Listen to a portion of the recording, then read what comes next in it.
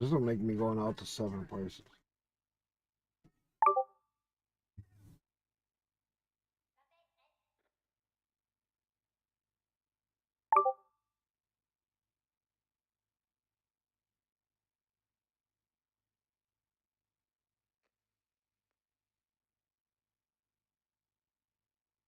Going.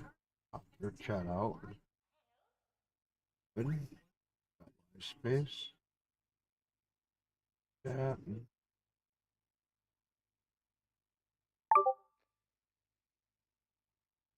Okay. Kick chat. Live space. Now let me open up my dock. Get my chats. I got that there.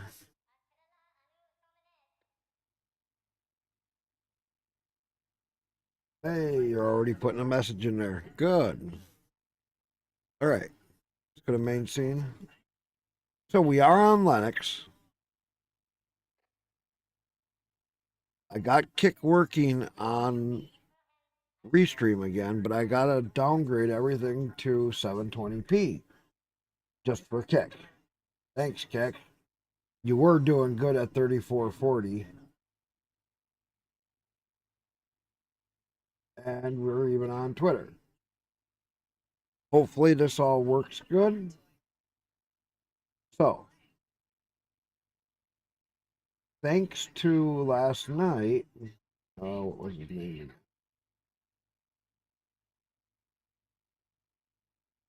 Who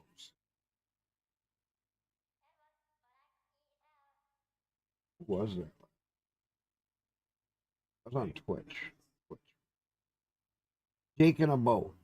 Another streamer rated me last night. Jake in a Boat. He's only using Linux and he got this game working on Linux. Which is really cool. And his way works. And I'm like, okay, but I couldn't get my game saved to work because it's not cloud syncing right for some reason with this file and the way it's done. Whatever. We can start a new game. It's okay. I got it set up just a little bit different. We'll make it work. Let me finish setting this up. Okay. Maybe I'll just chat. We're just gonna chat first.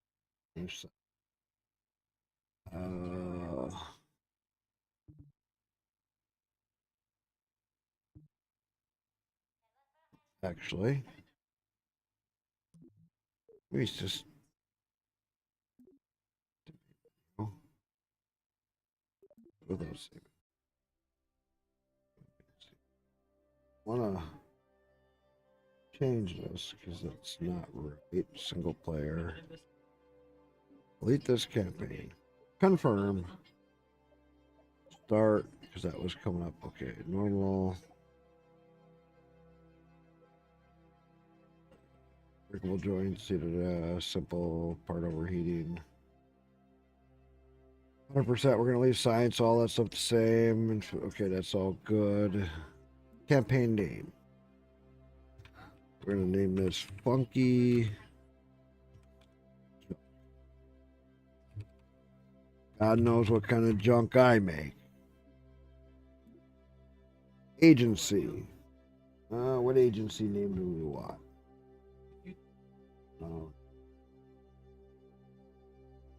What agency name should we give?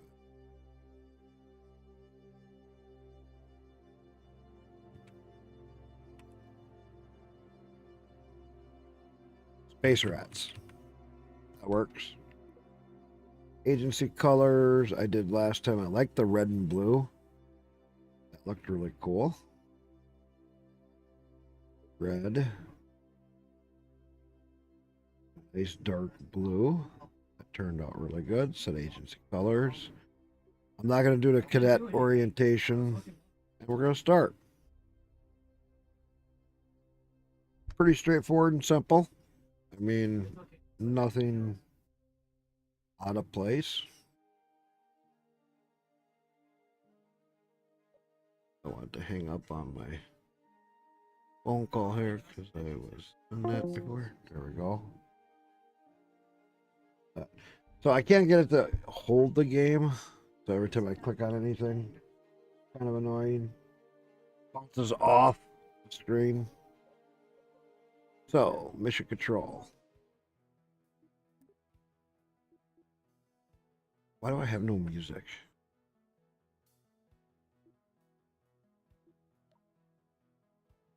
At least 10K up and out. Okay. Why do I have no music? Hang on. Settings. Audio.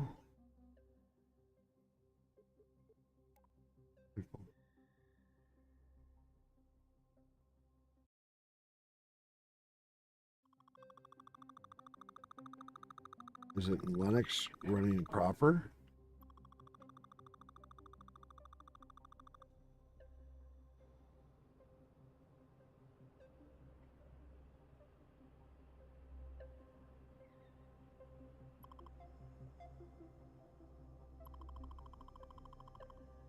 Or 50.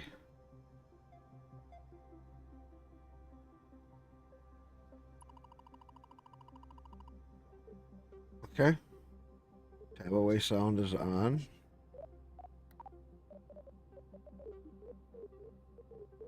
Okay.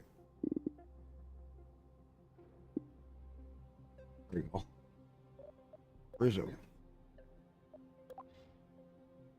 That's a little weird. Oh, does this space have audio on me? Again, but I got. Okay. Click. Put it.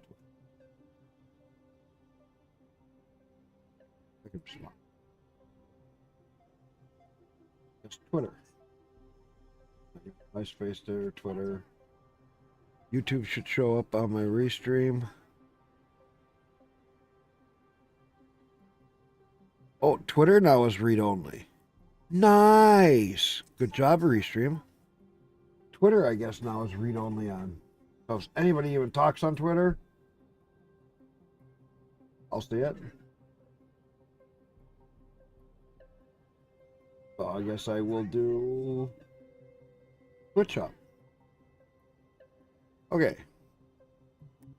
So we're doing like we did yesterday. First rocket.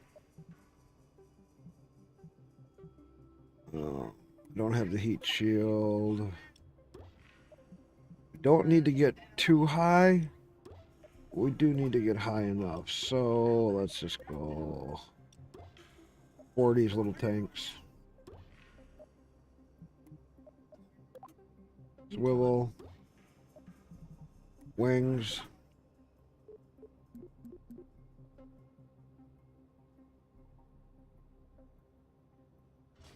There, go to here. Do a little bit more span and a little bit more there. A little bit better stability. Good. Let's save. We'll call this first craft. Save it. Workspace. First craft. No description. Watch. Hopefully it's not too loud on your end. First craft. Everything looks good. Science.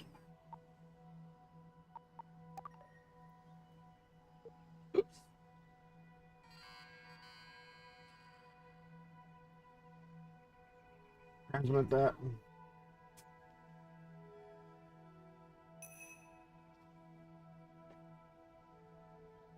Got to remember to transmit.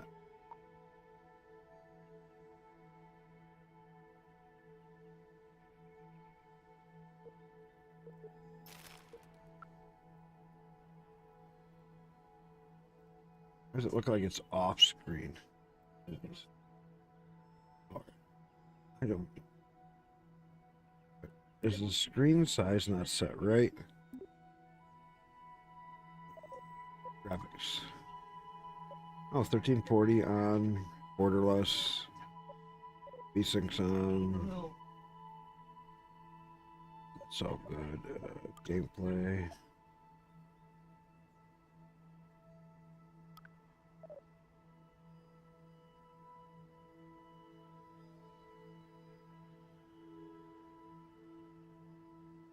All right.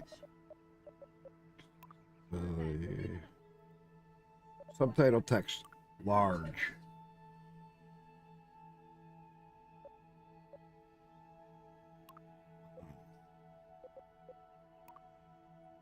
All right. See if that helps. Resume game. I don't know why that is off. That is weird. All right.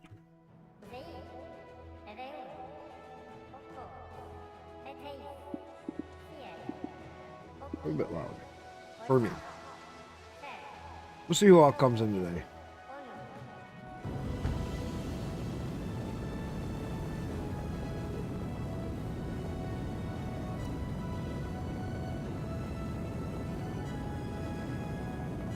We gotta get over 10K. I'm gonna make the thrust last as long as possible, so we're gonna cut back, keep it going. Oh god, we got it way over 10K.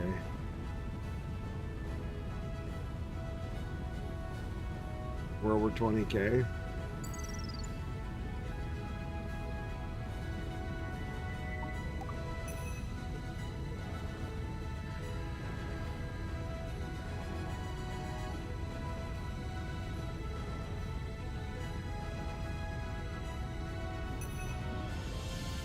I don't want to go too high because I don't have no heat shield.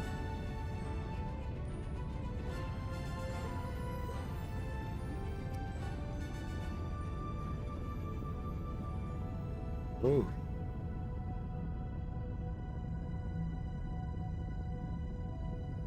I want to break 70.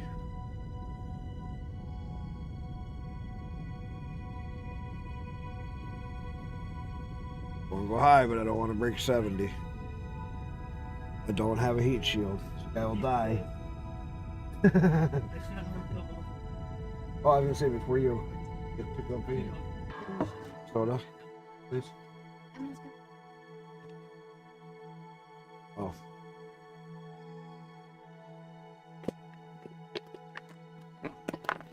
I just want to fire up that level when it's good. No?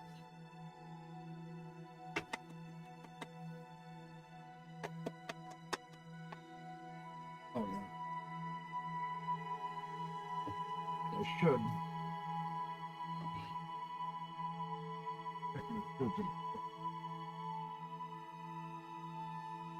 I can't get the hood open. Yeah, so today we're going to be playing a bunch of KSP2.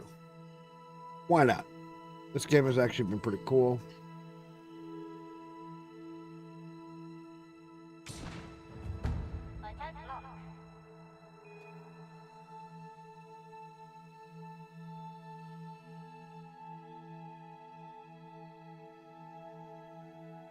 We should be able to breeze through a bunch of this quicker. Control, forward.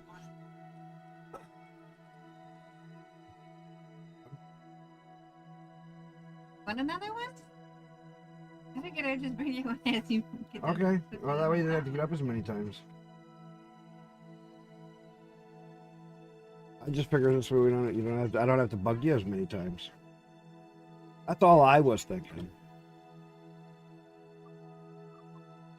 Sounds right, doesn't it? So yeah, everybody, I'm streaming in just a straight high definition 720p. So it still should look good. Hope it looks good. Uh-oh. Uh-oh. Look fine? Okay. I wasn't sure. because I downgraded it by a lot. I don't know how the quality looks to you guys. Somebody wants to tell me.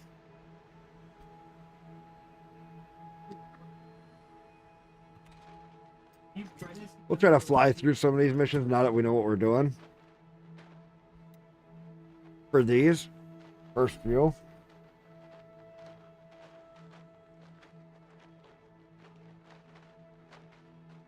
Which is nice. I mean, at least, like I said, I never played this one really. I played all 16 hours when it first came out, and I'm like, this is dog shit. I hated it. Now that we actually got something to do, it's actually kind of cool. So we'll try to work through these missions pretty quick on these first few. Try to get this done in a couple hours. What I did over how many hours? Plus I did all the chatting and everything else, and we're just going to try to bounce this right back up. I could have cheated and thrown a bunch of signs to myself and done all this weird shit, but I'm like, nah, we'll just play it. Because the game is pretty cool.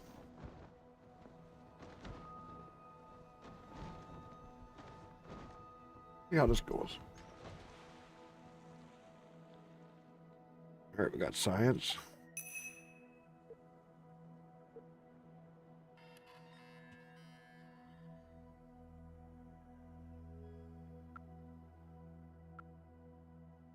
Maybe I can just hit that close.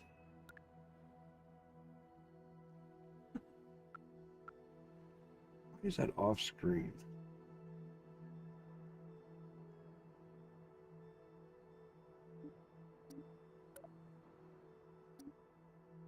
Well,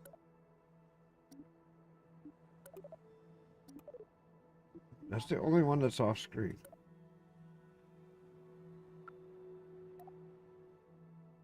Can't reach it. Oh. That's weird. It's almost like my screen is zoomed in. I wonder if it is. Settings.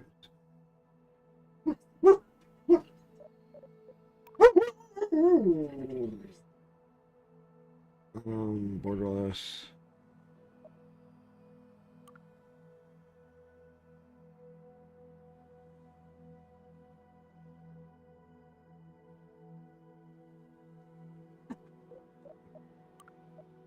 Oh, it is stretching. On borderless? See that? It's okay. So we'll try it on just full screen. And see what happens.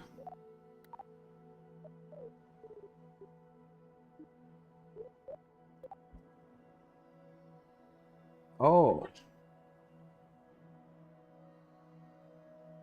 So they don't... Wait a minute. That's not right. Why did it...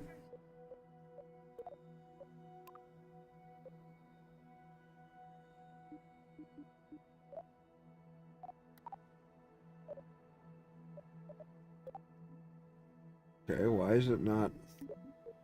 Wait a minute. What did it do? It keeps reverting.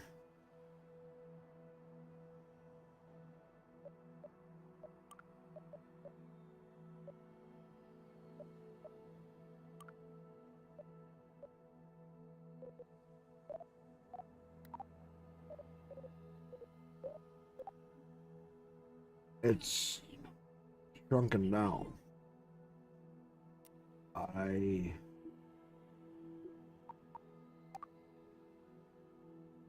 We'll figure that out here after we finish this mission.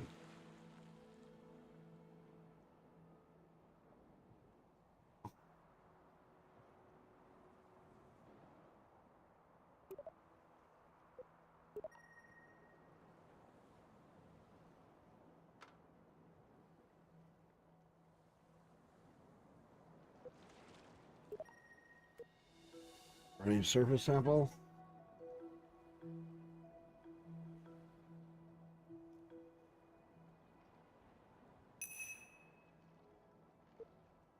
Okay. Observation. I don't know why it's like trying to do 1080p. It's kind of weird. Looks really weird.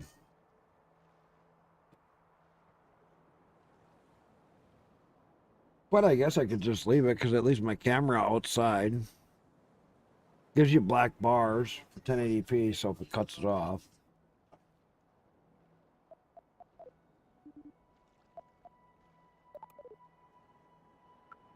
But that still doesn't fix that.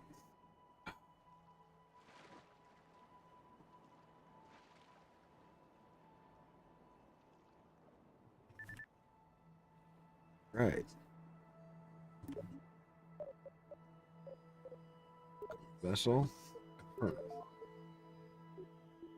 Can't see. Control. Turn this in. Submit.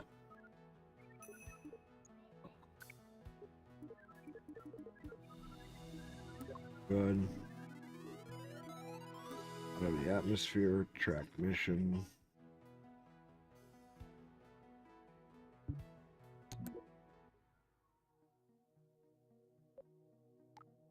We gotta do this guy.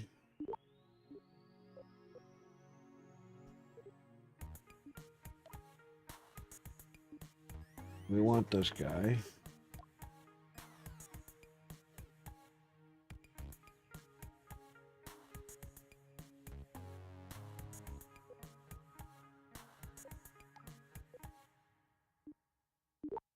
We want that.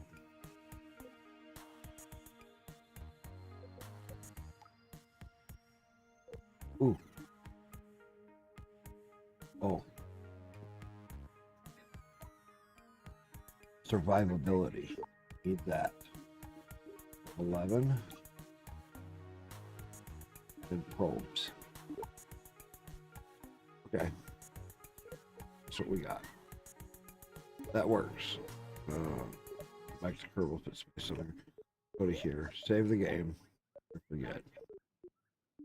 Back to here. Quit the game once. Save and quit. I want to restart it because it's like it's. So what I got because of Jake and a boat, it works. Really cool. See if it loads this time correctly without being all funky.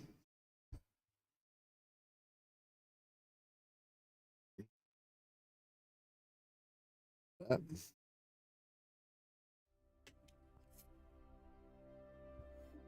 This is correct.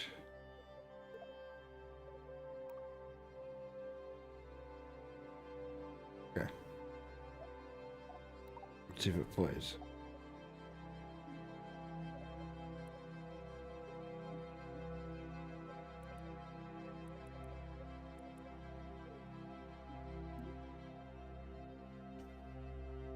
It looks right.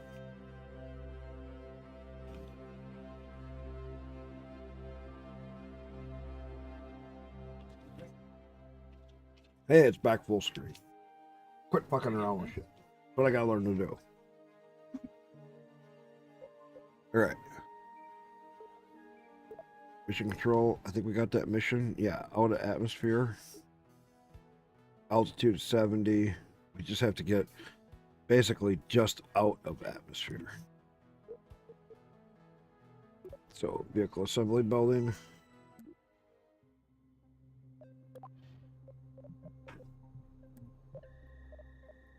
Yeah. Parachute. Have the heat shield now, so we need that.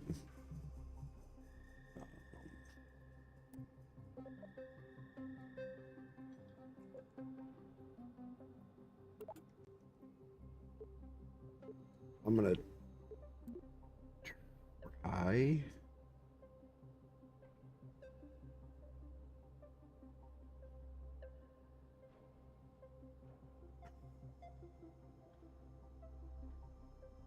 And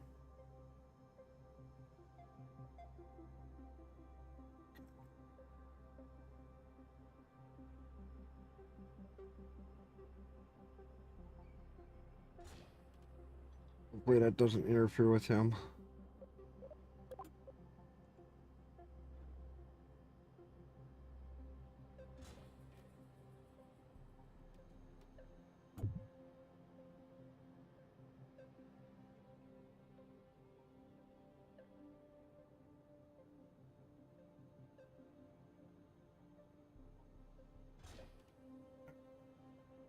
Look at him always running out of fucking power.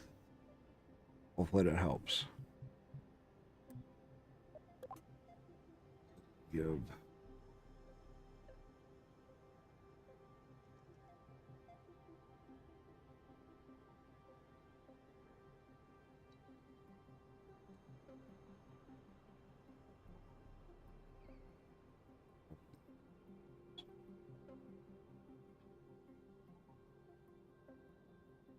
Antennas.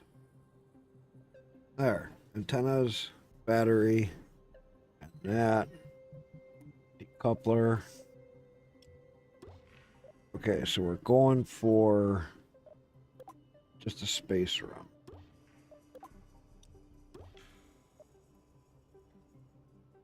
I have on my last one just two.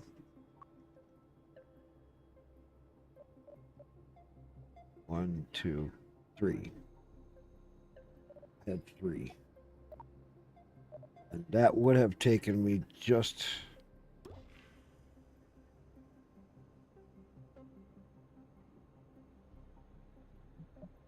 two. So let's do this.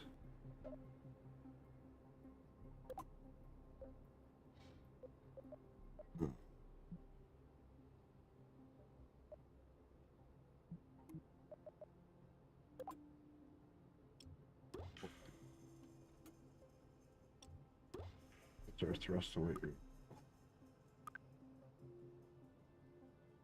185. We still got plenty of thrust.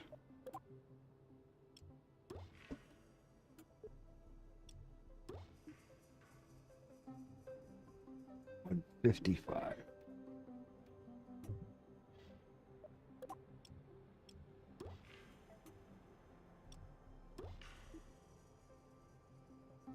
$134. That works. So let's go to wings. Control surfaces. 1, 2, 3, 4. That. Let's give it a little boost up. 4.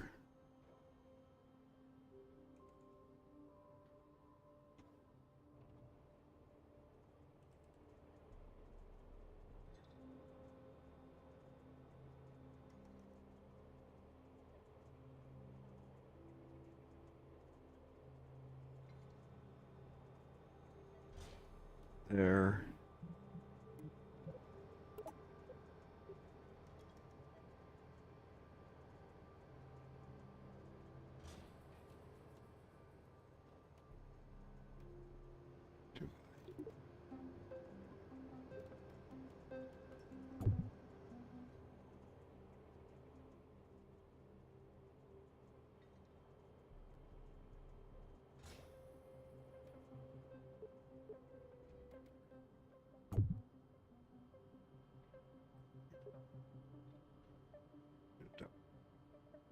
Close we can.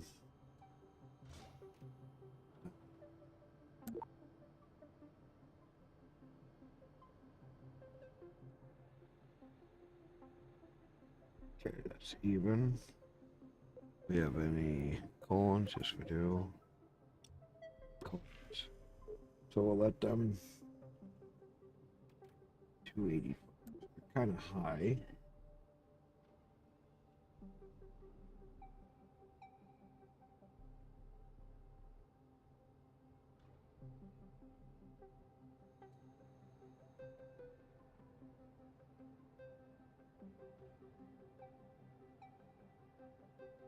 $140. I'll try that. All right. Dave, we're gonna go second draft. These aren't in the Mark series, so they're just a second craft. Enter that. Save it.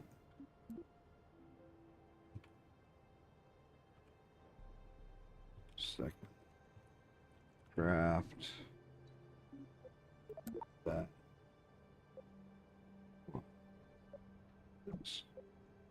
That guy.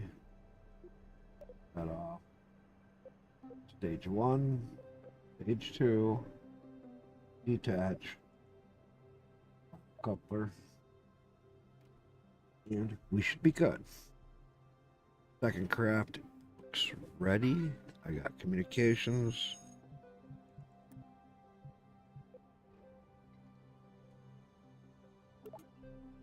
Actually put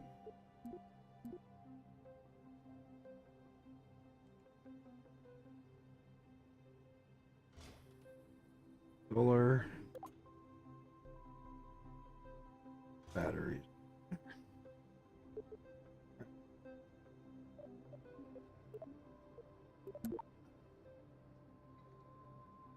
Plenty of power, a little bit of go-go juice.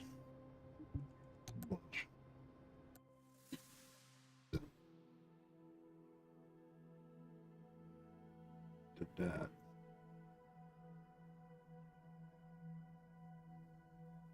All right, we should do good here.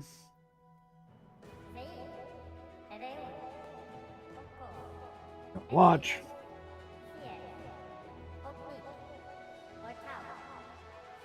Like I said, I had my first go yesterday with this. It was a lot of fun.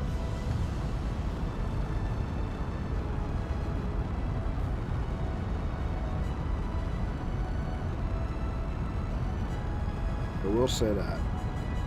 They've really upped their game on this one. Finally.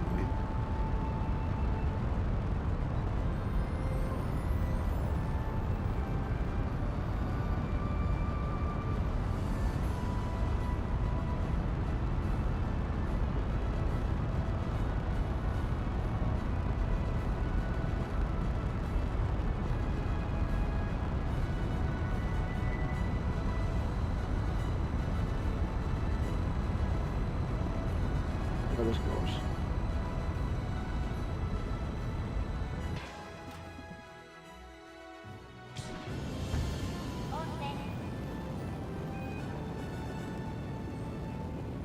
That's going to take us into the next atmosphere.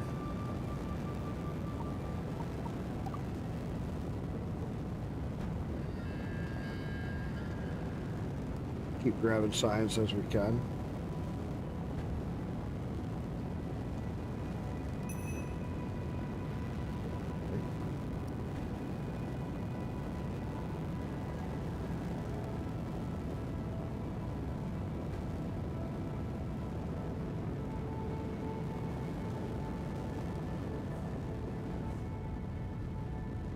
Our thrust. As we go up, we keep gaining more speed, so we keep reducing our thrust so that we don't use as much fuel, and we can reduce our overall amount.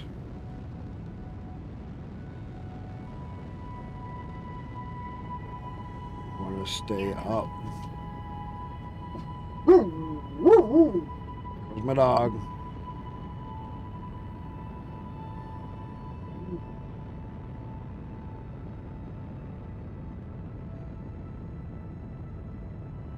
I'm trying to go for an orbit yet.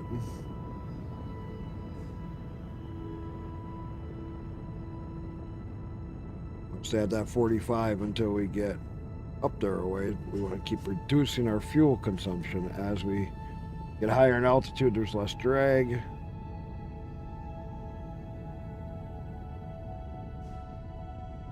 Less drag means we need less thrust. Keep doing the same thing.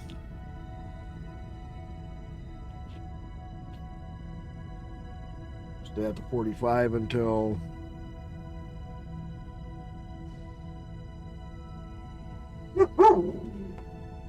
who is it? I don't see anybody. I think you're imagining it.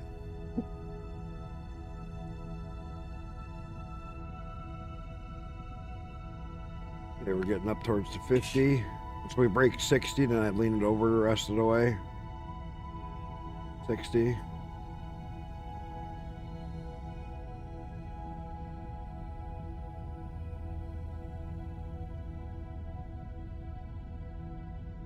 It'll still continue going up. Still keep gaining speed. Want to slow down our speed gaining. As long as we keep gaining altitude.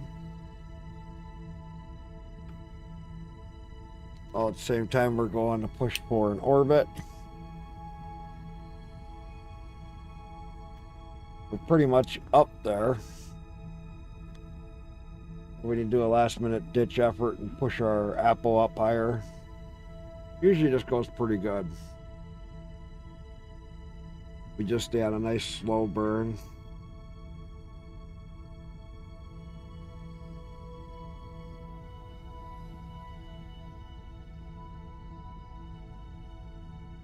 Almost could make an orbit with this thing. That's how close we are.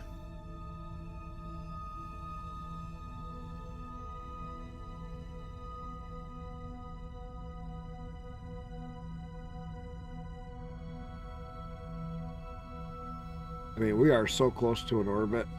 Okay, we're gonna push up a little bit more.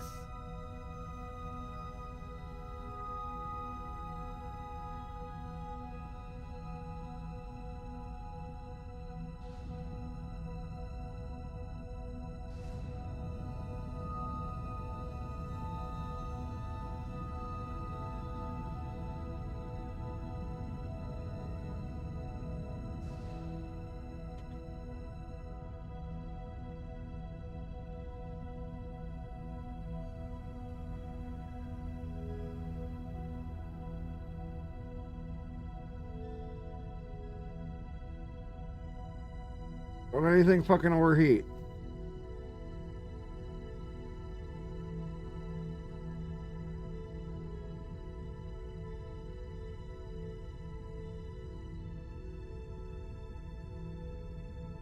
You should not be overheating. Do not blow up.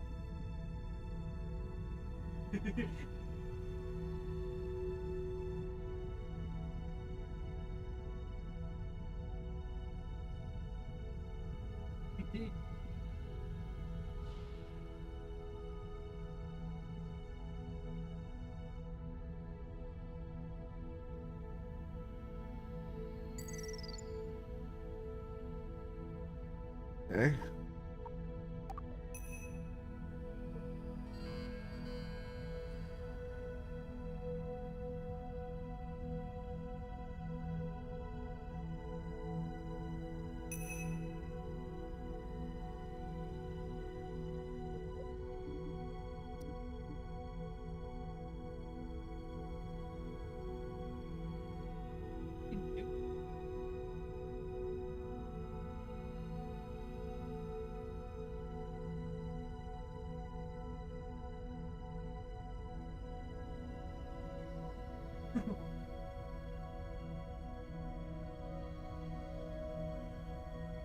Well, this is going to be so close to an orbit, this ain't even going to be funny.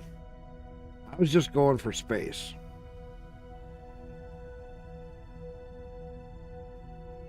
I just can't get my periapsis above like 40,000.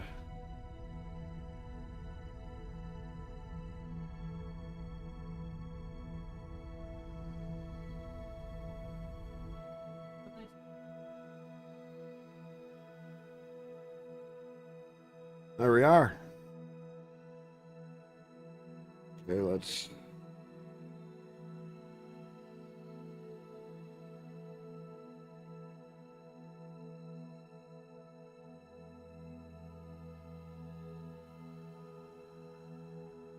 Should I point this?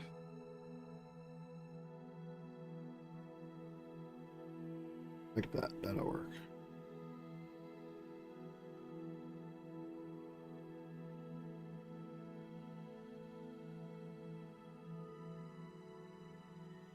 There.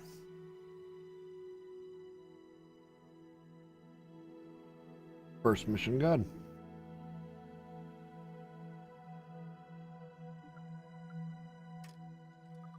Fast forward till we come back in the atmosphere.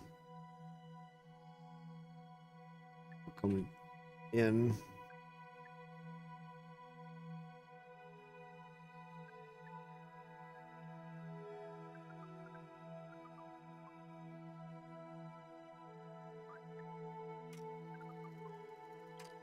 Boom, he's back in.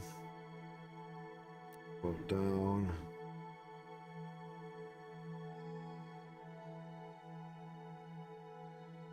The retro. Taking off.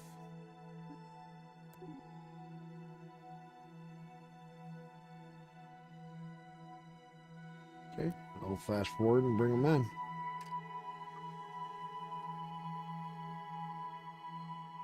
He should have a nice come in. Once we hit about, get down where we're going to start seeing atmosphere.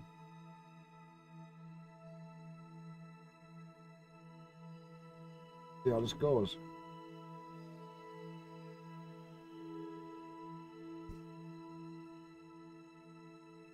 Under 60.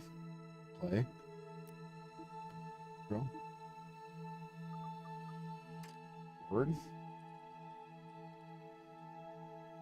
So, we should be able to buzz through quite a few of these missions pretty quick.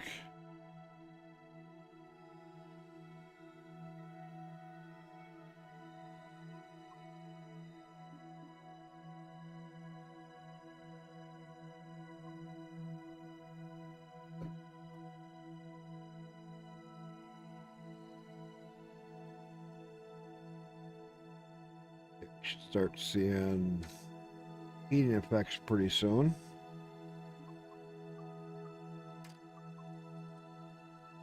Hopefully Rick comes back, man. That was pretty cool. Having a space, somebody who works with the space, aeronautical space in my channel. That was really good talking too. I could not get over how much fun that was. That made yesterday's stream worth it, I think, right there. Talking to somebody who did 30 years in the space industry for programming.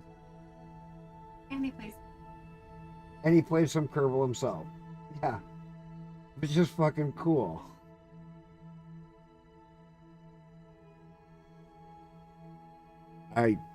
Yeah, that just kind of blows my mind. That really does just kind of blow my mind. And there we are, we're coming right back in. Just like I figured. Now that I kind of figured out... Oh, what do you got on now? What's that? Twilight.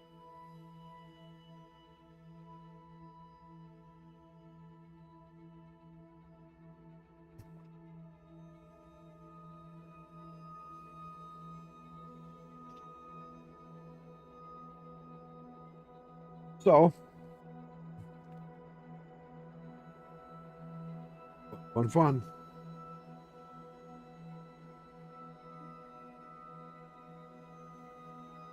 Down to 11. Hopefully the one shoot works out okay. He shouldn't be too heavy with those batteries, I hope. Shoot out. He'll have a water landing. Oh, well. Guess not. I guess he'll be on... Millie! Come here, Vivi. Come here. Millie! Why'd you turn? Come here. Oh, Mom's scratching your ass? Fucking dog. What Dad? Come here. Come here. Hi, baby. Hey, baby girl.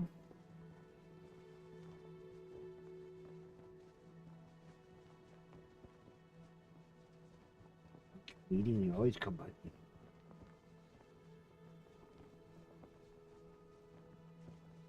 Yeah. Huh? Being a good girl. Being a good girl.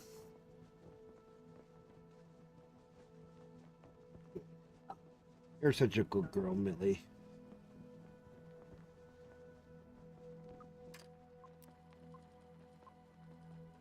Fast forward, bring it down. And play.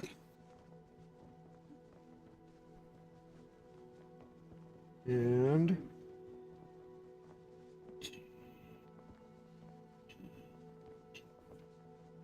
touchdown.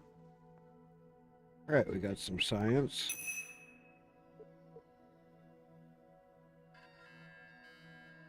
Transmit.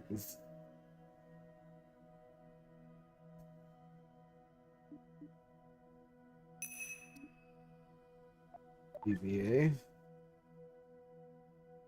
Go. Walk.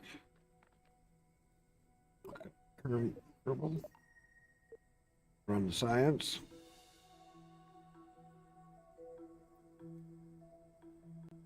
I checked them this morning.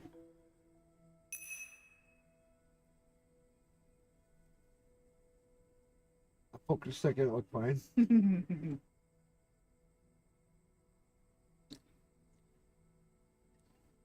No, me too. Yeah, I gotta go pop the top though. You did that this morning. Pop the top and it looks just fine. I gotta go pop I- the car. I even looked at the taillights, they look fine. When I opened up the trunk.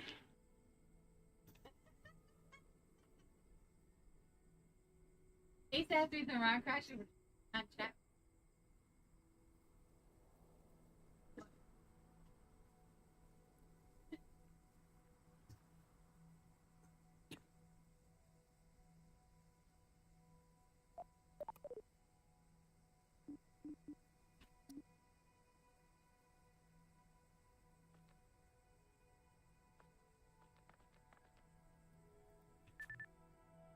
Board. Cover vessel. Confirm. KSC. Mission control. Completed. Submit. Okay. Another 50 science. Buoyancy test. Track. Orbit Kerbal. Track. So we orbit. Well, we'll do the buoyancy test quick.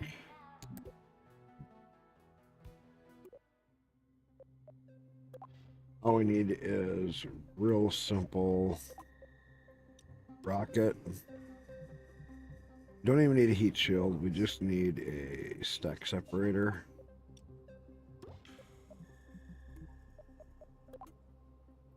Two tanks of fuel. And then wings. 4.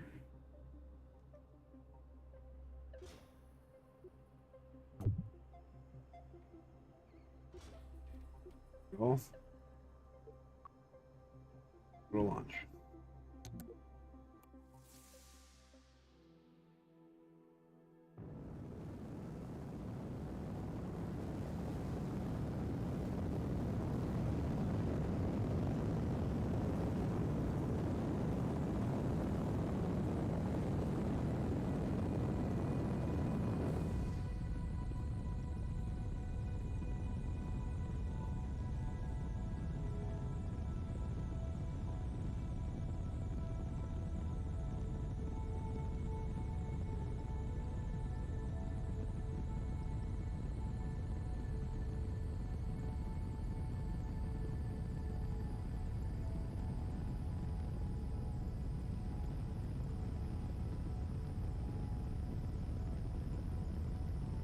I don't know why they're doing it.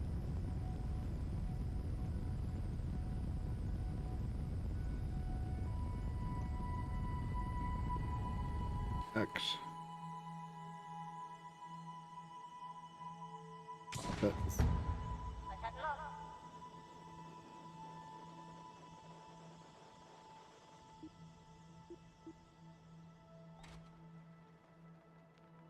pull the parachute. It's gonna land in the water. We'll complete that one real quick.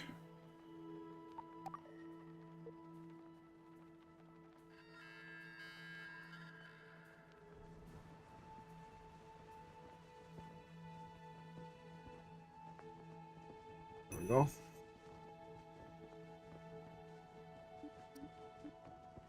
Keep grabbing any signs we can get.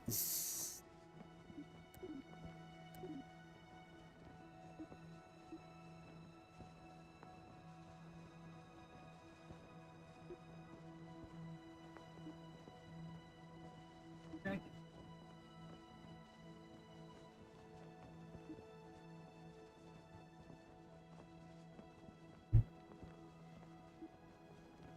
You do that. Don't matter. We'll be down pretty quick. So we should be able to get caught up to where we were pretty fast. Because the next thing was doing something with Minmus. Oh, man, those are good.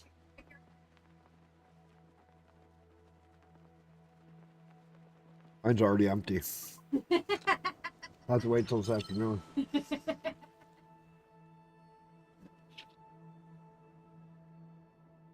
What? You asked? I did.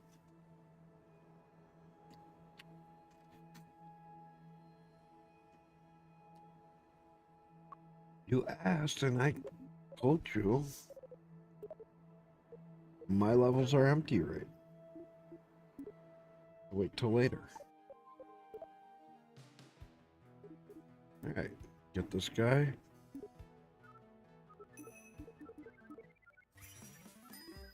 Go. Now we got orbit. Which our rocket was pretty much there. Oh, wait a minute. We can go back to R&D.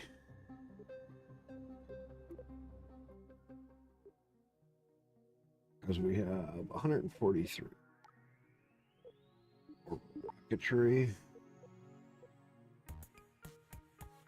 Struts. Environmental science.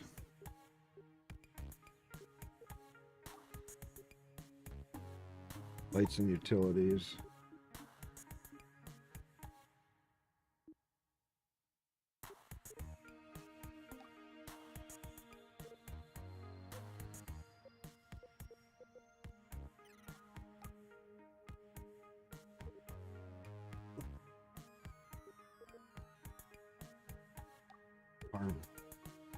Just kind of clean some of this up.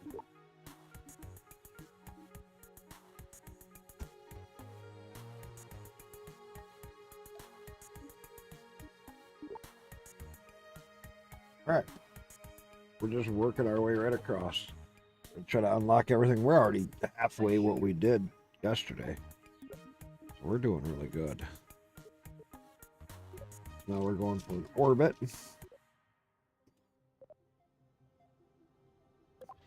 We got a few more goodies.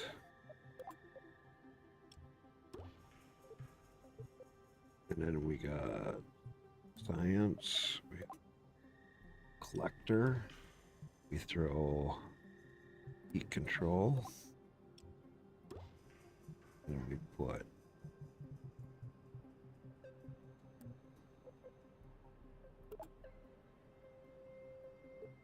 solar panels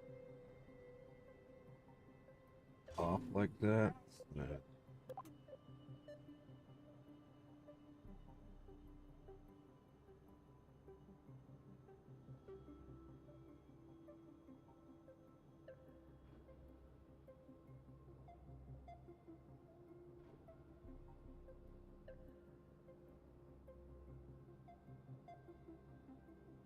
I don't want it to block.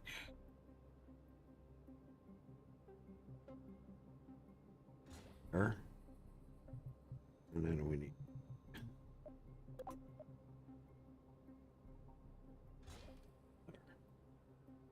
All right. Got that. We got that. We got extra power. Got antenna.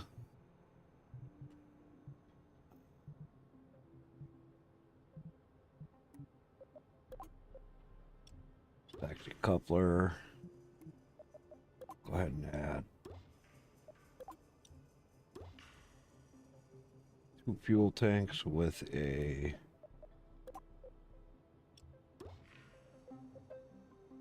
carrier. Do a stack coupler. Also, let's add some power back here. 2, 3, 6. Plenty of power. It's like we're running out of power. Okay. We could over-engineer this so that we could also.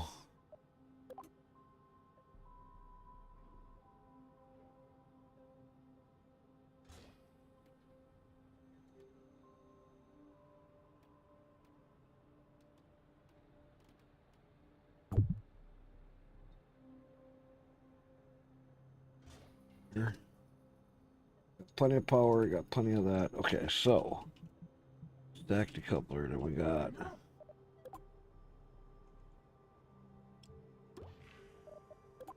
These guys.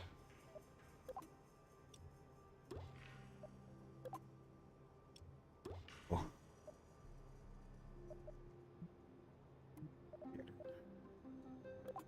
Put a swivel. Then we will go here to wings, surface, or control surfaces. Then over engineer, because we'll turn that mission in once we get to orbit.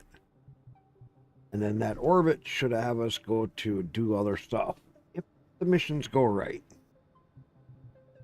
So, right now, how are we looking for fuel? Thrust to weight ratio 1/18. So that's going to be not enough to get us up and out.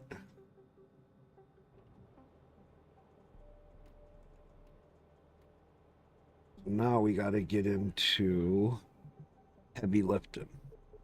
We need heavy lifting.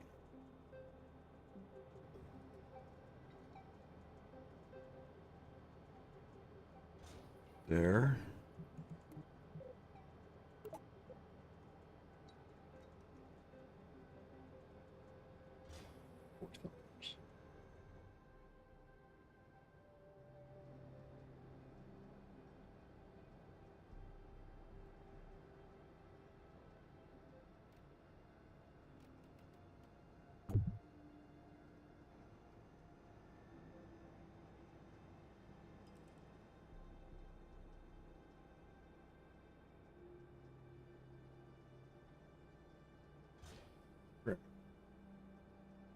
They give us 240, which isn't a lot. What if we double them up? First we reduce these guys, thrust limits way down.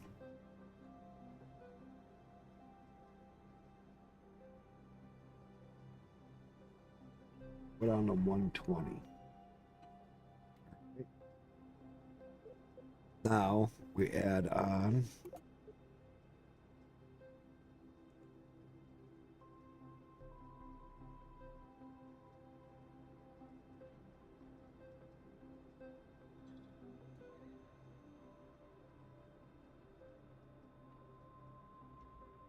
there.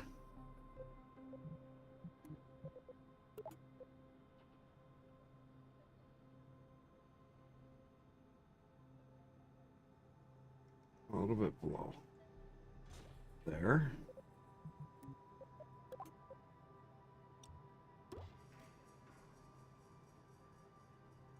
Those are 152. So let's turn this down just a bit.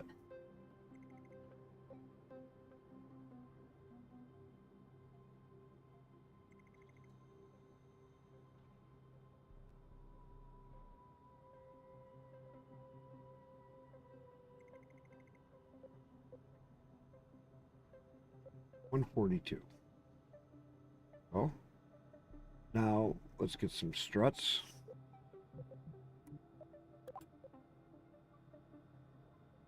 Start here.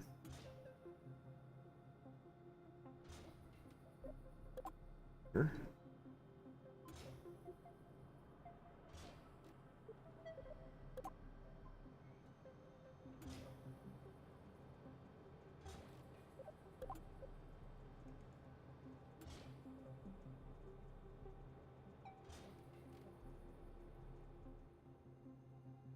Gauge it up.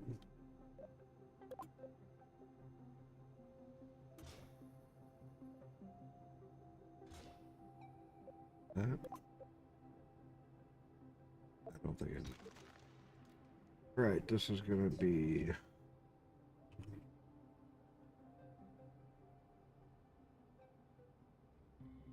we're gonna mark 1. This workspace or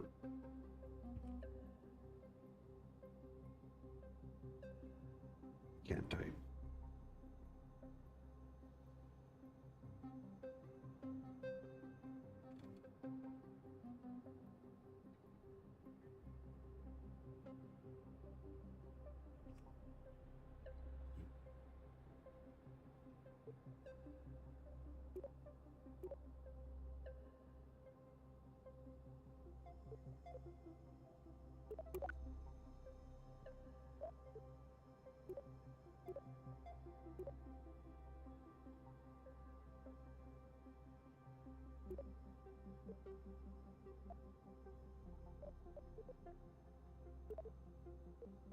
Can't type for sure.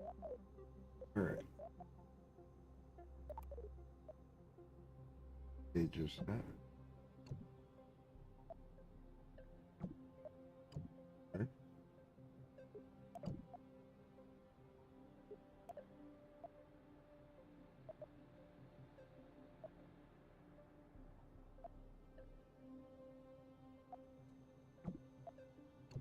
There.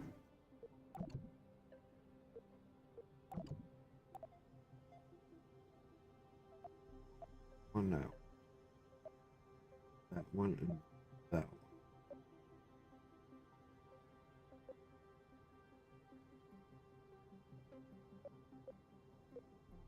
This.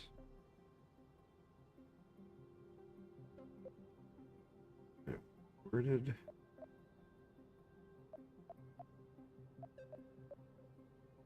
my stack separators go?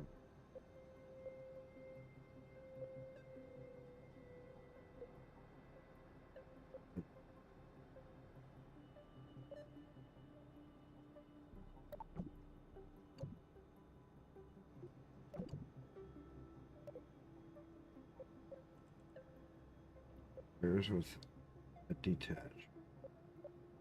That one fires with that detach. Okay.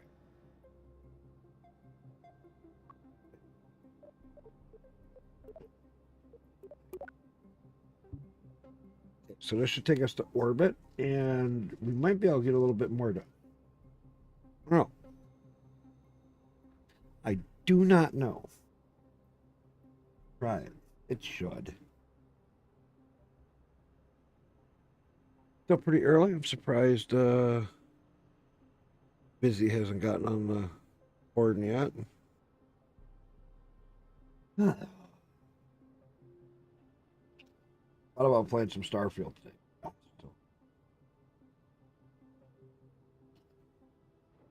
Nice taking a break. I think I'm the only one out of everybody on my group that's streaming right now.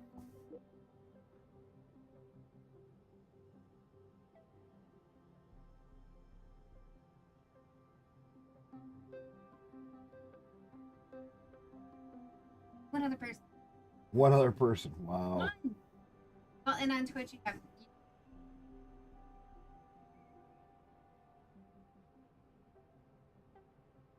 You the only on the list.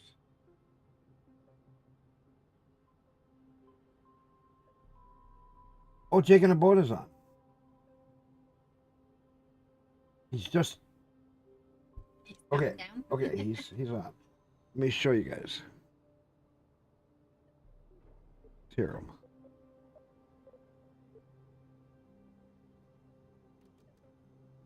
What we can at least do is turn the fairing off of that so it's less all over the place.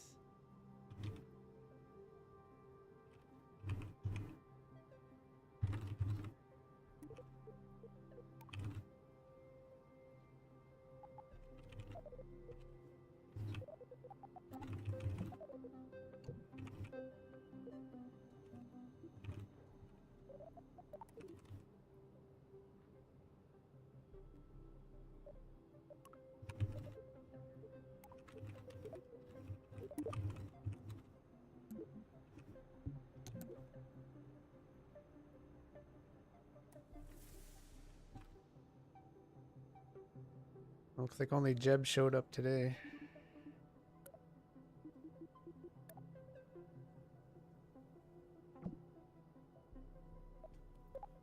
Jake and a boat. He's the one who told me how to get this game working.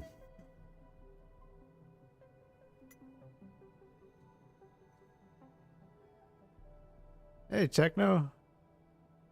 You got it working up? Nice, dude.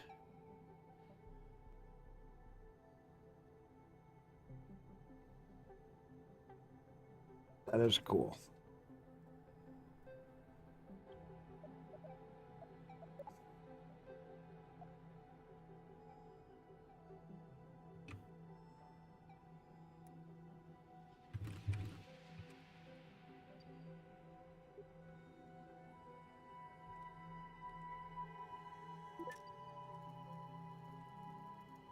It seems there's a number of different ways people have tried on Proton DB. It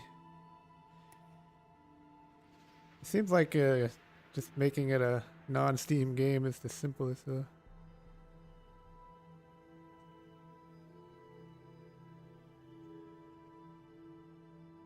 Having fun at KSP2 looks nice. Glad it worked. How'd this stage come from? Alright.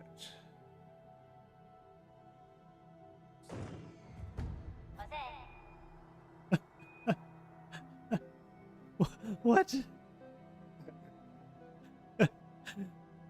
One panel comes off. That's it. What the crap?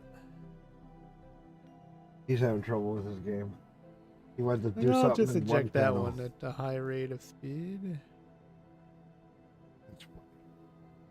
But the rest of them there. Oh, there they go. What?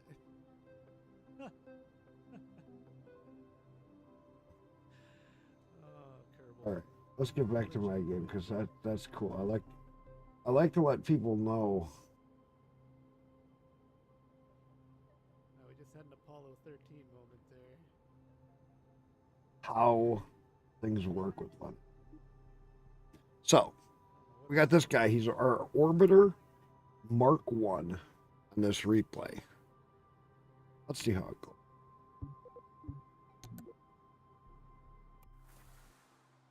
I think the last time I did this, I had more liquid fuel. This time I got more solid fuel.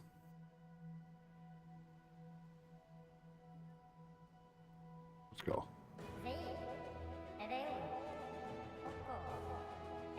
Hopefully it's not too fast of an ascent. It shouldn't be. Be a nice steady upward. Start to slowly tip it. Not going fast enough to really tip it yet. If you started early,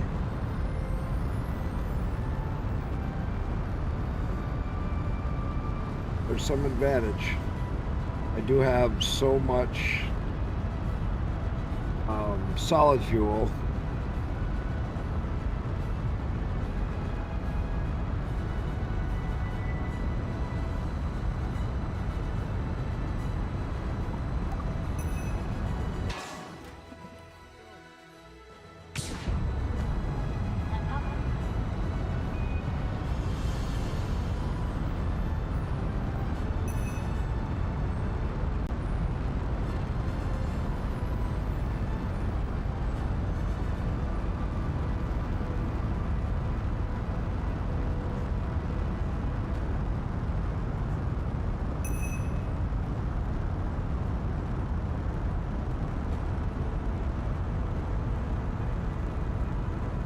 You guys will burn for a few minutes and that'll get us up in quite a ways.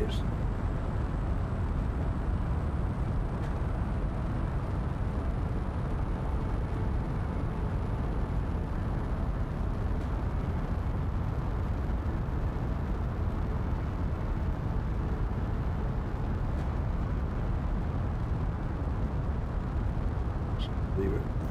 Oh, and go. It's naturally trying to tip over now. There's a curvature.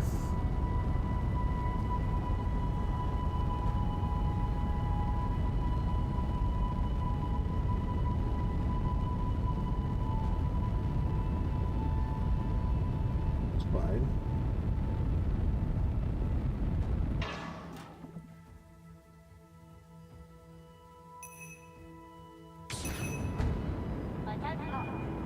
Lucky it didn't take my wing out. Slow down the fuel consumption rate.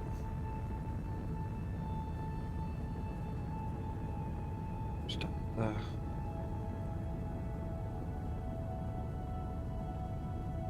Oh, flip-floppy thing.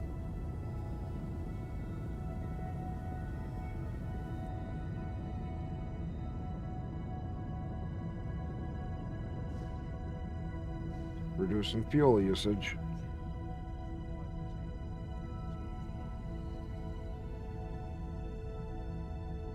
We'll just let this one arc its way out nice and slow.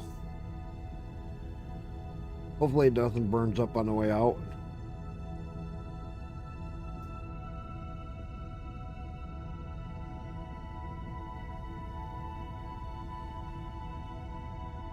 Never go by their marker because their marker is makes it so you burn up in the atmosphere as you leave. Which I never like.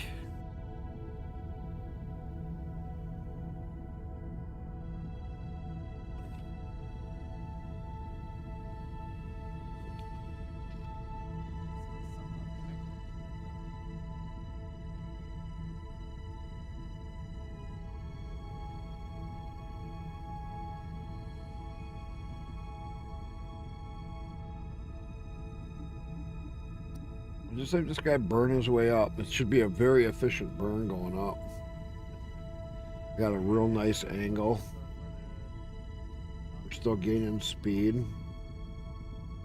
Taking away from our periapsis. Oh, but we're not climbing.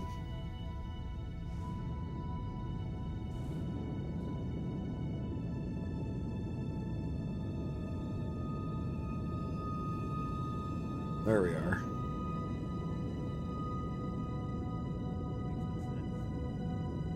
So we got to get it up.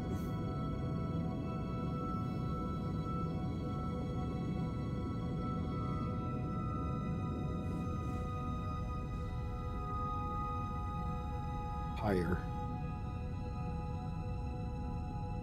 Otherwise that next stage is going to be screwed. Slow down too much.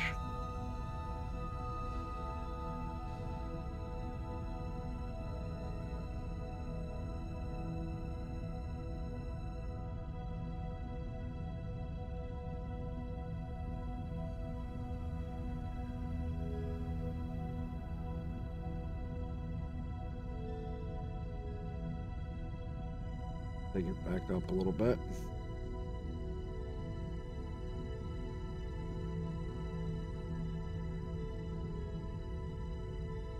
Gotta get 70.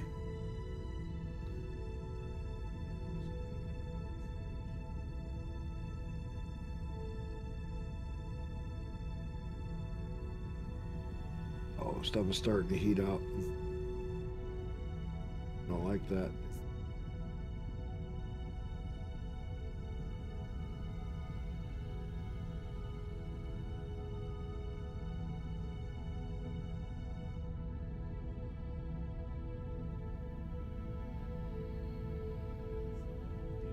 These are pretty much going to burn out. Good. First, you'll be down just a little bit.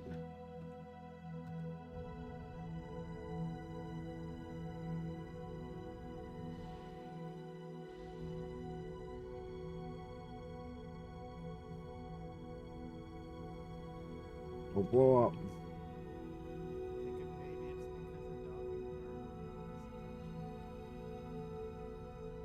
Don't blow up.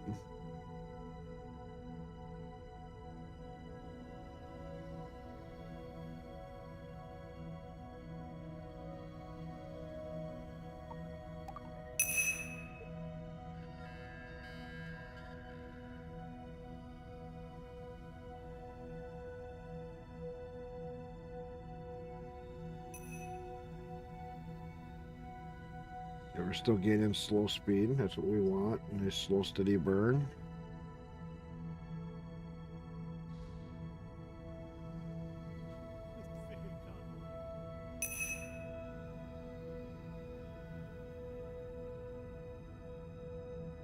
Very good. Very good. Just gotta gain our speed so that we now make orbit. And if we don't burn too much fuel, we'll still have plenty of fuel to do something else if we have another mission.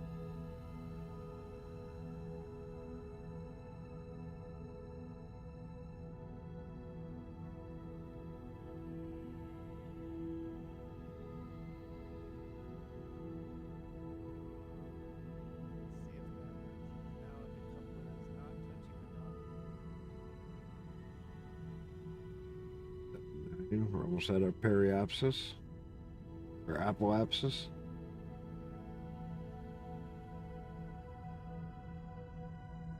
We're still staying just behind it. Still gaining speed. I forget what the exact speed number you need, but we're almost in orbit. We're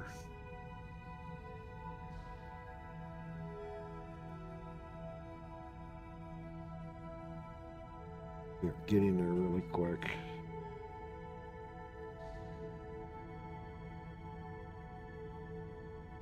Stay a little bit behind.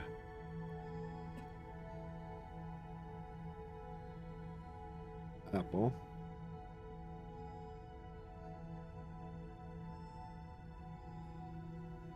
E2. Getting there.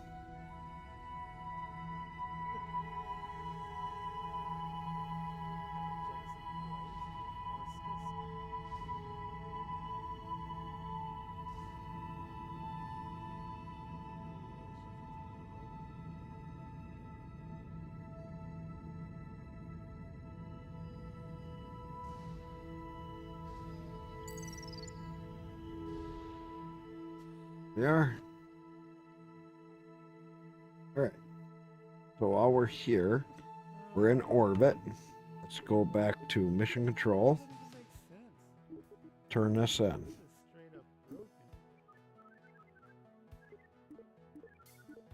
We might get another mission.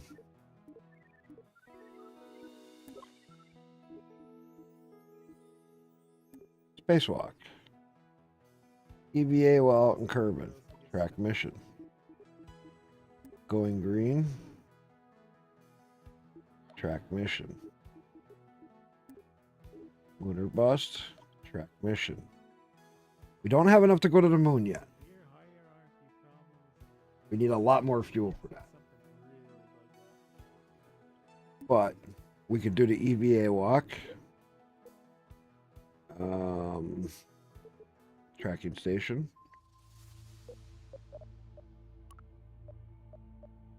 Debris.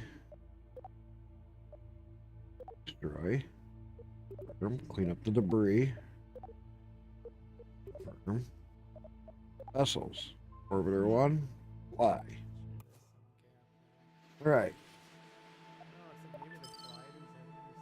EVA. Attack completed. So, this is what I was saying about we can complete missions back to back.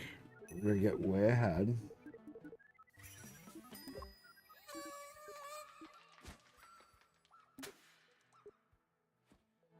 Science Junior, I think.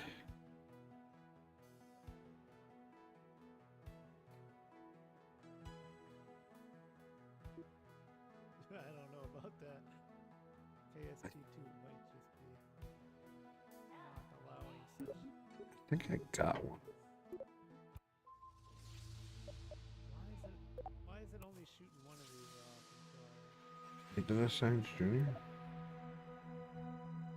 Science Junior.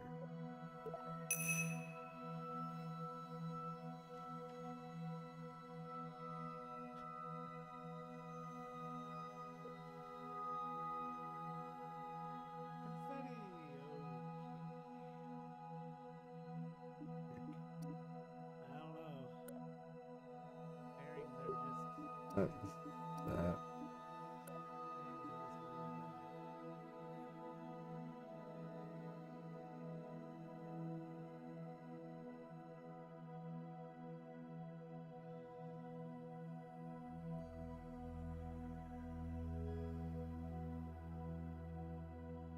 Oh, when I land, I can maybe get that.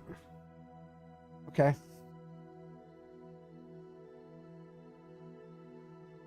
So let's go to here.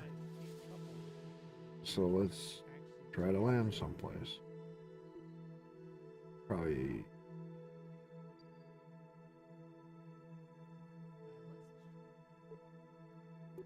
Time warp 2. Maybe we jettison first.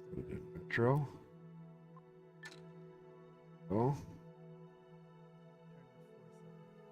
Metro Apple and retro.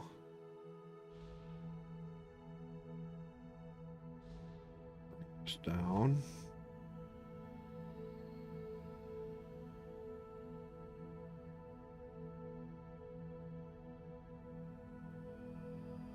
Not very confident this is. We can do land anywhere. Oh, M.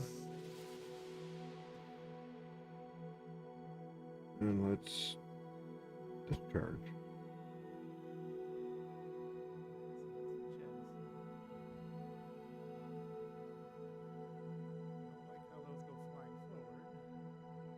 There we are. Now they're coming back down.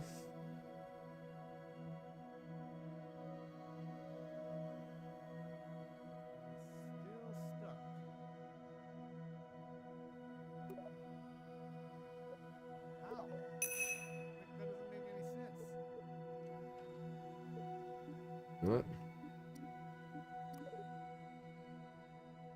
How are we attached to it? Let's fast forward. We're never attached. The decoupler is free, but we're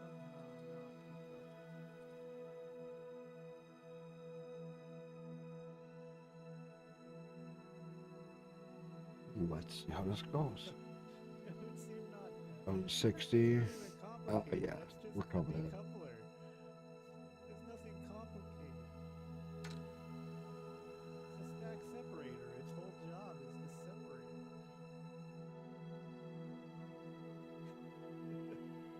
You have Batteries one are getting job. hot. We got one more item. Maybe stack separators are requested.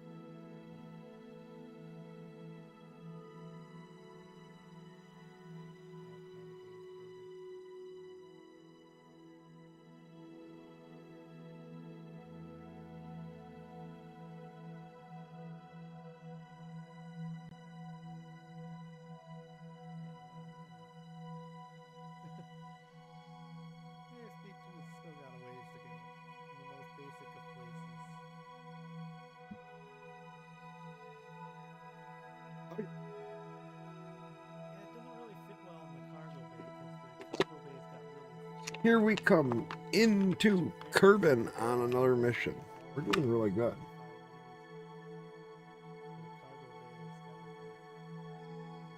We are doing really good. Now if we can just get some people in here today. Looks like it's going to be a quiet streaming day for everybody.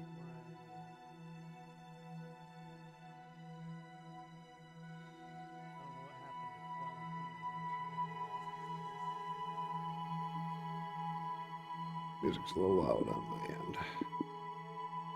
There we go.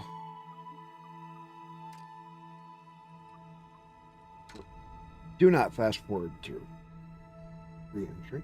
It never ends well. Just saying. I mean, KSP1, we had our fun with that. We did have our fun.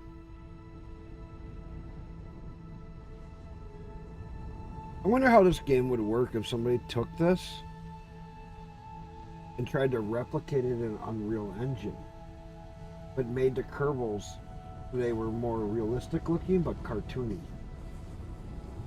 It made it where you had a first-person controller, but you had to control the action. Could you imagine sitting in the pilot seat and you have the little handles and you have like the rudder controls or something, and you have to actually control it and steer it, and you have like a little map nav ball thing and you got to follow your coordinates, and you have to have like your co-pilot, like your co-pilot's your engineer.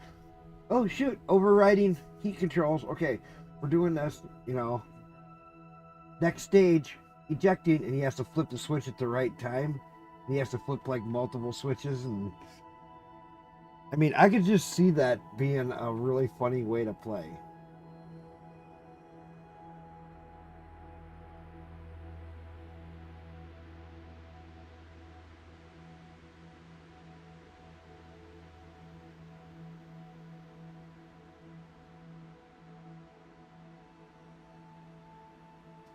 Right, we're coming down. Now let's see if this will do the environmental study.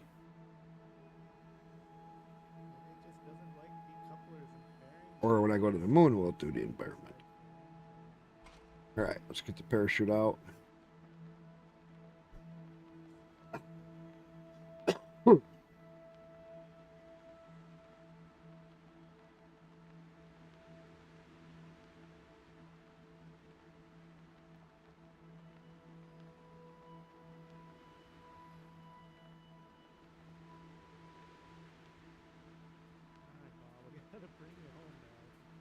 Like how he goes off to the side like I do. I'm just watching Jake play. Goes off to the side, ejects off to the side so that when you're trying not to get your debris to hit your thing as you're coming in and blow yourself up. It's really funny how people don't know how to do that. He's much further in the game than me. Alright. Now can I get the environmental study done here? And have it count. I do gotta admit the ground textures look really nice.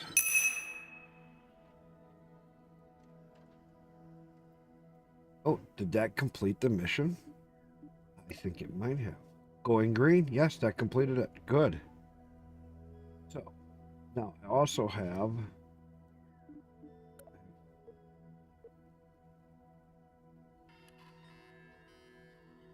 a transmit. Then we're going to do a Kerbal, getting out.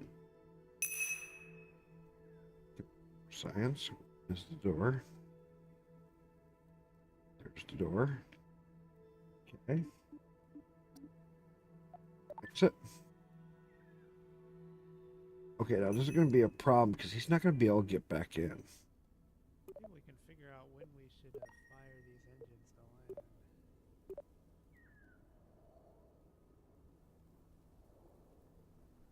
Oh.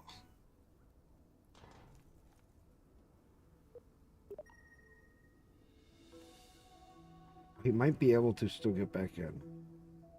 He's running. What I'll do is I'll just fire the engines when we're at a certain altitude. We'll see what that altitude is. Invalid region.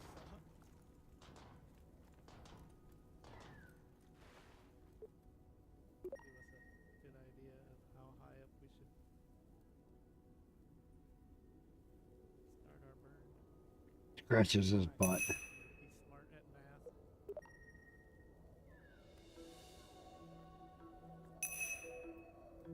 math. Right.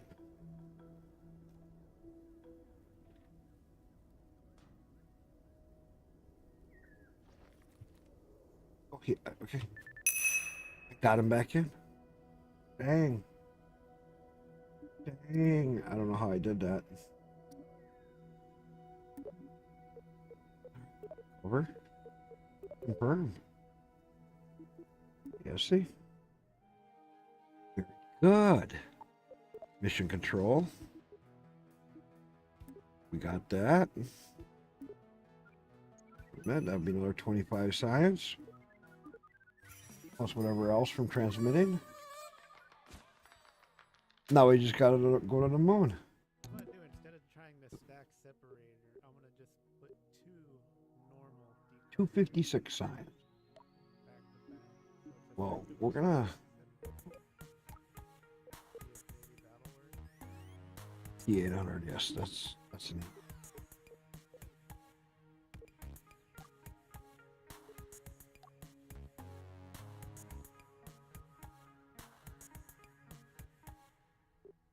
Payload.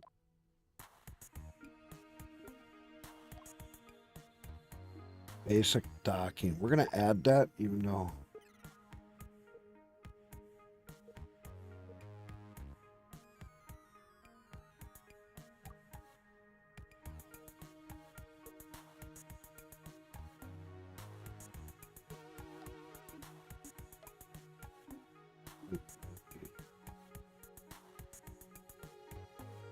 Other wings.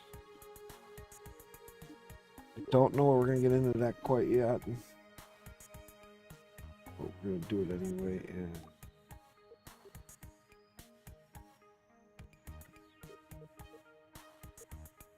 long range probes.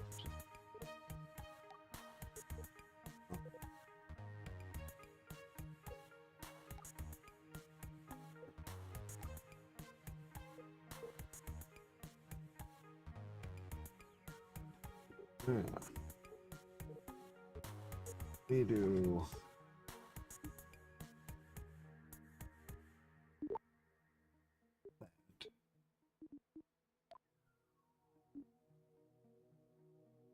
I still don't know what I have.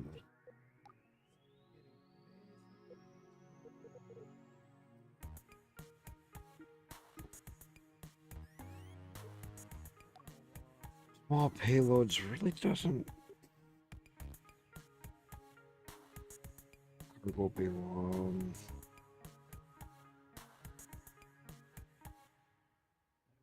Don't.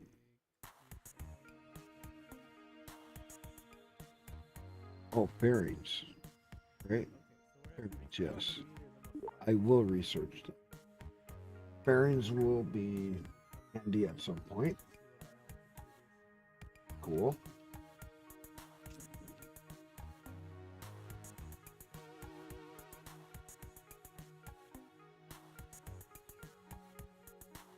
Busy, yo, just another day of gaming? Yeah. I sent you a message on Discord. I never got anything back from you.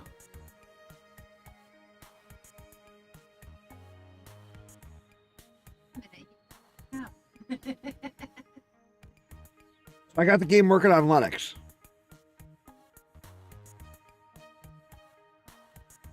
I got this game working on Linux because of Jake in a Boat. So busy. He's Jake in a Boat. He's also doing Kerbal, but he's also another Linux streamer. Right here, Jake in a Boat. Go give him a follow and say that you come over for my stream. He'll freak out. Pretty interesting. He's actually really cool. He's only using Linux too. Oh, you just seen the message? You're just getting up? Man, I've been up already for... I've been streaming now for an hour and a half. I've been up for 3 hours, 4 hours.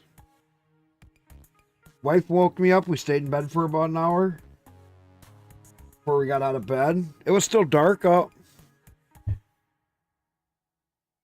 Here, I'll give you a link to his page.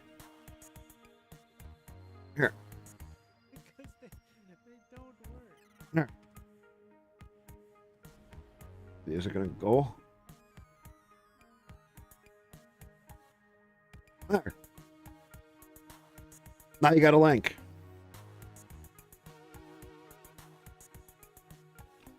Well, Bob's dead.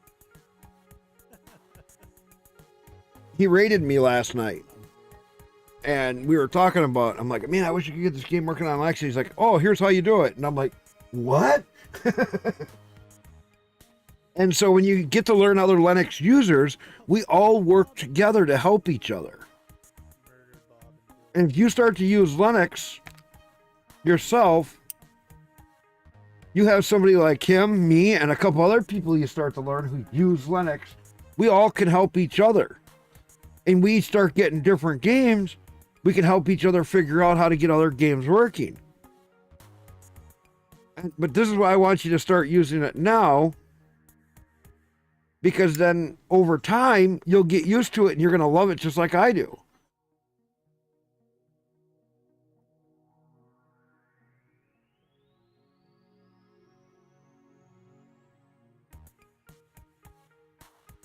I got to shrink this down because I got it too big now.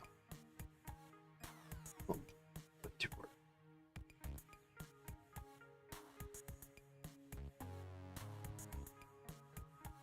Right, shrink this down because I go over to my other screen size and it's smaller.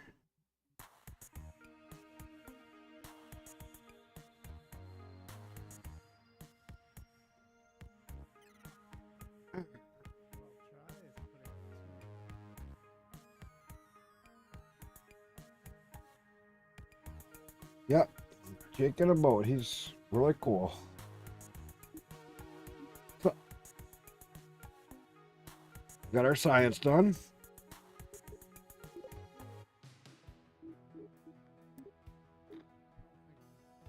We gotta go to the moon. Okay.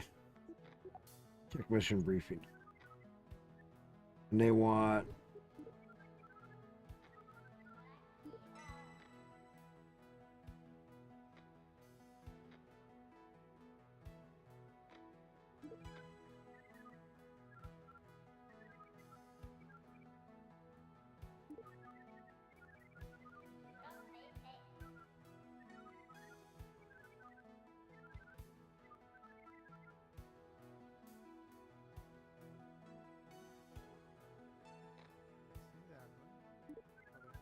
Like, where the hell's the other one? I wonder if I should. Maybe it would be better to. What we could do is. Give me that 1 second. So we decouple from the. Take the decoupler of this list and then we could like. Turn. Get rid of this.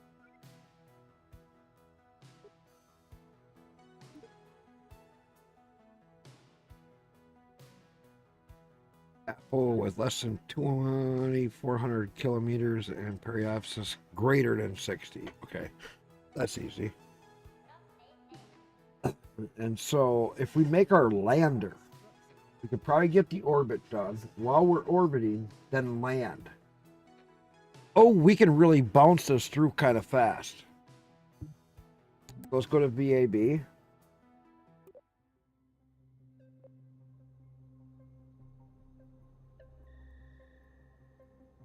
We're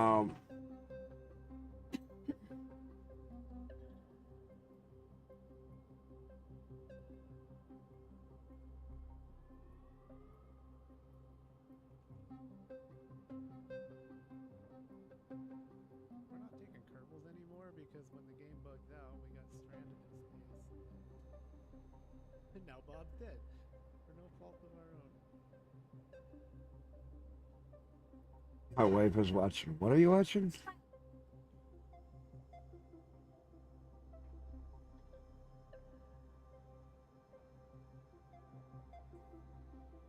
I've never seen this.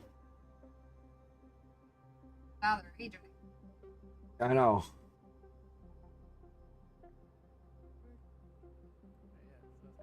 So should we use a regular?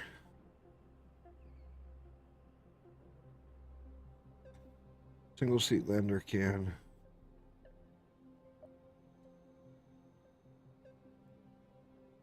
Yeah. Sometimes the shortcuts don't work until you actually go to the input settings. I think I'll just do a normal parachute. Bug number 312.2. Or no, let's start.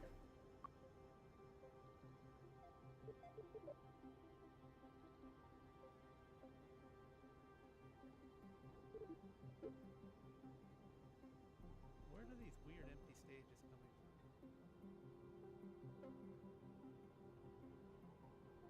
Alright. Let's see what happens. Which one should we do? Hey! I think we found a solution.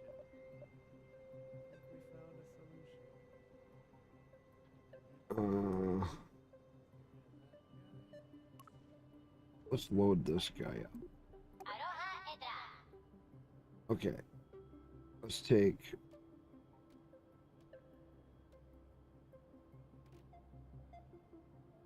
everything from here and just delete it. Rename this to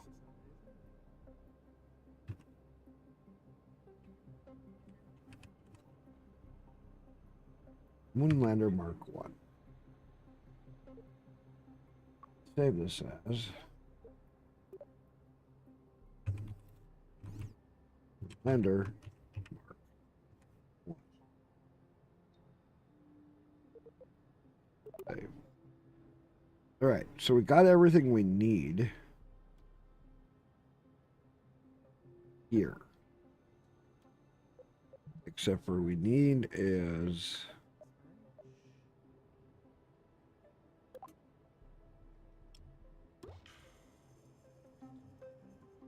fuel tank.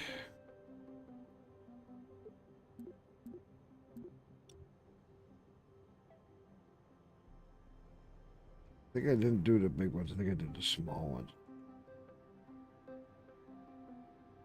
We'll do the big ones this time.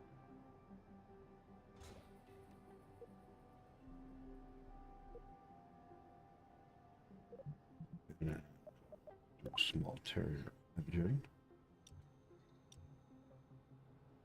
So it seems like the stack separator then is the Now we'll do. Oh, we just got lucky this time. But using regular decoupler worked, and stack decoupler did not. We're still losing our struts. I Oh, don't wait.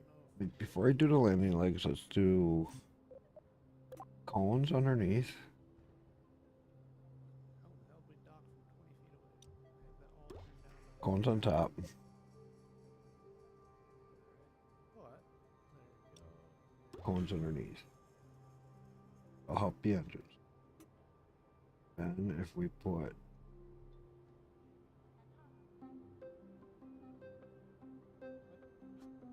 I separated the wrong one.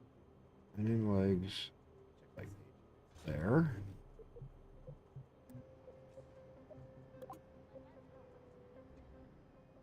Alright, so I think that's a solution that'll work. We can actually get our landing.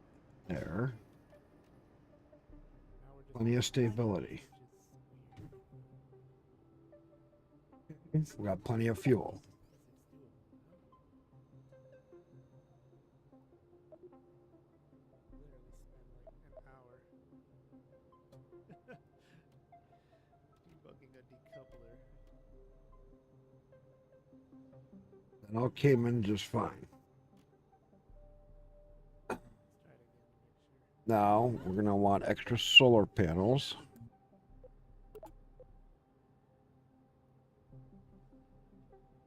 Let's do here.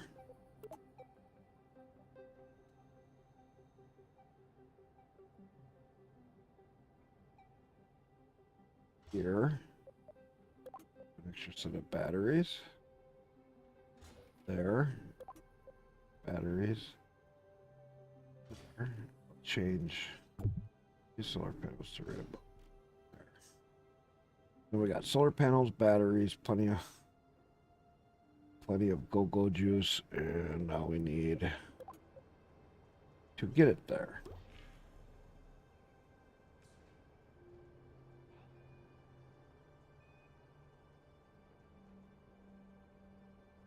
You gone by Jake yet, Busy?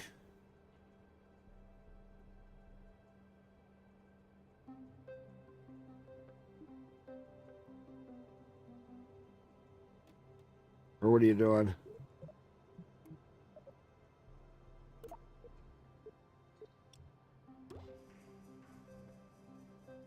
You do one of them.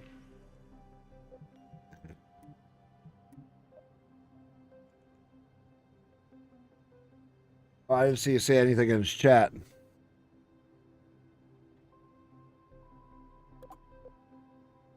That's why I didn't know.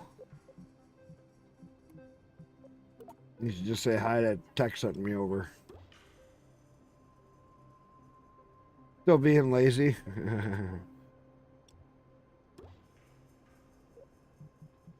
I kind of get that.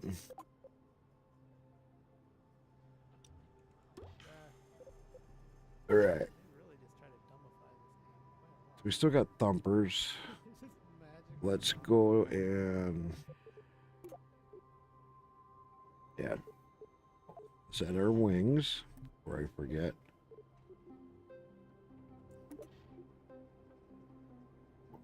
Four stabilizers.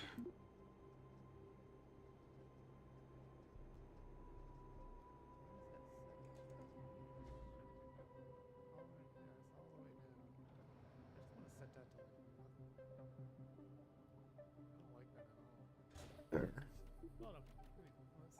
Then we're going to add 4 decouplers.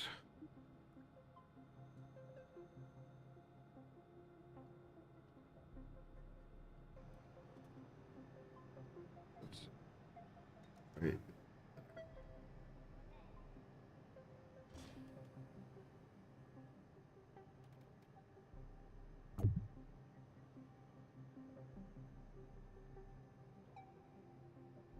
Okay, so that works. It's gotta Go and add. get these struts to work or use a different type of That's just below good. Alright, at least we found one solution.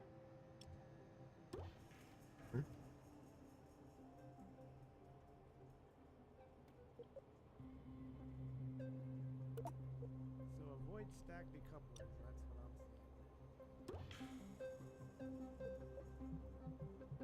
For the time being, avoid stack Engines. Add so they have more thrust.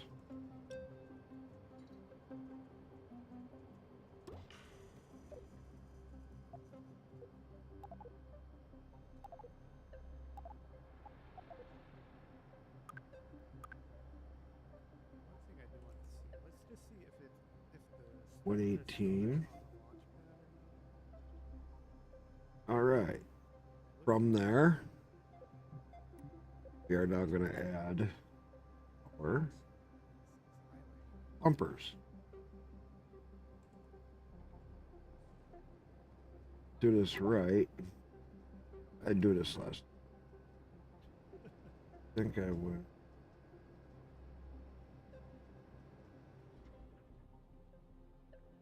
Yeah, the struts are totally there on the launch pad. there. I think the struts are just disappearing when we do that work in the space. So when we use the cheat menu, it's deleting the struts for some reason. Right now they're there. That might just be weird.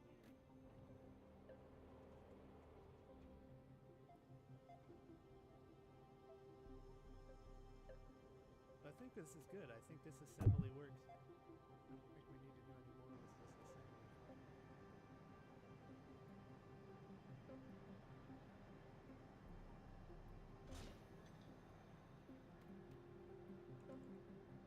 And we know now if we start our suicide burn, it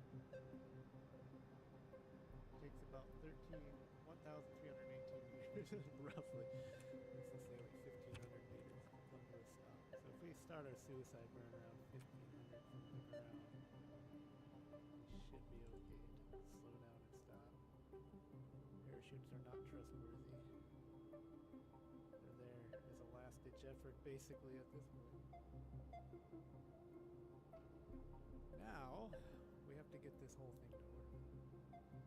Should we... I would like to bring my first stage back. Oh, control C. I guess Yeah, they're using standard. is that even a feasible thing? Is that even a thing that can be done?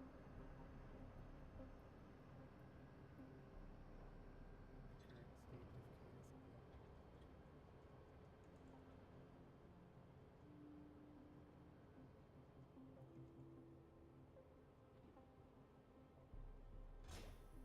Huh. Looks pretty even. How big will that need to be for our big chunky assembly? I'd like to do it, but if Right, so these and these together. that would also Oh. make progress.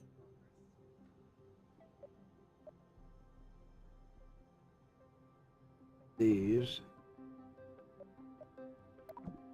going with those.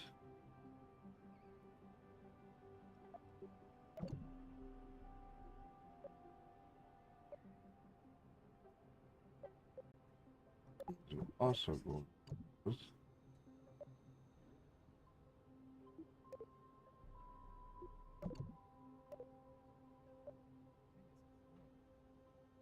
No, I didn't put an engine on there. That could be important. It could be important. Separator going with that.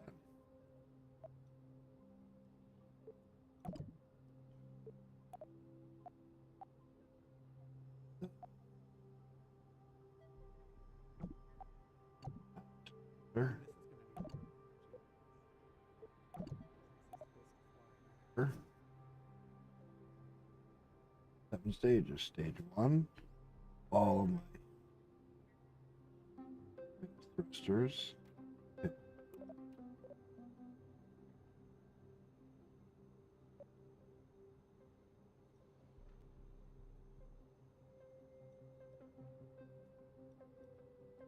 Not ideal. Look at it.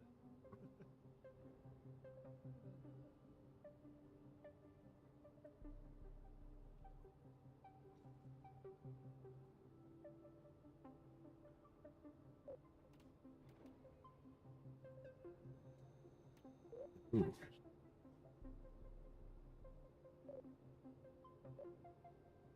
Supposed to know.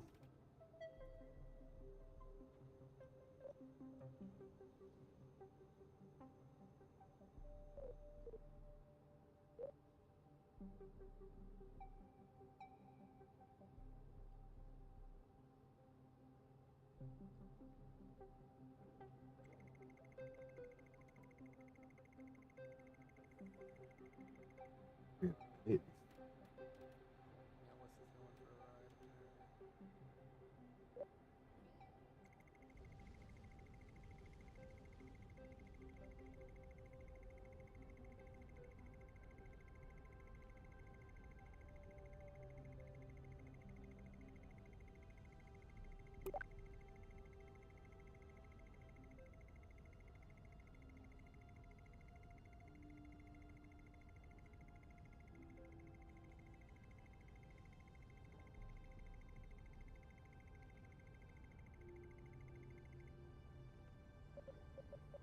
oh, 308.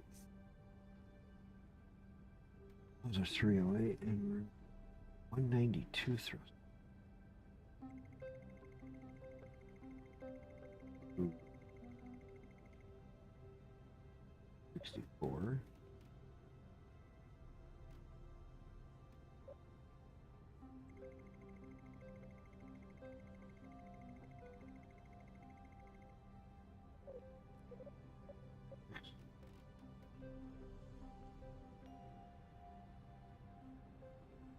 Right at 2 thrust. These are going to burn for 185.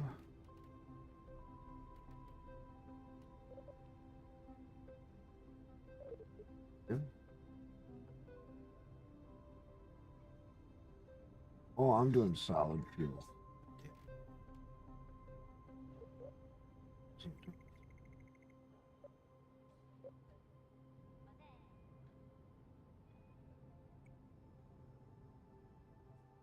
5%.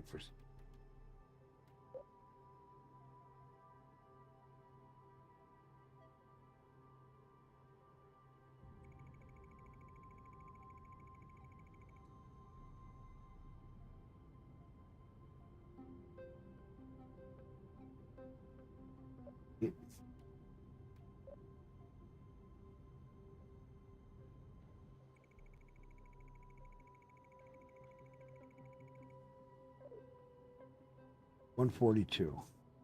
That works. Right. So then we just need. I don't see it. I see us, but yeah, I think. Antennas, we got that. We got that. We just need stabilizers. Looks like the space capsule is gone.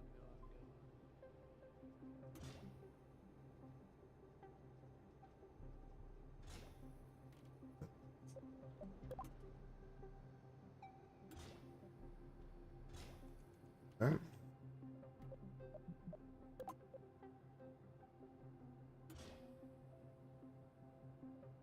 They gave us landing pads and no way to use them. Apparently. There's that.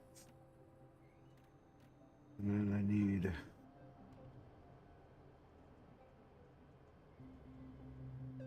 Alternatively, I Where would down? always fly with like a flying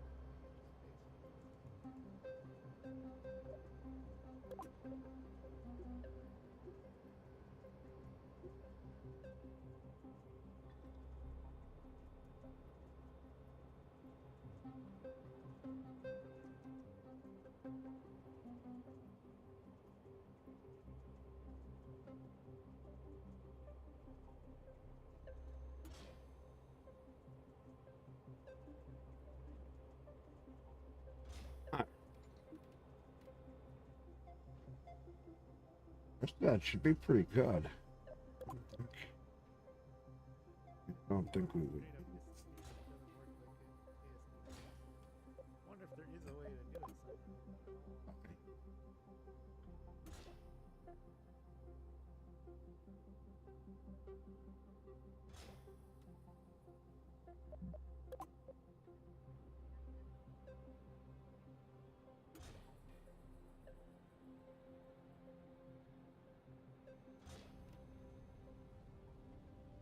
It's the moon, so he should be able to jump back up.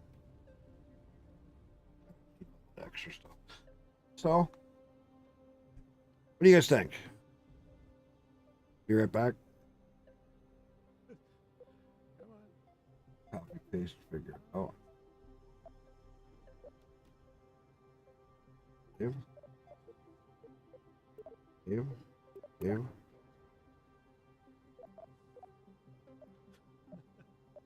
got the booster back, but yeah. Launch.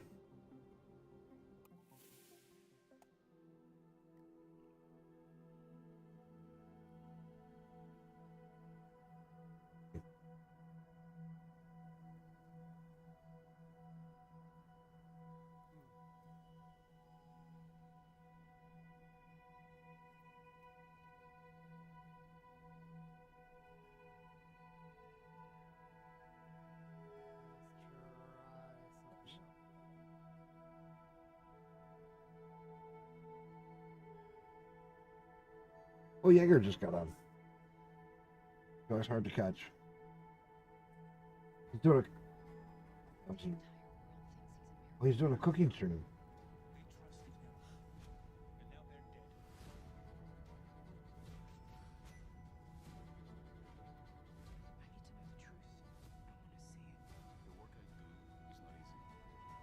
Jaeger's another cool guy.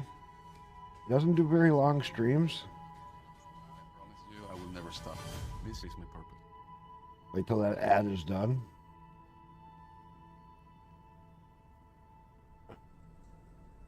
Nice, he has a gas stove. There's Jaeger. So I'm thinking maybe we just kind of go back to a reusable portion of another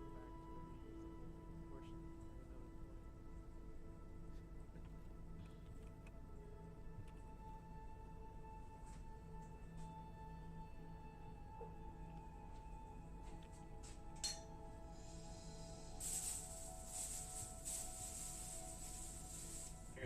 for way too aggressive. breakfast casserole for the family that'll be making tomorrow.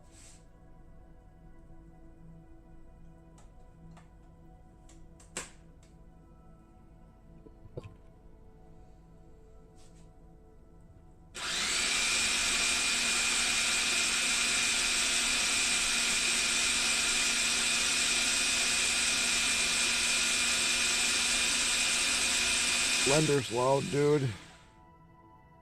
Making a Yeah, smoothie? but when these boxes. He's too quiet. Well, he's in the kitchen. He doesn't have one of those external mics.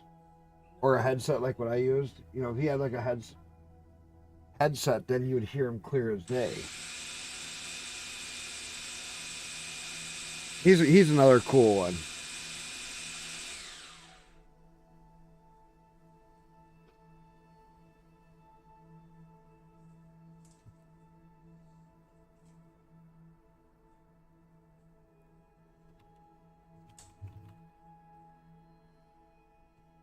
Oh, just disappears. See that? Again, we Yeah. still have chunks that didn't. So, That's not possible. go stop it and say hi to him. He'll see it when he sees it. Yeah, so we can't do the There's it. boost back like I got so many people that I know. So many people know me. confirmed. Getting more and more that Even though I had networking the out. trajectory well outside of the atmosphere. A lot of really neat people. A lot of unique and different people.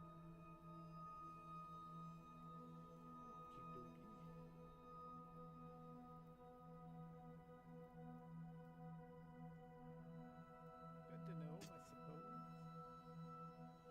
Oh, wait a minute. So yeah, they're like, hey, we gave you grid fins, but they're basically pointless for recovering boosters. Oh. Okay, yeah. Old gamer guy rated out. I mean, we Who could. rated out?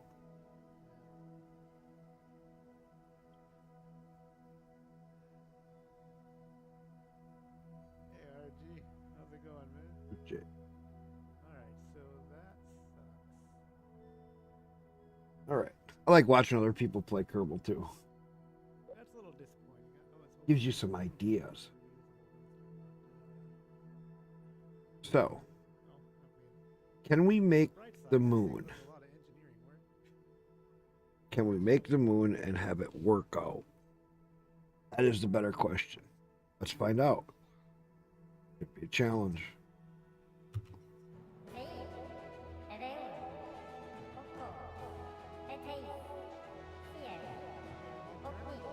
So, KSP2, man, this is a big change for the game.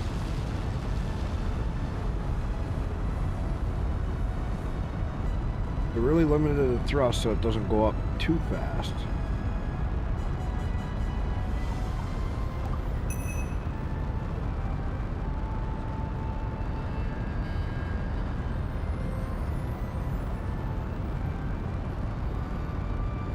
Alright, we're gonna start tipping it over.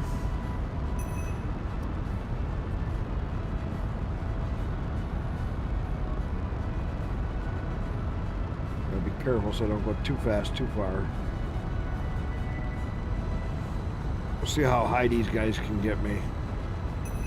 By the looks of it, not very far.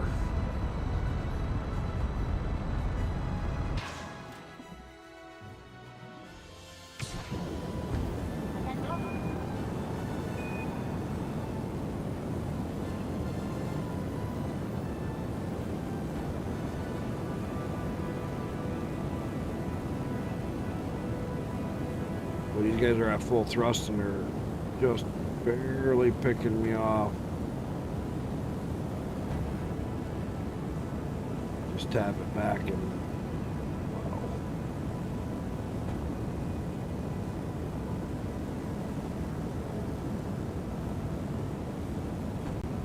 Start to slowly lean it over.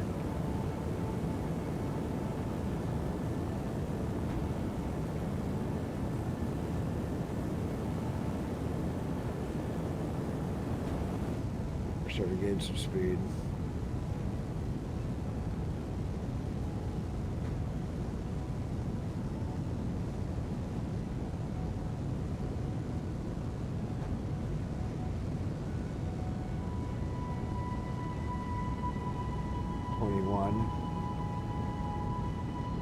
Burning through fuel fast though.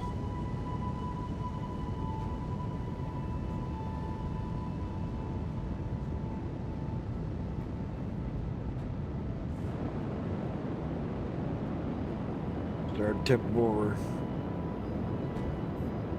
Gotta give it a little more thrust.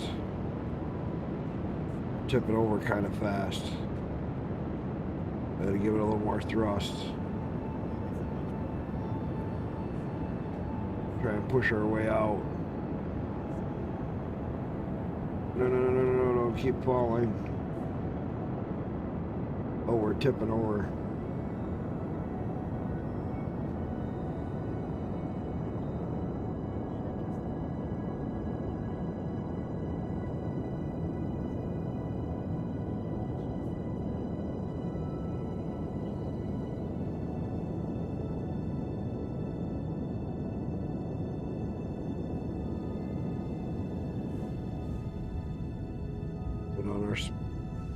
Okay.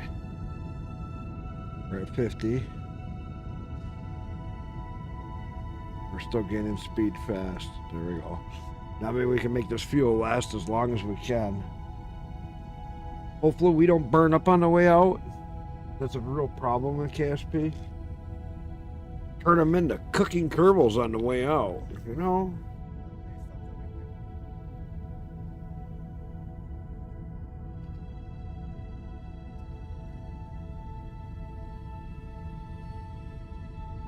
Hoping that this would have made us into space. Oh, it's gonna be close. We're gonna be just shy.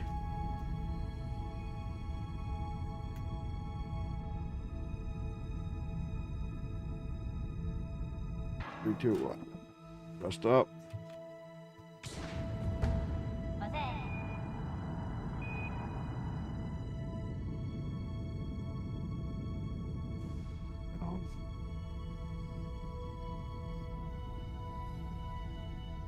Gotta get up into space. There is no doubt about that.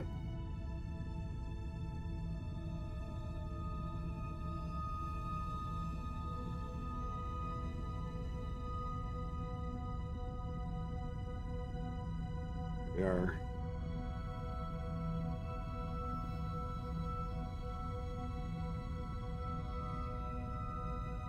D.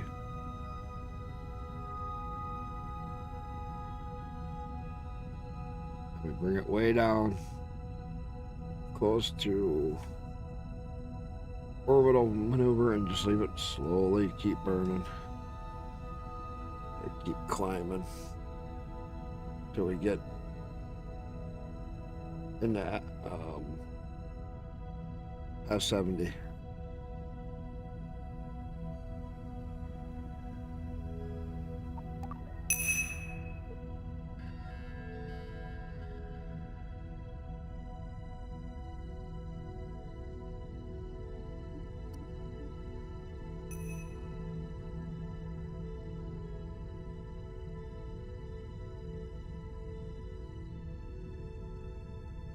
So we're staying behind the apple, so that's good.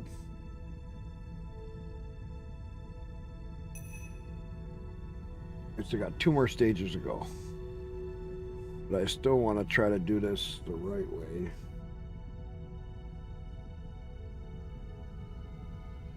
Nice and slow. Kind of more what they do. What Elon does, which is different compared to the old NASA way. He has more control over the engines.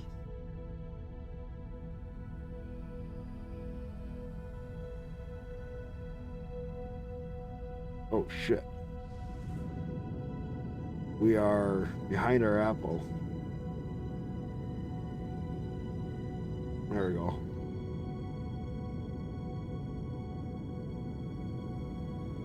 I did not even see that.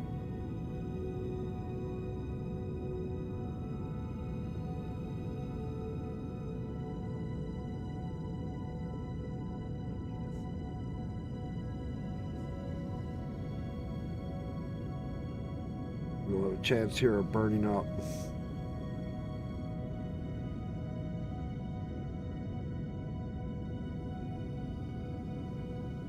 Yep. I fucked this one up.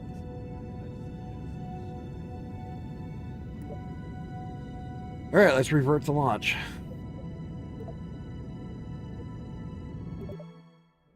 Kind of foobarred that one. But I can do a revert. Or Elon just has to hit. You are not changed at all. Watch the millions of dollars go bye-bye. See? And we're back at the launch site. One little click of a button.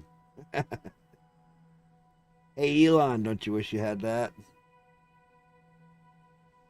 We'll see how it goes.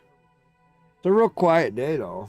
I haven't had Busy Beard has been the only one that's talked in my stream so far. Besides my wife. I don't count. You're sitting next to me. Okay. So I don't count. You're sitting next to me. You don't even need the volume on. So yeah, you don't count. Kind of finalize the Volume,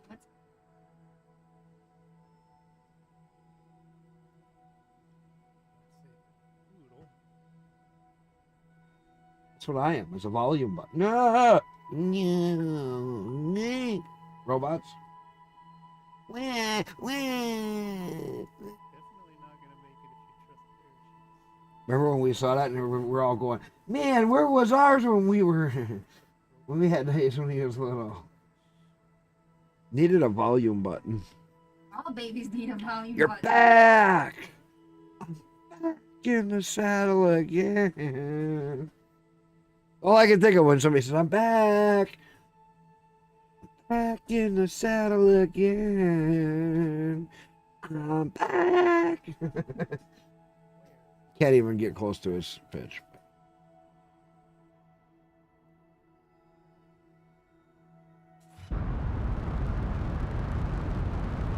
Let's try this again. Oh, wait a minute. Let me revert to the VAB.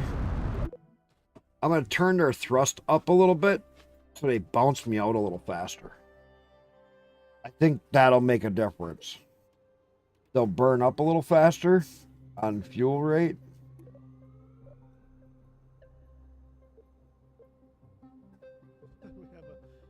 a way. So we're at 88. We're going to go up to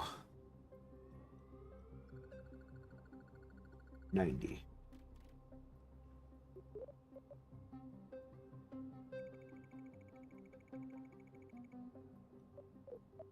Let's see. 146. There we go. Let's save that. Just so that they push up a lot faster. And then I'll get a higher speed. And I'll go up higher, quicker. And if I get up higher, quicker, my other engine will become more efficient quicker.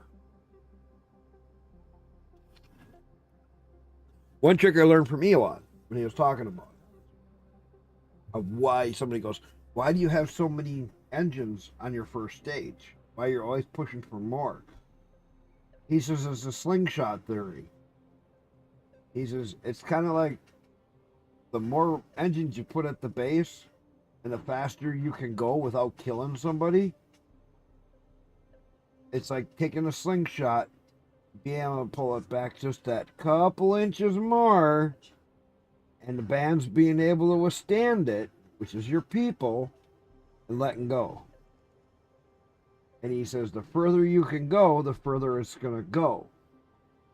Well, the further back you can go, same thing with thrusters, the more thrusters you can put on and increase the thrust. He says he likes to do a ramp up. He says the astronauts are not used to it. Even the ones that came over from NASA, he said their facial expression in the camera views, that when they're watching them, he said because they start out at only 12% on takeoff.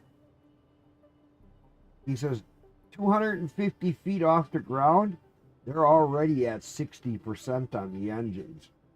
And he says it's literally a program that just goes from ignite 12% to 15, 20, 25, 30. And he says that's why you see it when it fires up, and then it starts to take off. Because that's when the rockets start throttling up. As soon as they start throttling up, then it takes liftoff. That's to give it A, time to light all the engines, and B, they still have a few seconds to abort before it lifts off. Because they have a thermal camera system down at the base that can show all the engines if they light. And he says they only have seconds to hit the abort and it'll kill the engines. And he says it's still clamped in before it ever leaves. And it's like, holy crap! All of the thinking that he did of all that stuff, and it's just like, wow. All right, let's launch. This guy should fly different.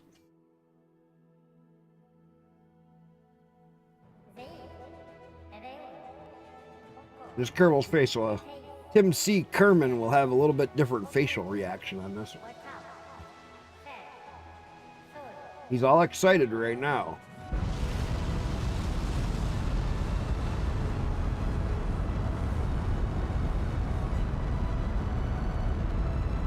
These thrusters are going to burn up fast.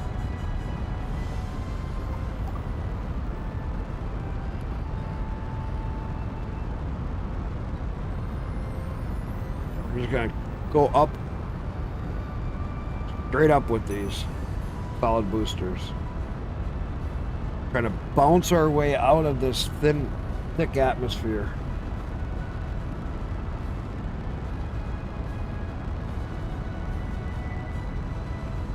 He's already got 14 viewers. That's cool. And I hope some of the other ones get back in here that I had in here yesterday.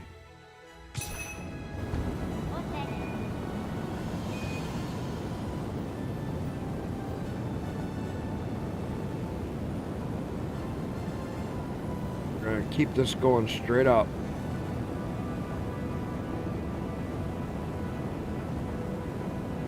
Okay, now we're going to start to lean this over.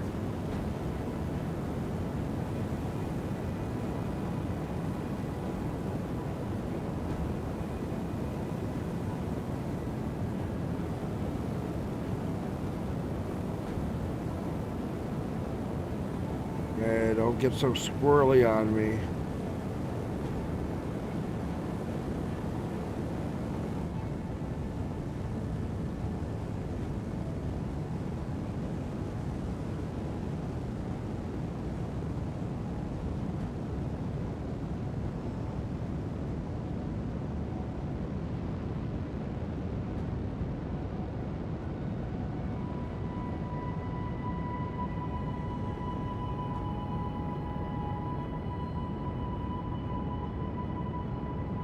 Keep getting it over.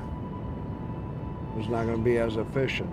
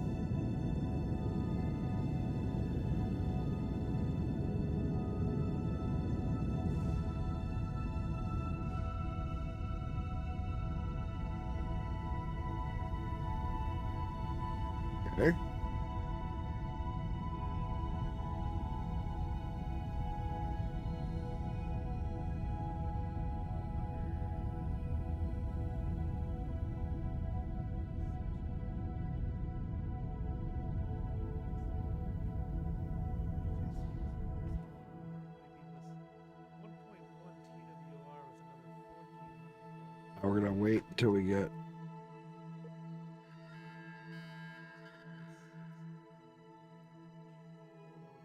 up closer to our 100K circular orbit, because we will.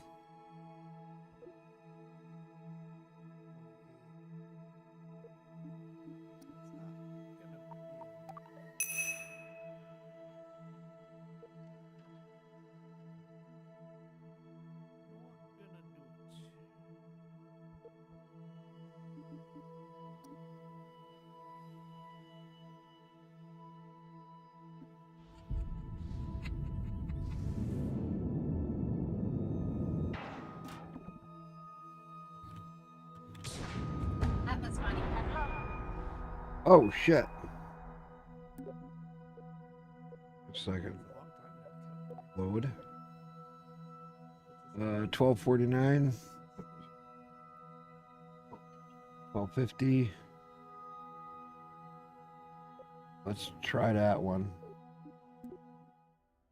See where that's at.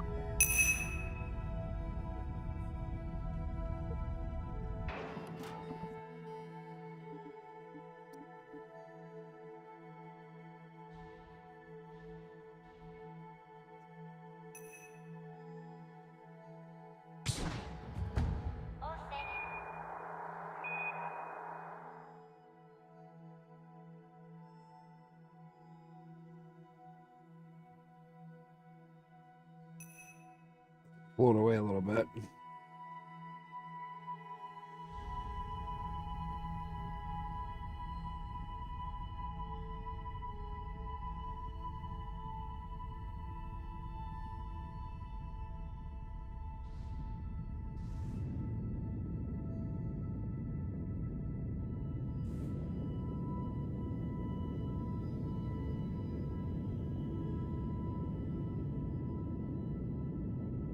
Okay. Okay. So you gonna do your hard drive today, Busy? 'Cause I am on my Linux today.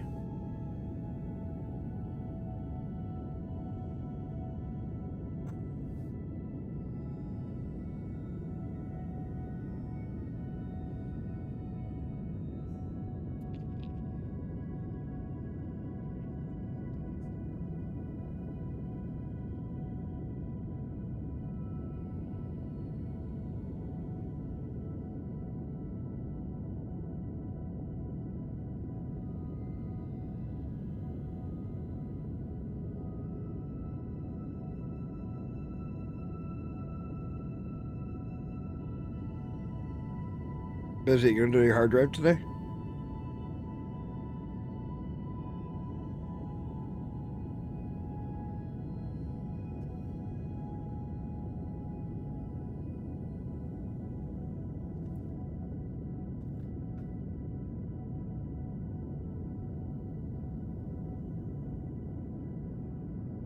Oh, what do we got here? Nebula Tech. Hey, welcome on in. No, the game is not as buggy. You don't have the wobbly rockets anymore.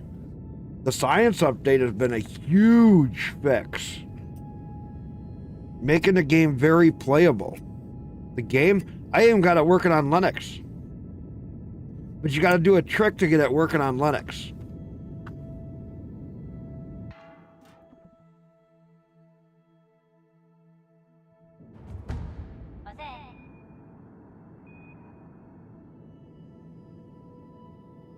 To get it working on Linux is a little tricky, but not at all.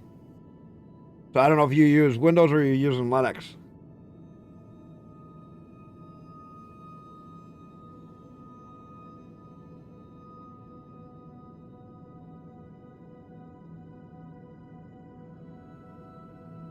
Come on. Get into orbit.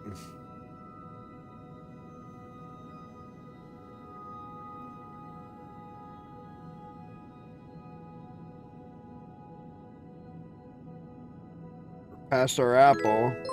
Hey, thank you for the follow.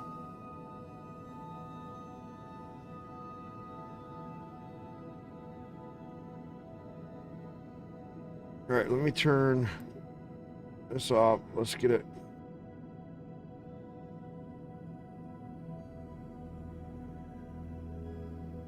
So, are you on Windows or are you on what?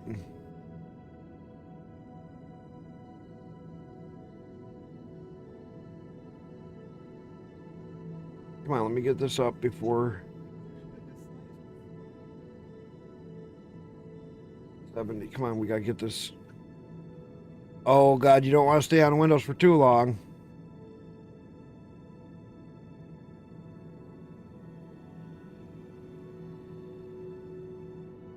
Oh, I'm gonna get way out of whack here. What do I like about Linux?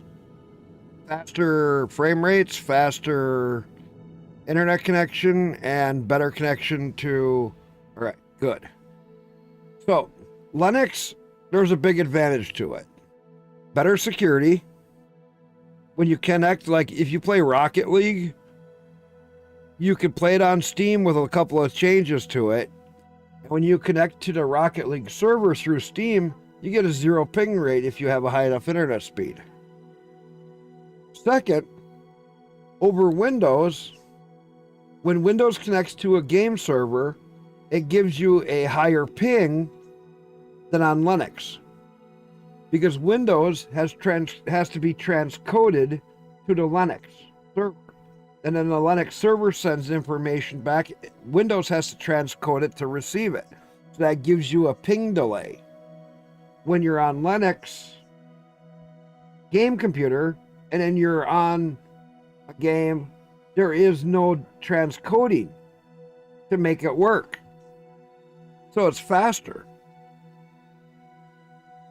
Problem if you play games like COD, you want to keep it dual boot so you can play COD on Windows, but you can't play COD on Linux. So if in 2025, if they do come out with cloud-based Windows, you will have a monthly cost. Windows is going to go cloud-based even in part of Windows 11. So if you have Windows 11, by the end of 2024, you may have a cost to even use it per month.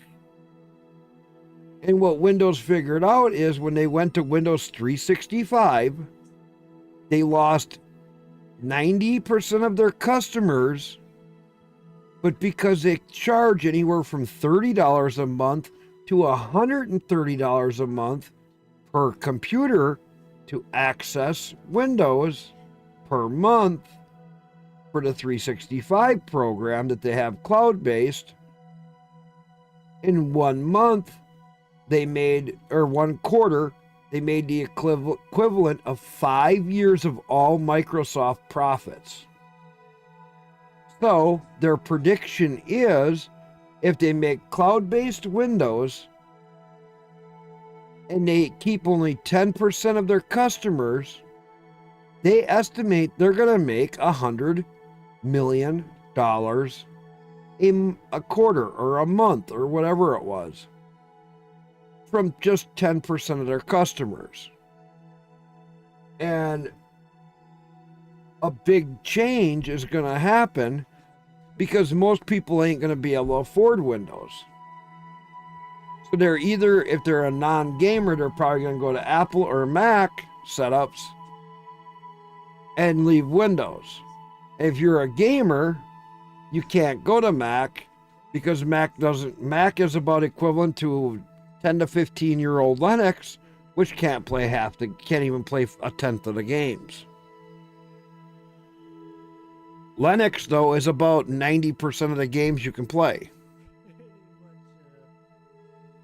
So, like, if you like Fortnite, you can't play Fortnite right now. It's all because of the game makers. It's not because of the anti-cheat now anymore. The game makers are not adding the Linux code in so that we can play them. Fortnite has a clone out of it already. Farlight 84. It's a combination of Fortnite and Apex. Apex Legends, if you like it, it plays really good on Linux. Anti-cheat is working. Play Rocket League. Anti-cheat is working. If you play other space games, I even got Starfield working on Linux because of Jake and a Boat over on Twitch. He got me to get this game working on Linux. I was playing it last night on Windows.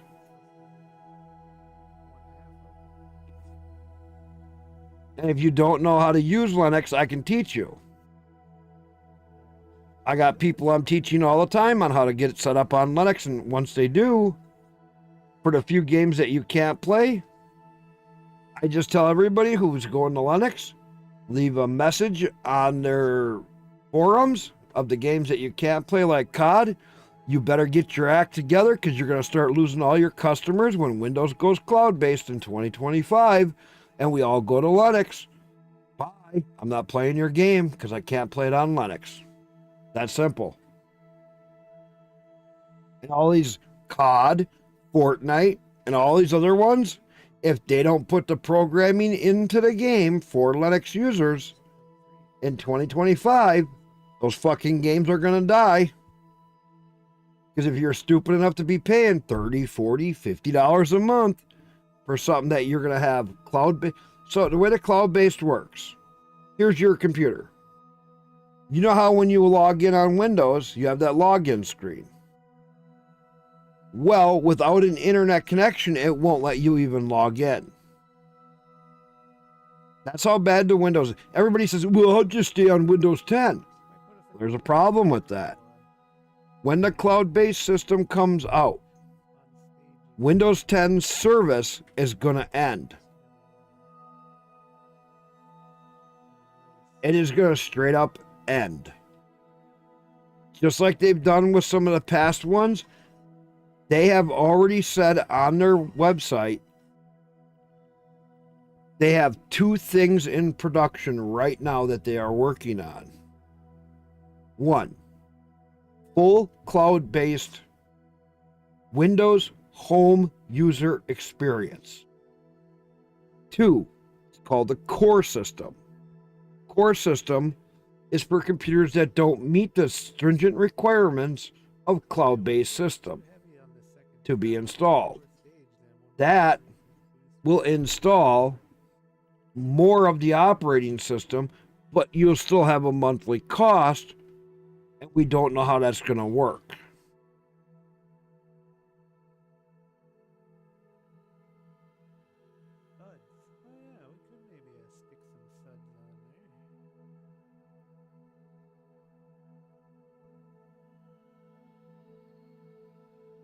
So, it's a very big, what the hell is people going to do? And, yeah.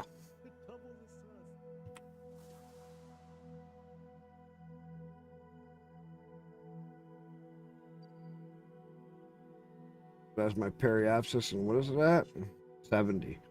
Just 70.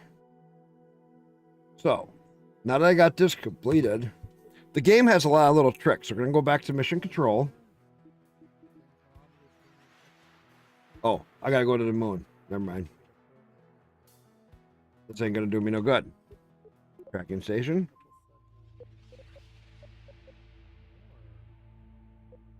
I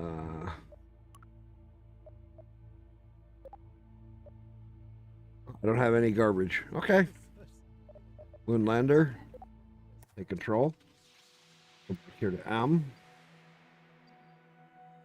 We're going that way, so let's... No, I guess it really doesn't matter.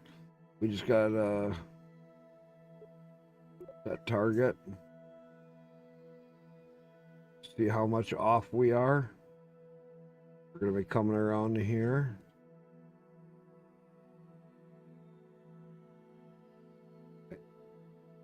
here.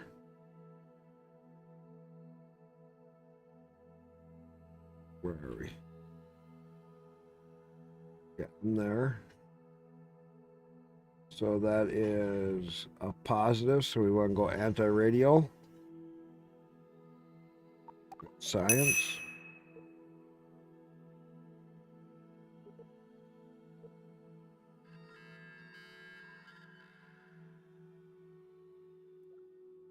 So now we're anti-radial. Let's go over here. Oh, too far. Oh well.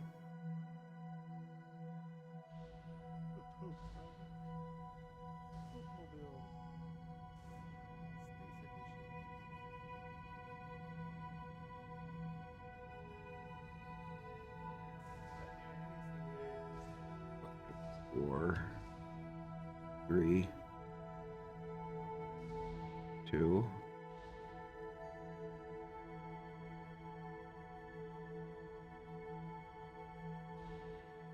It's not going anymore. So let's come over to here. And that's radio. Let's flip over to radio. Alright, that puts us 1-5 on that. Come to here.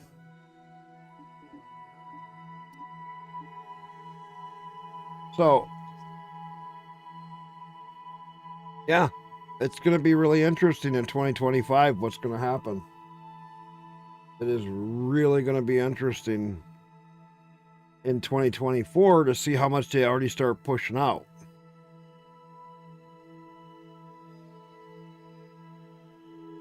So did you play a lot of KSP1?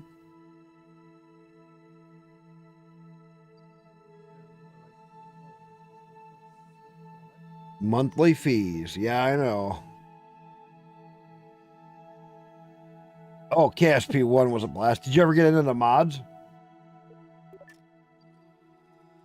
A lot of it, yeah.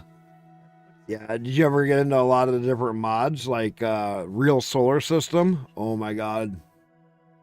Some? Yeah, I got into a lot of different mods. Let's see if we can get it to 0, 0. Right on the edge of space, and then we have 0, 0. Good. that might actually be Okay, the moon is there, so we're going to be coming up to where...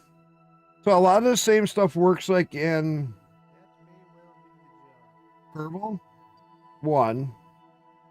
So like, if you look straight down at the planet, get the moon, you know, about the 2 o'clock range, click on the back side, create a maneuver node, click on it, and stretch her out. It all works the same. They've gotten a lot of stuff fixed in the game, which is pretty nice.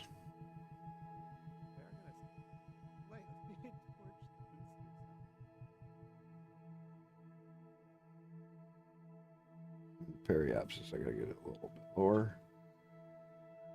Lower. Ooh. I could just put them on this. 10. Makes more sense. 70. Hey Artemis, welcome in, dude. Hmm. Mission we're working on. Well, right now we're not working on a mission per se. We're working on a vehicle here that can go do the missions.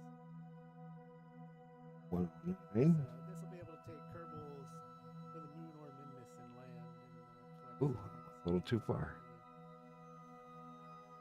It's a vehicle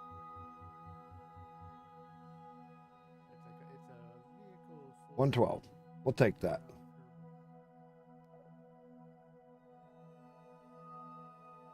Oh, point prograde. 7 minutes out. So, do you play like COD and other games like that that are hardcore anti-cheat? and Invisible Suns. I don't know what that was. The only one in my house that's not on Lex is my son. because he still plays COD.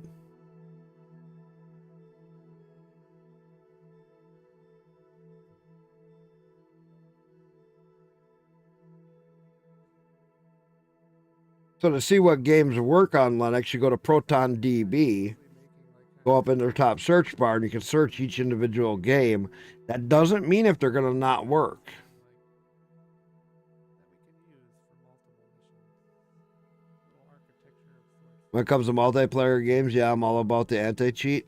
Yeah. Then we make a cargo version as well. So this has got But now there's ways to get around the full anti-cheat. And it's really tricky. 20-something. I mean, it's just...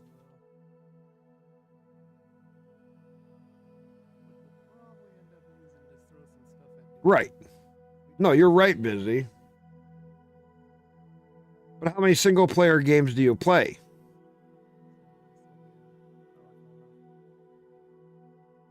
See, I'm about to get Busy set up on Linux.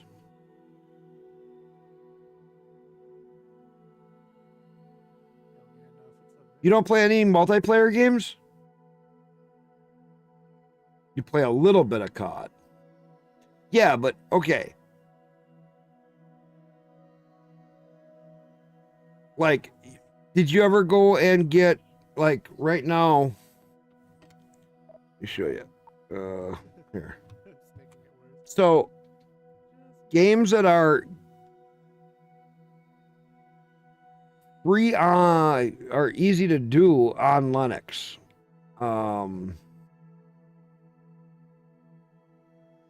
hate that they're so high up above the I think Apex is free still. Every storm, eventually. Unless I put like some type of Yeah. Apex Legends yellow around. plays now on Linux. You can fully play this game. Other ones that I know that work, City Skylines 2 works on Linux. Elite Dangerous, Empyrean. A lot of other games play. Farlight 84. Busy. If you want to play a game that is good on Linux, Farlight 84, it is free. I don't know. It's a combination between Apex and Fortnite. And it's free to play.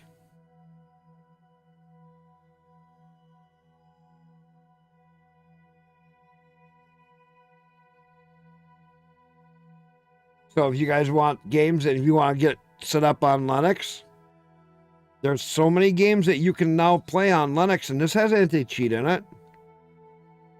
Yeah, I mean it'll only be around for a couple. You know, farming game. I played a bunch. I played a lot of multiplayer.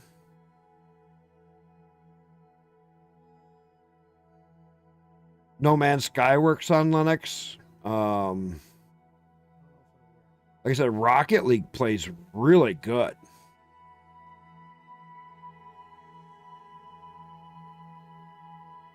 Satisfactory. I don't know if you've ever played Satisfactory, Busy. That game plays really good on Linux. Spaceport. They both play really good on Linux. I love that. Starfield. I got Starfield working on Linux.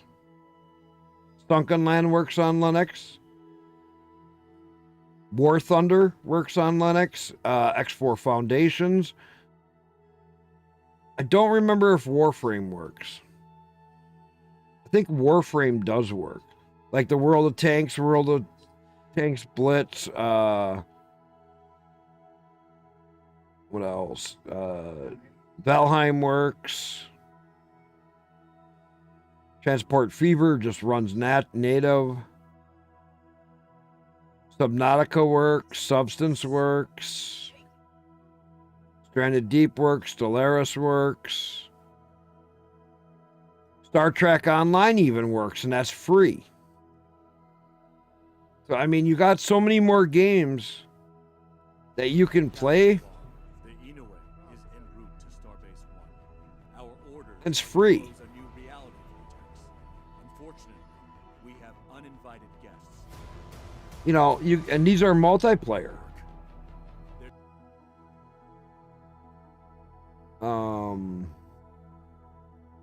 All the Civilization works on Linux. Scum single player works on Linux, but no multiplayer. Because they don't have the anti-cheat fully worked out. I think they're working on it. So, when it comes to Linux, there's still a lot of options for games to play.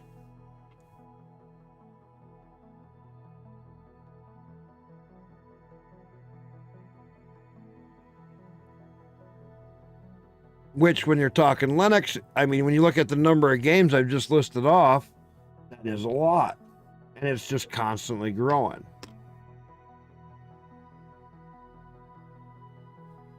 We're going to have to watch and see if I have enough fuel.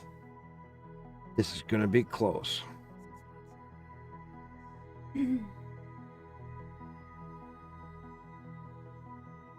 So, Nebula, do you play a lot of multiplayer games, or are you playing single player? I heard people saying that the multiplayer for KSP1 really got worked out and worked really good.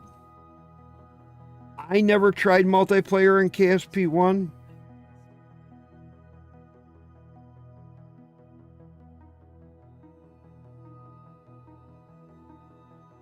Long Dark works on Linux.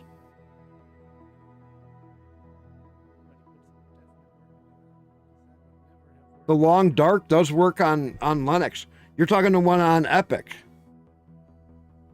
That one that was free a while ago? Yeah, that works on Linux. So you'd be a good candidate to come over to Linux. And like those other games I just said that were free, Firelight 84, grab it while it's free. Rocket League, if you didn't already have it. Now, Rocket League, if you play Rocket League, works on Epic the same as it does Linux. And if you need to learn how to do it, ask Vizzy. Vizzy can tell you. I show people and I help them. I'm not, and I tell you straight out, when you first go to Linux, get another hard drive, have a separate hard drive for your Linux. This way you install the Linux separate from your Windows stays intact. Now you're running both. Start to play a day or two a week on the Linux. Oh, crap.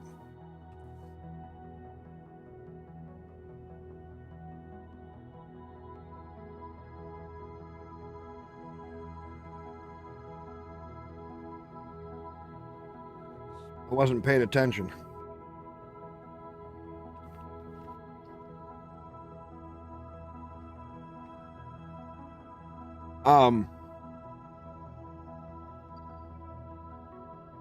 This ain't gonna quite go where it's supposed to be, but we can make it work. And dual boot Windows and Linux, and then like once or twice a week, just play the whole day on Linux and pick a game and play with it and learn it. And don't be afraid to watch YouTube videos. Real good Linux to start out with is I'm using Linux Mint Debian Edition 6. Now, if you want, you can even use straight up Ubuntu. It has telemetry stuff in it, kind of like Windows. But it plays games really good. Unlike what people scare you about, Ubuntu is a very solid, stable, and easy to use for a new user.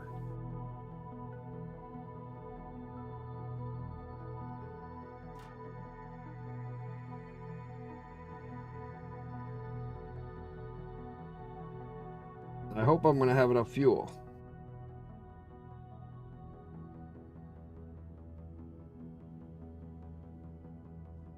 I hope I'm going to get it still on time.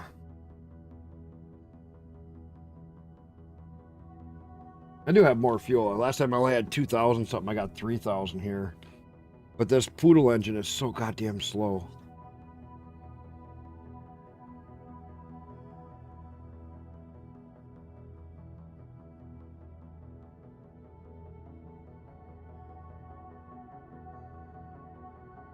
It does not have the thrust. But as long as I can get to the moon, I don't care. So all you need is a thumb drive. Go download the ISO. Either use Belina Etcher or Rufus to make the USB on your Windows. And as long as you have a second hard drive that you can put like a 300 or 400 or 500 gigabyte section on there, or if you have a 1 terabyte, like I sent Busy a 1 terabyte hard drive that I had sitting here, and he's going to install it here this week. Then you can install Linux completely separate from your Windows. You have a 1 terabyte, you have an area for games and all of that, and you're golden. Now, when you restart your computer, all you do is, like on mine, I hit F10, F11, F12, and that gets it so that I have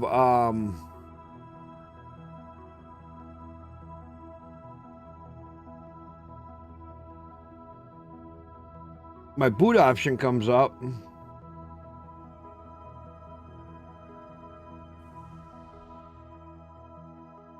Oh, crap. Did I go? I'm going to crash. Let me go retrograde. I'm going to crash into the moon, so I got to bring myself. Okay, let me delete this. See if it actually works for me. Got to go retrograde. The moment of truth. A little bit high up in the air. There we go. There.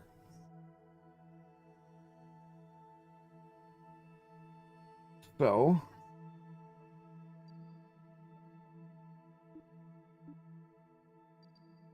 we're good there. We're good there.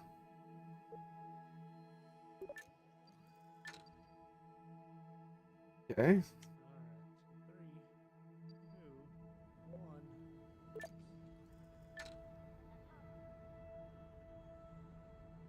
Okay, we're gonna keep working our way in. I don't want to.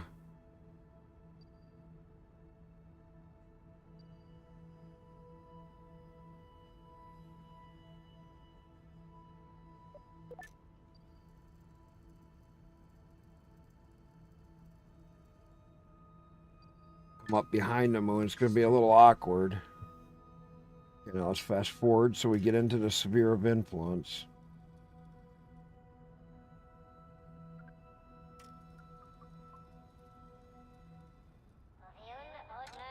Okay, we're on retrograde. We're good.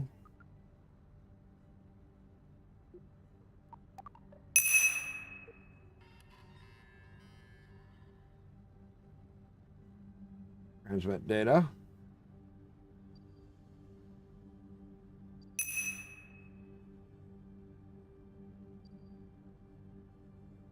Okay, let's time warp down to here. Now we gotta get into an orbit of the moon. It's fine.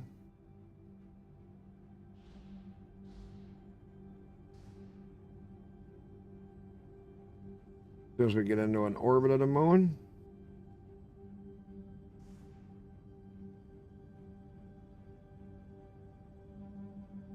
complete this mission, and we're gonna go back and turn it in right away. It's a little squirrely about you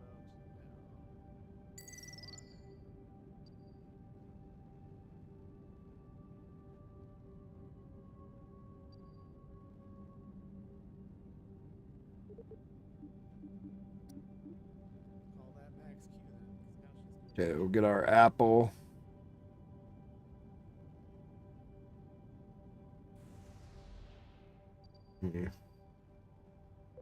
warp to that point.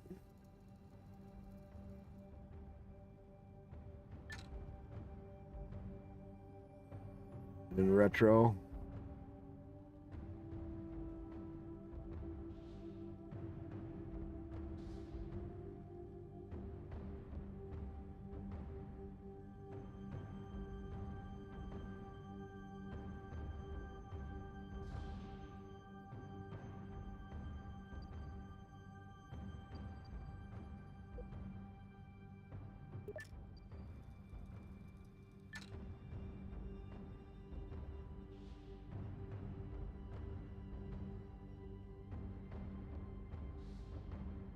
This is why I brought a lander.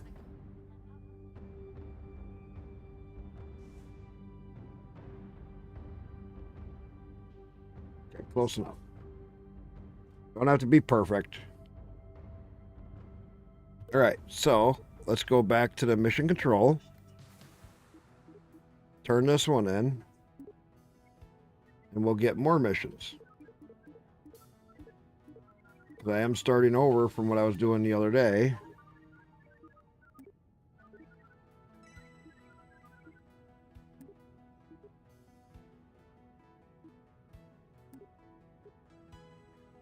Orbit around Kerbal.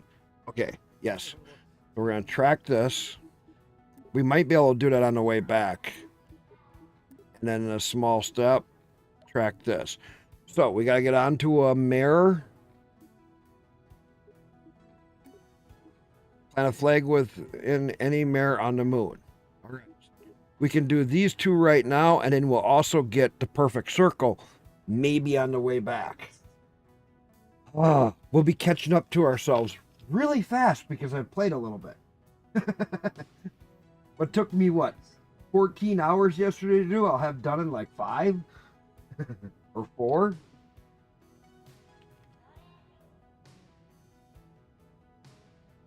Wow.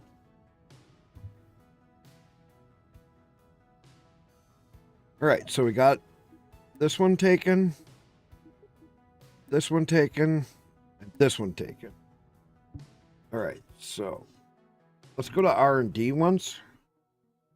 Yeah, we got 300 and something, so let's just...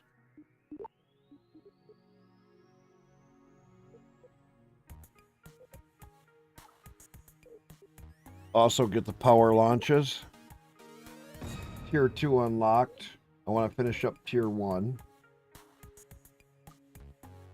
Reaction control.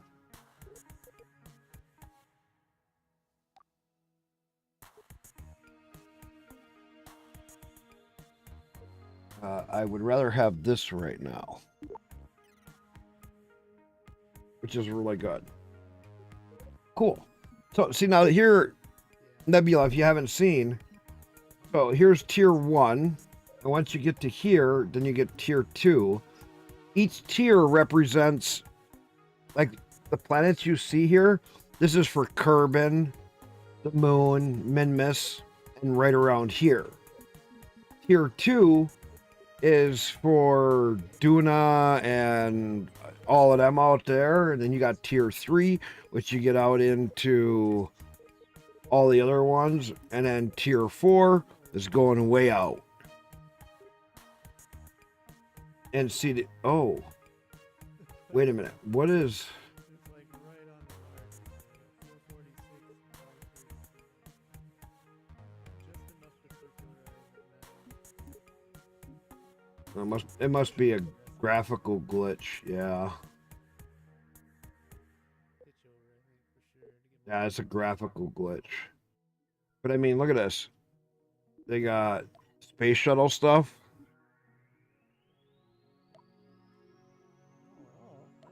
Space plane stuff. XL construction, oversize. Hydrogen tanks. Methyl tanks. Orbital reports. Space trucking.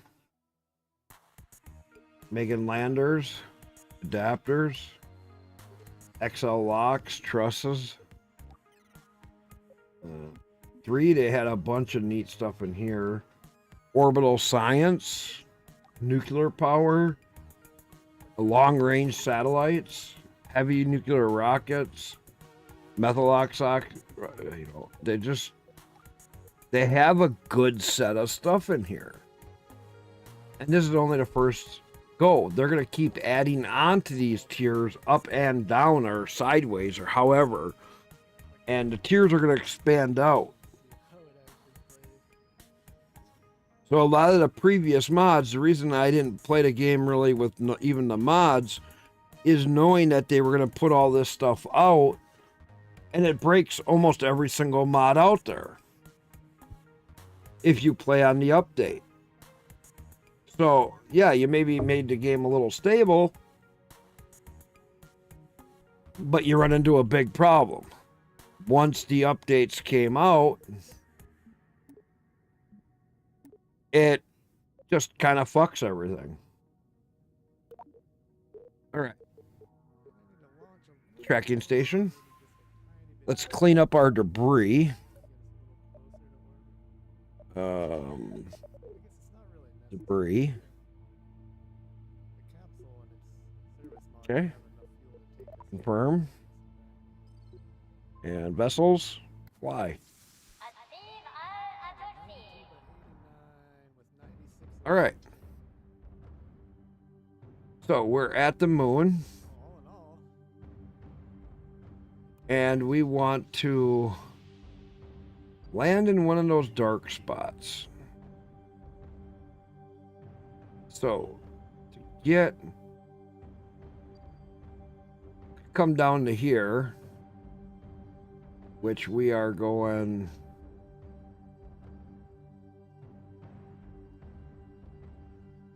where are we going? I think that way. Okay, so we come over here. Actually, that's a much bigger spot. So if we come to here and we do radial, we come in here and we rotate just a little incline that way. We could catch either here or there.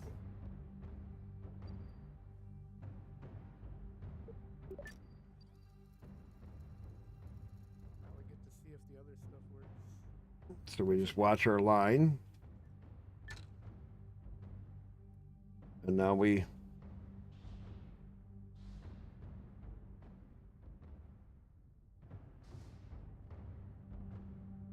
rotate it up.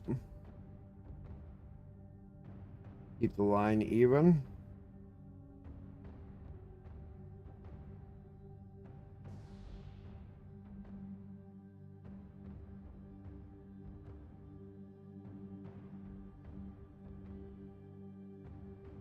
Should we land on this mare?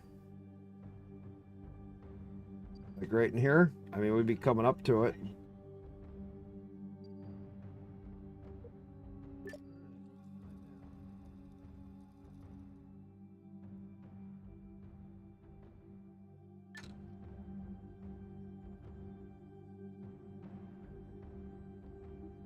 Okay, let's go retro.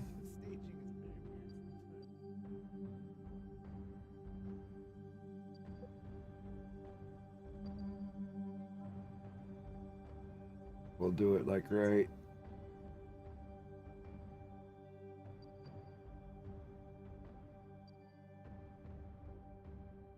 Okay, we line up the lines, draw the line across. So we'll come to right here.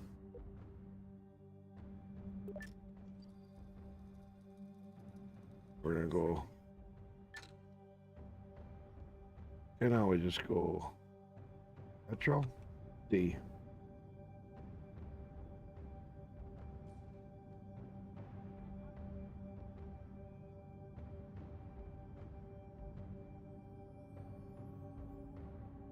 Hope we don't miss it.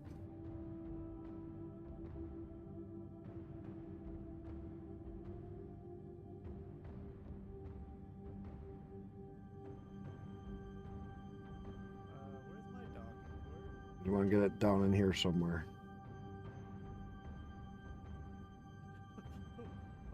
Where's my doggy port?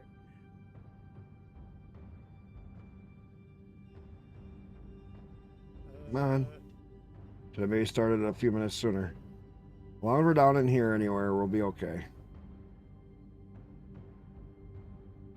It was all going too well, and then the docking port ran away. How did it go?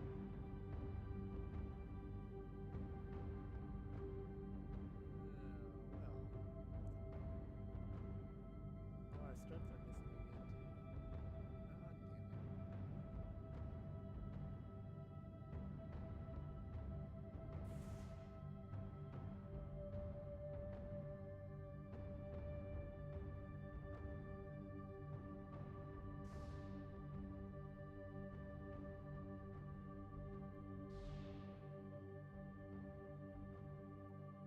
Right.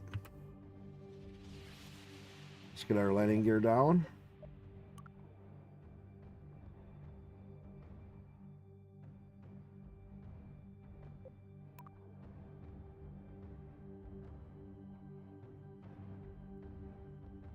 Two antennas out. On the whole time, or did that just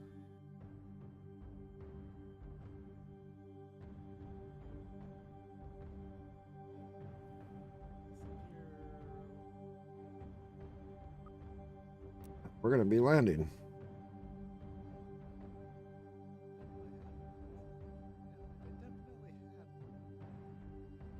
Did it burn off while we were launching?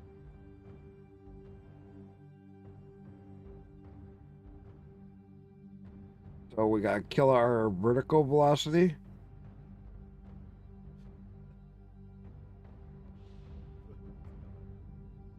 We're going to start doing it right now. Or our horizontal velocity. I'm going to keep just slowly burning it off. Let's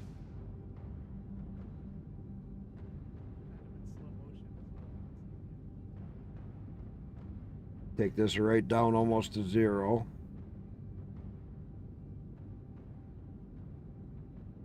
Closer to 0 we get.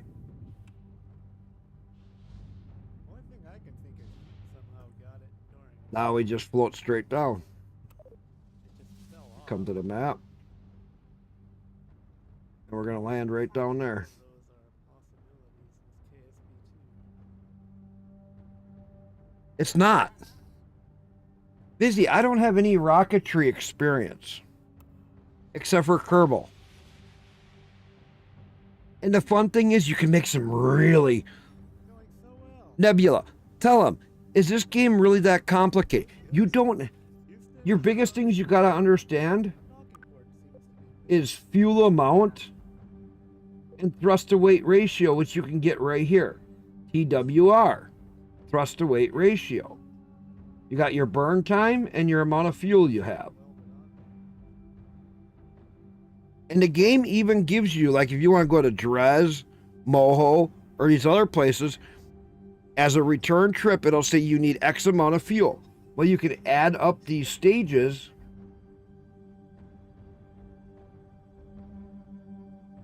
And Vizzy, right. It is not complicated, Uncle Ben. Hey, how you doing? I haven't seen you stream in a long time. Ben, what have you been up to?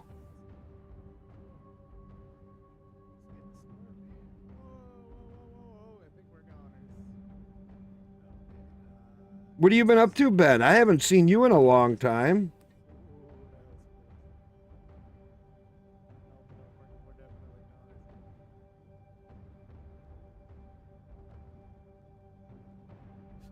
I know you were agreeing that it looks complicated. It is. Dude, you have fun with this game. If the rocket doesn't make it, so what? Build another one. If that rocket doesn't make it, build another one. You try and try. That's all it is. And the more times you try, the more understanding you get of it. It is not really that complicated. It's only complicated if you want it to be. Nebula would probably agree. You can make this game really complicated where you have to calculate every single thing down to a T. And there's people that play that way. But that's not very fun.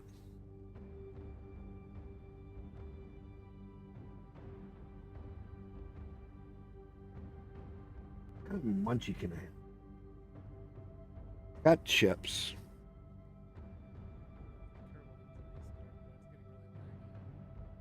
Maybe I'll eat some chips. And I got beef jerky. I just don't know what I want.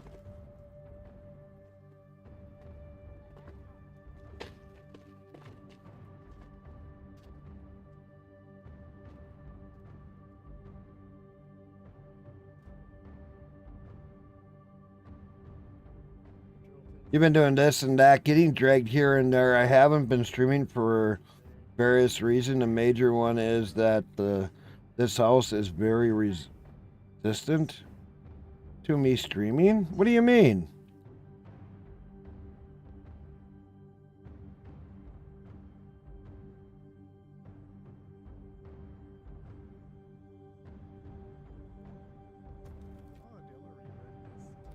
Oh, bam. What are you going to do in 2025 when Windows goes cloud-based?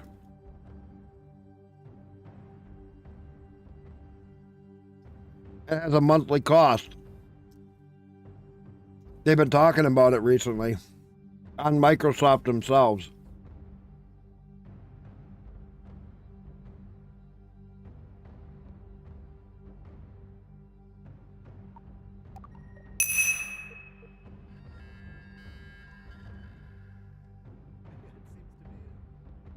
Continuing tradition of KSP.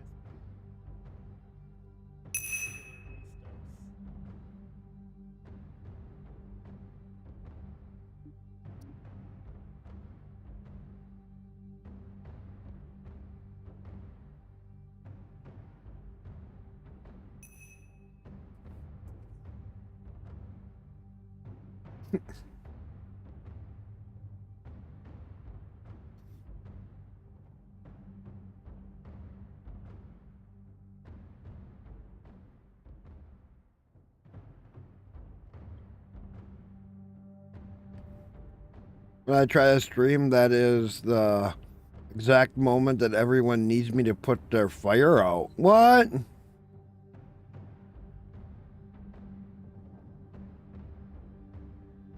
Yes, they're going to go to a subscription plan.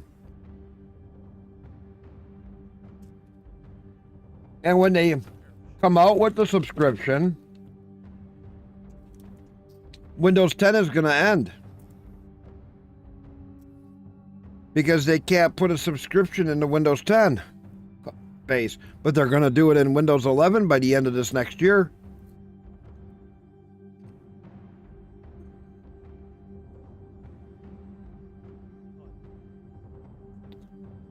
No, their greed never ends.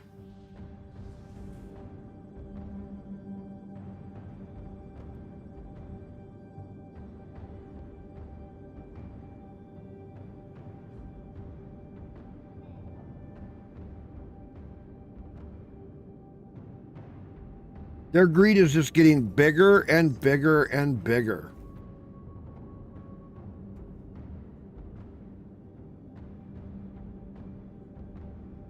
What do you have for Linux?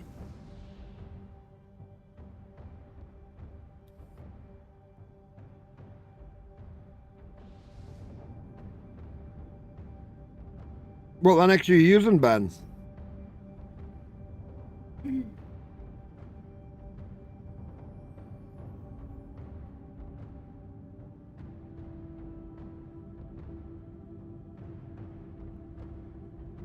Oh, the Ubuntu I helped you install? Nice. See, I've helped a lot of people get on Linux busy.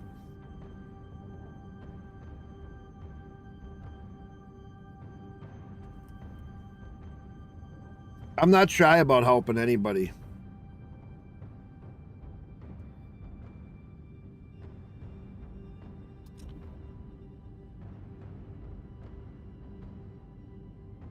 I sent them one of my extra hard drives, Ben.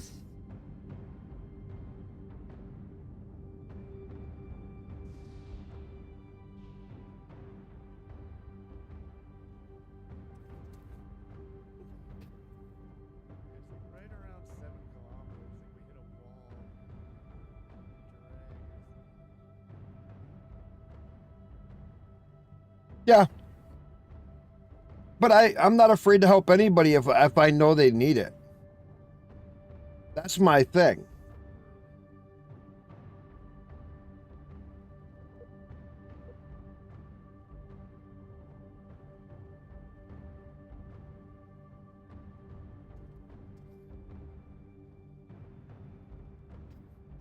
Bad thing if I lose my job in the beginning of the year, I'm going to be screwed for helping people. As much.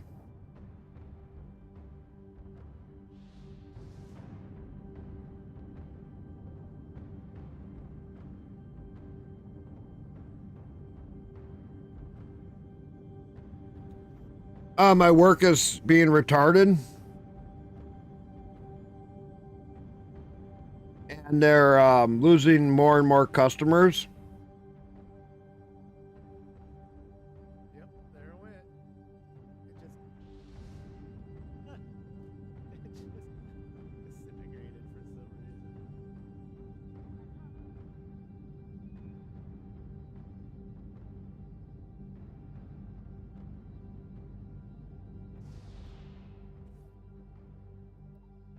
Okay. Well, we found the problem.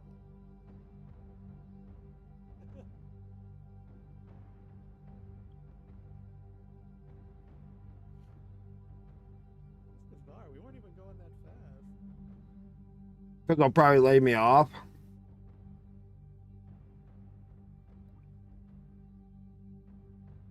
Yeah, nose cone will probably, hopefully, fix her up. This game ain't so complicated if you just take your time. Sorry,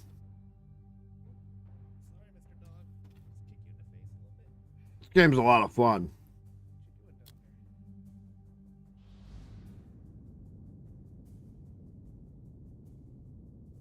doing down there?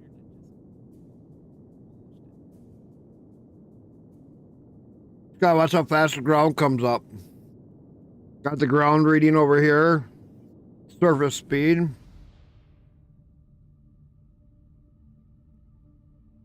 Make sure you have plenty of fuel. Don't hit the ground too fast. Hit the ground too fast, everybody dies.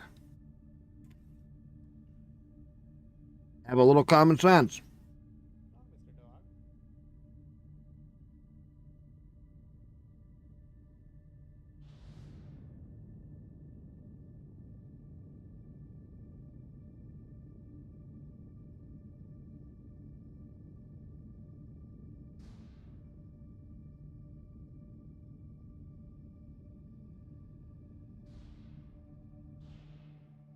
Here I'm just playing this game of thrust up. So I don't hit the ground too fast. But I don't want to have too much thrust when I get too close to the ground either. So we want to be down in low range.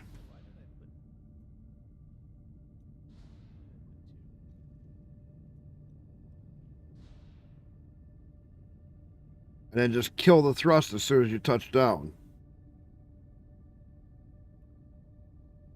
Dude, this is going to be a perfect landing.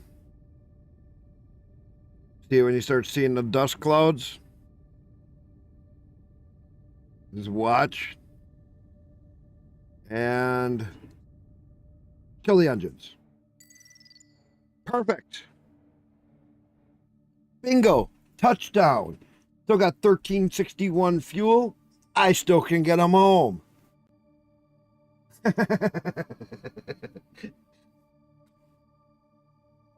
How do you like that for a landing? Didn't bounce, didn't anything crazy. Boom. Nailed it.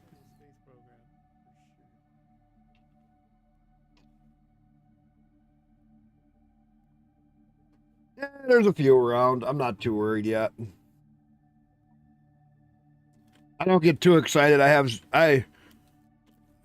a but you see how easy I did that, Ben? Did I get it? I didn't get excited on any of it. I'm sitting here talking to you guys and I'm just watching what I'm doing.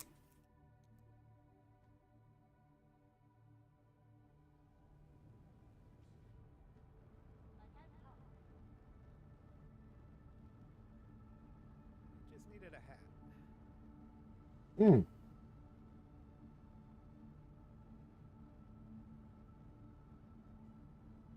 I'll check my YouTube.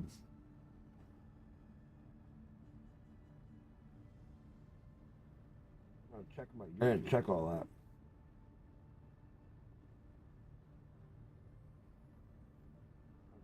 I didn't check all that. Nope. Oh. I didn't check all. YouTube turned the audio on. Twitter, I'm streaming on.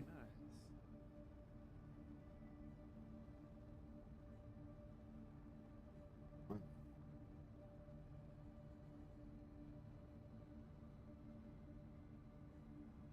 That's on an old brook.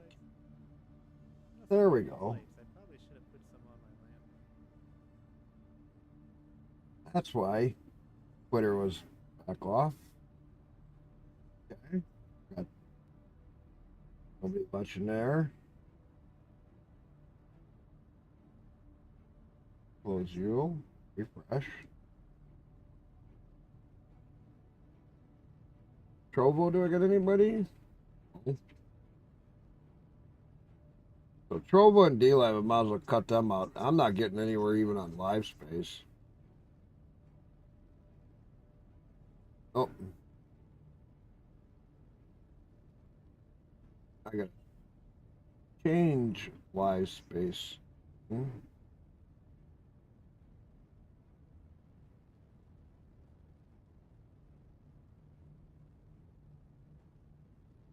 Oh, that's not right. Update. Copy. Paste.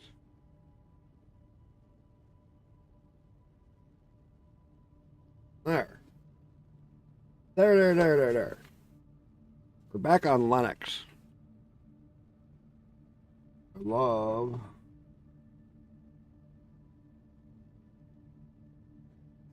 Jaeger's already off. Doing some things for like an hour. Who else is on? For your default name. Oh, Rocketology's doing space program too. You can do it. Another one.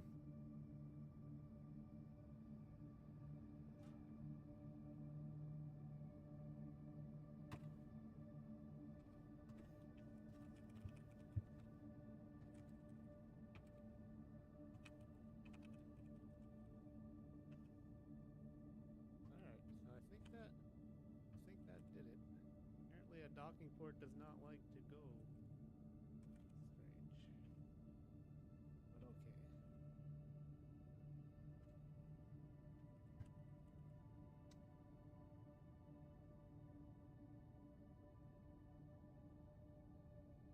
All right. Got that all squared away. Sorry how it takes my screen away of my game. Here, remote So, control. now that we're here. Oh, yeah.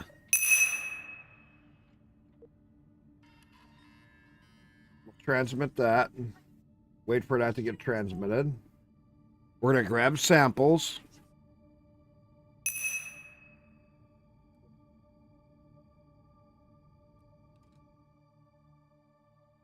And I got to maybe go this way just a little bit. I am there, so I got to go this way. We'll see if I get out. If that counts as here.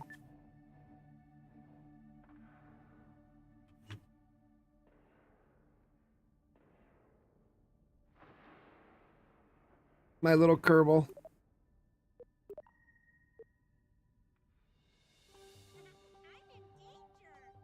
As he runs a science program.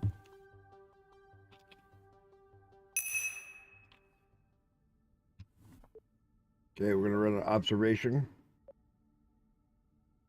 Get that taken care of. Get all that science. And man, this gets a lot of science.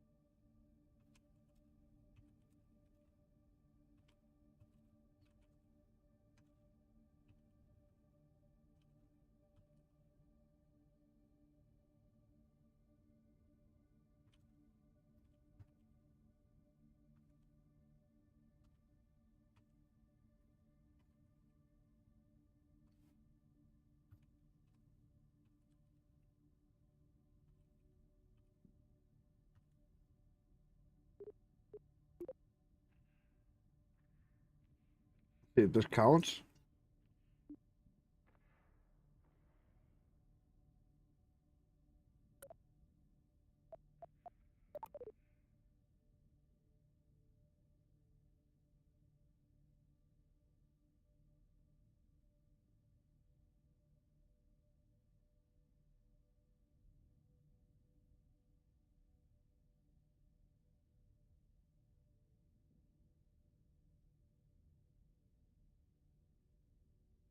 Where's my other mission? Okay. And I got the orbit. Back to your projects. I'll be lurking and listening. Hey, cool, Ben. Hey, no problem. I appreciate you stopping in. It's awesome. I haven't talked to you in forever. It's really good to hear that you're still doing okay.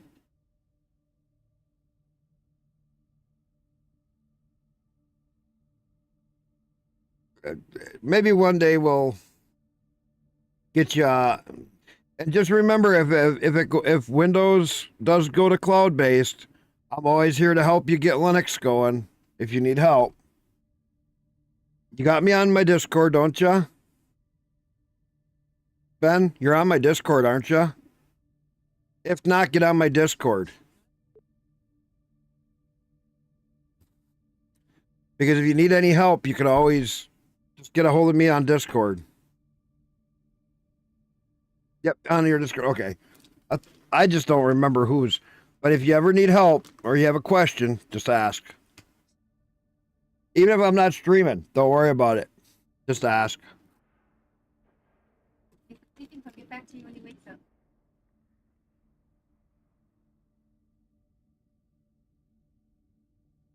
I'm here for you, bud. I'm here for anybody. I love helping people.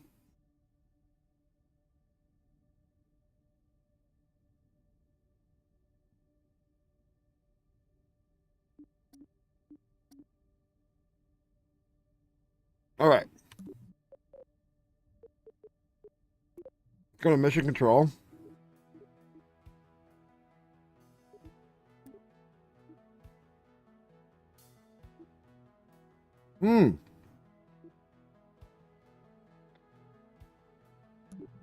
So that did not count for planting the flag on the dip. So I must not be in the right spot.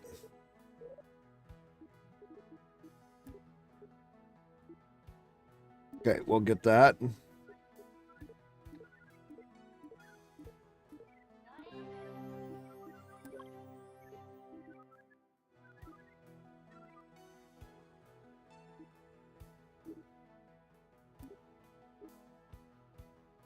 I don't have the fuel for that lunar signal. So the dibs one. Tracking station. How can we do this?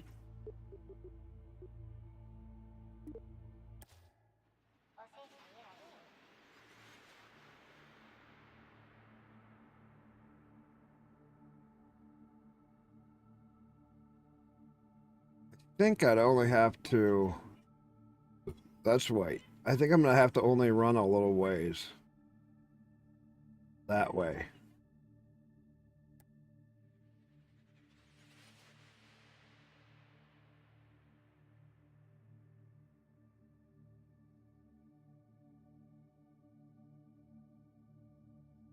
I hope this is considered a dibs.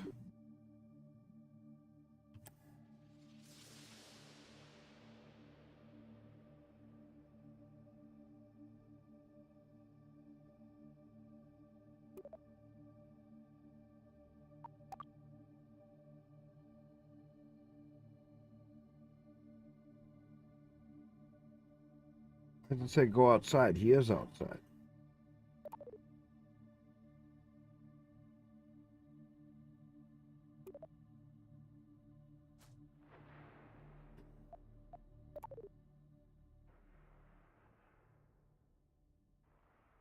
I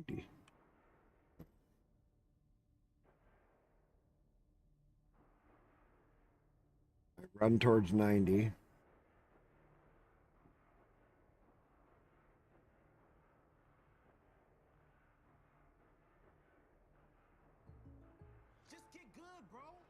good. I game like I have plus 50 toughness, but really I'm plus 100 before you. Run, my little guy. Gary, the State Farm supports you. I feel plus 250 remaining.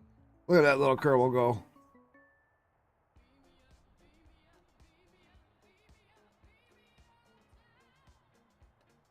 I wish I could see what biome I'm in. Luxury is where you are. Haagen-Dazs caramel cone. That's Daz.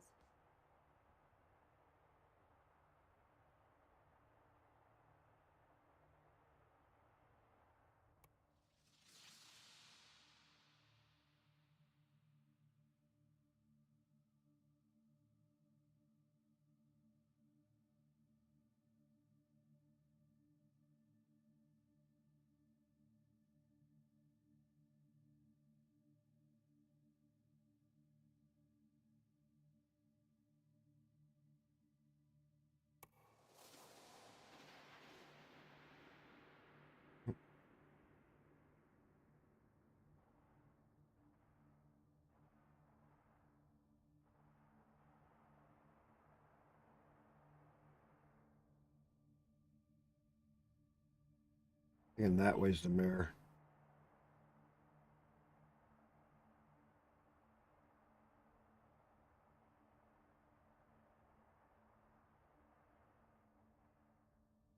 Let me just play.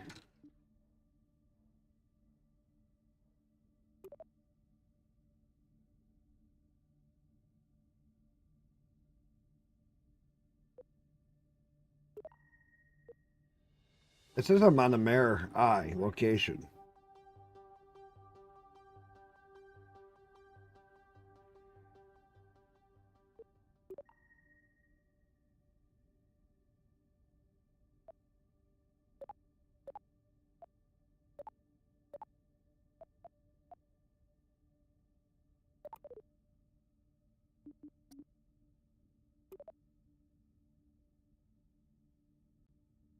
Why can't I plant a flag?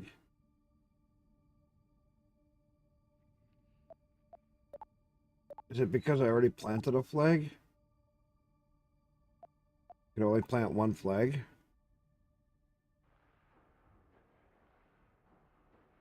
Apparently that's what it is.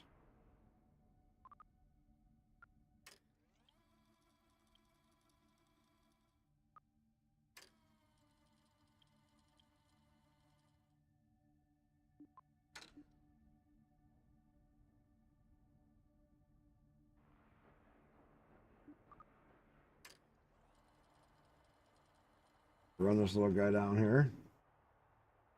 We'll pick that flag up. I thought I was on the mare. I don't know why that one didn't complete.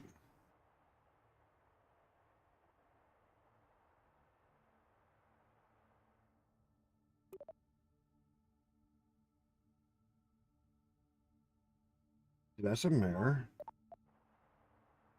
I don't get what. Where's my flag?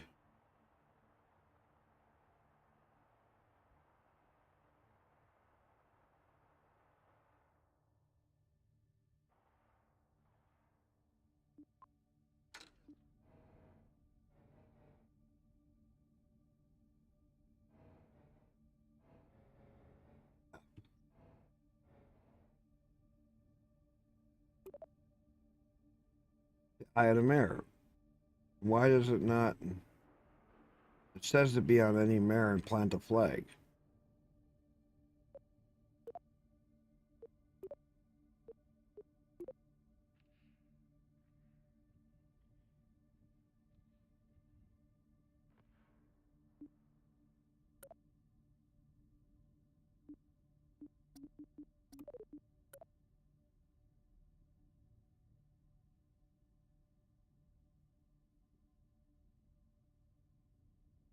Why am I not?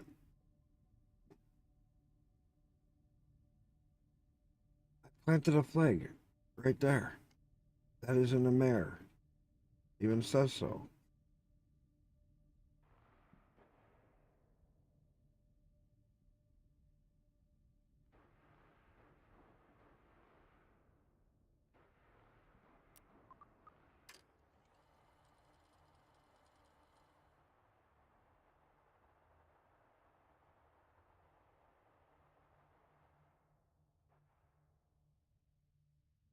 Yeah, well, I don't know. If you take your back panel off and see if there's an opening where you can plug into it from the backside. We'll have to see, Vizzy. I'll have to see.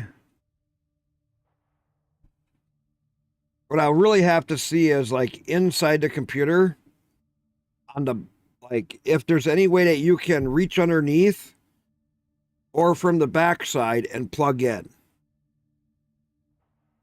Otherwise, I'll walk you through on taking out your GPU if you need it. You want, let me know when you want to do that.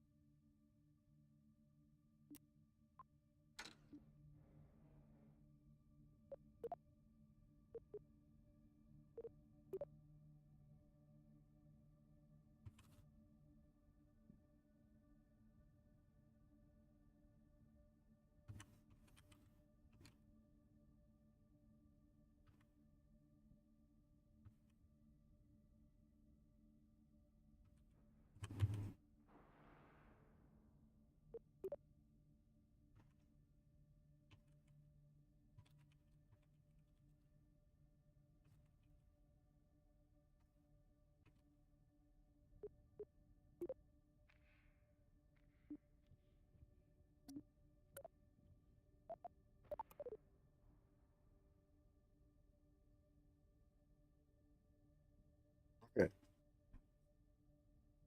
I must have to return. I don't get why. I'm on a mare, on the moon.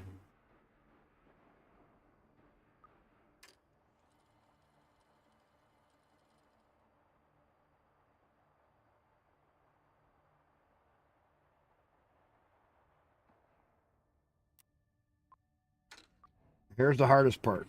Getting back up inside my craft.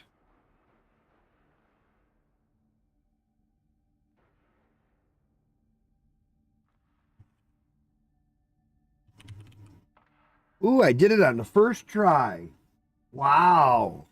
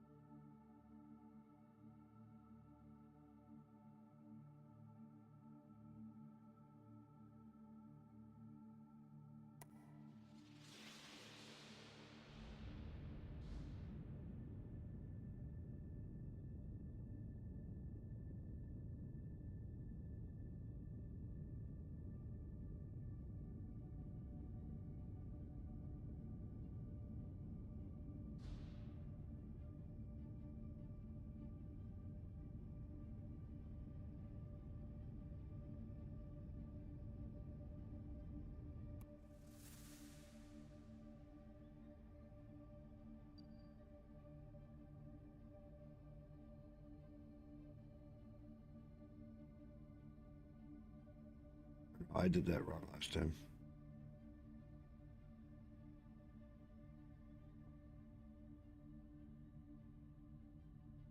No, that's fine. 90's right.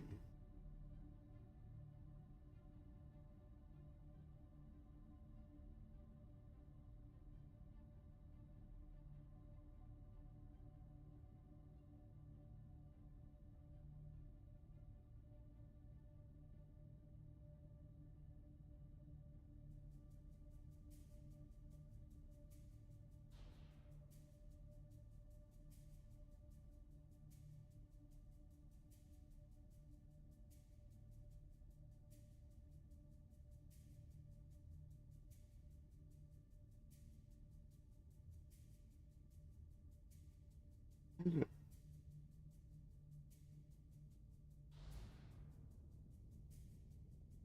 Which one of them dropping?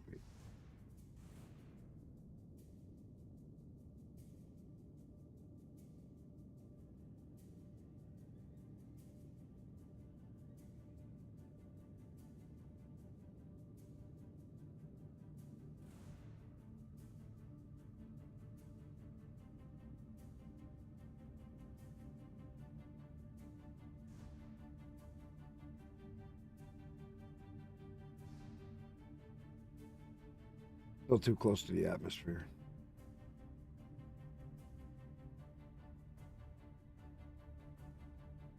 I'm gonna have to be careful with my fuel. Periapsis up to somewhere. Apple, I mean.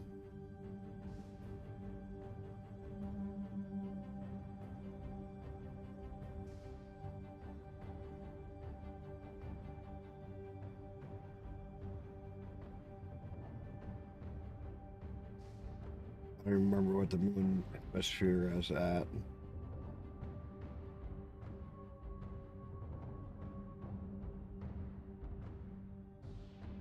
$35. That's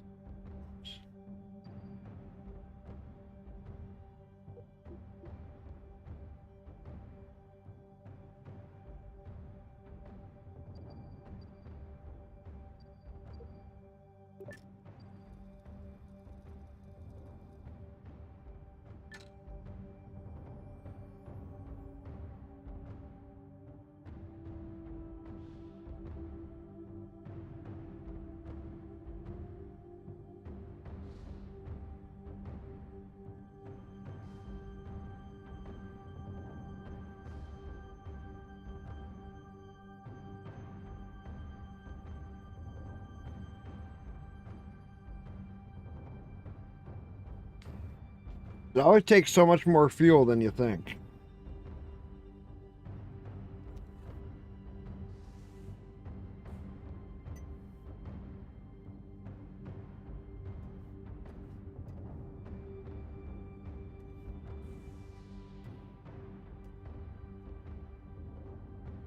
Okay, we got 5 something.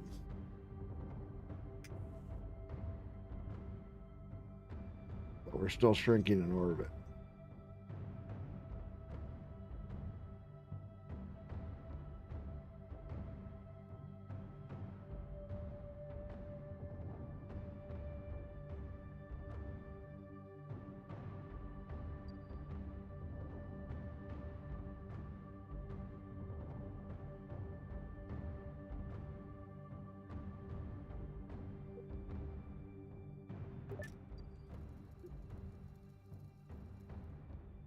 Oh. Not too far.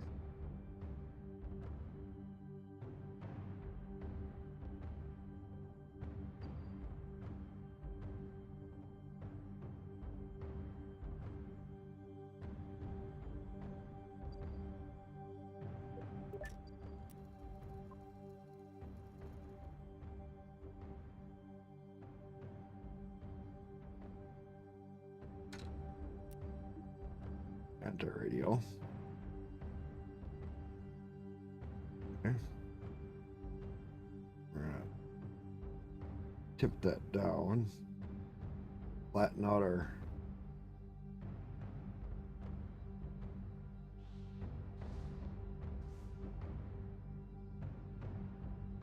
planar orbit.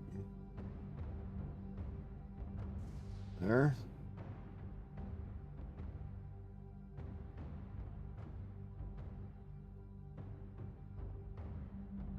On the inside.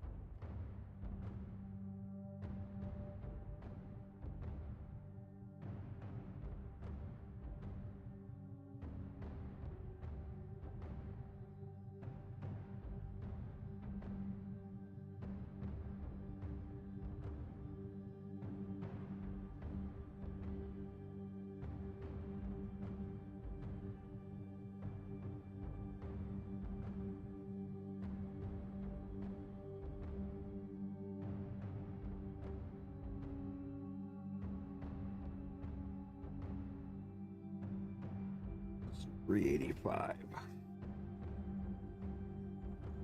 Um,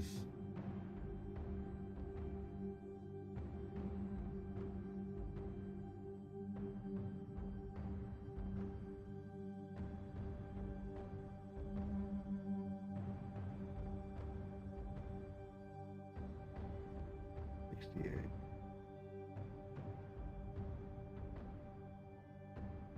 $43, there we go. And throw game.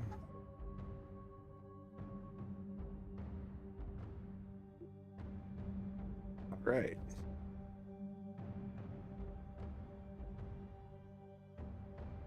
So.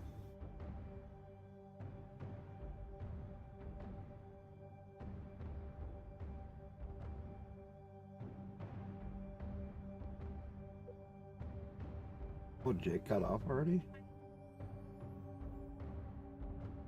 Dang.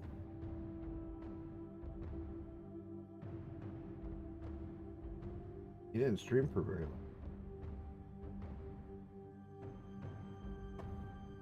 All right. Hey. All right. Fast forward to it.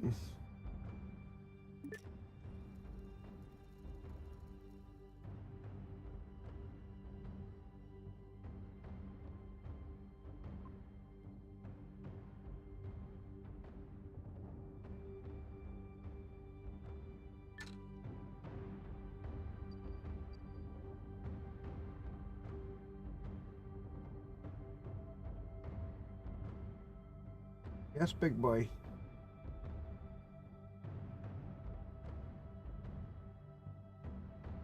All right, let's get ready to burn.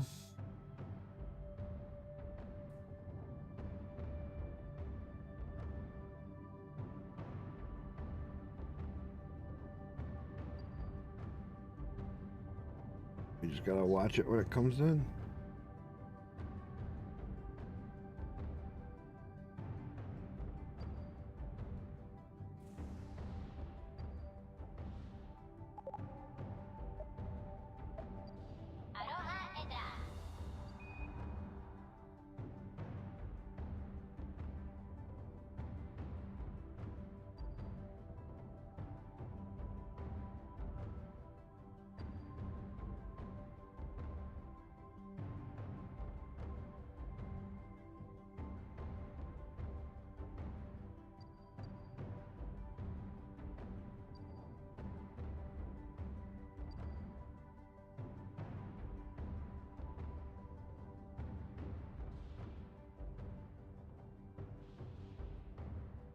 Okay, we're gonna delete that.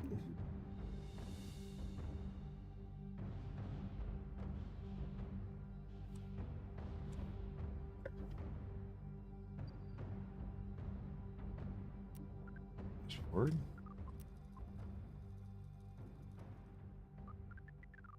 Which way I'm going, so I don't want.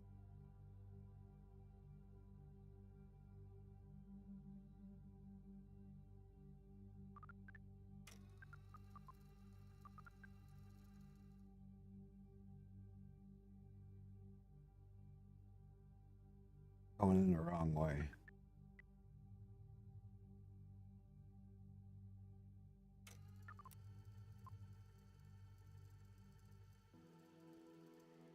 That way. Okay.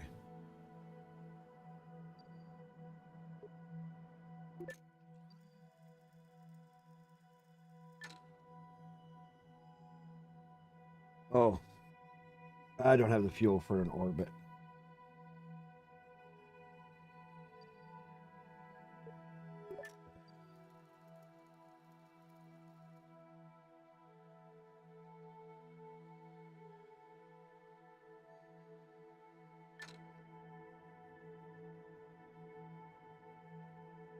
Just the lazy in you doesn't want to open up your case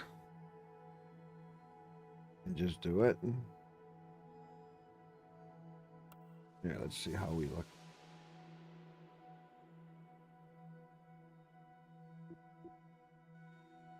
Still 270. Okay, let's go to retrograde.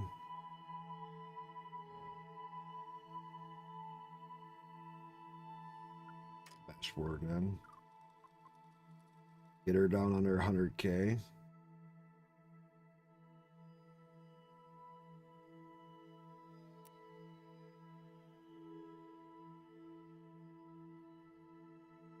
Play. Oh, play.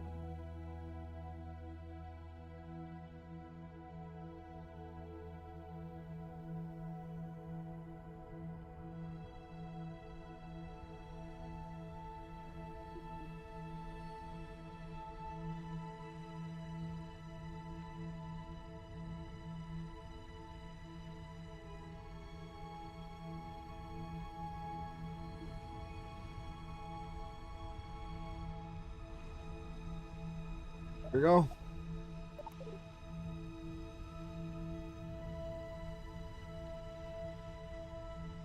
Let's see if we come in.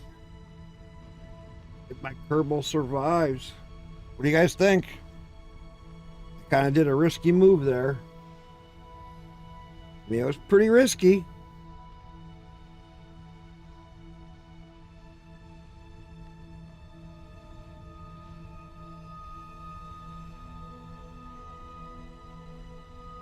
A little over 1,000,000 kilometers out on my Apple.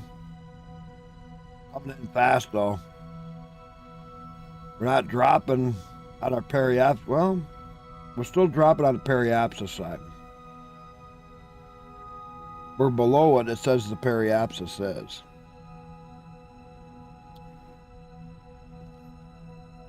We're starting to come back out.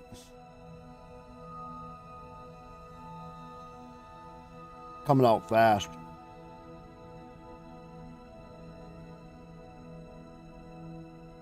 So if we can stay burning long enough, it may just bring us in on the first shot.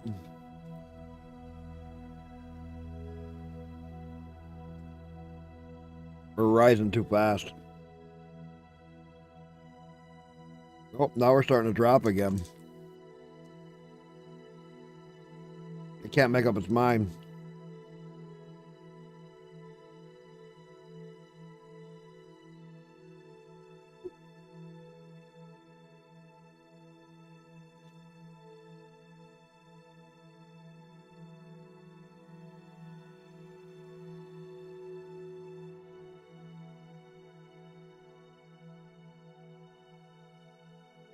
Periapsis is still dropping and Apple's still dropping.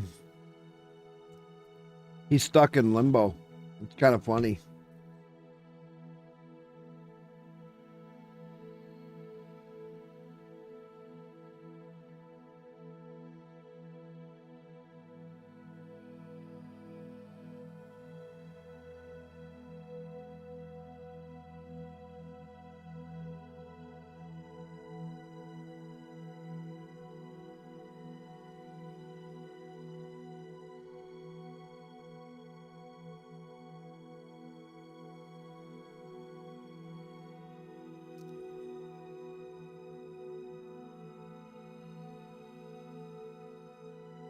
Still rising. We're gonna break 70,000 again.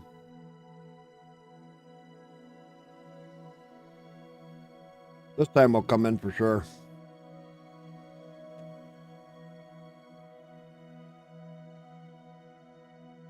Once we break 70,000, then I can fast forward.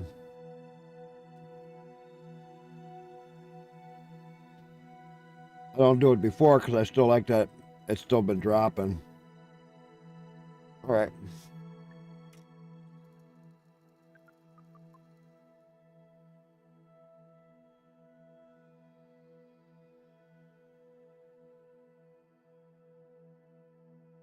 All I'm watching is just my ground. Here, when I get down close to 100, I hit play.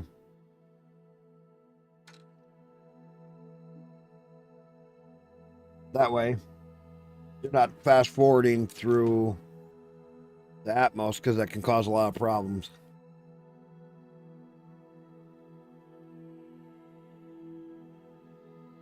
Who do we still got in here?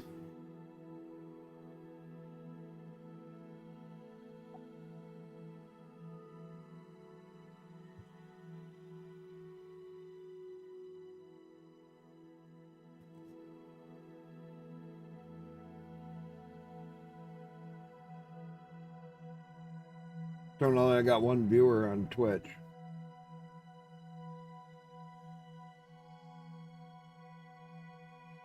One on Kick. Wow.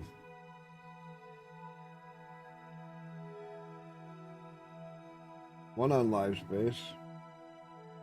Twitter never has anybody. D Live always has 5 in there, no matter what I do. Space. Twitter never has anybody. Which one's talking? D Live always has 5 in there. And Trovo, I got 1. Me.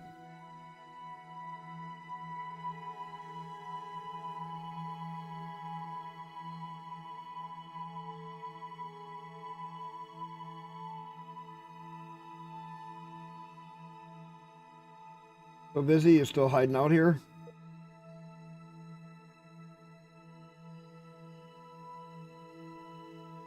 You're still here? Letting me stream now? Kick is letting me stream, yeah. I changed my settings all the way down to 720p so I could stream on Kick.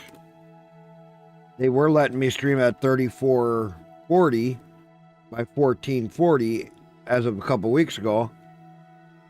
Now they don't.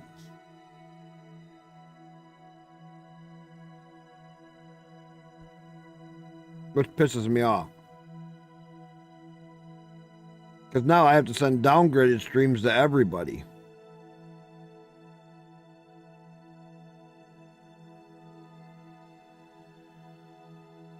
How's the stream look for you?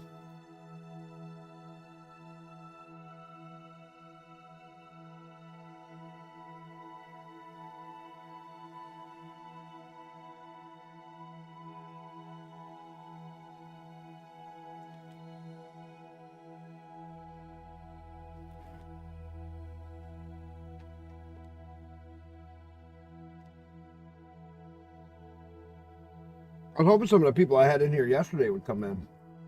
But man, we were having a great conversation.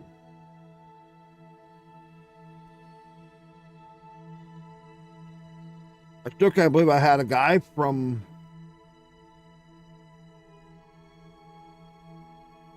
the aerospace industry. I can't say NASA because he worked for all the aerospace industries for 30 plus years in my stream. Man, was that cool. I so hope he comes back.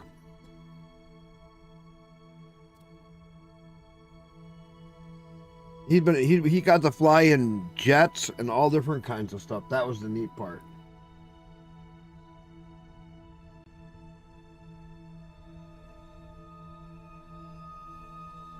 Then the only thing he never got to fly in was a helicopter. Still to today. I'm like, what?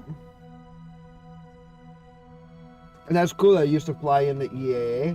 Because when I was a kid, he was probably there when I was there. If it wasn't for the guy I worked for, I'd have never gone to EAA.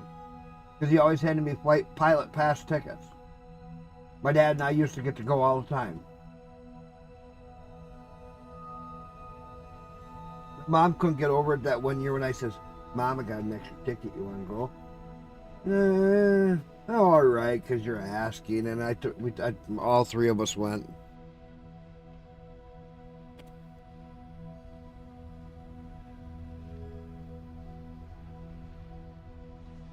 So busy. After I land, you want to do your computer?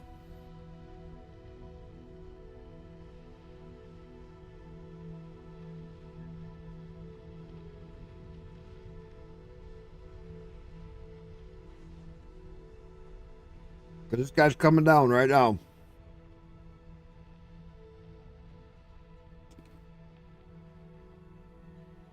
Let's just get it started. The hardest part's going to be? Yeah. I'll do it on stream. I don't care. It lets other people see other stuff. People go, I don't want to interfere with your stream. Don't worry about it. I love helping people. That's what my stream is about. Helping people get stuff done.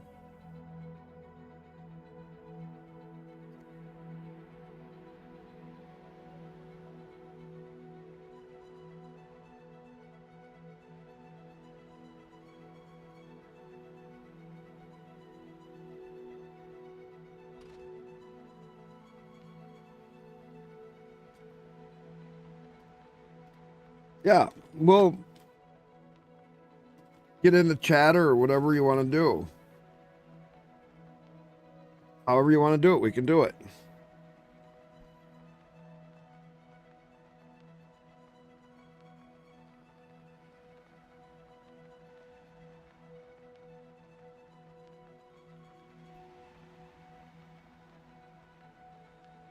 Yeah, I thought about, I thought about doing a trick that I know I haven't done in a long time. I'm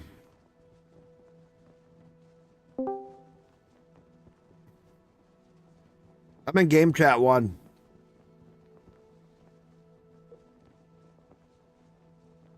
Yeah, I'm in game chat 1.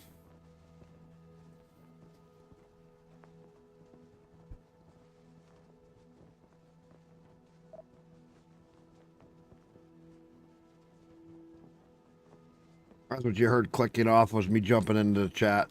I was in there earlier, waiting for you. Pop in.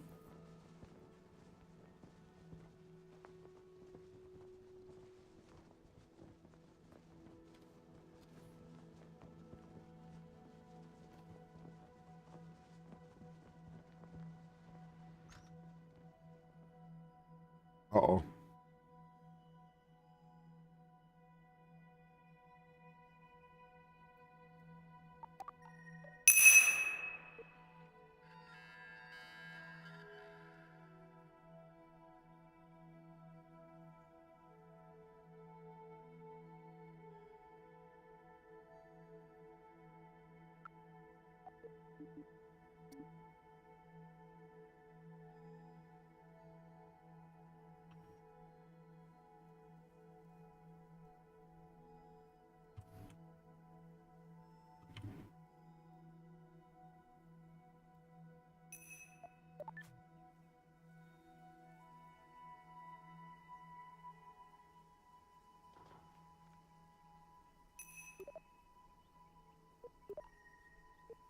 The surface sample.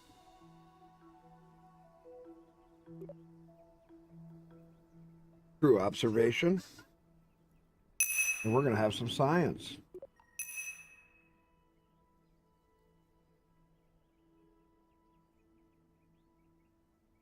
Very good.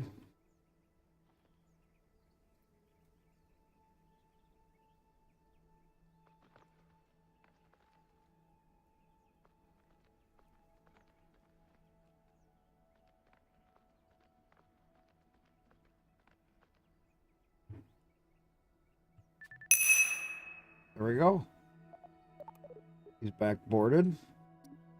Got more science.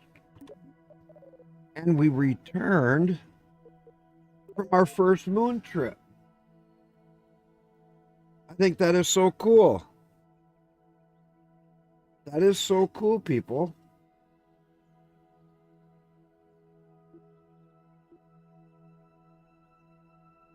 You've earned your wings flight status. Nice.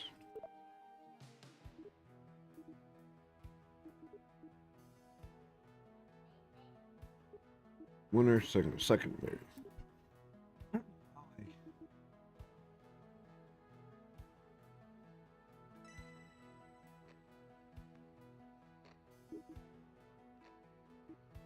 Perfect circle. Can do that one.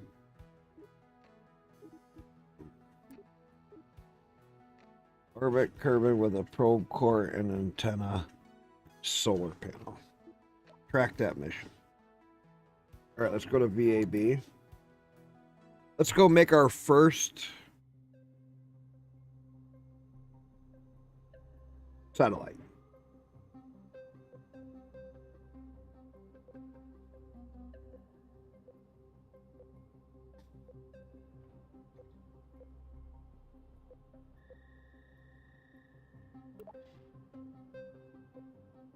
All right. There is the main part of the probe. So let's go down to power.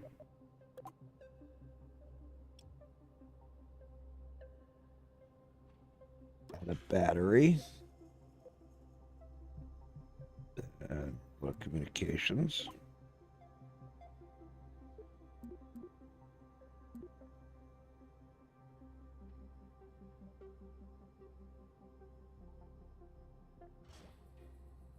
Okay, put 4 antennas on it. Because these have a impact tolerance 8, okay. We're also going to want parachute. Don't ask me why, just in case.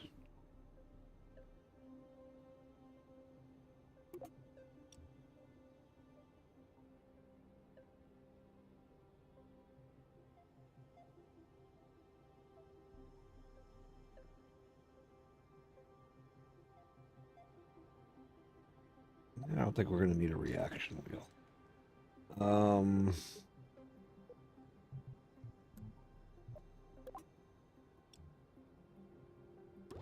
Can put a science guy on there. Communications, we got.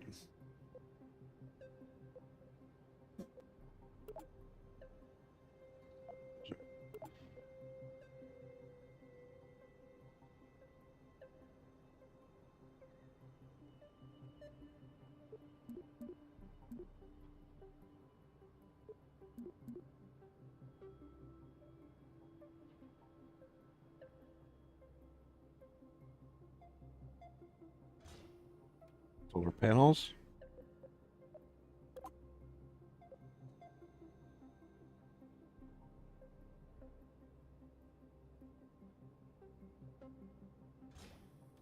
Put extra batteries.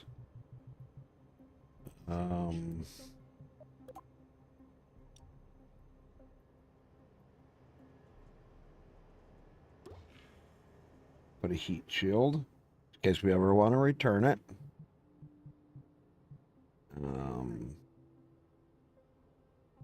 It's also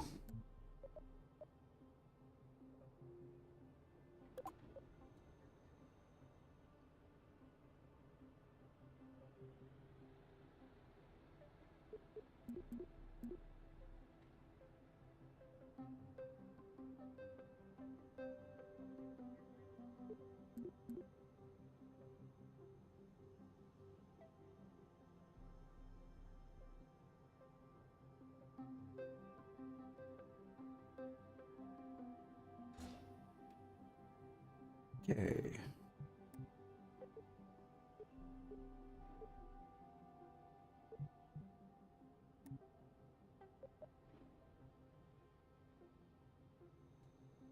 Little neck.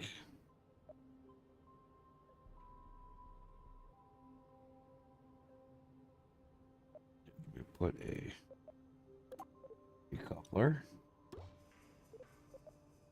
Below the decoupler, we'll put a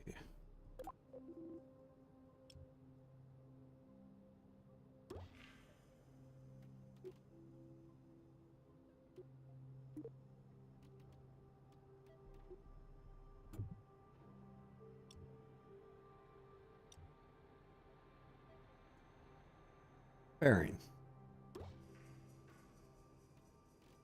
How do I do it?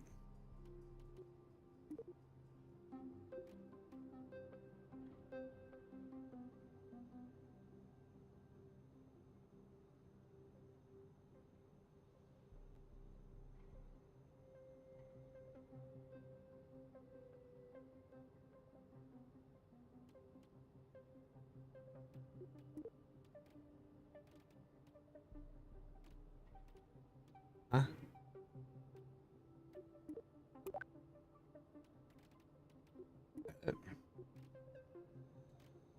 Oh, plus.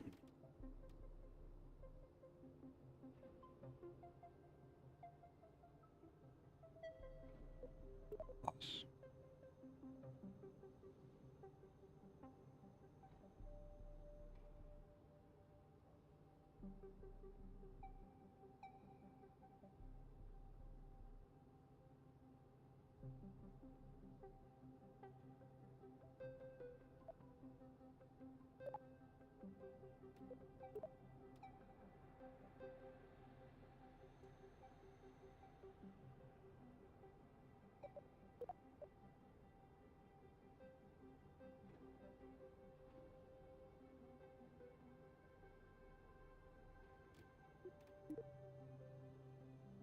Hey.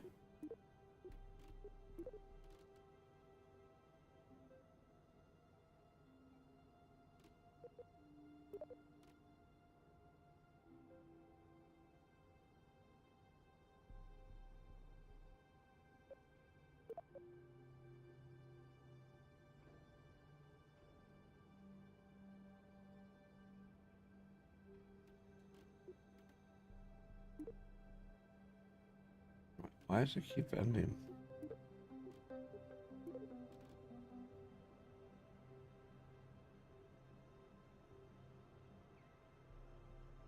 There.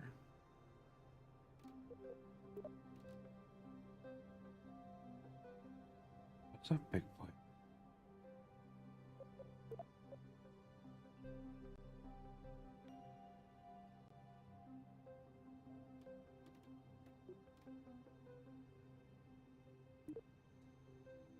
Oh. How do you end it?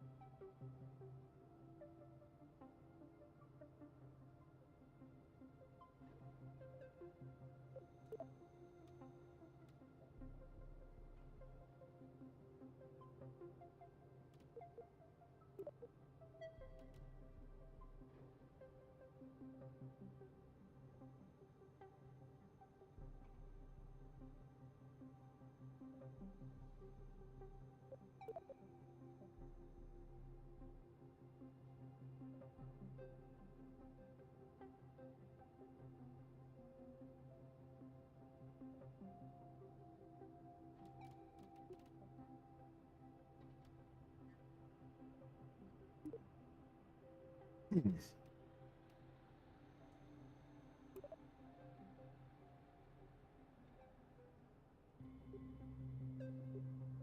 Let's fucking get rid of it.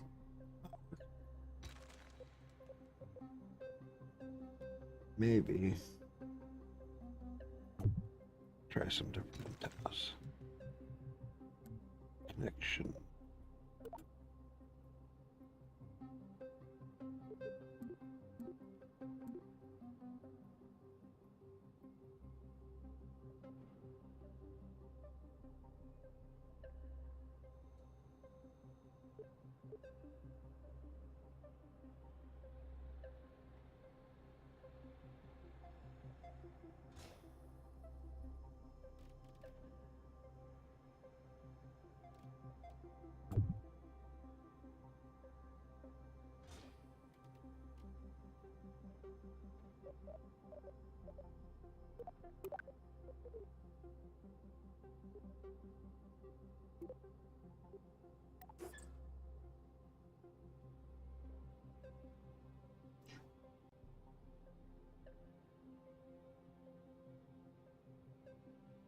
Scottish born. Merry Christmas. When it comes to my friends, my guess is that satellite, if it ever saw one. Yeah, it's a satellite. Just trying to figure out how I want to do this.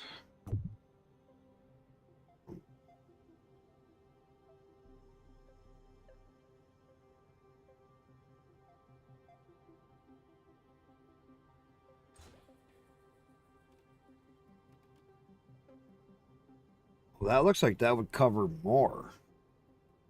That one's going that way. That one's going that way. I don't like that.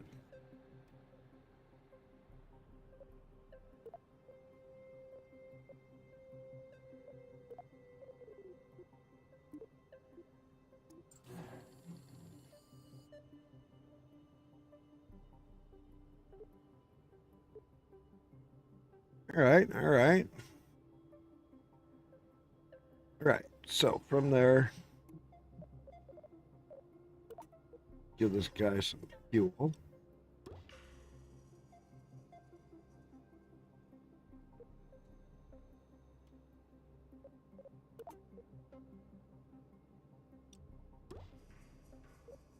Give it a Terrier engine.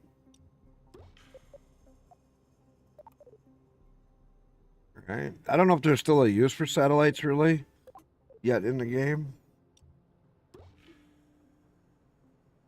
Or in this version.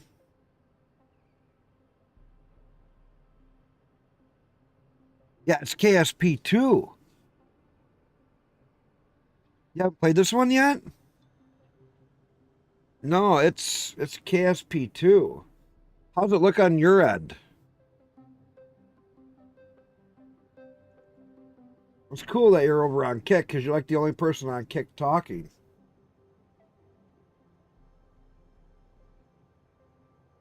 And Vizzy, yeah, I'm in chat. I'm in general chat 1.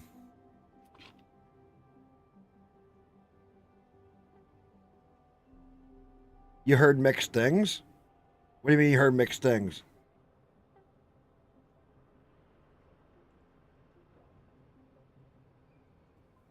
Like if it's good or bad? You've heard, you mean? It used to be really junk. But now that they have this update out, it's fixed so much. And we have all kinds of missions to do. But I've seen a little, can't say it seems as fun as it's not as fun as KSP1. But it will be if they keep working on it.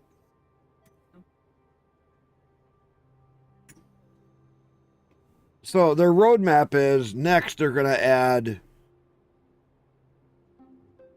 colonization.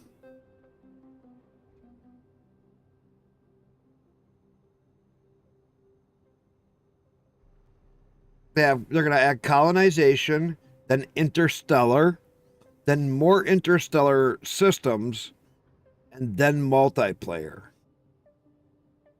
So we're still a couple years out before multiplayer. But when multiplayer comes out, hang on to your seat. Cowboys are going to have fun.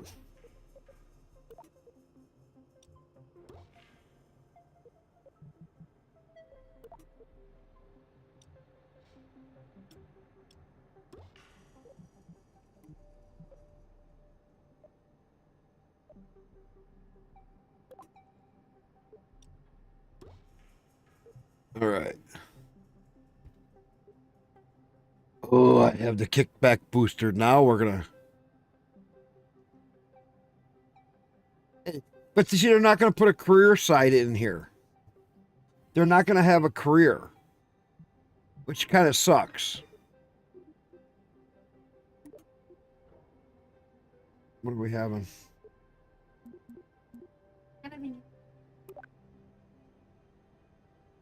Ooh. Viewer's choice tonight. What should we have for dinner? Spaghetti? What else? A hamburger gravy with rice.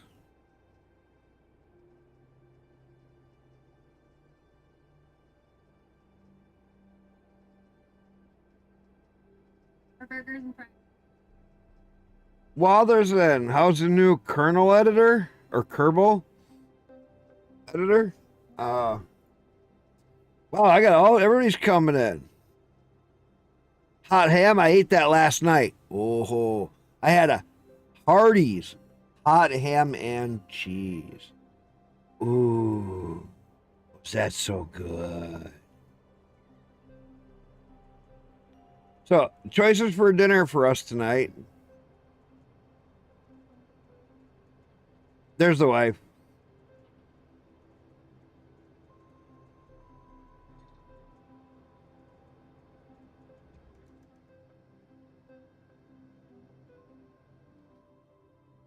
Yeah, I still think they should add a career. So, guys, this is what I was thinking was be really cool for this game. Could you imagine if they made a first-person Kerbal space career? Where you're Kerbal, you're first person. You actually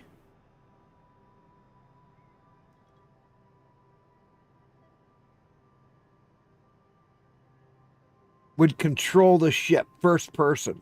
You start out as no career. And then you get your pilot's license. Once you get your pilot's license, you got to learn how to be an engineer. Now, once you become an engineer and a pilot, now you're allowed to fly the rockets.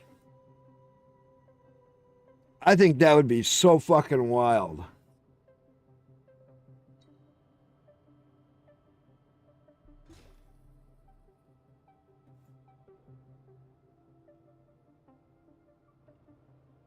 All right.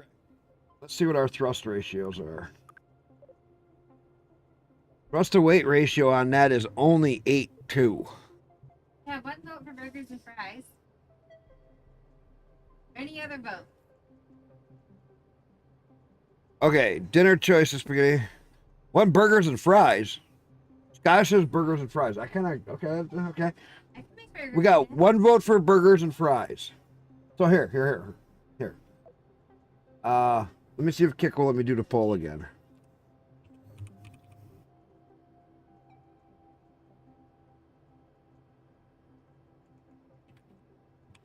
I love doing polls, but nobody ever answers them. So one choice is burger and fries.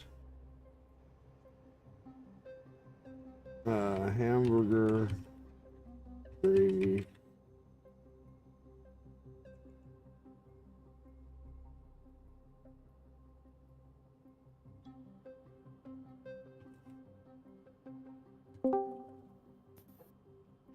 Gravy dish over rice.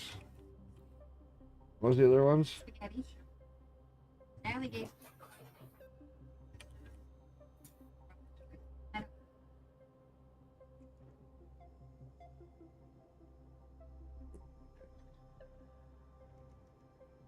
I can't find.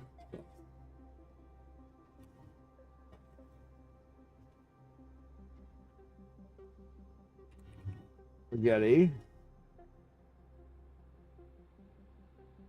All right.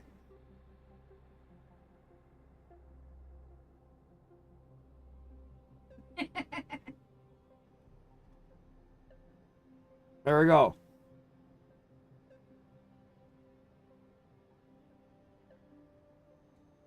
Yeah, come on over, Welderson. She always makes plenty. She's one that she used to cook for a big family. Hey, Busy's here. Yo, what's up, man? Busy's in my Discord. How's it going, man? Going great, going great.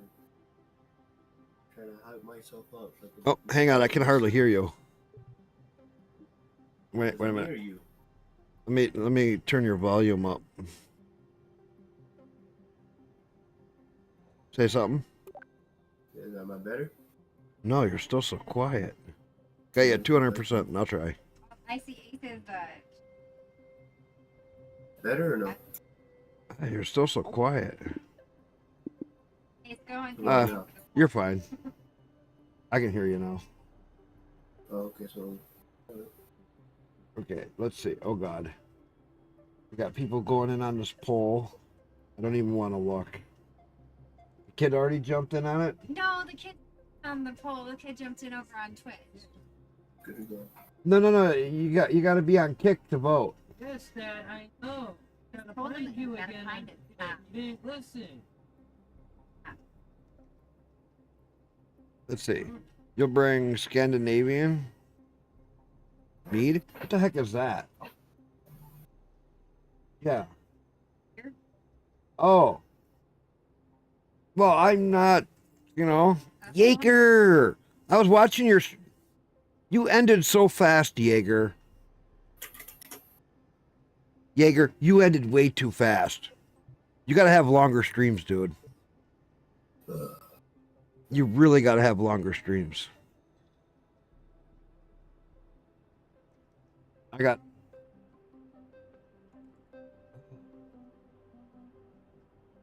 Okay, so we're trying to build a space satellite rocket. Let's see. Got that. I got that. I want to take it up with as much fuel as I can. So we still got 4 of these.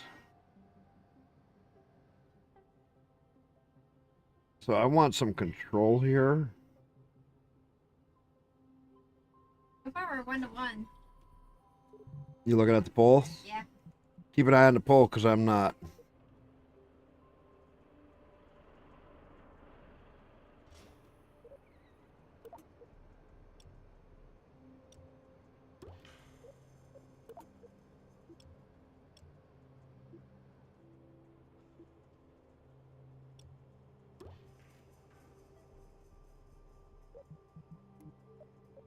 Then we're going to give it...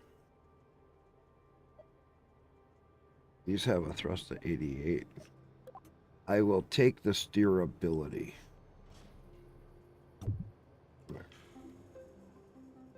Okay, now we're going to add cones. And our thrust to weight ratio is 101. Ouch, that's not very good. We're going to fix that right now. Oh, before I do... Well, I guess I can. Okay, we're going to throw some kickbacks on here. And before I do that, I want to... get some bracing. Oh, I got my... Where is it also out of whack? Hang on. What did I do? All right. Oh, I got these fucking things put off.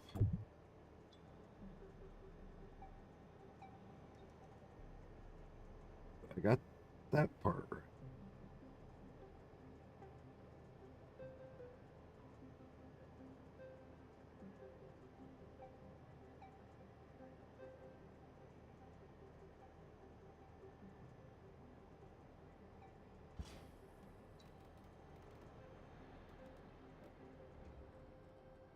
They're a little bit off yet.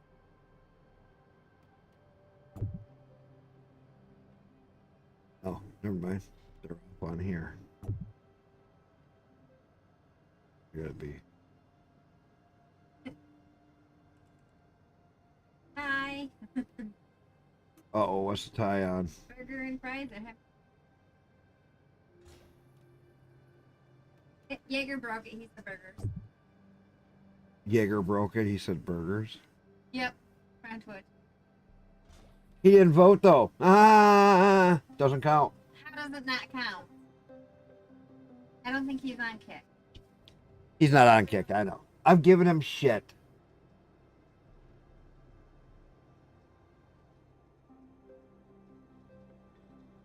But officially, you're going to an Xmas party, and everybody's bringing a dish to pass. I'm expecting meatballs, taco salad, pasta salad, and who knows what else. Yes. You can take my wife with you. She'll bring food.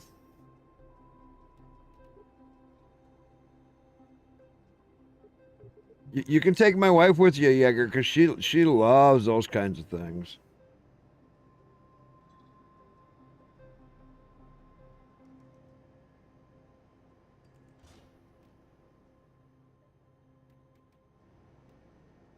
Okay, that works. Those have a 150 throw. Okay, that's good. They burn for a 102. Put them there. Take that out. Put them there. Take this out. There. Take that out. Now we're down to less.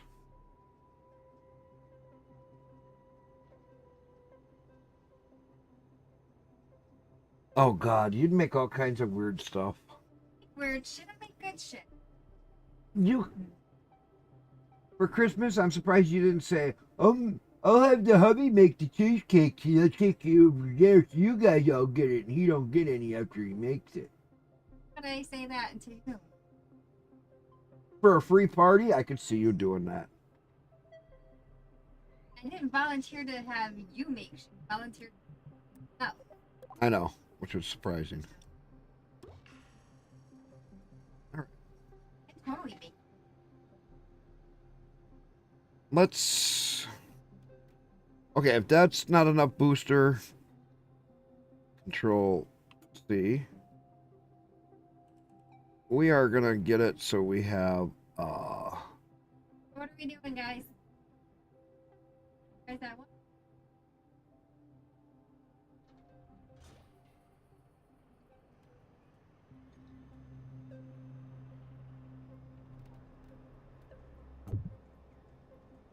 I don't know. You tell me. You're the boss.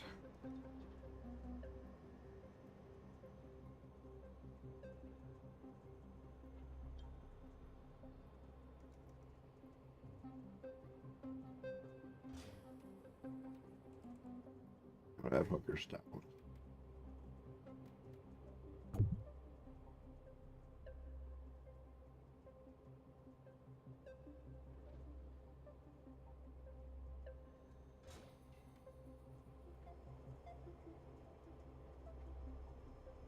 All right.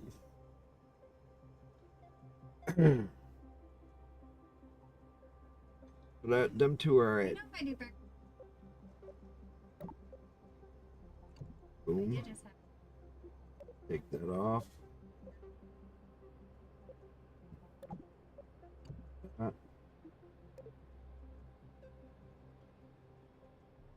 Now they're at 186, so now I gotta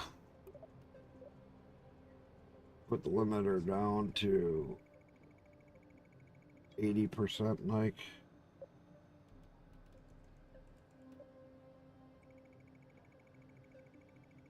I'll try 75.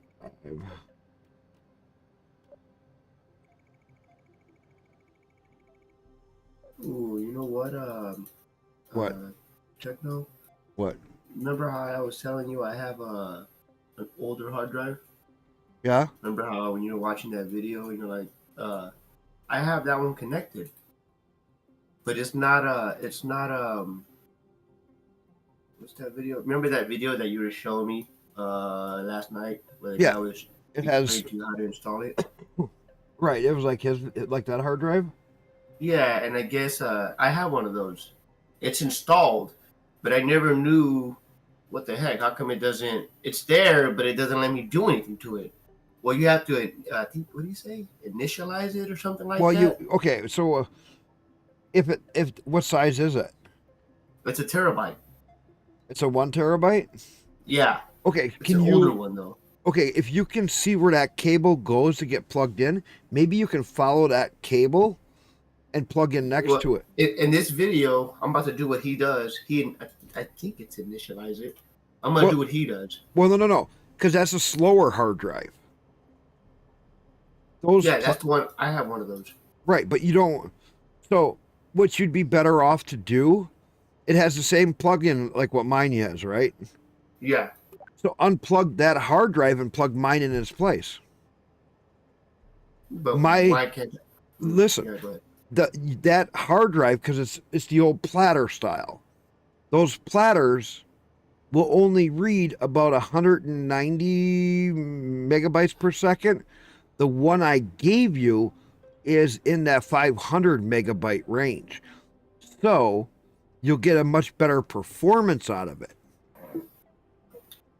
The transfer speeds of how fast the data goes through it and on and off of it are faster. See, now your NVMe is anywhere from 1500 all the way up to like mine 7000 megabytes per millisecond. Yeah, because I looked up disk management. That's what he did in the video. And mine's black. I'm like, oh, there it is. But I guess you have to do something in order for it to Right. Well, so what I was going to say is I would unplug that and then put my hard drive in place of it because it's a 1 terabyte. This will make it so much easier. Then you don't have to take your graphics card out. Yeah, I would have to unscrew it. You can leave it right where it is. The hard drive? Yeah. Okay, just unplug the cable from it, plug the other one in, and just set it on top of it. You don't have to have it screwed in. It ain't going to affect anything. I've gone years without having them screwed in. You're talking about the hard drive I gave you. Yeah, you're talking about this. Huh? You're talking about having that hard drive and disconnect the hard drive that's already connected on there. Yeah, just unplug it and then plug those cables into the one that I gave you, and then just set it right on top of the other one that's right there, and just leave it sit there. That's true. I could do that. Because this way, you don't have to take nothing else apart. You can leave the hard drive in there. Because if you ever do anything, you can always then add the other cable I gave you, plug in another power line to it, plug the other hard drive in. Now you have another 1 terabyte. It's an SSD or a hard drive, but you could use it to store information. You know, you can store like game files on it, video files that you want, stuff like that, stuff that you download that you want to just keep. You can put it onto there. Keep this for your Linux. Keep the other one, your NVMe, for your Windows. Now, if you really start to like having Linux, what I would then do is flip-flop them.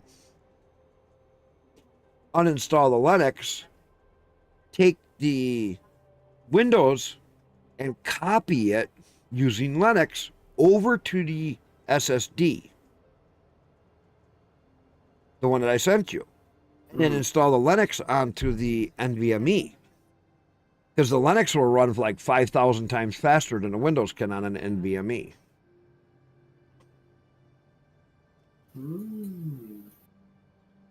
Because if that becomes your daily driver, you'll want it on the best spot you can have.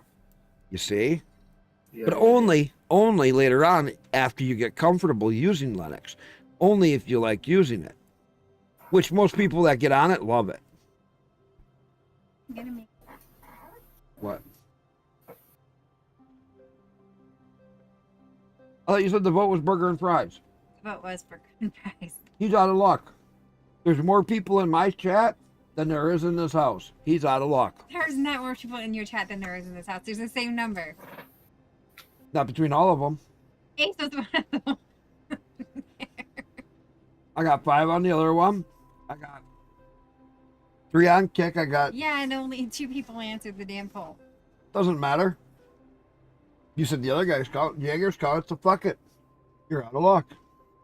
I'll make burgers and fries. I'll make the gravy dish tomorrow. Tomorrow you can make it. Well, it depends on what they vote. No. We're not having dinner up our vote every fucking night. They have the choice. Their Christmas gift. I had mine this morning. I'll do yours. I already had mine this morning. You're good. Behave. No. I know. God dang life. All right. I'll burn for a minute. All right. We got plenty of lifting power. Now let's get... But you see what I mean by just doing that? That makes it so much easier for you. Yeah, that's true. Makes sense. And then this way you can try the Linux out on a halfway decent speed. See, what's funny is the Linux will still run faster than the Windows. And the Windows is on an NVMe. So that's kind of an unfair advantage, okay? Because the NVMe runs so much faster. I mean, you're looking at 8 to 10 to 20 or even 30 times faster than what the SSD is running. But the Linux will still perform to where you're going to be like, you'll notice how good the Linux is. But I would still have to remove my graphics card, right, in order to install it, most likely. No. No? What? Why? Where's the hard drive? Well, I'm talking about the one you gave me in order to install it. No. Because where's the other hard drive that's installed? It's in there. I don't remember where I have to look for it. It's probably on the back side underneath.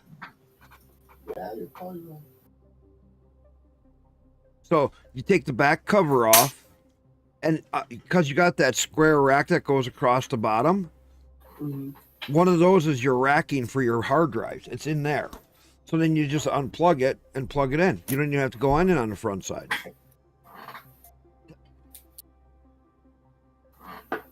Burgers and fries, that's what they voted. I'm fine with whatever.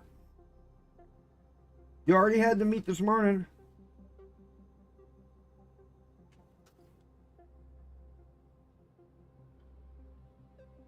There's summer sausage in the fridge. You can get it by the foot.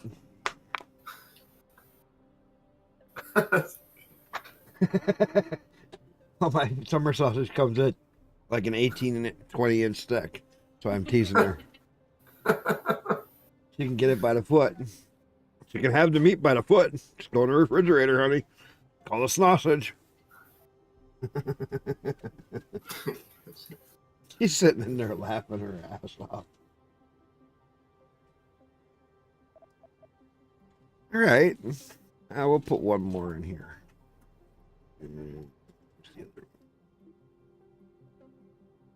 That one. And this one. But you see what I mean by if you like using the Linux, then you switch it over. You can copy your Windows. I'll show you how to do that one time where you just copy each part of the drive over using the Linux. Because if you have the USB made, you can go into what's called live. Yeah. Same thing that you go to install it, you just boot into that, but you don't install. You just go in there and you open up the one program and you copy it all over after you delete the one off for your Linux, and then you just reinstall Linux because it's so much easier.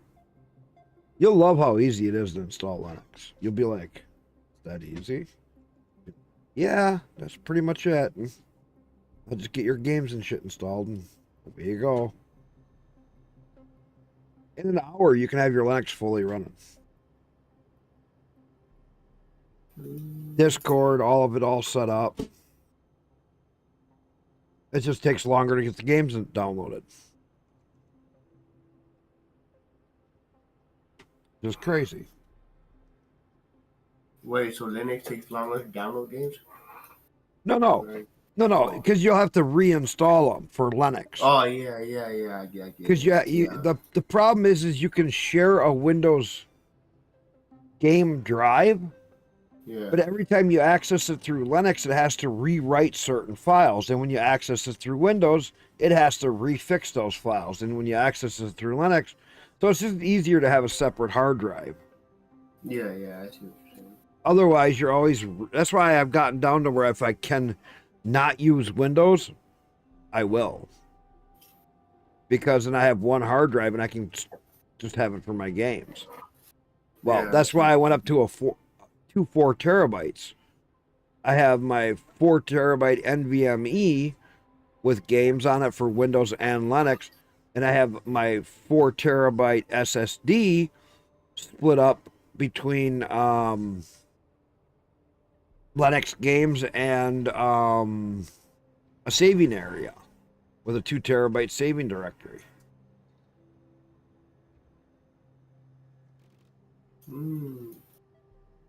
Right, so this is my satellite. Let's name this guy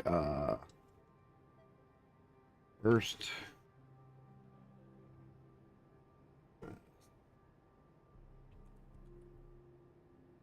Sat. We'll call this Sat 1. Mark 1. Okay, I'm going to save an iteration of it. Sat 1. Mark 1. Save. All right. We got a satellite made. Still think I should have a figure in there. Oh well. Let's see what happens. This is the fun of KSP, people. You build something crazy, and you do this.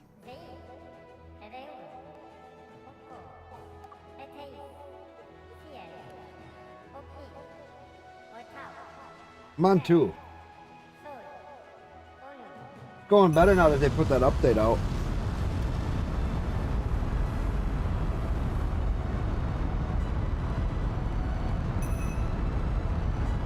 Why is it flying off?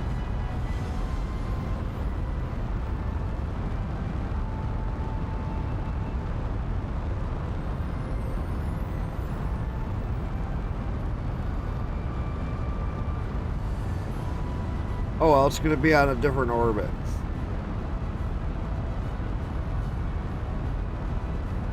That still works.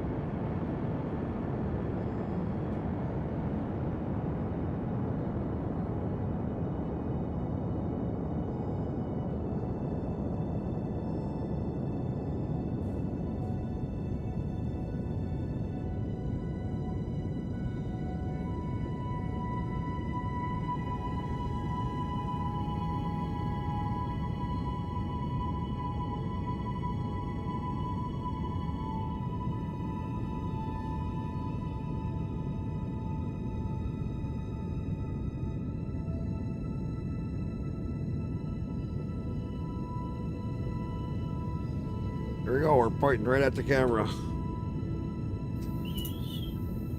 Oh, that's what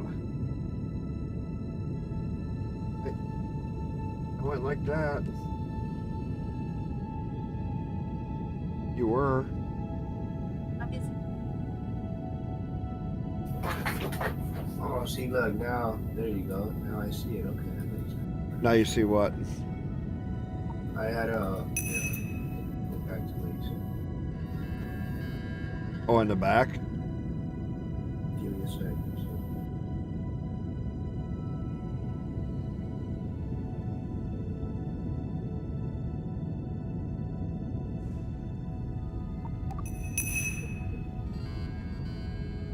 Yeah, basically, I just initialized the whole project.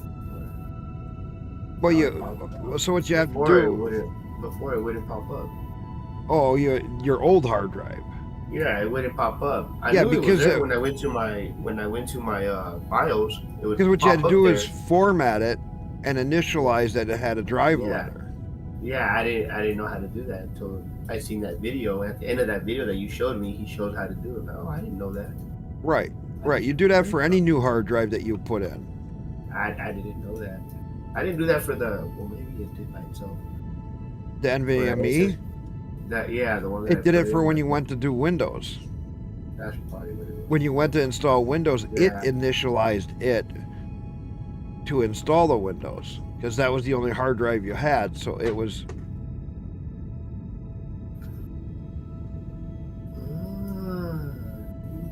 I would have never seen that video that you showed me. At the end of that video, he shows how to do it. Yeah, that's why I said you watch a video, you can learn a lot. There's Yeah, nothing to be right. scared of.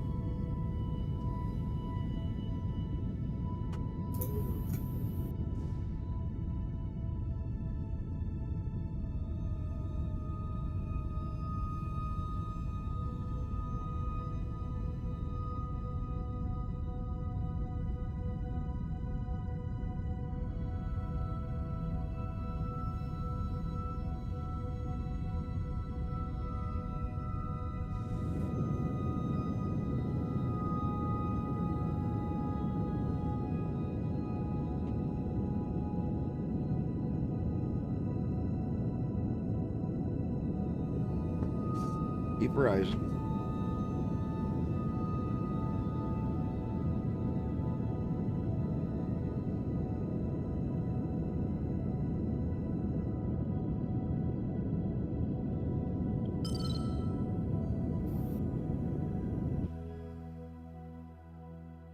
Right.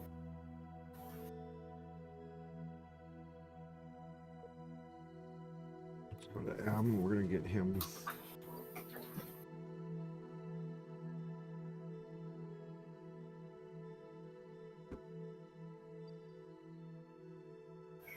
A puller. Okay. Around to here. Go into forward mode. And we'll bring it around and we're going to put a satellite in kind of like a polar orbit. So that when I do my regular orbits, I'll be less likely to hit. And it'll have great communication with anything if communication ever comes about.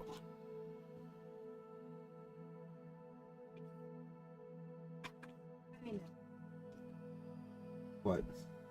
Really looks. She always is cute. It's like this guy. Look at how nice and calm he's being. I know. He'd be a good boy, my kid. So did you find that the hard drive was in back? Like I said? Say what? Is your hard drive on the back side of your case? Did you Pretty look? sure it is. No, I haven't looked. Well, it's on, and I don't know if it would damage opening the back side of the case. No. Because the back of on the back of my case, all those things that I use to connect my fans. And all that, Right. I know it's all there. it's not. Yeah, it's not. Zip tied? Yeah, I'm not a very neat guy. I'm more of a, like Okay. I'm trying to get the shit up and running. I'm not trying to sit here and zip tie everything fine. and make it look all nice. So I don't know why I would have to turn it off because I don't want something to,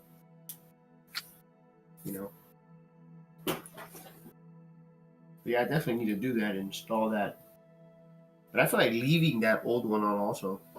Like you said, I can use it for other stuff also. Right. So I'm gonna have to do that today. I mean, just have to get in the damn mood. Well, like I said, I'd switch that real quickly because it won't even take that long. Yeah, I'm gonna do it, and then since I had.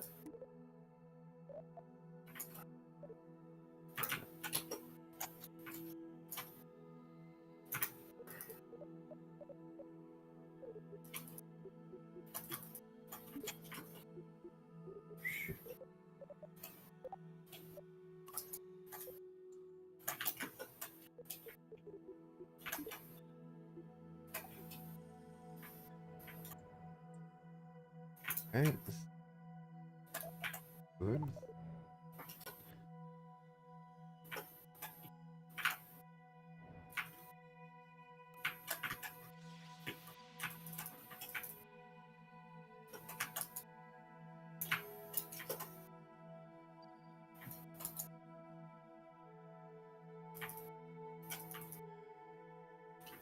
Why is that? Why do I have no?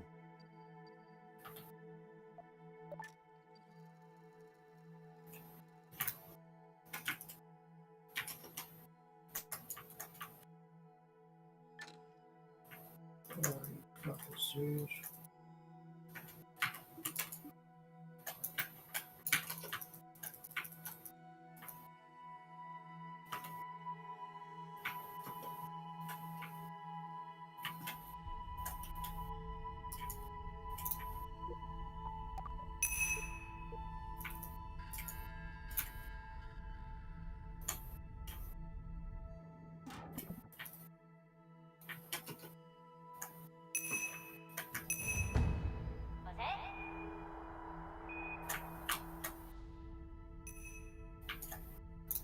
Are you fucking serious?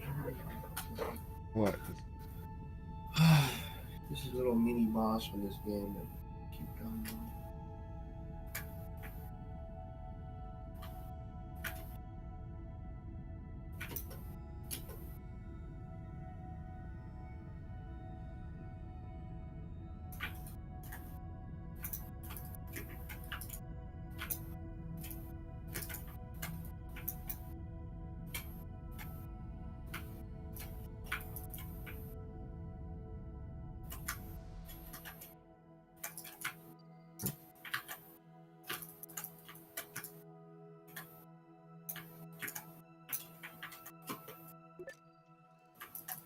Are you fucking serious?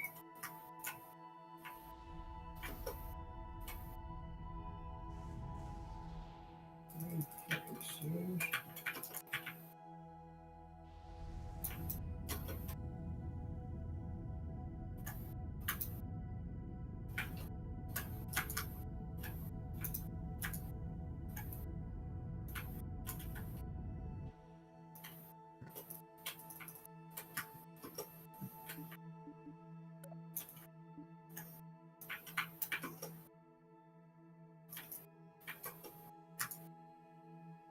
Right. So yeah, when you put it in the hard drive like that I sent to you, you just initialize it the same way. Well, you won't even have to, because when you go to install Linux, if there's nothing on it, Linux will initialize it for you.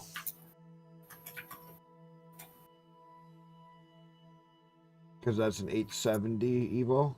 So you just gotta remember it's a 1 terabyte 870 Evo, and then you can select it. It'll be an SSD, like an SDA, Yeah. and blah.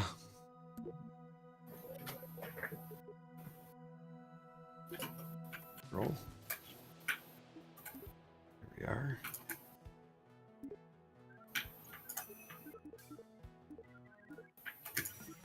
Another from science.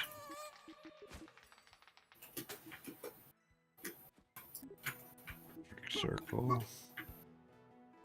And escape. Alright. So we're going to do the perfect circle.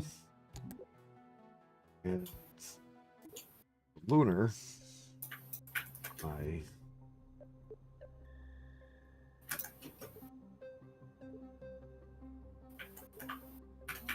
Moonlander. Yeah. That'll work.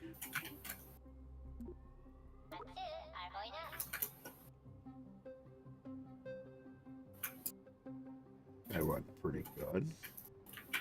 Oh, you fucking serious? What? Yeah.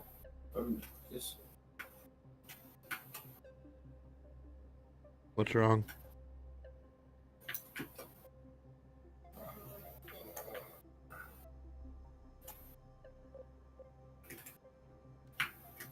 Put a different Kerbal.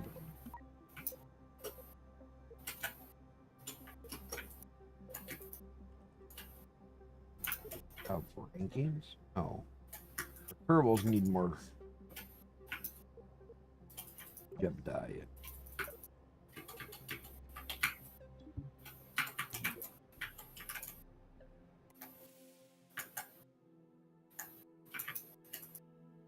All right, Jeb.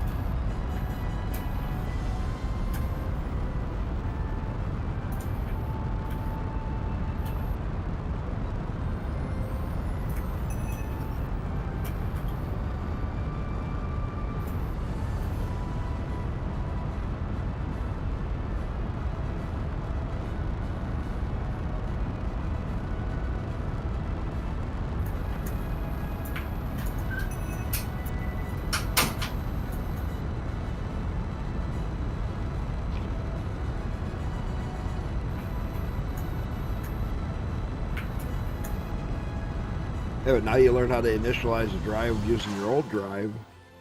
yeah, I did not know that until I see that video. Now you unplug the old drive, plug your new drive in, and then you got your USB made. Huh? Got the USB made with the Rufus or Lena Etcher for the Linux yet? No, not yet. No, I'm gonna do that. I'd make that before you put the hard drive in. That way you got everything done.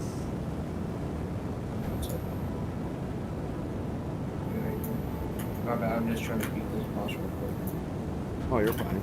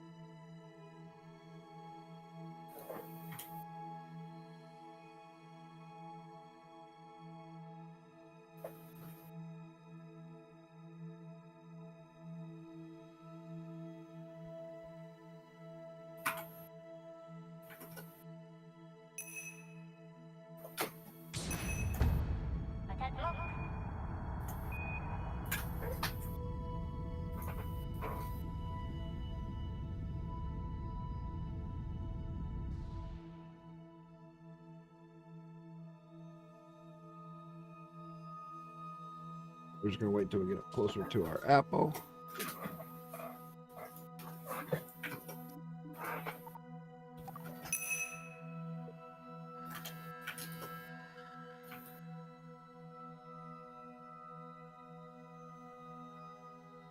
One.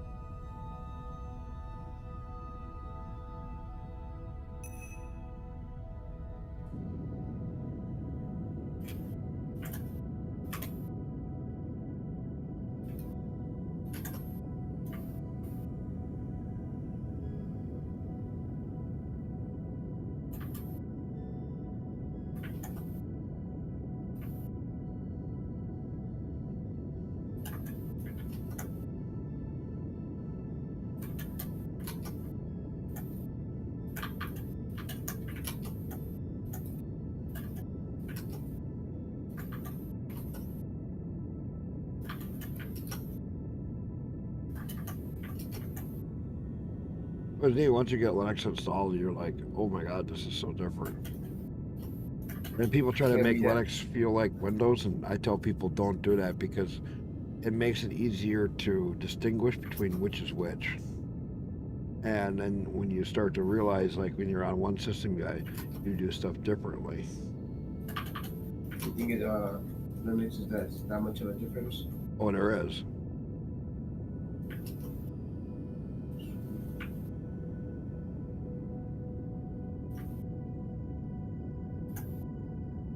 How does Starfield work on Linux? Well, at least with the 4090s. I don't know. I don't have a 4090. I really don't know. I've heard people say that they've been hitting really high frame rates with it, though.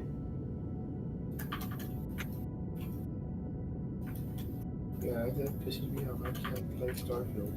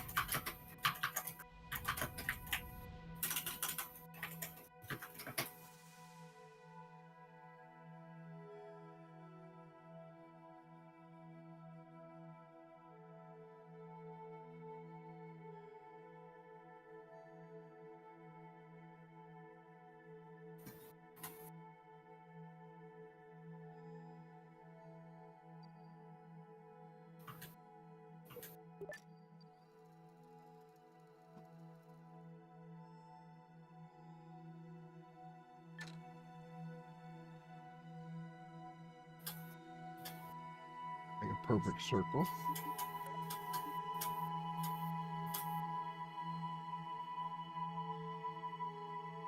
Take care of this quickly.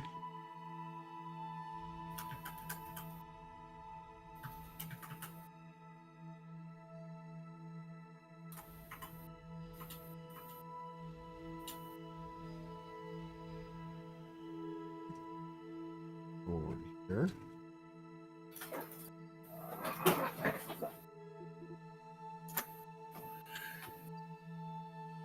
Alright. Now we're gonna just make a perfect circle, get this mission done. And then we're gonna jump to the moon and we're gonna do that and get that one done.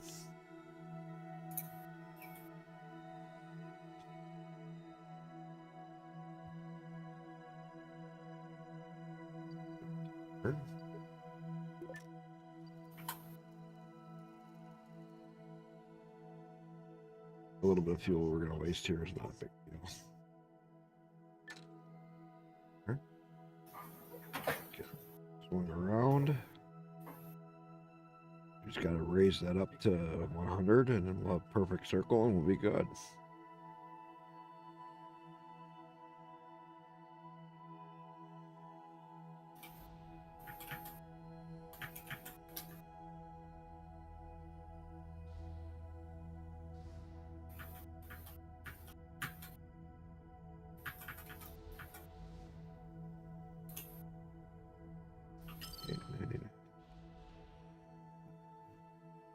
Got that mission completed. Now, before we do anything else, escape. Go back to mission control. Turn this mission in. That.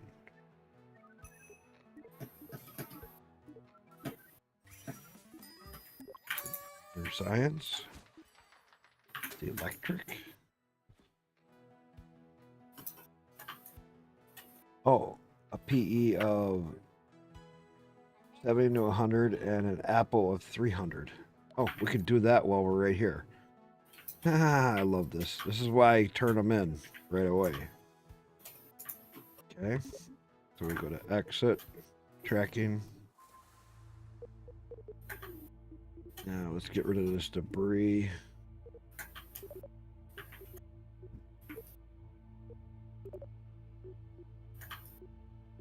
Lander Mark 1, let's fly that. So now we need periapsis of 70 to 150. So we got a periapsis of 99 right now, so that works. And we need an apple of 3.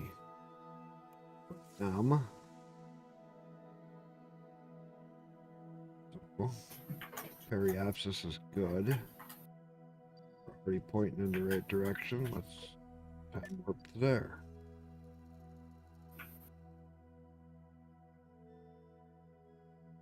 Okay. Take it back in sync. We just raise it up to over 300. We'll have another mission done.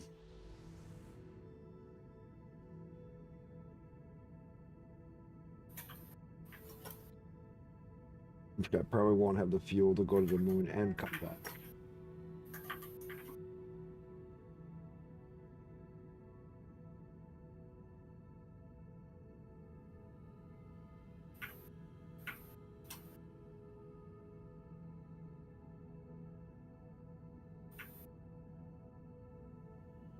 Or we could do a flyby of Minmus.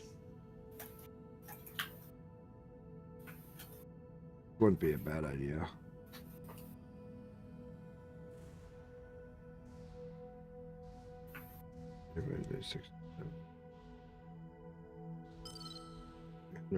There, another mission done. So, while that's still freshly done, go back to the control place, turn that mission in.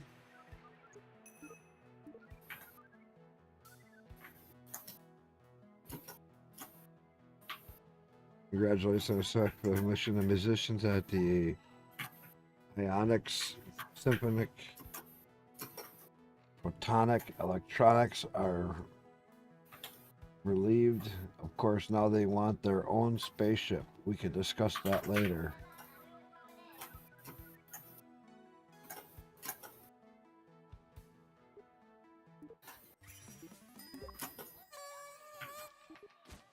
All right. Good.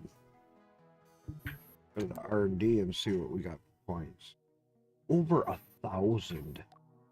Holy, let's get all this stuff taken.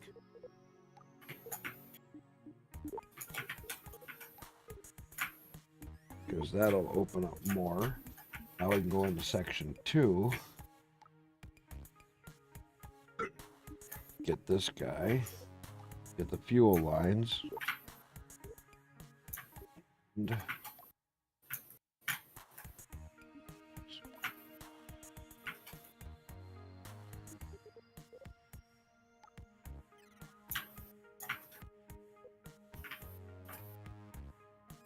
oh, a mainsail. That changes a lot. It's propulsion.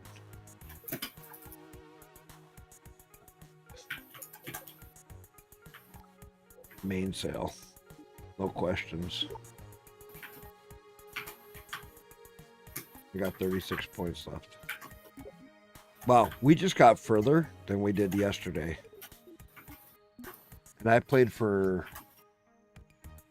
13 hours yesterday, 14 hours yesterday, and today I'm only 5 hours in and I'm ahead of what I was yesterday. That is fucking cool.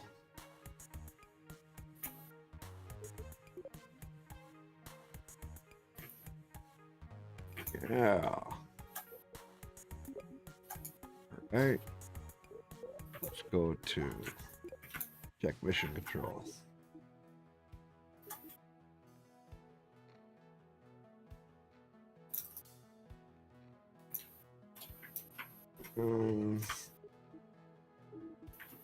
Got them 2 missions done, so I don't think I should.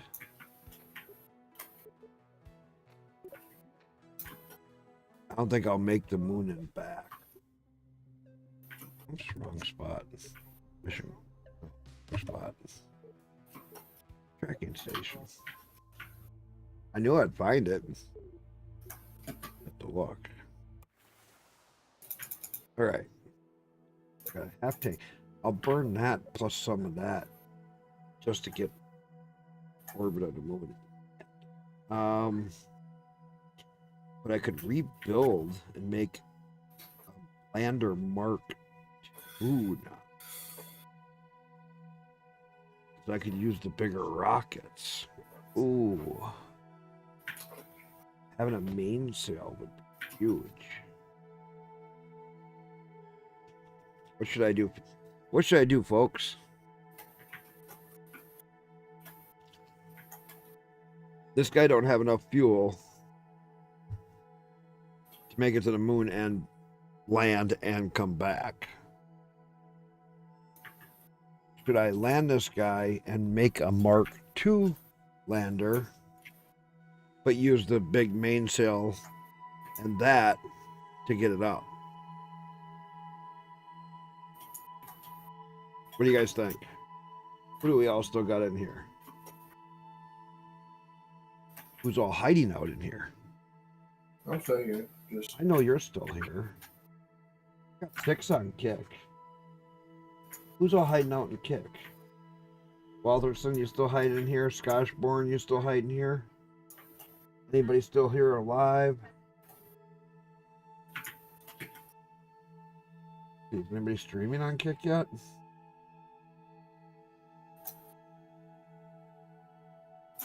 Oh, memory's on.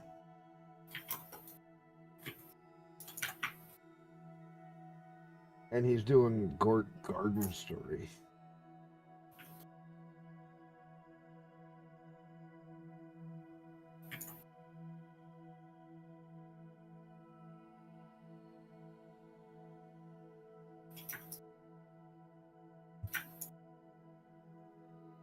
Memory has.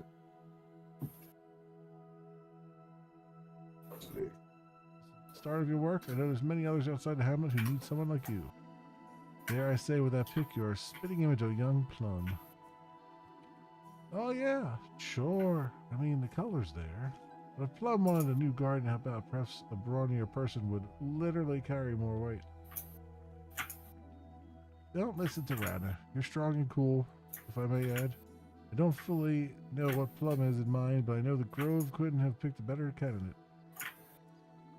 Yeah. I'm kidding. A bit more experience, and I bet you'll be able to kick my butt in 2 weeks. Remember to drink your dew, okay? Do the do. Memory Oh, yeah. plays some really weird Congratulations, games. Guardian. Kind of Hunter. cool. Don't blow it, okay?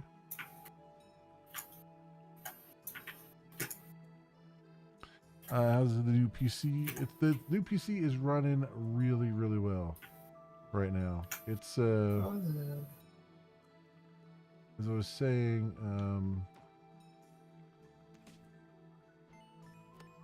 I have to actually hit it. I have to hit the mailbox to interact with it. Okay.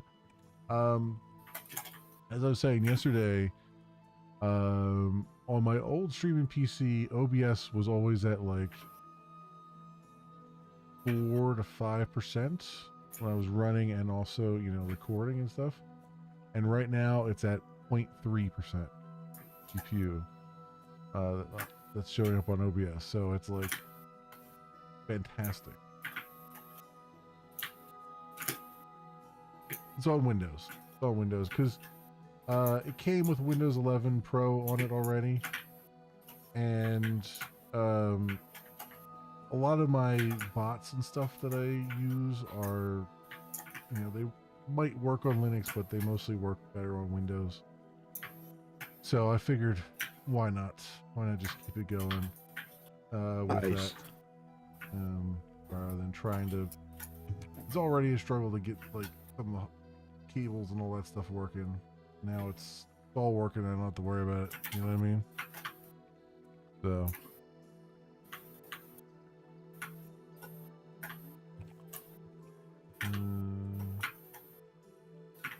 Did increase the count over the last few days and you keep the helmet like 7 of them.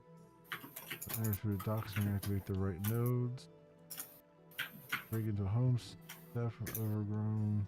Pumps patch the cracks. Okay. Alright. So.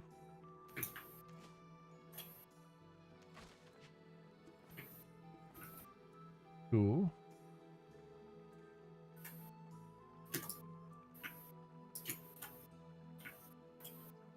That is so Why not use it for the while? Mostly it's just it's so slow at this point. It really doesn't matter. Like there's not anything on there that I really care to deal with. And also I've gotten to the point where like I used to be nostalgic for hardware and stuff, but I've got like 6 or 7 PCs that are complete, and then like another 2 or 3 that are in parts that could be completed from all the parts I have, and I'm ready to just get rid of all of that crap. Like I'm never going to use them for anything.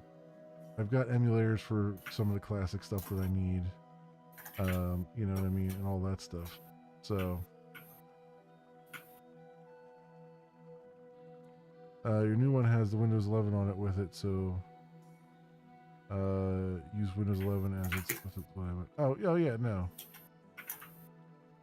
Yeah, I mean that's what I did. I just have Windows 11 on it, and I'm running that. And it's the Pro edition, so I can turn. So I was able to turn off a lot of things, like, you know, OneDrive and all that stuff. So that's cool. Hey, I appreciate the attention, but we're trying to work. Oh shit! What? I almost died. Huh? I almost died today. Oh shit! Yeah, I think we will.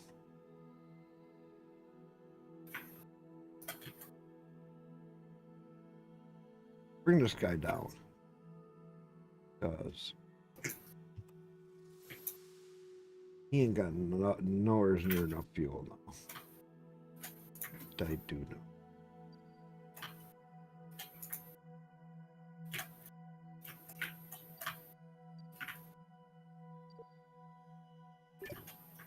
Here.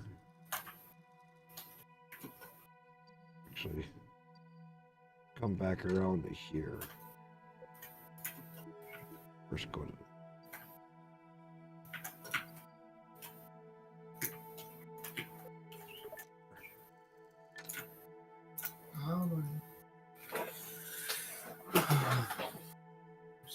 Yeah, I just go download Blina Etcher. Busy and download the Linux Mint Debian 6. Get that set up. It'll only take you however long to download it, and then 5-10 minutes to copy it over. About 2-3 minutes or whatever it takes to copy it onto the your USB drive. And if you open up the back, turn your computer off, open up the back of your case, unplug the old drive and plug the new drive in, it would take you 10 minutes to do that. But I want to keep that old drive plugged in. Huh? I want to keep that old drive plugged in.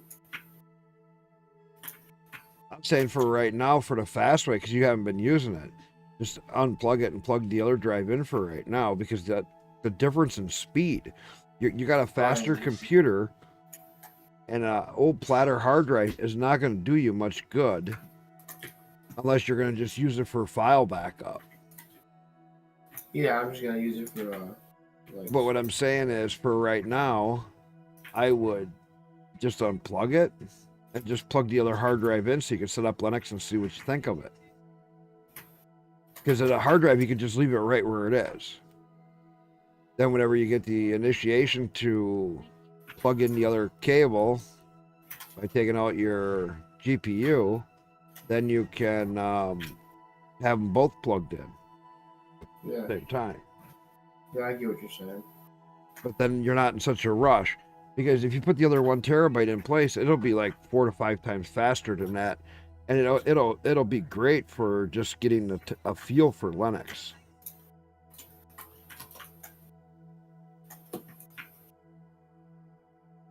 That's all. Yeah, I see what you're saying. And I missed what I was going to do.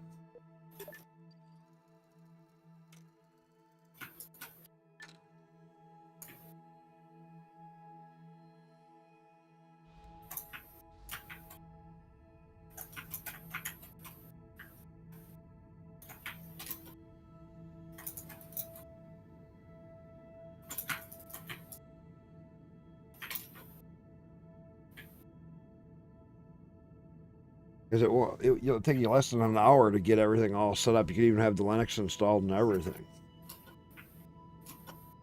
Yeah, it's not that long. No, it doesn't take long at all. And once you have it installed, then the rest of it is just picking the few apps that you want to have installed, installing them. That'll take you 10 minutes, and getting your stuff logged in. And once you get your stuff logged into your different apps, then the rest of it is just waiting for games to get installed.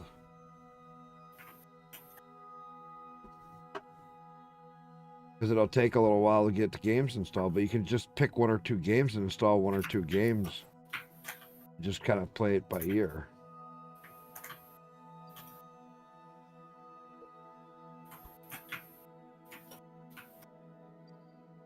I'm pretty hungry. I mean, I'm not starving because I had the other stuff earlier, but I'm hungry.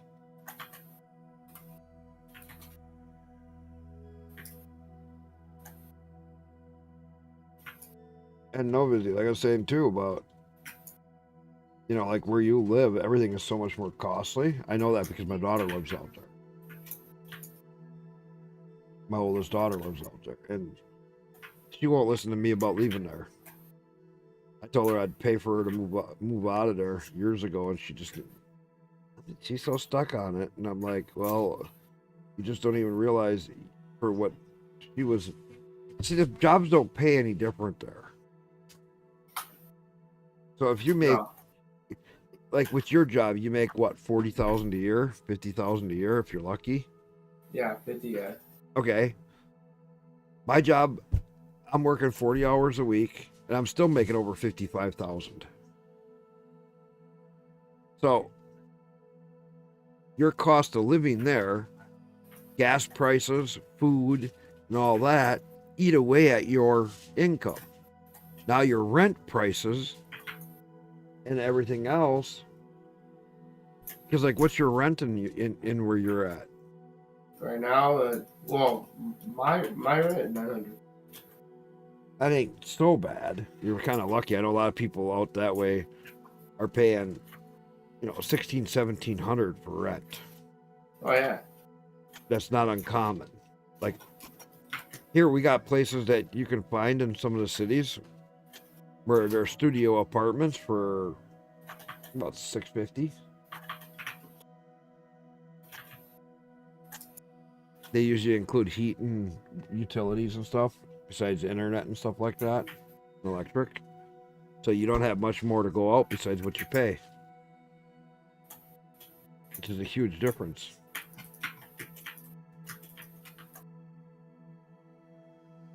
And another big one is car insurance. My car insurance is so much different here compared to other places. So much cheaper.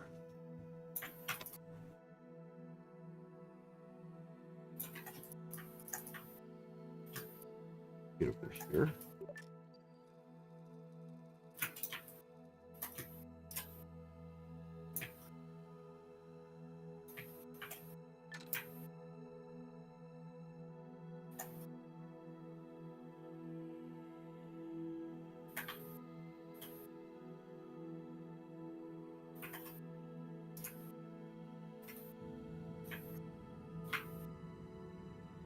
Bring it in.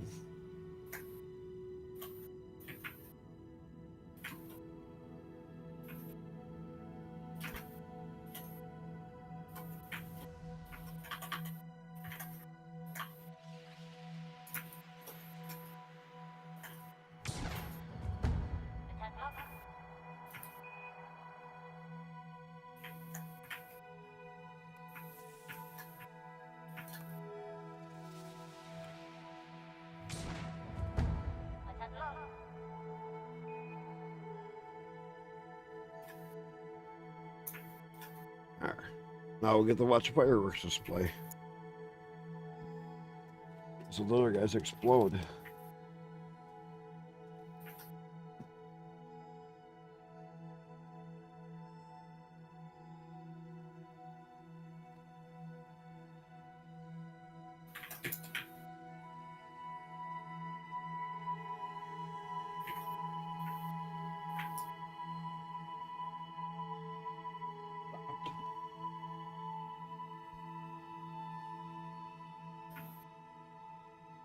So what game is it you're playing right now, Viz? Horizon Dawn. Let me see. Proton DB. Oh shit. I can't wait for Forbidden West comes out to PC. Oh, that's gold. Hmm? Horizon Zero Dawn Complete Edition? Oh yeah, it's on. No. Verified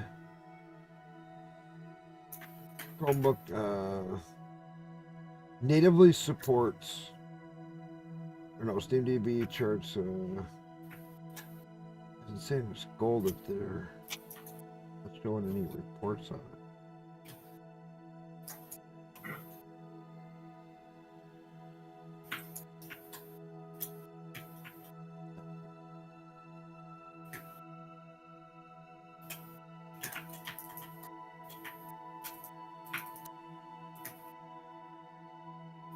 Oh, because it's already verified on this. They are Steam itself tested it on the Steam Deck. Horizon Zero Dawn Complete Edition is gold standard on the Steam Deck. That means it works on Linux.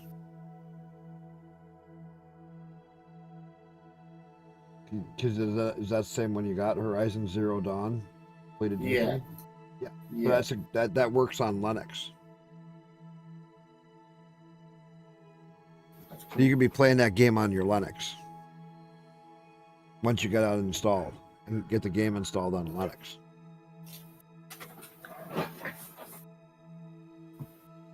That's funny. Now you might see a difference in frame rates because it might actually run like a lot of games that I play on Linux usually are running at least double the frame rates in Linux compared to Windows. Like when I play Star Citizen, the other guys are in a city and they're getting 20 to 30 frame rates. And here I'm in the city and I'm pulling 80 to 100. Oh wow. It's that much different sometimes. That's why I say, once you get used to Linux, you're kind of like, well, I don't want to be on the Windows because the frame rate. It really does change it.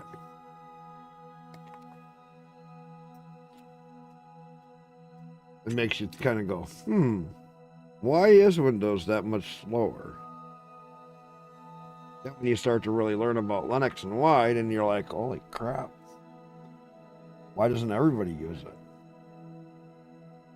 Force game makers to write the stuff for Linux compatibility right off the bat.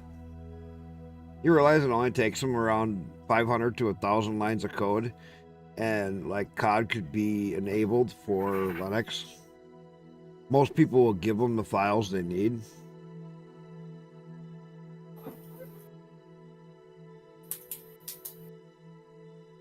But they don't.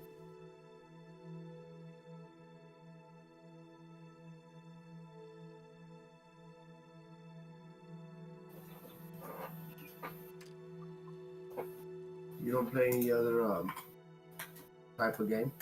You just play I used to play like Farming Simulator, and I used to play. You don't play like survival kind of simulators? I used to. Oh, they're pretty fun when you got somebody to play with. Right. I did like Empyrean, which was a space survival. Empyrean's a lot of fun because their server's still up. So there, you gotta have oxygen, food, and that, and you can actually grow food on ships and stations. You can build space stations. You can build ground bases. You can build ships. You got points of interest and all kinds of goodies that you can do. It's just a wild game.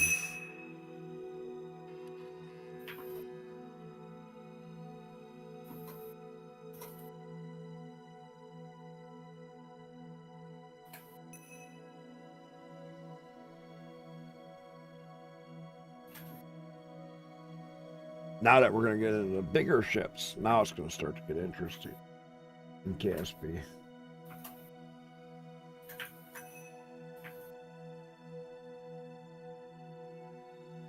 What do you think of that Kerbal game that I'm playing?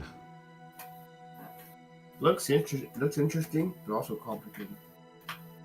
Everybody always says that. It looks interesting, but it looks complicated. How is it complicated? Do you see me with a pen and paper and writing down all math? No, I don't do any of that. Seems like you're using a lot of brain power. By testing, I just make a rocket and send it. It either goes or it doesn't. If it doesn't go, I add on to it. And if that doesn't go, I add more onto it. And if that doesn't go, I add more onto it. And pretty soon something goes funky. That's thinking? No, that's not thinking. I just have fun with it. That's what people don't get. If you understand some basic things like thrust to weight ratio, you need a thrust to weight ratio for leaving Kerbal about 1.314. In KSP1 it was 220 was a good number. Because they were going by different thrust to weight ratio numbers for gravity specifics.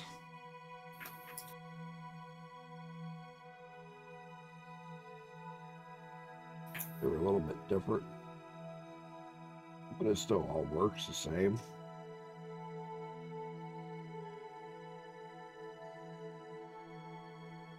Oh.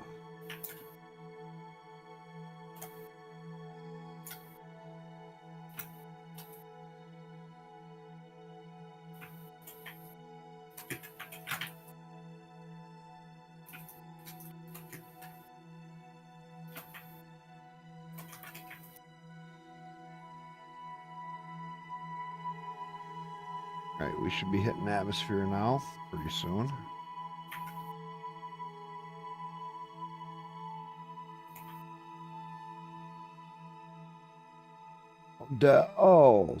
Hey, somebody else is actually streaming? There ain't many people streaming right now. Memory was the only other one that was on right now. Yep, there you are. Doing watch party. Very cool. I'm here.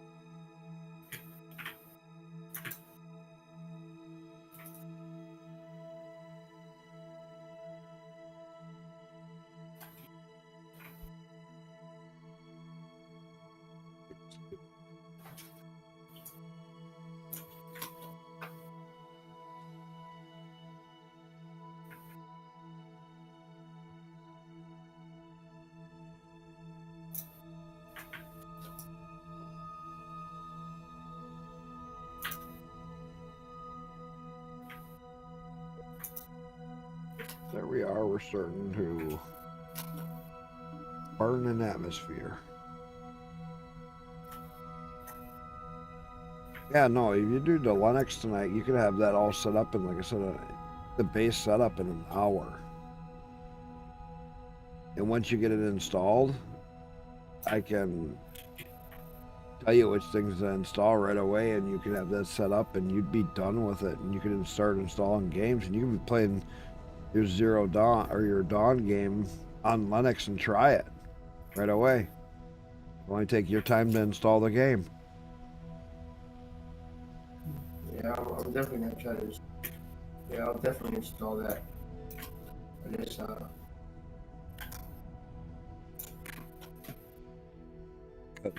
It'll surprise you once you start to use it on just how easy it really is. yeah, I didn't. Well, I don't know about the Linux part, but just installing the SSD drive, that's easy.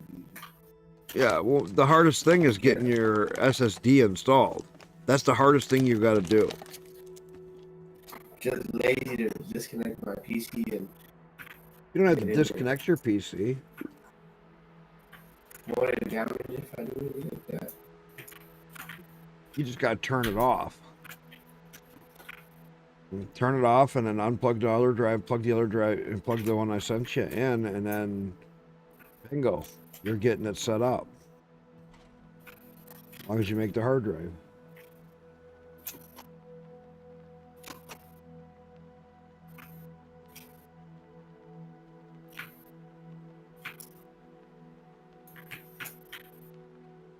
There's a way to keep the game up.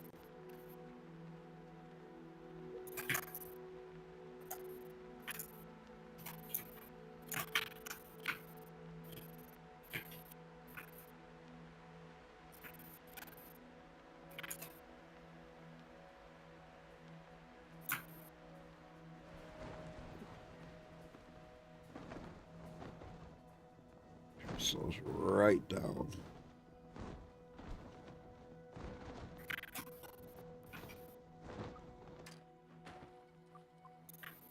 Forward. Faster. Still got 2 missions done right there.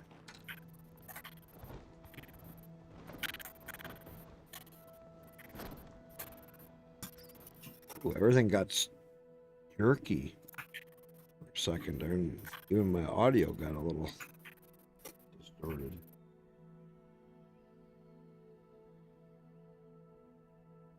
Hey, my door is good. EVA. Get Kerbal off there.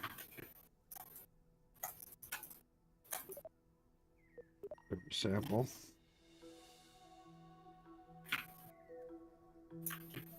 True observation next.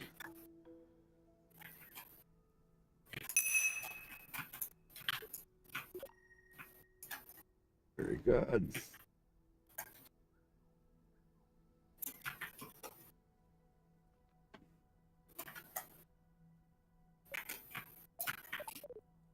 Now, once you go down the rabbit hole of starting to play with Linux, you're going to be like telling all your friends about it and everything, and you make everybody freak out that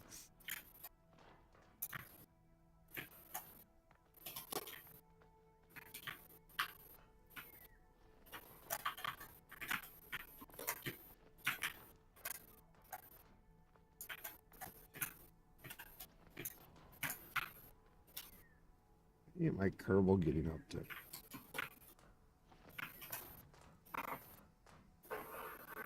Antenna in the way.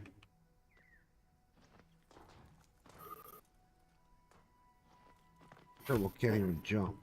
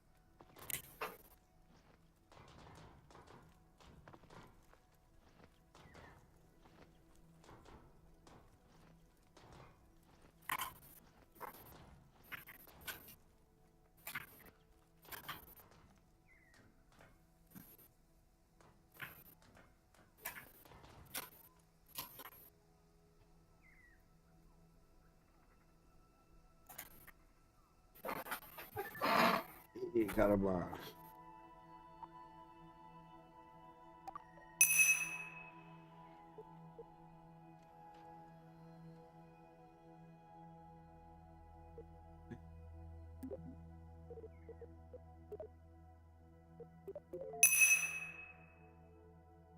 science, more science.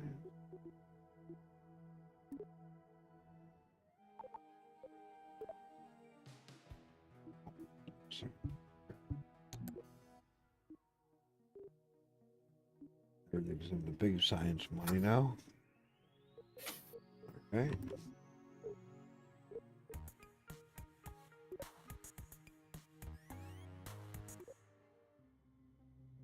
Right. Oh, we got medium. Mark 3 pod. Oh, we're gonna get to play with the big boys now.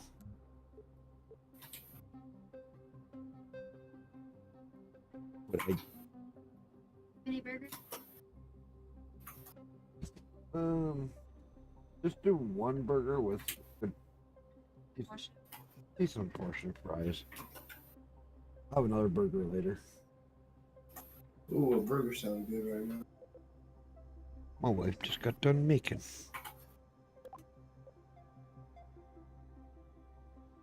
Unfortunately for me, I gotta make it myself.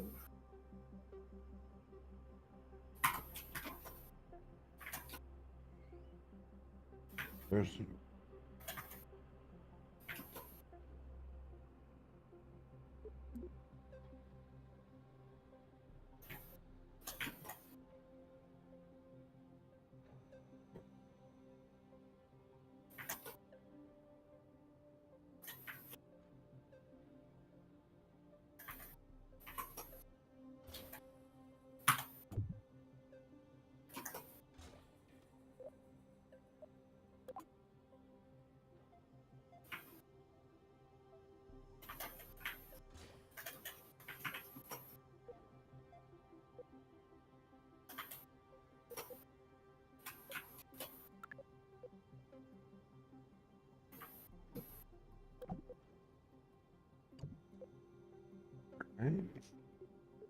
1, 2.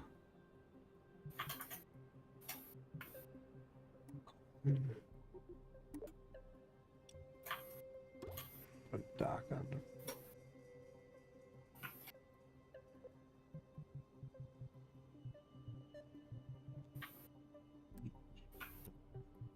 science.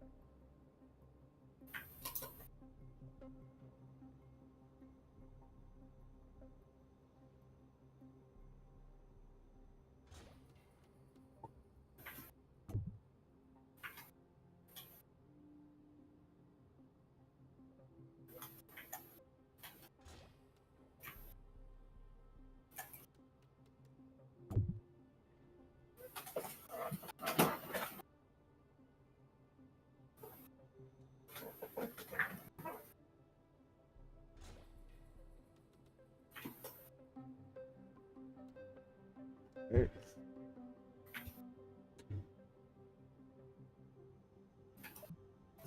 And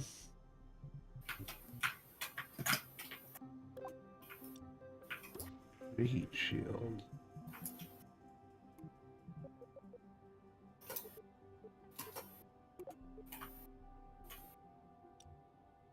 This one.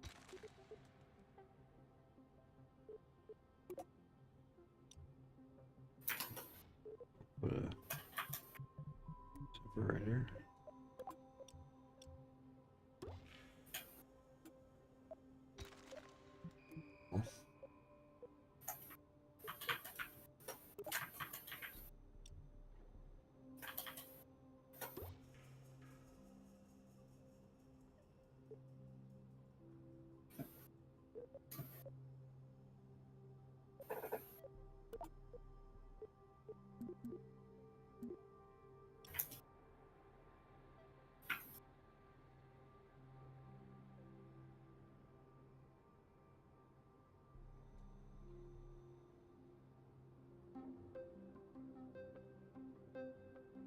I could do asparagus staging. Because I have fuel line, so I can do.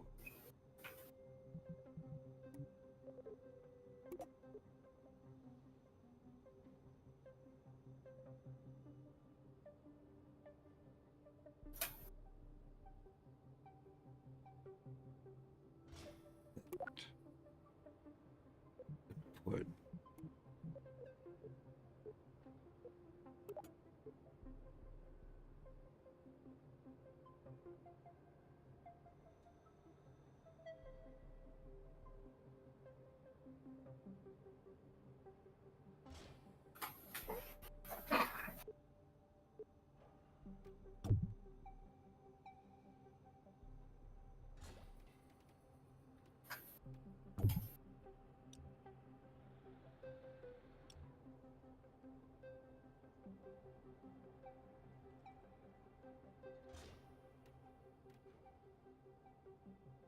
works.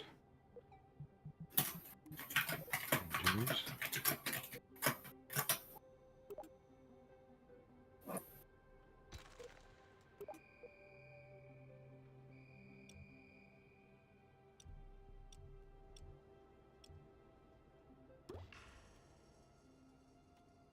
That guy.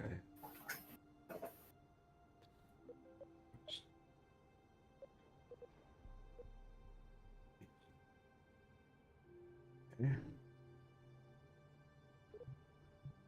Dynamics.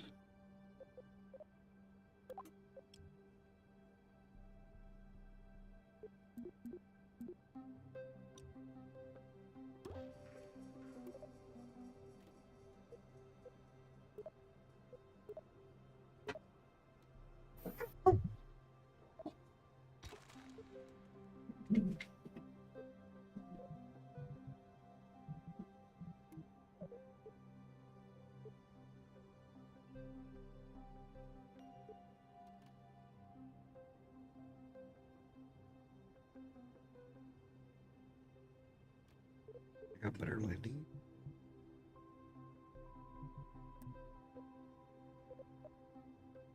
Small.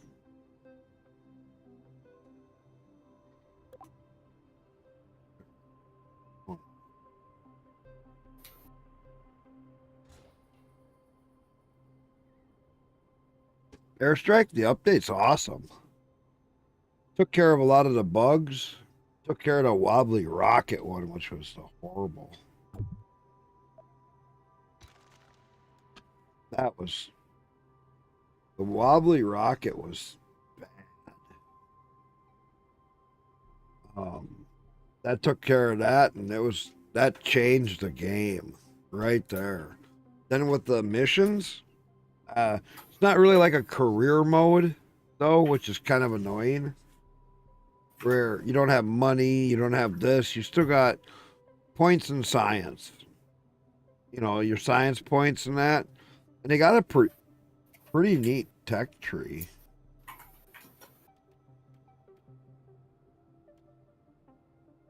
Just trying to figure out how do I want to do this.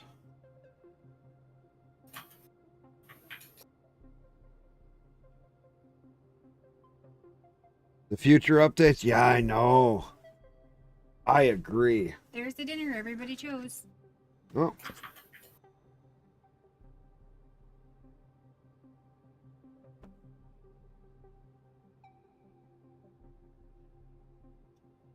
Everybody in my chat today wanted burger and fries, so guess what? Burger and fries it is. Air fried French fries. And my wife just got done making a burger.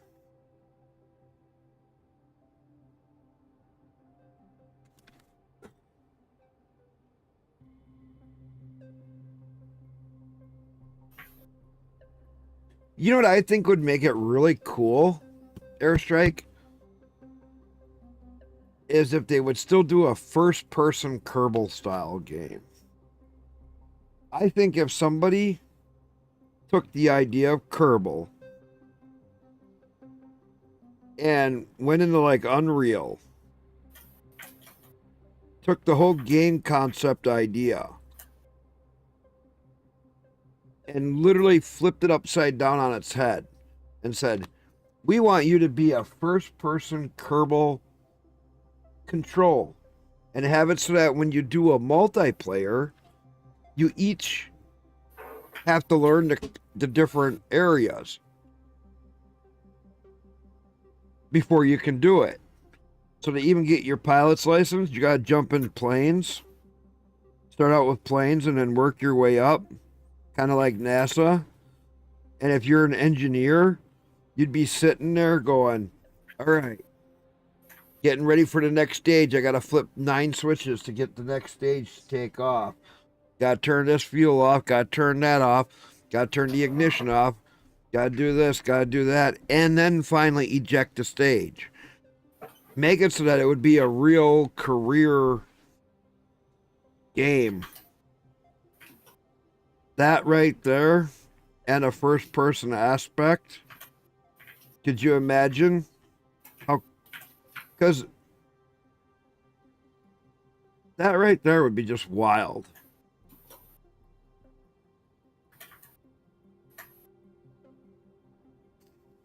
Just having all of that.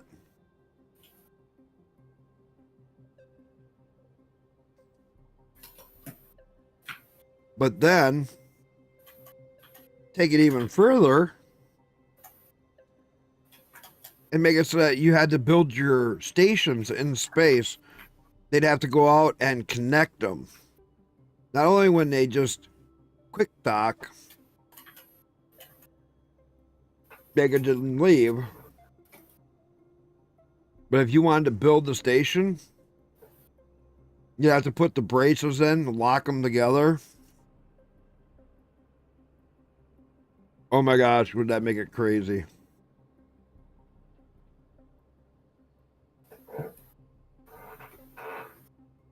You'd have longtime players like me just going nuts.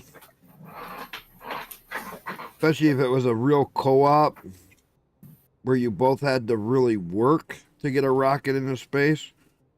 One person be flying, one be an engineer, somebody else be a scientist.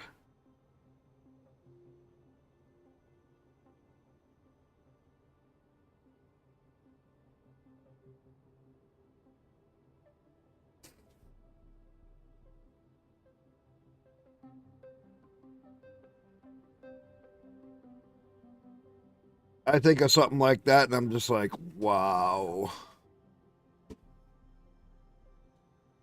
But instead, it's probably going to wind up being basic.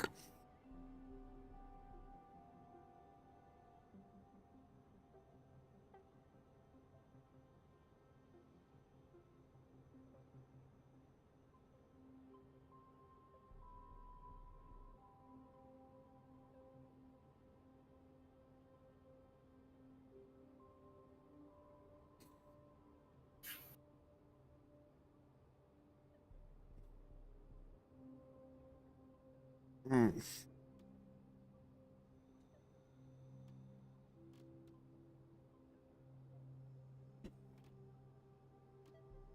Much as I would like, I just got a feeling that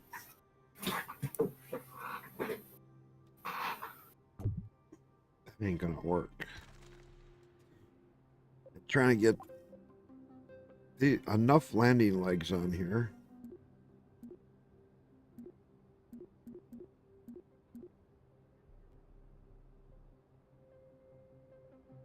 I got a feeling that's not gonna work.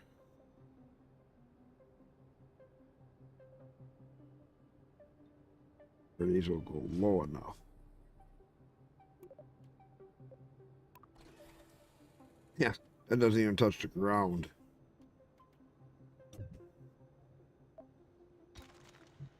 I don't know if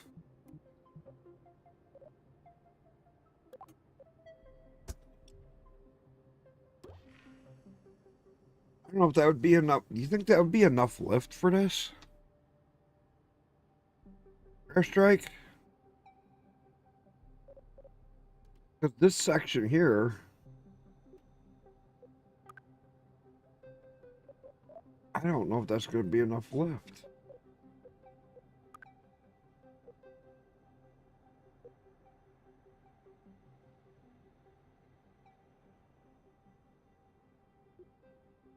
Oh, you damn bot.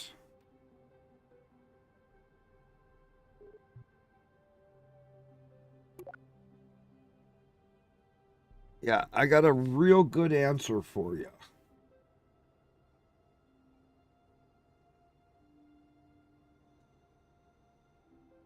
First,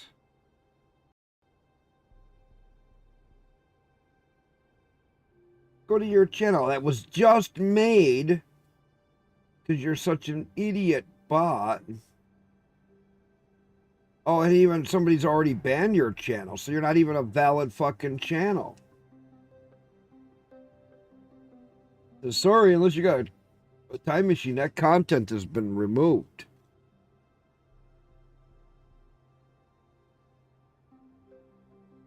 Wow. I hate these bots.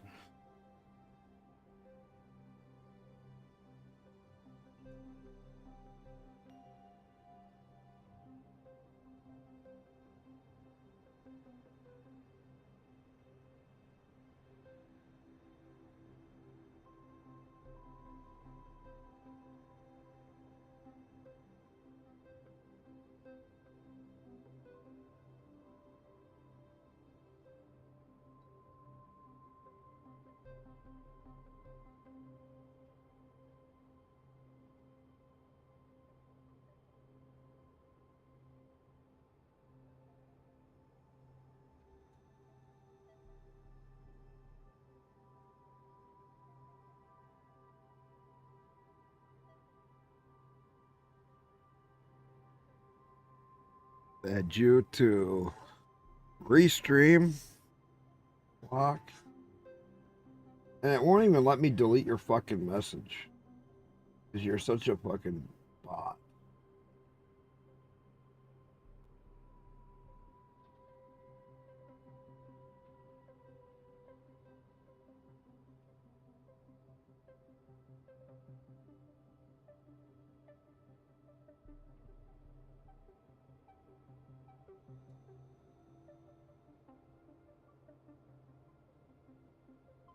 That's such a lie. It says that you haven't been banned before.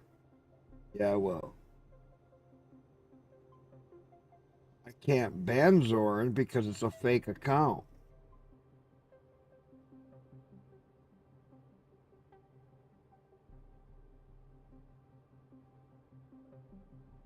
These fucking bots. Bots and Twitch, they just gotta get rid of that shit.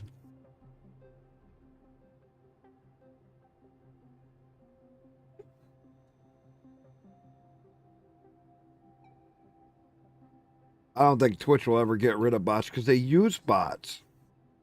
They have their own view bots that listen to your audio. They have their own bots that monitor everything. They don't even have a live person anymore. It's all automated.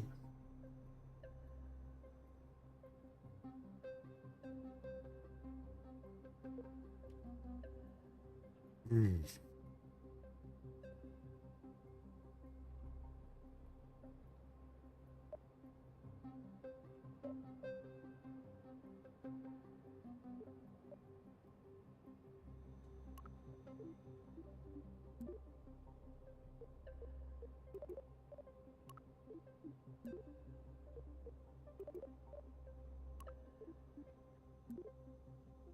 I'll delete them.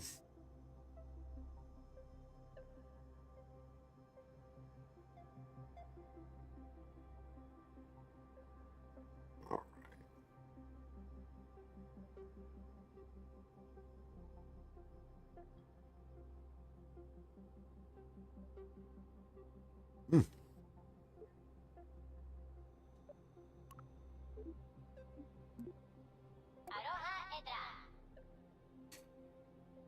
Think about changing, but maybe I won't. If I change this up, it ain't gonna work as good. I have to test it. Or I wait till I get better parts.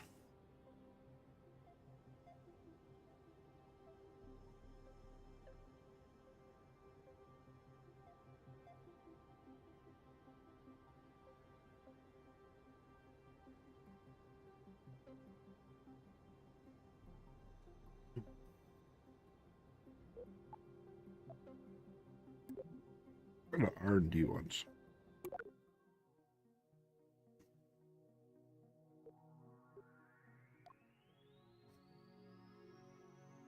Need the landing stuff?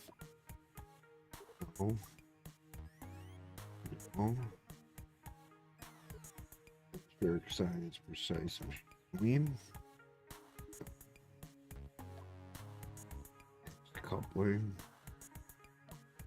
Mark II jets. There we go. That's the shit we need. Tiny enlarged docking. Oh, there we go. Hemispheric. Okay.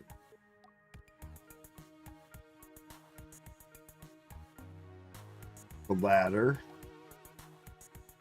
The ladder and the heavy medium landing. That's what I gotta have to do that other one. So I can extend past the engine. That's 900.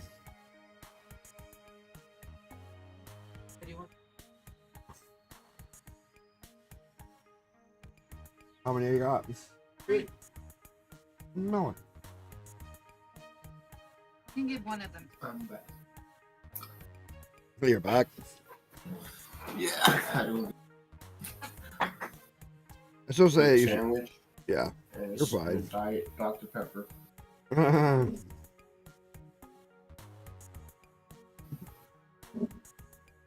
Talking food made everybody fucking hungry. That's why there's nobody in my chat. You're eating and what kind of what do you usually put on your burger? It's spicy Or you just- mustard. I just dip or you it in just- some Or barbecue you just a sauce. plain guy? No, I dip it. I have spicy mustard on here, and then I dip it in this ketchup barbecue mix that I mix on my plate for my fries. Ooh, that was a good meal. Mm-hmm. Yeah. Does your wife Does she get like the burger? You guys get them in a little bag, or do you guys actually make the patty? We've made them in the past. These are the ones that she's been getting pre-made. Yeah, that's what I do. I buy them pre-made. And I just put them on the stove and I cook them up, and then once I'm ready, I just smack some mayonnaise on the bread. I put one patty, cheese, another patty, cheese, some mustard. I'm good to go. Click the wrong. But I don't make no fries. Too late for all that. Air fryer, best thing you can have for them. Stick them in an air fryer. A few minutes later, they're done. Yeah, I don't have an air fryer. Need to buy one, but yeah, I don't have one. They're cheap.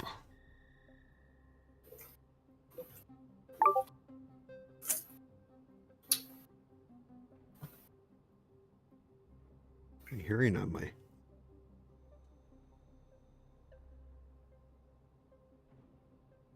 Heard something else kick off.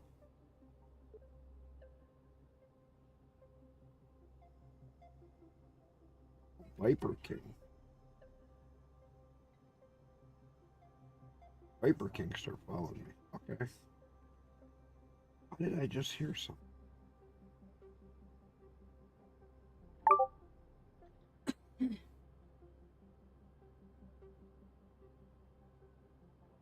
Changing on Discord too.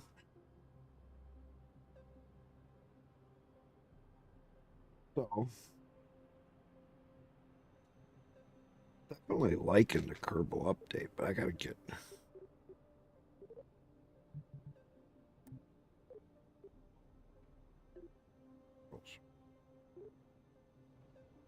definitely gotta get it so I can get some of these other things unlocked. Which, if I go do the other one, I'd be another 100 science.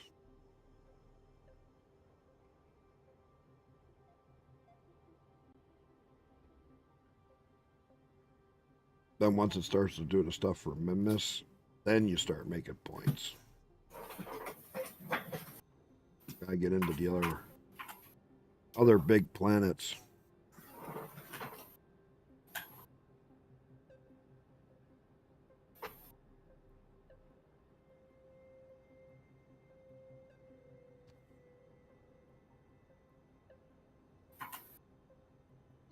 Yeah, another big thing that we like to do during summer, grill out steak and stuff.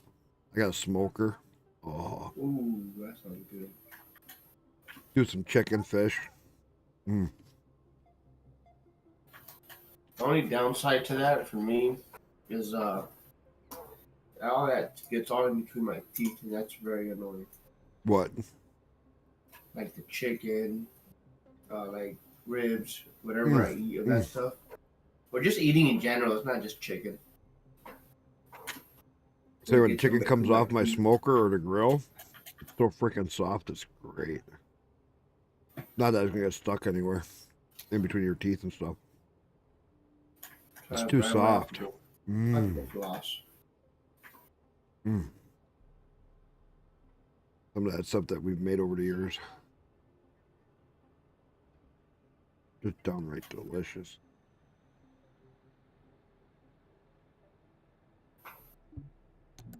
Oh, let's take this guy back to the moon.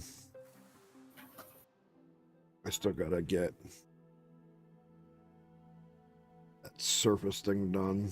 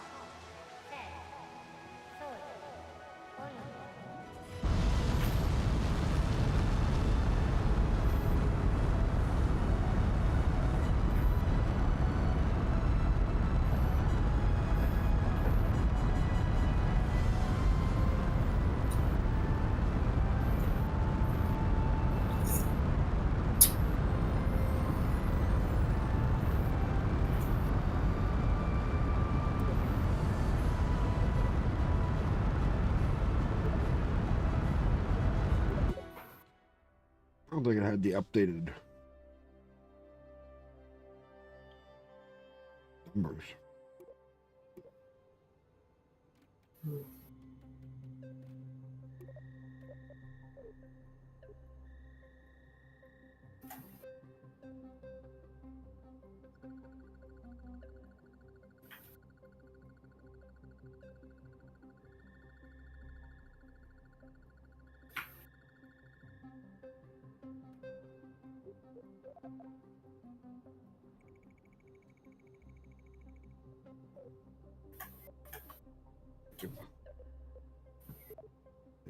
Save.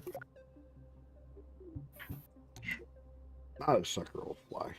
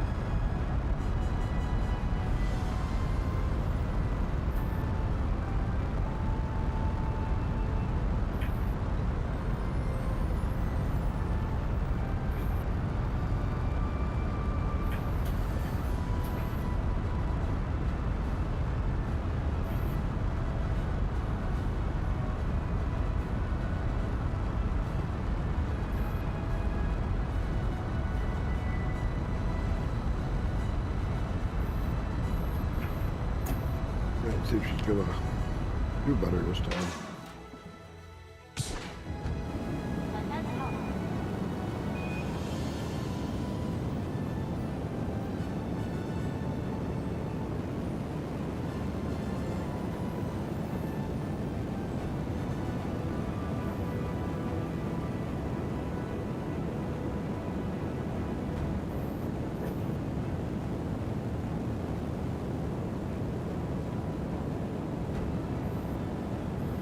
Those thumpers or kickbacks I'm using. I think those are kickbacks.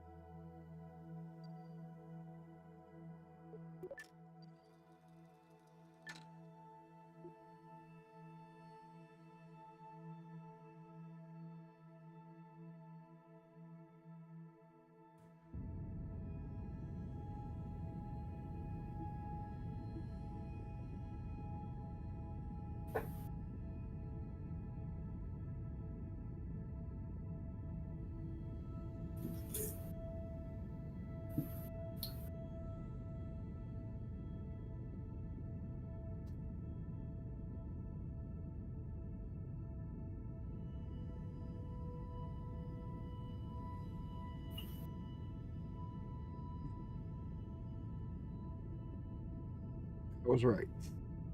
Burgers and fries was a good idea.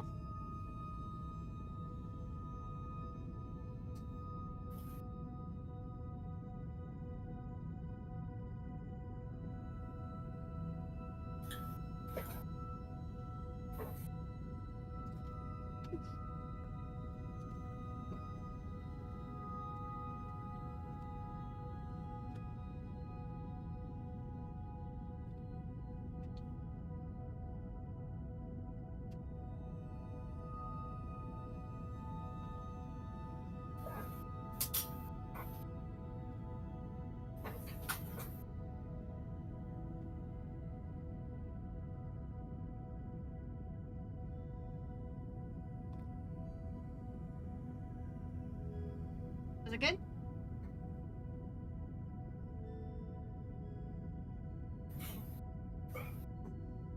Oh, I told you I got extra stuff here. I wasn't kidding. I got a 990 Pro 1 terabyte sitting here.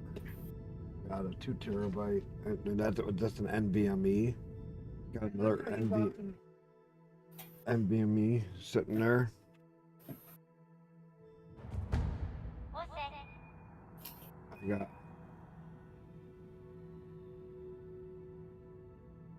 several other hard drives. Jesus. Also, I got some that are plug-in USB hard drives that are for like laptops and stuff like that were external drives. I got 7 or 8 of those. Why do you have so many of those? One point we were using them for video games on consoles. So what we did is we hacked them consoles. Like I had a Wii that you could get every PlayStation, all the different games on it, all on the thing, and because we hacked the console, it was literally you just open up a menu and you could play any of the games. Nice. I got a PlayStation 3, no 4. Do you have a PS3? PS3. Well, which one did I mod the most? The PS4 or the PS3? I modded both of my PlayStations, so I got the one that has like a big 2 terabyte or a 4 terabyte hard drive in it for all the game storages and stuff.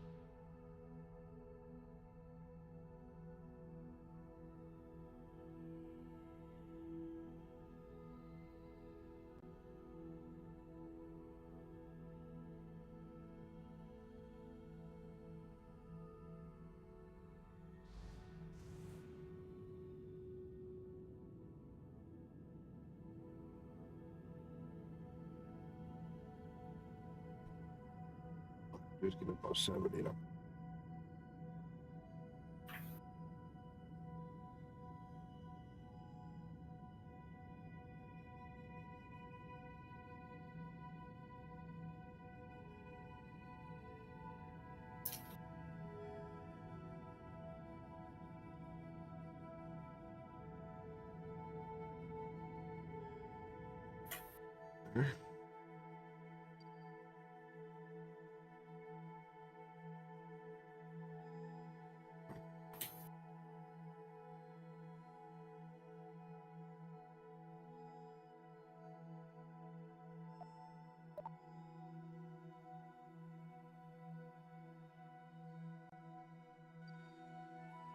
Negative, so we'll go positive.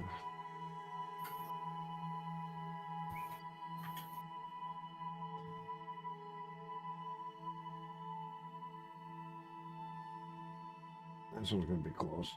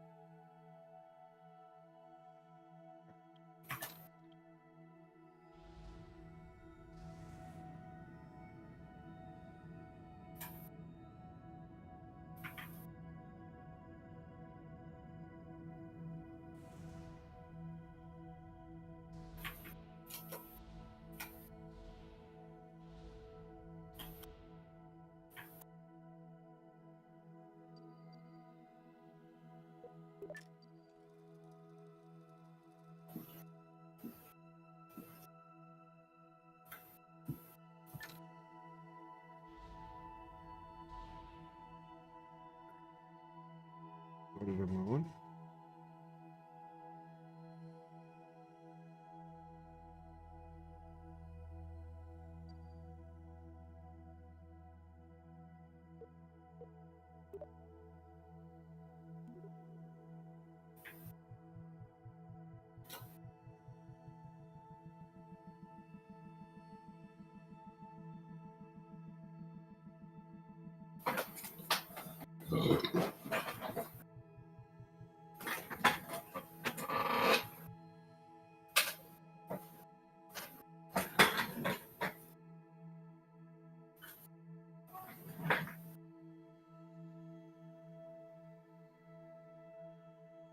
So it's a 1 terabyte 870 Evo.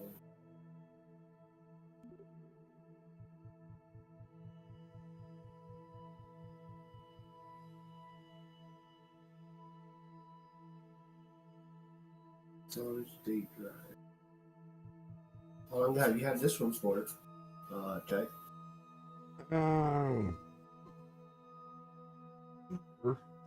Maybe a little lower. Jesus.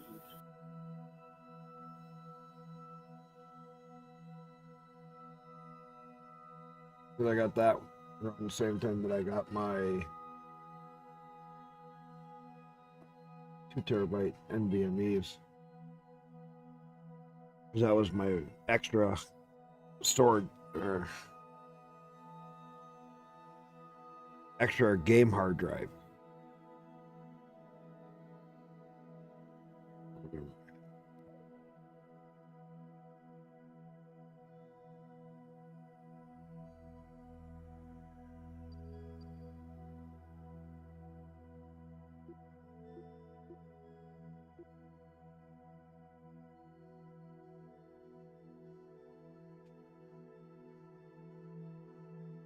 I do got this kit, I should see.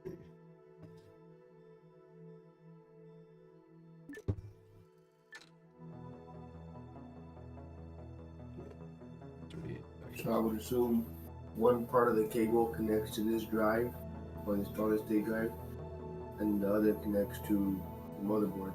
Right. Huh. So why is maybe I'm assuming probably if you wanted to. No. What's that? You know how there's two little connections on this drive? Well, no, there's one small connection and one bigger one. The bigger one is your power. Oh, that's from the power supply, obviously. Yeah. Oh, yeah, so okay, that's interesting. So you got the small one, which is the cable that plugs in. The one end goes into the hard drive. The other end plugs into the computer, into the SATA drive. Yeah. And then the big one comes from the power supply. Yeah, I see what you're saying. And like you said, I can just leave it on top. You don't have to screw it down or anything, because it's not like you're moving the computer all the time. So it's not. Once you set it down, you got your ground through the cables and stuff. So as long as you're not touching it and you're not doing weird shit, it's not a big deal. Mm-hmm.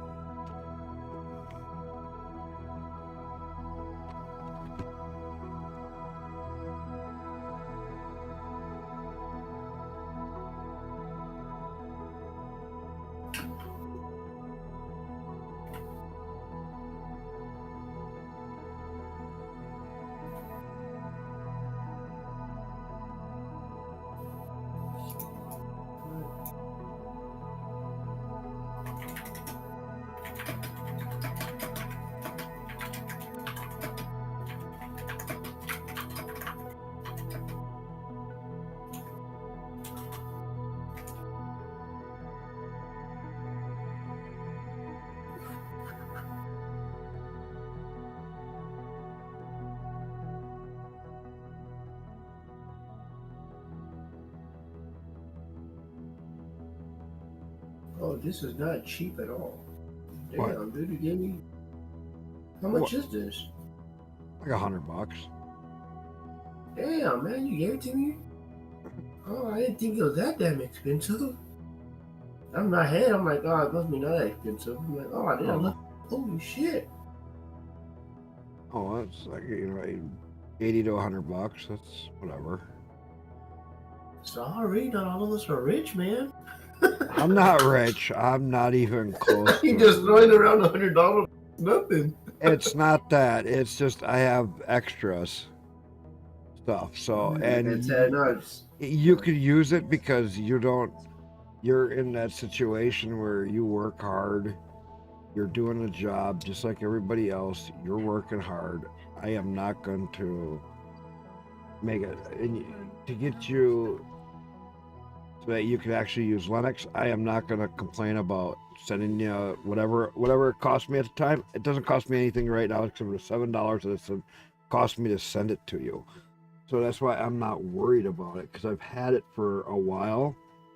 You know what I mean? Yeah. And I bought it, you know, a year ago or whatever it was. So it's not like it's brand new where it cost me. Yeah, but I mean, right now, look it up right now. It's well, at least on Amazon, $72, and plus taxes and all that. So yeah, you're right. It's about $100. Yeah, it's about $100 drive. I know my God damn, prices man. and stuff. No, I'm not saying you were. I didn't think you were lying to me. I'm just saying, like, holy crap.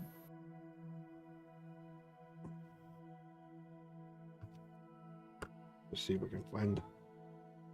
Right. Well, like I said, man, thank you. I mean, you really have to go above and beyond for that. Merry Christmas. Man, I do appreciate that, man. I know. That is not cheap. I At least to me, it ain't. What was like the worst price? I mean, I bought drives that are, you know, $500. My Damn, computer how big is is my. that? I got a couple of them that were. That one was a 6 terabyte back in its day. Ooh. Yeah, I have an external hard drive. It's not an SSD though. It's 5 terabytes, and I got it for 100. Mine's a hard drive, you know, a regular platter one. That was older. It was back in the day when everything was really expensive. And at one point during the COVID, freaking PCs were expensive as hell. Yeah. Now they're just went back down to regular prices. Right.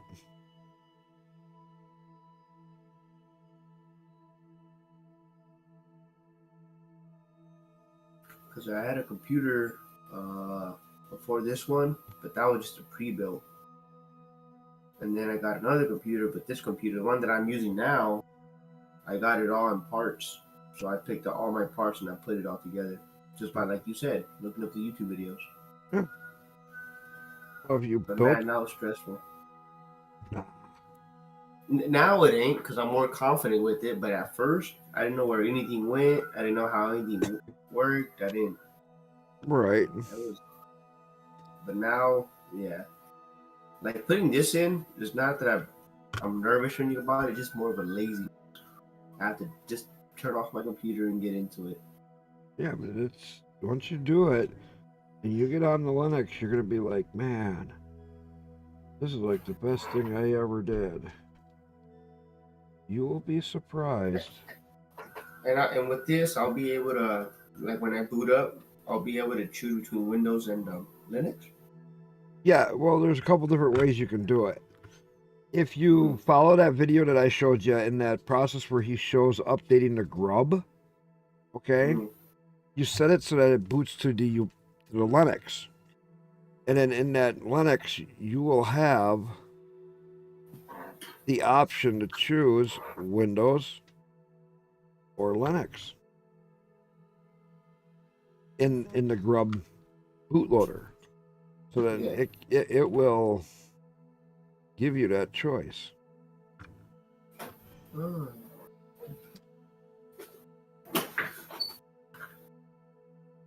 I feel like doing it right now. Get it on video and so you can see the process do it. I turn off my PC. I might, like you said, I don't even have to disconnect it. All I got to do is just power it off, right? Make sure It's it's powered off.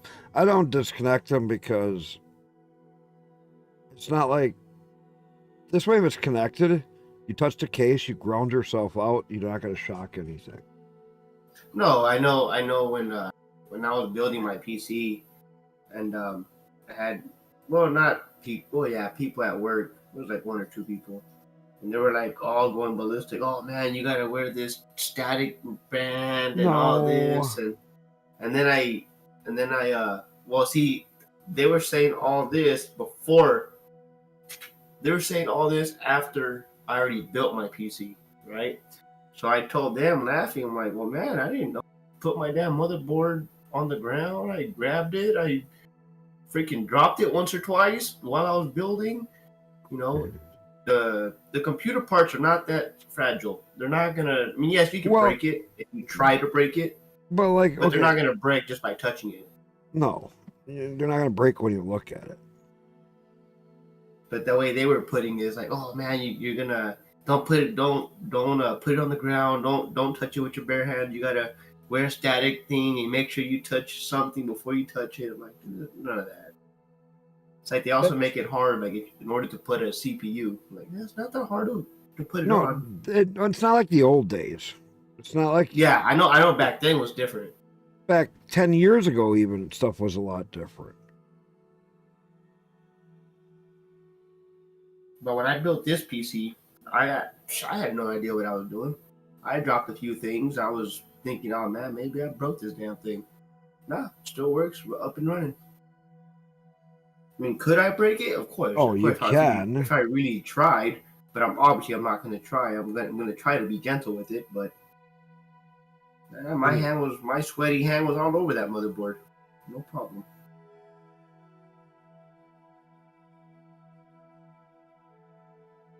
So when I see those videos of people wearing these static bands and all that crap, dude, come on. That ain't that serious.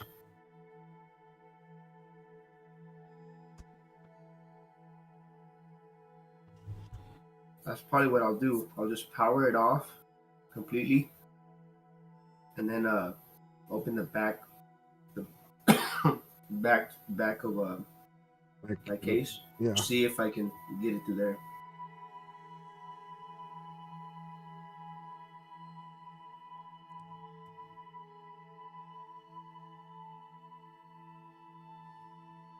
Trying to find the right.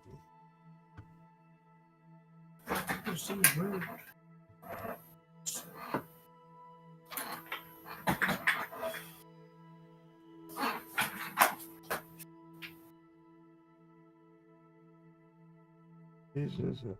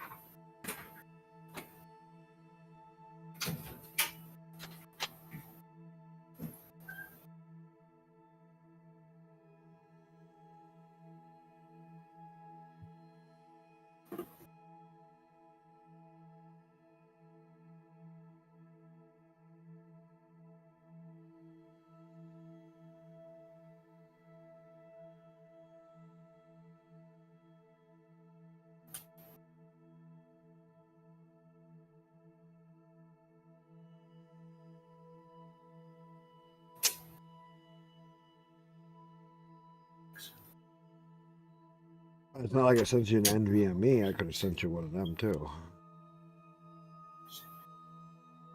Like what your other drive is. I could have sent you an NVMe. That's a little more pricey. What? An NVMe, like what you got in your first drive. Uh-huh. I got a couple of those sitting here. I got 2 terabytes sitting there. I got a 1 terabyte sitting there.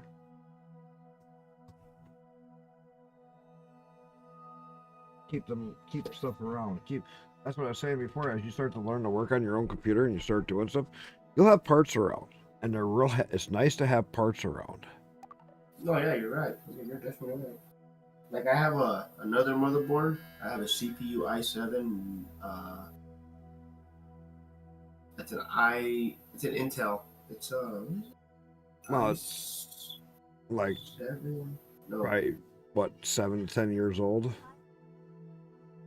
So it's like 1149 socket or whatever. It's at my mom's house. Yeah. I was gonna give it to my brother, but then he ended up realizing you can't add no SSD card to that damn motherboard. What do you mean?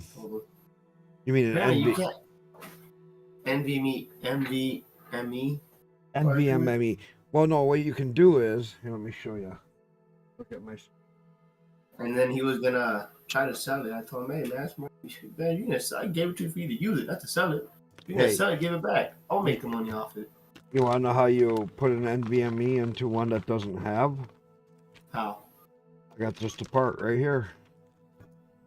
What do you mean? Okay, that's the wrong word. I got boards. So look at my screen, my camera.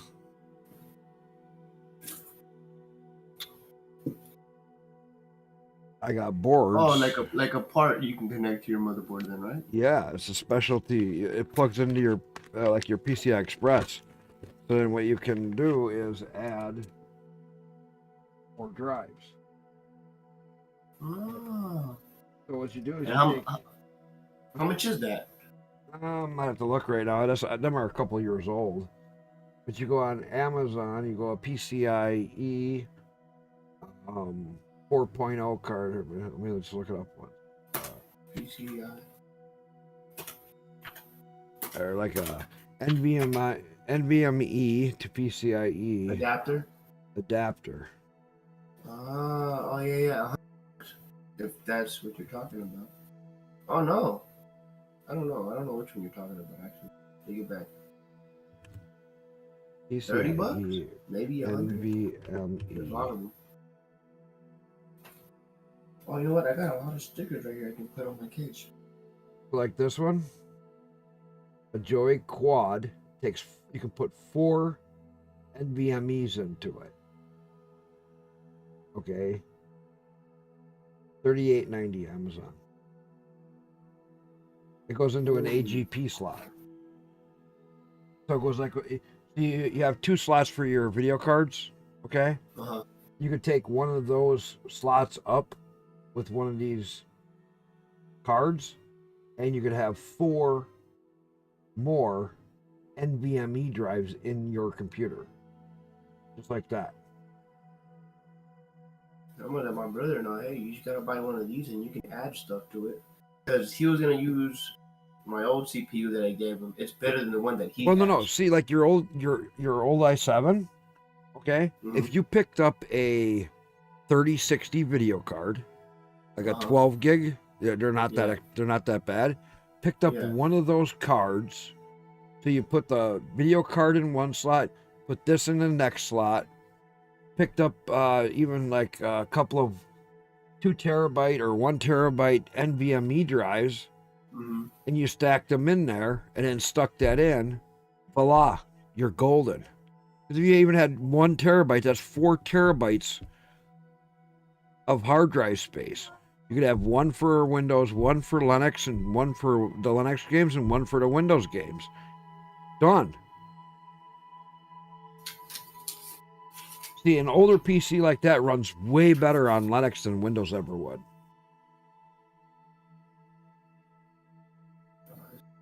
This is just Hey, Jesse won. Hold on. What are you up to tonight? Hey, there's Rick.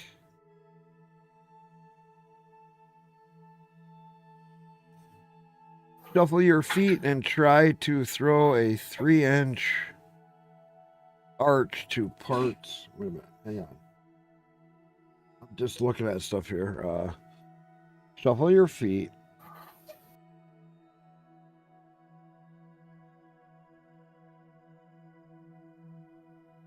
No matter how bad things get, I will always be rich. Lucky you. I wish I was rich. I tell you this, I wouldn't go to work. Shuffle your feet and try to throw a 3-inch arch to parts inside the case. It makes things run fast. It's like having a Tesla coil next to you. Rick and Twitch, Pickle Rick, he's the one that's did the programming for space. Sorry, I'm just looking at stuff for him because I sent Busy a hard drive so that he could get into Linux. Which I really appreciate. I'm not worried. Like I said, I got extra stuff. I don't mind sending parts to people that need it. No. That's the one thing I can do to help people. If I can send them a part for a computer or something that they need, or get them on Linux when their computer's having trouble on Windows, I do that. That's what I'm good for.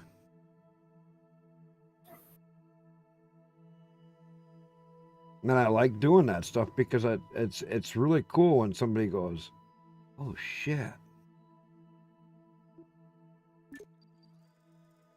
Especially when they've never, they don't know anything about Windows, and then all of a sudden, oh shit. That bounced me right in here. Okay, I'm going to make an orbit. We got 311. It's like, where are you? I've been streaming now already 6 hours. I went to bed last night after you did. I'm like, going to bed early doesn't sound like a bad idea.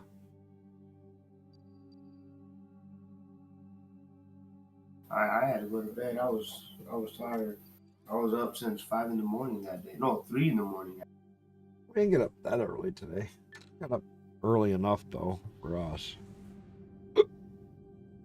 I normally don't get up till 2, 3, 4 in the afternoon because I work 6 o'clock at night till 6 in the morning. Jesus. Like right in the smack in the middle. And so then I got a week off, so I'm just kind of like, fuck it. I'll kind of do a little bit more of a day schedule. Go to bed like midnight, 1, 2 o'clock in the morning. So it's still dark out when I go to sleep, not getting light. I got my whole bedroom all blacked out so I can sleep during the day. That sucks.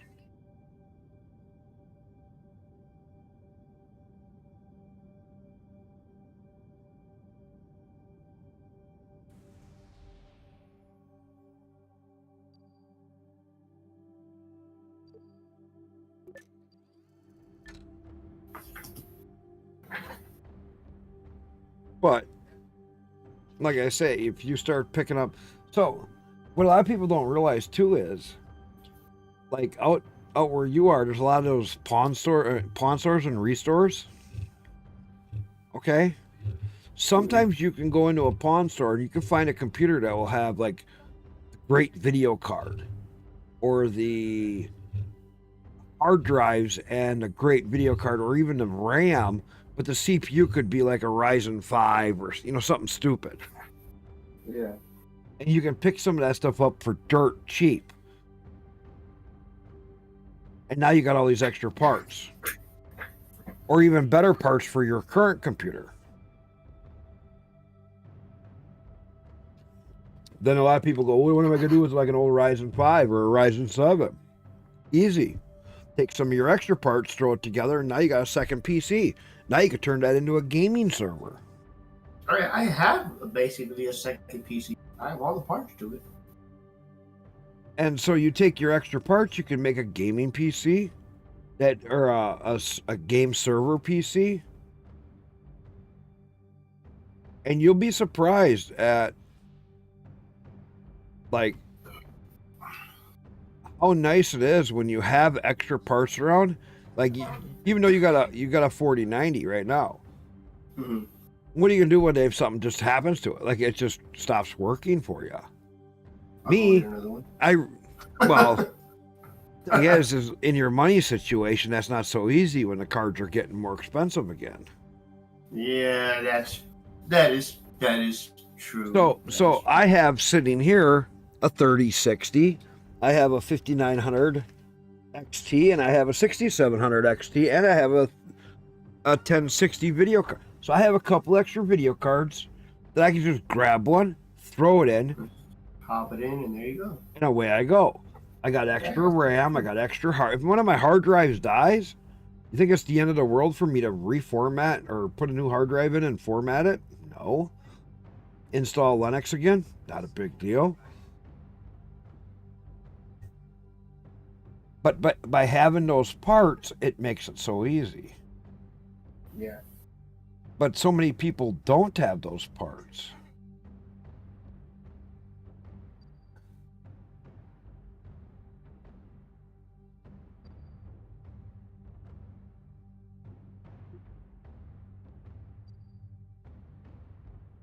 Oh, here. I gotta do that moon landing again, Rick. Because I'm on Linux tonight. So, and I couldn't get my game file when I took it off of Windows and I got it installed in here.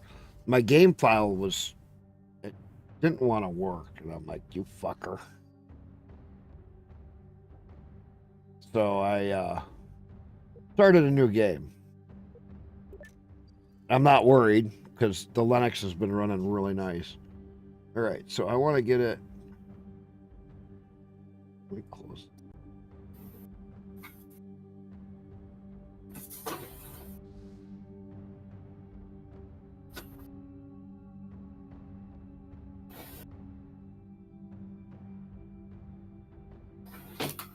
Oh, you know what I do?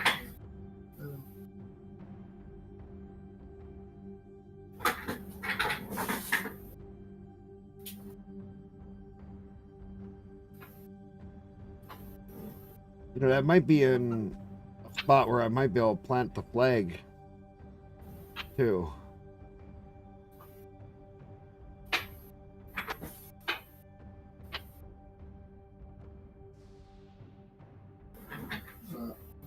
Yeah. There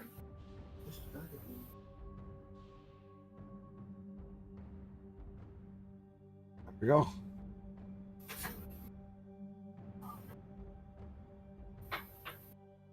Okay, I'm right over it. Here, I'm gonna join the chat. They're on my phone. I'm gonna open the back of the case, see if I can install it. Oh, you're gonna I'm gonna just try- I'm gonna swap try the it hard right now. drives for right now? Yeah, let's see if I can do it. I'll call you. I'm gonna get right back in the chat. Come on. Yeah, no, do what you gotta do. You're fine. If you have a problem, just holler.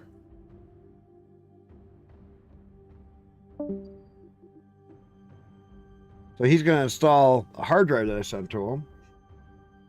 And then he's going to get ready to put Linux on it.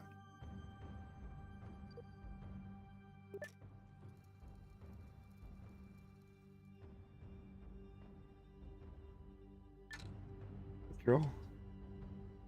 Okay, I got to get it so I'm on retro. Now you're on your phone. Yes, sir. Where's my code?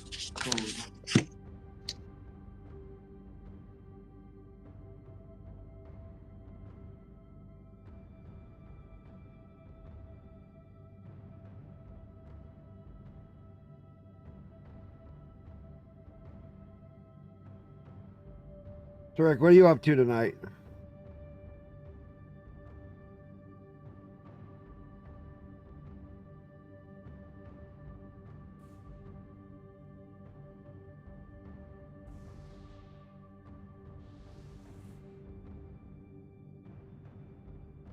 Got anything special?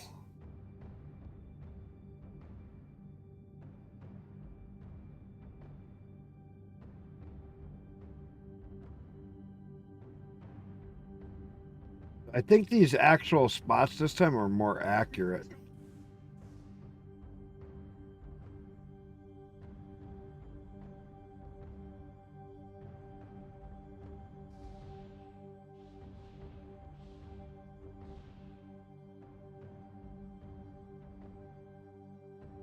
Power it off. I flip the switch, make sure the power completely off. What's that? Switch or the back of the cage and switch for power. And Yeah, there's a power switch in the back that you should be able to just flip. After you turn it off, turn that switch off. Yeah, make sure there's nothing. Should I disconnect that power cord or just leave it there? It doesn't matter. No, I leave the power cord because that'll give you ground. So like I said, you can touch the side in case you got carpeting below you. You can then touch this metal frame on it so you don't shock any of the parts. Simple. Oh, no, mine's on just carpet. Yeah, but I'm just saying, just always touch like a metal screw or anything and just kind of touch it against your skin a little bit so that you don't have a problem. So when you touch the cables, this or that, you don't cause a static shock to your motherboard or anything. Pretty basic. I mean, it's not. I haven't had too many problems, and I got carpet here. People freak out. You don't wear a static? No, I don't. I'm not doing work on a big server. I'm not working on a $30,000 fucking rack server that has $500,000 of hard drive stuck into it.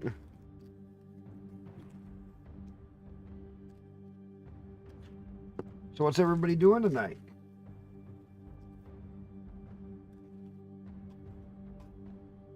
Dell, we got a few people streaming now tonight. I'm surprised.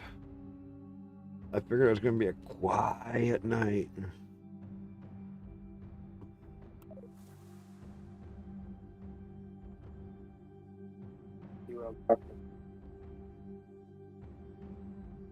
Like I said, you can do this. You get it so the hard drive's in. Get the because you made the USB, right? Yes. Yeah. So. The old one is connected. Huh? Yeah. I'm having a hard time hearing you.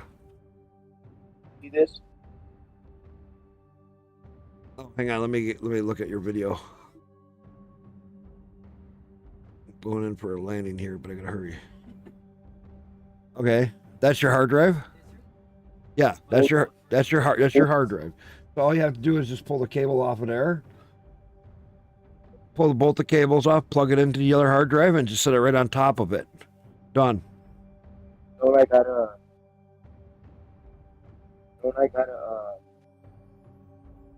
take it out? Don't I gotta connect that hard drive?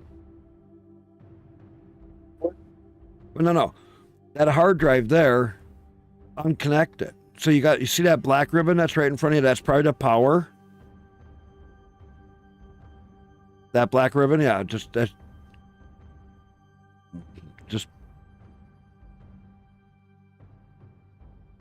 can't quite see because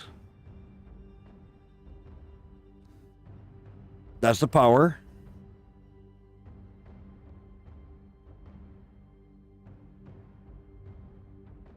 I can't see how it's in there. Is it like little push clips or how's it in there? For the hard drive, is it screwed in or is it just little push clips or what? Well, those are fast clips, ain't that? Or no, what is that?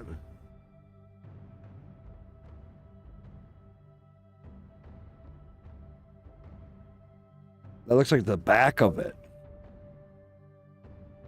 Take your cables out of there if you can. Just pull on those cables that are down there, because that's a power supply right there. See that little bitty thin black ribbon? That real shiny black ribbon going in into the hard drive? That's the data cable. That little bitty black one right there. It's real shiny. It's thin. That's going right there. The next one over to the left. You got that's your power, and then you got another one. Yeah, those are your two. You just gotta unplug them and plug them into the new hard drive.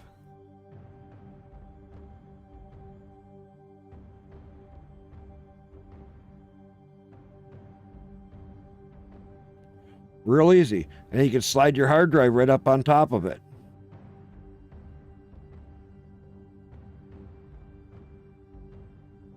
The data cable may have a lock on it, like the one I got. I'm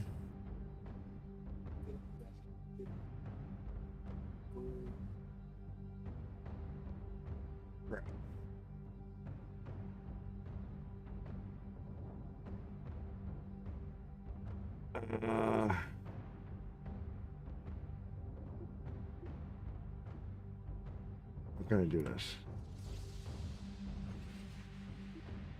So I'm going there, and I gotta go further. So.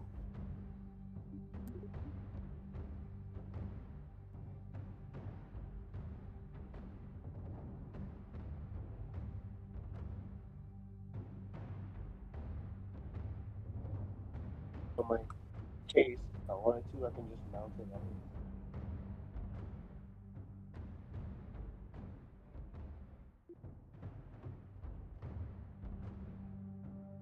Where's okay. That's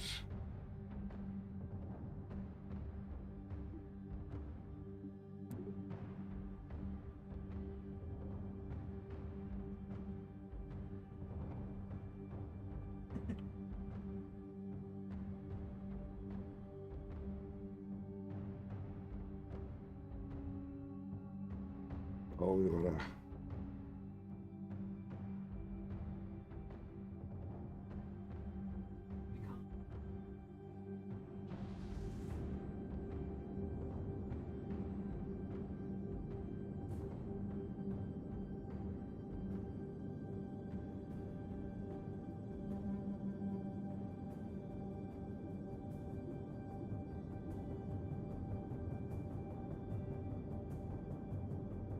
Why is this looking like it's gonna crash? Because it was. I looked to disconnect these and connect it to the SSD drive. It would work. Wait a minute, it's not connected to that. No, this old hard drive is already connected. It's not connected, or it is? Yeah, it is. Yeah. I visualized it earlier. Yeah, just disconnect those two connections. And if I disconnect them, and I can connect it to Connect it to the new drive. 36. That'll work. I can connect it to this. Those plugins. Yeah, it'll plug right in. The same too.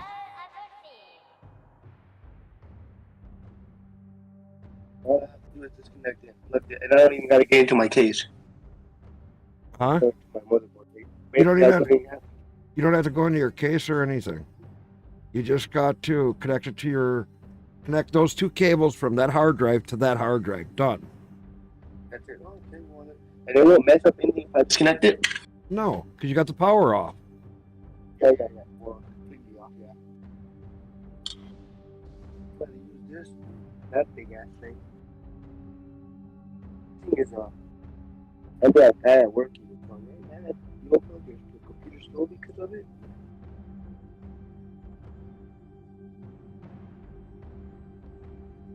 Connect both of them?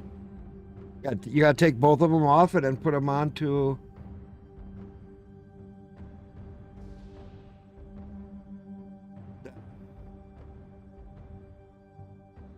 New hard drive. Done. Real easy.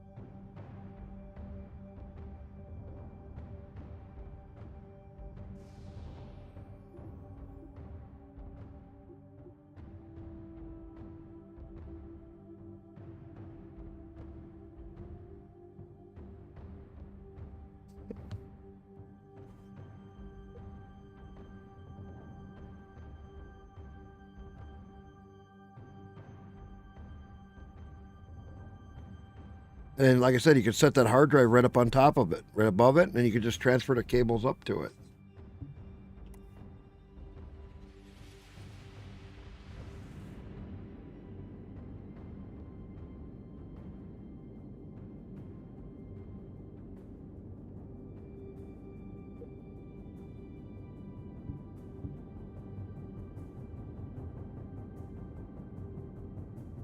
Shit, this thing don't have enough thrust. Yeah. Let me try 26. This one. Damage it like this? Nothing like that? So fine. Oh, not sideways. I'd just put it on top of it. On top of the other drive, if you can. Slide that big cable off to the side. So like you got that big cable going right on top of it. I'd put it right on top of the hard drive. So it sits right on top of it. Damage it if it's like this though? It's easy, just like this. Because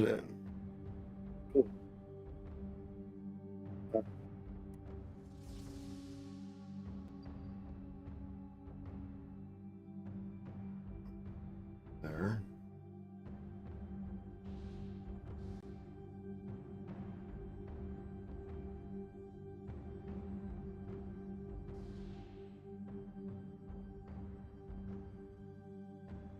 Here. Oh.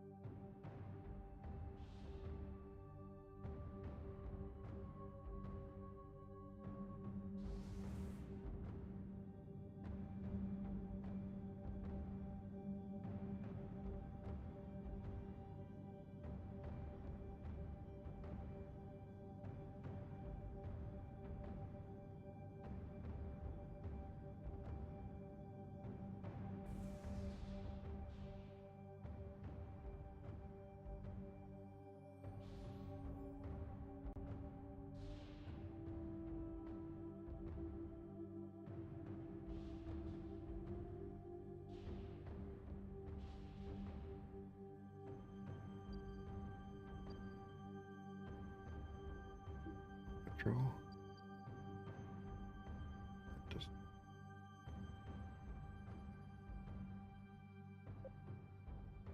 first do a point. Save.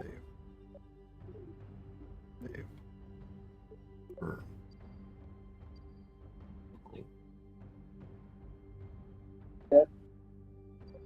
I got. Yeah, anywhere. So can you get it back a little further so that's not so out to the case? But once you got it, yeah, just push that back in a little bit.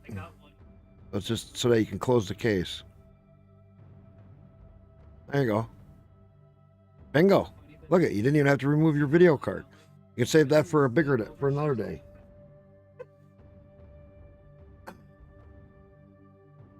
Now the nice thing is you can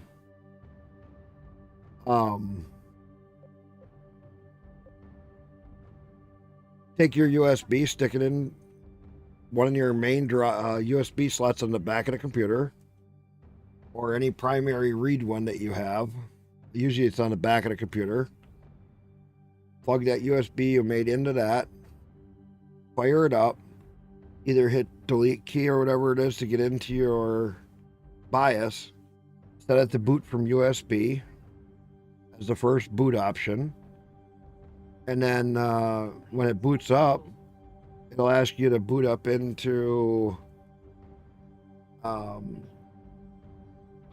partition 2, boot into partition 2 of the USB, and that's for UEFI boot. Start it up, then all of a sudden you'll be in the Linux Mint Debian edition boot menu, and it'll start going through, and it'll boot up to where you're in a live environment that's not installed in your computer. Then you just install it.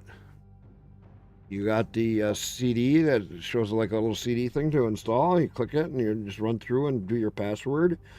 Select the secondary hard drive, the SSD, and then make sure you select that same SSD as for the bootloader option for the grub. It'll ask where to install the grub. Don't install it onto the Windows drive. You got to install it onto that drive. Turning it on. To initialize. I try to do this landing. To recover, your PC needs to be repaired. Huh? Recovering your PC/device needs. See if I can just landing. Go a little bit further this time.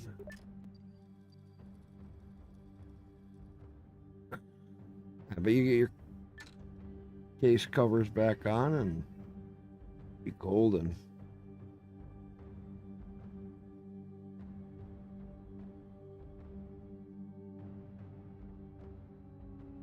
Was it saying? Recovery? I thought you said that you had an NVMe as your primary drive. What is that? All I did was disconnect my old one. You sure that's your old drive? Yeah, that's the old one. I have one that's literally mounted onto my motherboard. I had to Okay. screw it in. Yeah. Okay. That's your NVMe.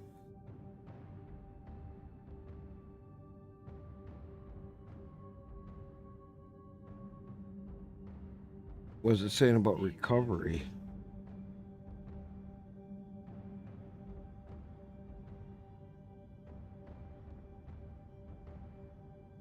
Because that was just an extra drive. It shouldn't be an issue.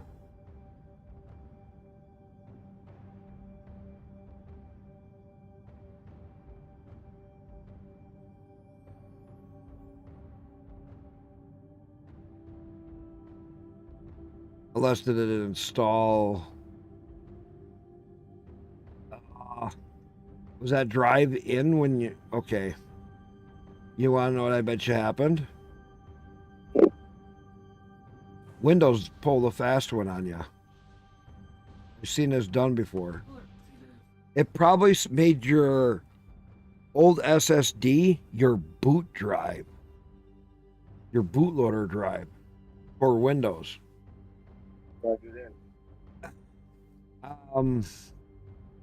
That's the trouble. If that's what happened,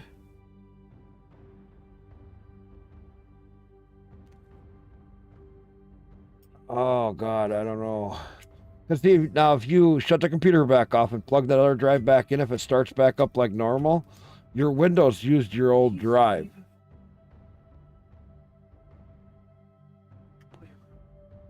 If you just undo what we did and go to fire your computer up, it should start up as normal. If it does, that actually your old hard drive has part of your Windows on it. Now that's going to be a little bit tougher of an issue to fix.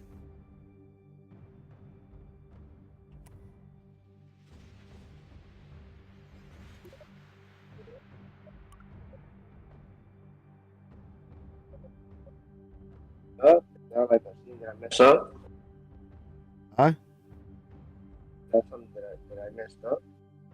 It's not a mess up. You could have messed it up before when you installed your Windows. That's what I'm saying.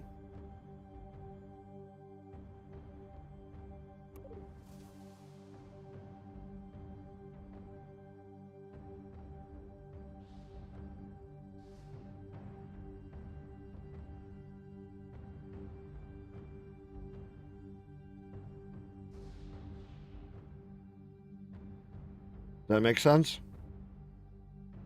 So, but if I connect it back to the other one, is my computer going to be messed up? No, if you connect it back, if you shut it back down, unplug the drive that we just plugged in, plug the other drive back in and see if it starts as normal. It should. If it doesn't, I wonder what the fuck happened then. Because there's nothing on that hard drive I gave you. It's completely empty. I wiped it. Made sure of that.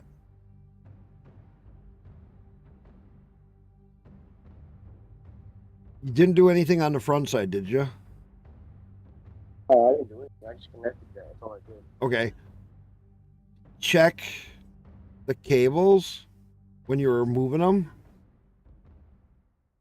On the power supply, you may have wiggled the power supply cables loose. I've had that issue before. You know what I'm Those saying? power supplies are loose, so the bolts are on. Now I'm in my BIOS. Set it.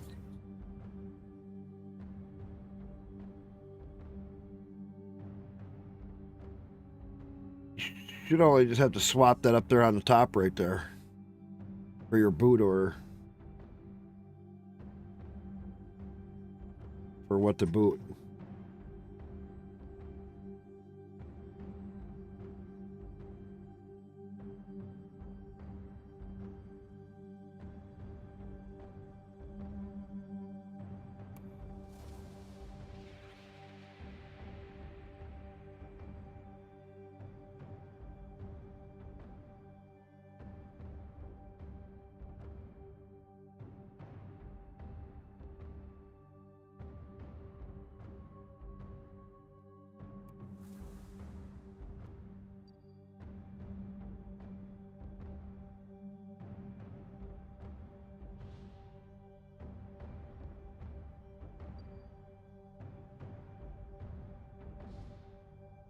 You gave me. It's connected. Here's Huh? mine.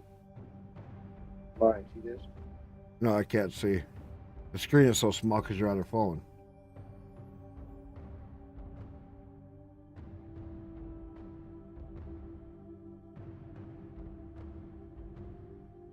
Here's mine. What's it saying?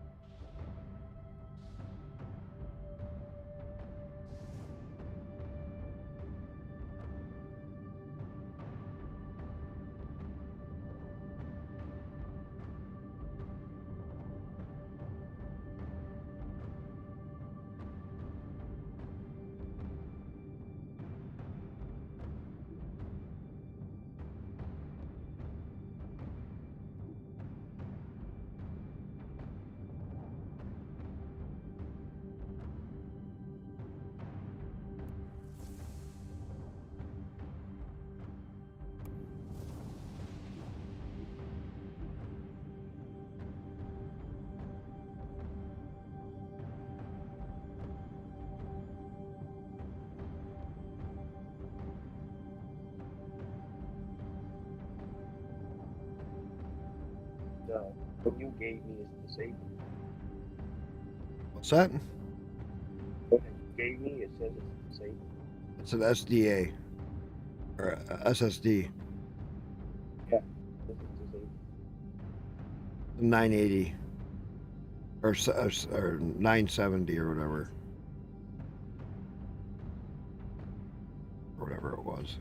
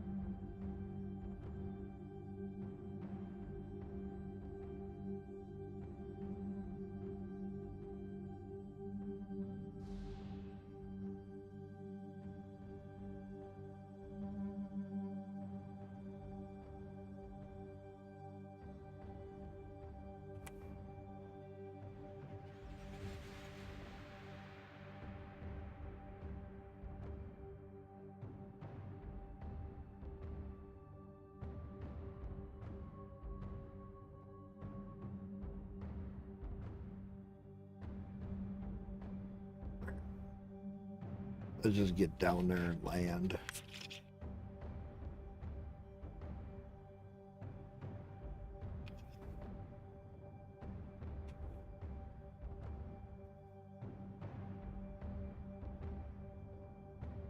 Rick, what are you up to tonight?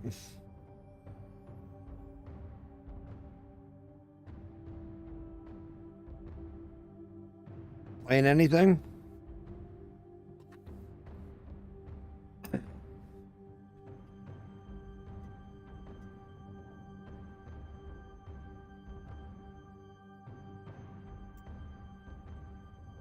Oh, and I did find Rick in the menus here, in settings. Where is it? UI scale. I got mine. See, I can turn this down 50%. I turned mine up to 120%. It didn't make a difference.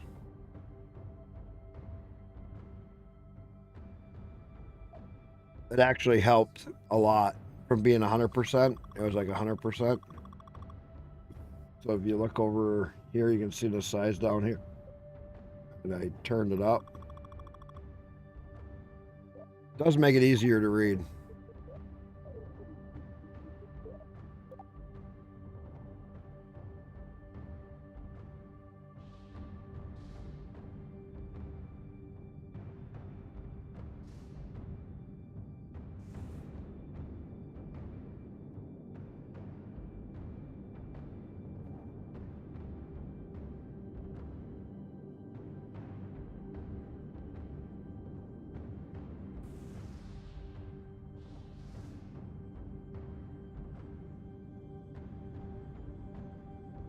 We'll be 2 kilometers from it.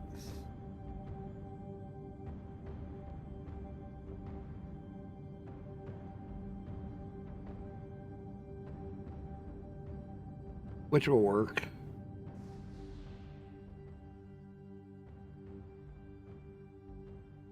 Come on, big boy. Come on out. Kitty.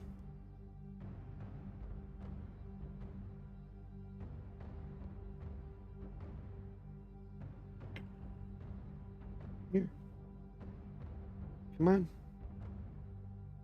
Big boy. Hey.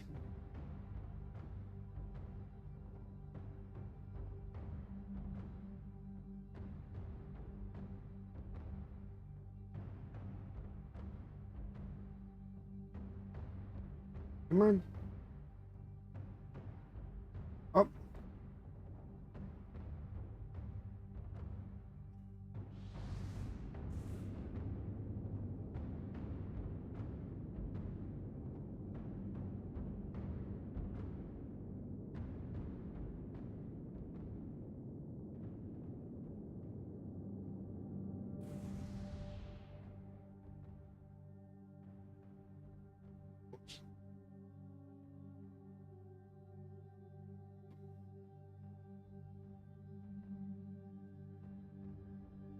Overthrusted.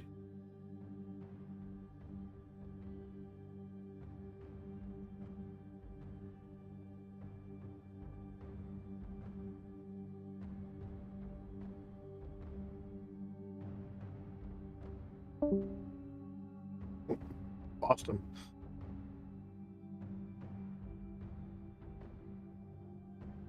How did I do it a landing so perfect the first time? This time it's like I'm trying to save my own ass.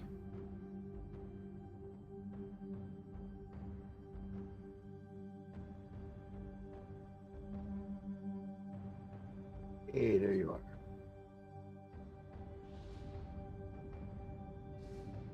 Oh, I'm just trying to land again, and I landed earlier.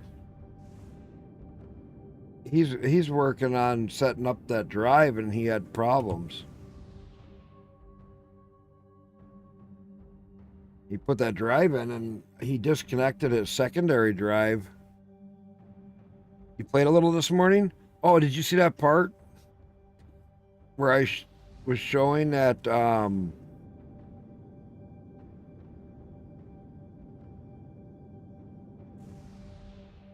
Why is it not on? That's why.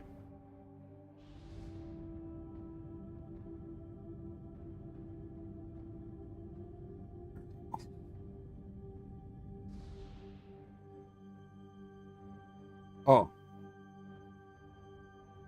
Okay, well, let me show you quickly. Okay. So you come into your settings in here.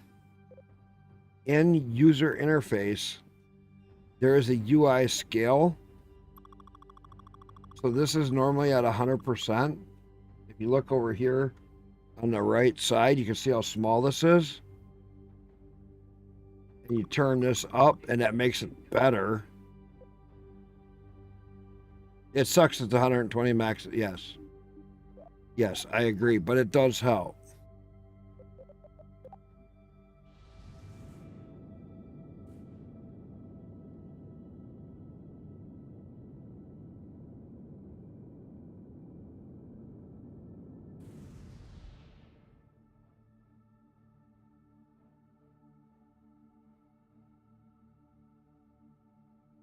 Is that what's clipping the science? Yeah, okay, that's what's clipping the science. I was wondering why my science was getting clipped.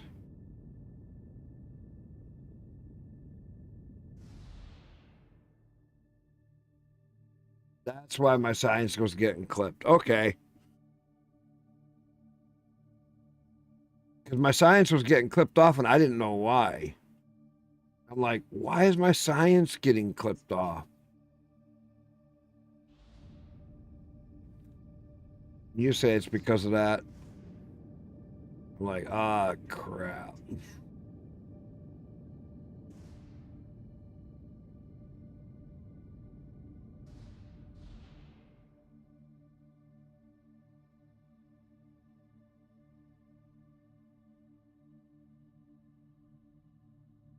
I have to put it back to get it. Okay.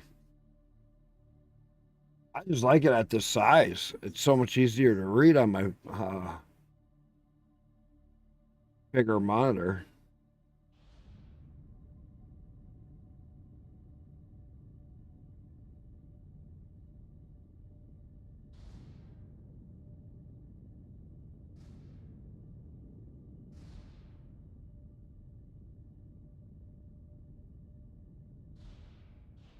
I got up to the landing in the mirror on the moon. Nice.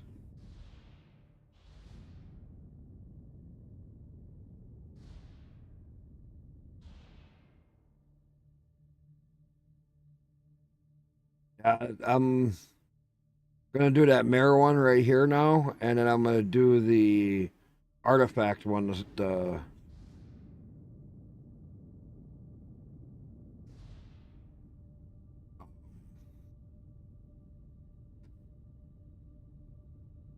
I'm gonna do that mirror one.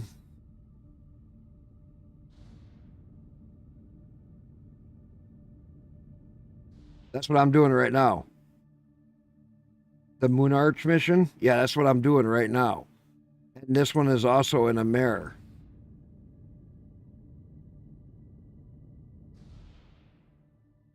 I keep over thrusting because I keep looking at chat.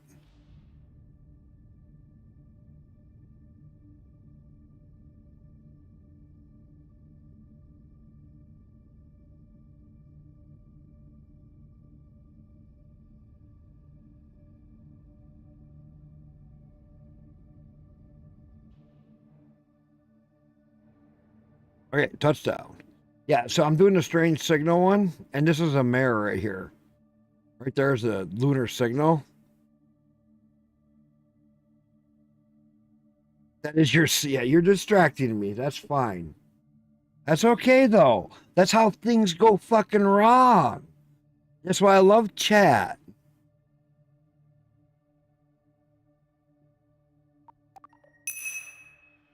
Okay, you say I gotta correct this back. Accessibility. Interface.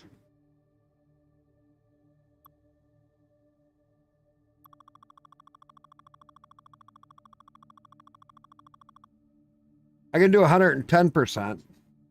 That still would probably be better than what it is. And it doesn't clip it off. At 110%, it doesn't clip it off. Still a little bit easier to read, not as good.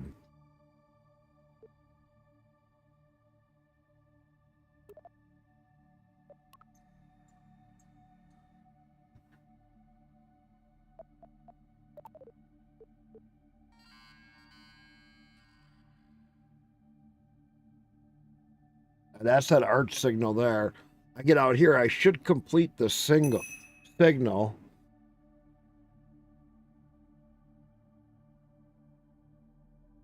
Okay, let's see. Close that out.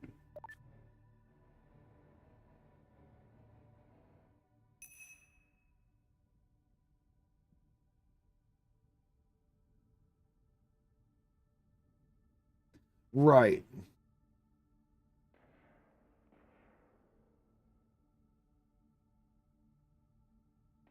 I don't know why it's all so small. It's like, come on.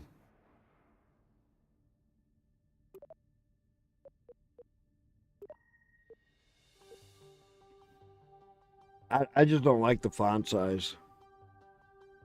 It's like trying to read some of it. And I don't have that bad of vision. I do wear glasses. But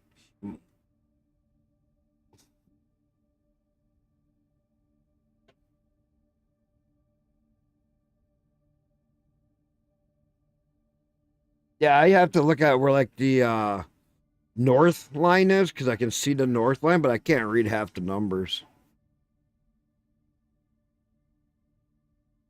Right, I know. I at the 110 now, I can read the 45 and I can read some of the numbers, but I can't read them all.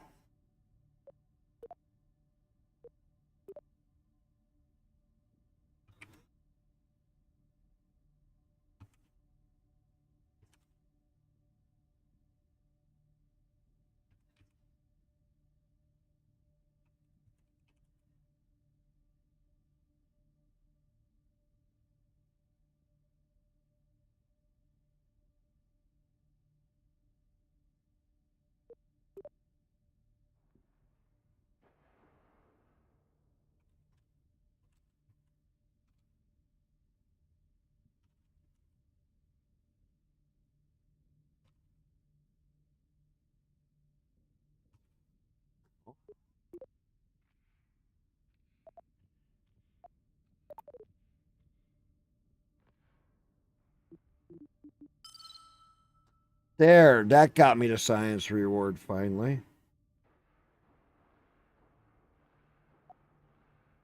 All right. Yo, hey. What'd you figure out? Huh? Hang on, let me turn you down. Now you're really loud. Okay, what'd you figure out?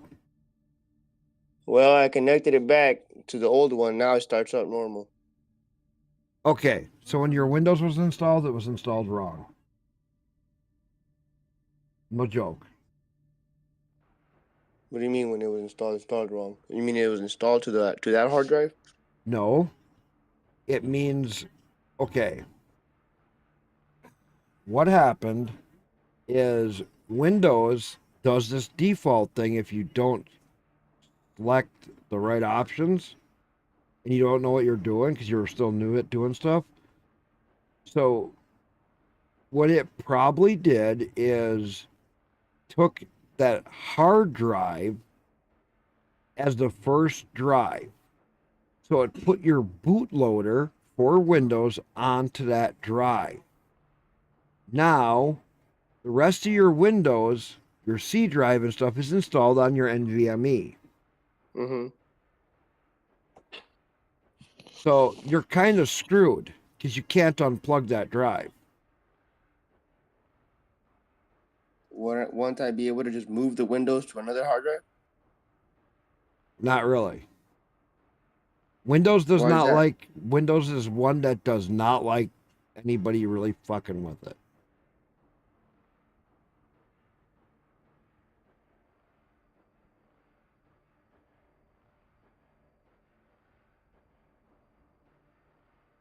So I can never get rid of it. I have to keep using it. You got a copy of your original Windows? Well, no, I didn't pay for the Windows. It was crap. Huh? I never paid for Windows. How'd you get it on that computer then? Well, I mean, there's all different ways of worrying about that. They, I guess you can say it's pirated. That's fine. You don't even have to register Windows. Yeah, I never paid for Windows. Right.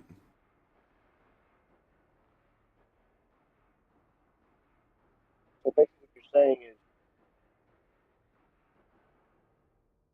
how would I get rid of the hard drive then?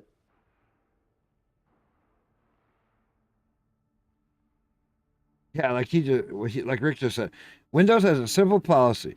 Just put nothing but Windows on your machine and it will work. Put anything other than Windows on it and all bets are off. Not true though, Rick. I have multi-boot on here. I've had up to 9 different operating systems on one computer. That is not true. If you don't know how to install it, that's what happens. It's nothing wrong with what I'm saying about what you just didn't know how to install it in a way that it would not fuck itself up like this. Does that make sense? It's too many people do that. It's so easy to do. How do I fix the problem? Easiest one is not a nice one. Go into put the USB in for the Linux and format the drives. Next, unplug that drive.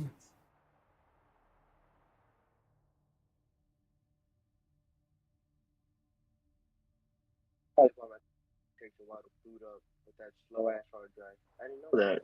Huh? So my phone computer takes a while to boot up. I'm having trouble hearing you because you're breaking up all of a sudden. Like really quiet, really loud, really quiet. No wonder my computer takes a while to boot up. Yeah, because it's got to read off that old hard drive for part of it. That's why it's so damn slow. That's why it's so damn slow. And you're having so many problems.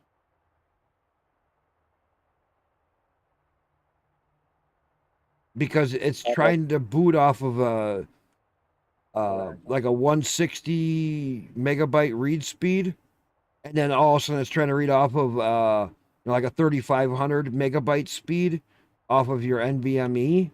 So some things are fast, some things are like dog shit slow. Because it's set up wrong. The only way to get around that would be put the Linux USB in, format all your drives, even your secondary one, through gparted, okay? Then if you still want Windows on the NVMe, I would take and unplug that hard drive. Then when you go to install Windows, it's going to ask you what drive. You're only going to have one in there, which is your NVMe. Install your Windows. Go through all the setup, get that set back up. Then plug in, like the hard drive I gave you, put the USB back in, install the Linux onto that hard drive. Go through them steps where he shows to add the Windows to the boot. The Grub Boot Manager, it's just 2 lines, couple of lines, and then set it up to boot from the Linux. And then if you want Windows, you just scroll down on your arrow key when it starts to boot, and bingo, you got your Windows, you got your Linux. Something happens, you want to try a different version of Linux, you erase you erase the NVMe drive, or you leave the NVMe drive alone because that would be your Windows. You erase the SSD drive that I sent you, and then you just turn around and go from there. Put the next operating system on it. And your Windows wouldn't be touched. It's just the way that your Windows is installed it's going to always be slow. You're always going to have troubles with it. I have problems with it. Just slow when it boots up. Once it's booted up, it's fine. It's fast, easy. Yeah, once it's booted, it's just in the booting process. It could probably Yeah, take 2-3 minutes to boot. Yeah, exactly. Yeah, exactly. Well, yeah, exactly. Once Because it's your booted, I have boot to rest the partition, computer.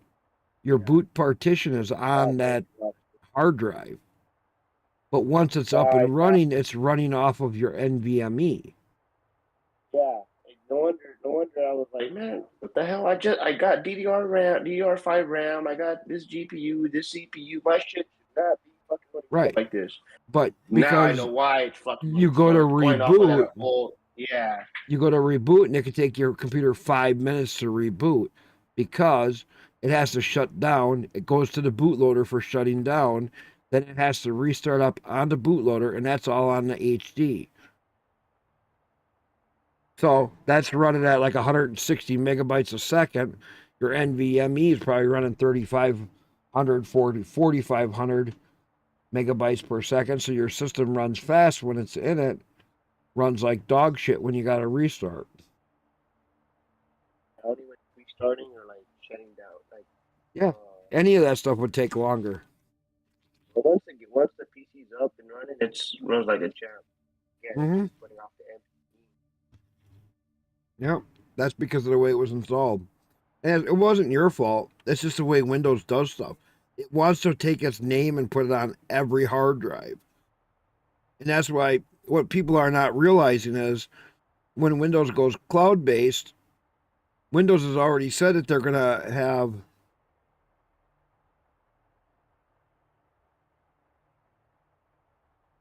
oops, brother, just stop by. I'll be back. Okay, I'll catch you later, Rick. Awesome that you still stopped in. I don't care. Family comes by, do what you got to do. We'll catch you later, Rick. Dang it, I ain't going to have my scientist here to talk to. Man. So that means in order to fix your Windows, you'd have to like I said, you'd want to delete, format those hard drives, both of them. Okay? Format your NVMe clean. Unplug all other drives besides your NVMe. Then reinstall Windows. yeah, basically uninstall Windows. Right. When I reinstall Windows, take off that fucking hard drive and have the one that you gave me on there. Well, don't put that on when you install Windows, though, because Windows will put the same shit. It'll put a chunk on that other hard drive. You're not listening. It's fucking marking its fucking territory in any hard drive that's on there. Yes. And if you just connect any hard drive, even if it's not the main one, it's gonna fucking say It does the same that shit. stupid shit. Yes. Okay. So I have a trick to get around it, and it doesn't like what I do. If you don't want it on that second drive, you make the hard drive 100% a Linux hard drive. You just make it a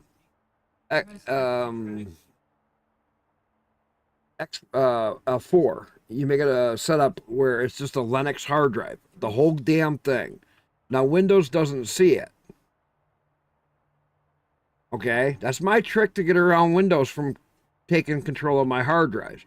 I make the whole hard drives extension 4, which is a Linux file format. The whole thing. And Linux and Windows can't touch it because it doesn't know how to open it up. So it can't go, I want a 500 meg slice right here. See, it can't do it then.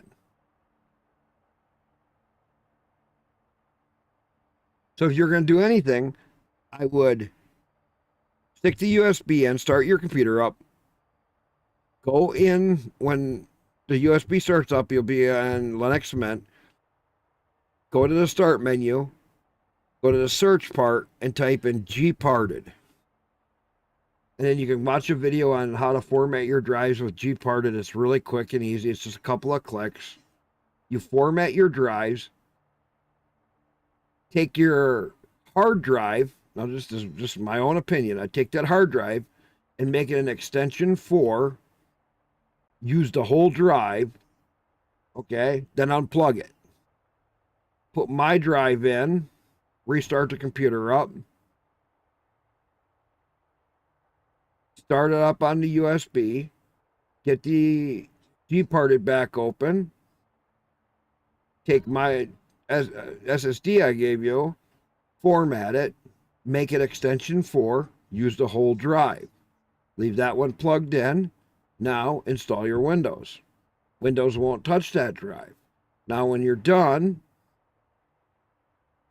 with Windows, now you turn around and stick the USB back in, take the SSD drive, erase it with Gparted, make it empty, or leave it as it is and then install the Linux, because the Linux can read extension 4, can overwrite it. Windows can't. I wouldn't be able to just transfer Windows to another SSD drive. I can't hear you because you got real quiet again. Can't what? I wouldn't be able to transfer Windows to another SSD drive. No, because it's on multiple partitions, and it knows where that partition is. So if you move that partition, it's going to give you the recovery, because it'll want to recover it to that same position that it was in. That's the problem with Windows. It is so specific. They do this shit so that they can fuck with you.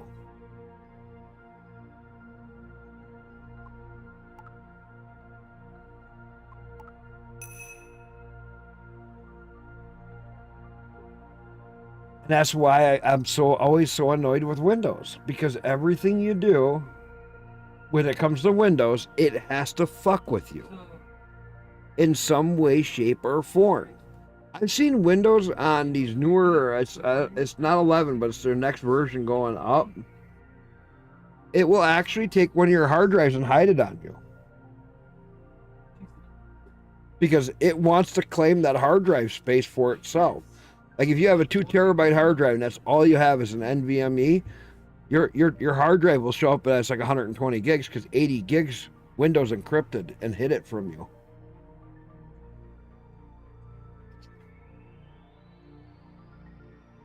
And why'd they hide it? Because they're using it for data transfers for themselves. And they rent that out to other people to use. And they make money off of people having their computer on Windows with the Office 365. And they're going to do the same damn thing when it comes to the home PCs. That's why they say 70% of the brand new computers will not meet the new Microsoft standard in the cloud-based system. Because they're going to require that you give them like 100 gigs of hard drive space or 80 gigs of hard drive space. Do you think it's because I initialized it? Before it wasn't even popping up. What? Okay, you know how earlier. Well, the hard drive was hidden. So what's popping up is what it didn't use. So if you go into the disk manager on your Windows, okay? You go into the disk manager, you'll see that there's a Windows partition on that hard drive. And then you also have the other partition that you made. Does that make sense? So there's more than one partition. Your boot section is on that hard drive. And it left the rest of the hard drive empty. You know what it said? You know what it says on the older hard drive when I went to disk management on the old one? Yeah. It's basic data partition. Yeah. Yeah, it's a basic. So. And then for my NVMe, it says healthy boot page file patched up basic data partition. Yeah, it's just that's Windows basic file format. But what I'm saying is you have a Windows partition that is connected to your Windows on that hard drive. You're fucked. Because if you move it from that hard drive back over to the other drive, it'll go into recovery mode and it'll try to recover that. If it can't recover it, it's going to crash your Windows saying there's an error and it's unfixable. Please. I literally wiped my whole computer. This is why I try not to use Windows at all. Because it is the biggest pain in the ass. If you know anything about computers, it's the biggest pain in the ass that you can have. Because once you really learn how Windows is, you start to go, damn, it's not that bad, is it? And then you start to go, oh, fuck, it really is that bad. Because just like that, you can't unplug a drive because Windows has control of it.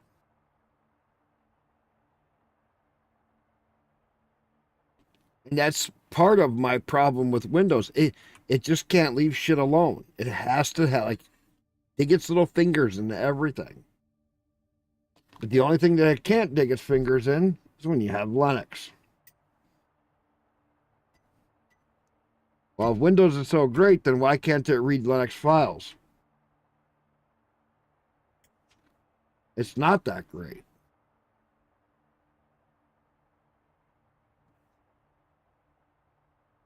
But Linux can read Windows files. So which is better?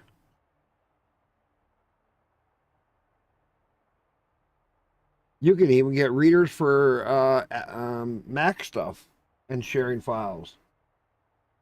It's really, but Windows can't read any.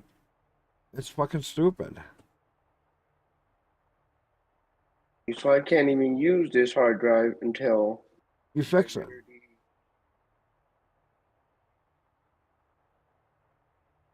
Exactly. Or you take your GPU out, plug in another plug the cable I gave you, and add it in, because your Windows is already installed. I was thinking about doing that too. You keep going loud and soft. I don't know if you're closer to the mic or further away. I don't know what's going on there, but you. I'm gonna get back on my PC. Yeah. But what I'm saying is, you'd have to either.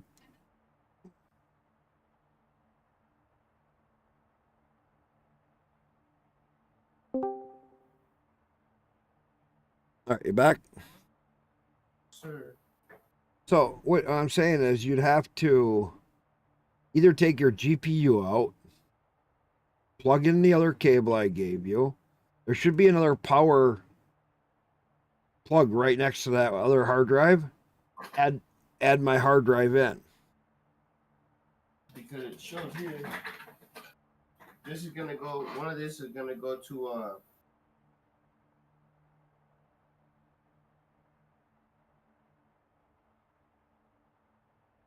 one of these will go to the motherboard and one to the SSD drive. Right? Well, you got the cable that I gave you goes one end into the SSD drive, one end into your motherboard.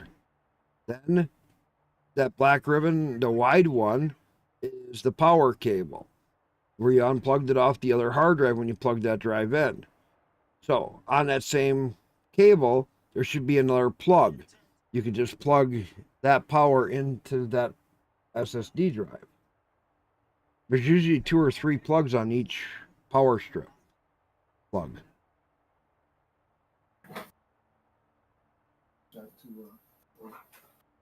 What I would do is literally change that whole setup. Because that Windows is going to always haunt you. You're always going to have the slowest restarts.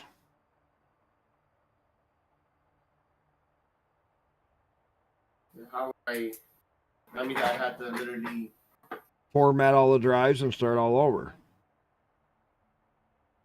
Would that delete everything? Yeah, you'd have to. God damn. But, all my games. But listen. Your games and stuff is not a big deal. If you have Steam Cloud enabled, you can back your saves up to the cloud. Just update your cloud. Make sure your cloud is synced. You see? So then when you get back in your game file should download. If you use OneNote, or any of the online backups, you could back your game saves up to it.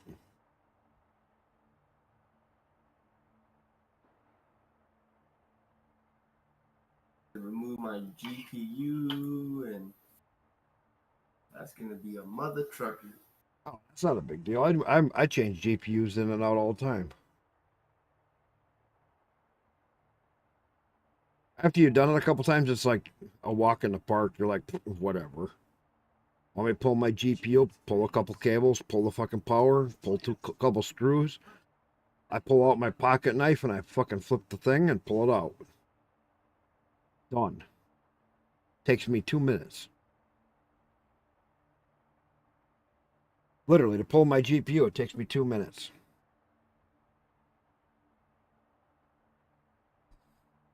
It is quick. Of course, I've been building computers since I was 14. Well, 14, 16, 15, 16, something like that. Had my first computer at 14. I'm 49 now, so yeah.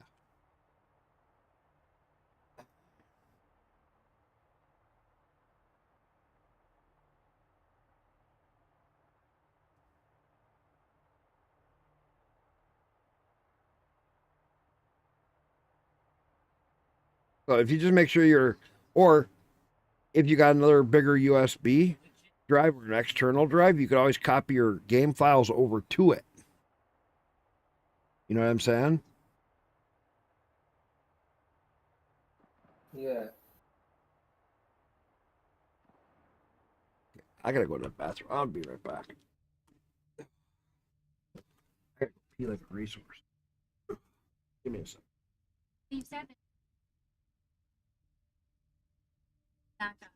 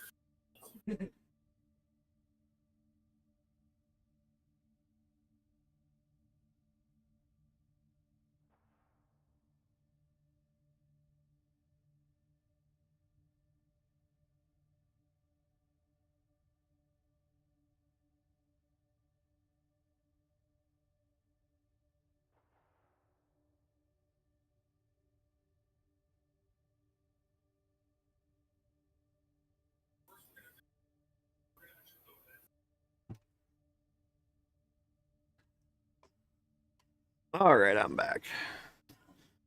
Oh, what kind of messages did I get?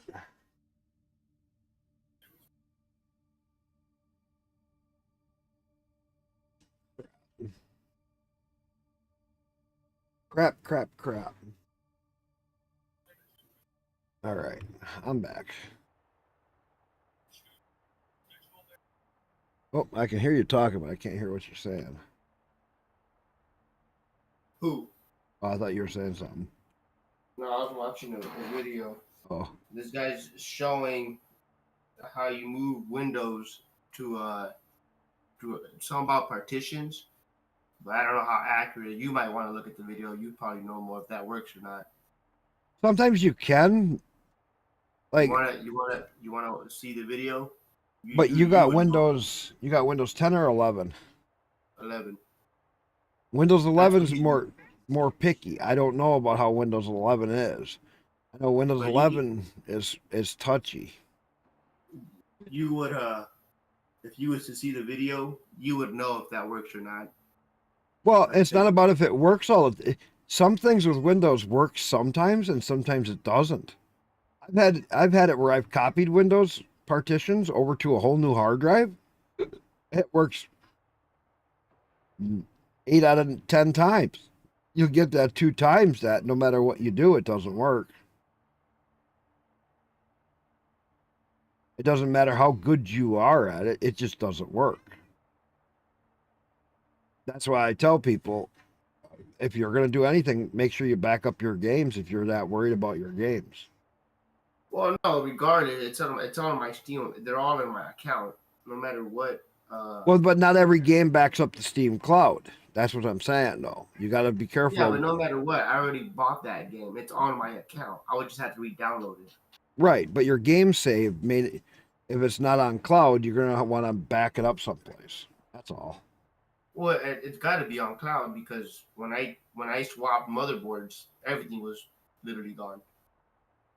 So when I got back on Steam, I had to re-download all those games. But all my save files were on there, everything. Okay. So it's got to be on cloud, right? Maybe. I would assume so. I hope so.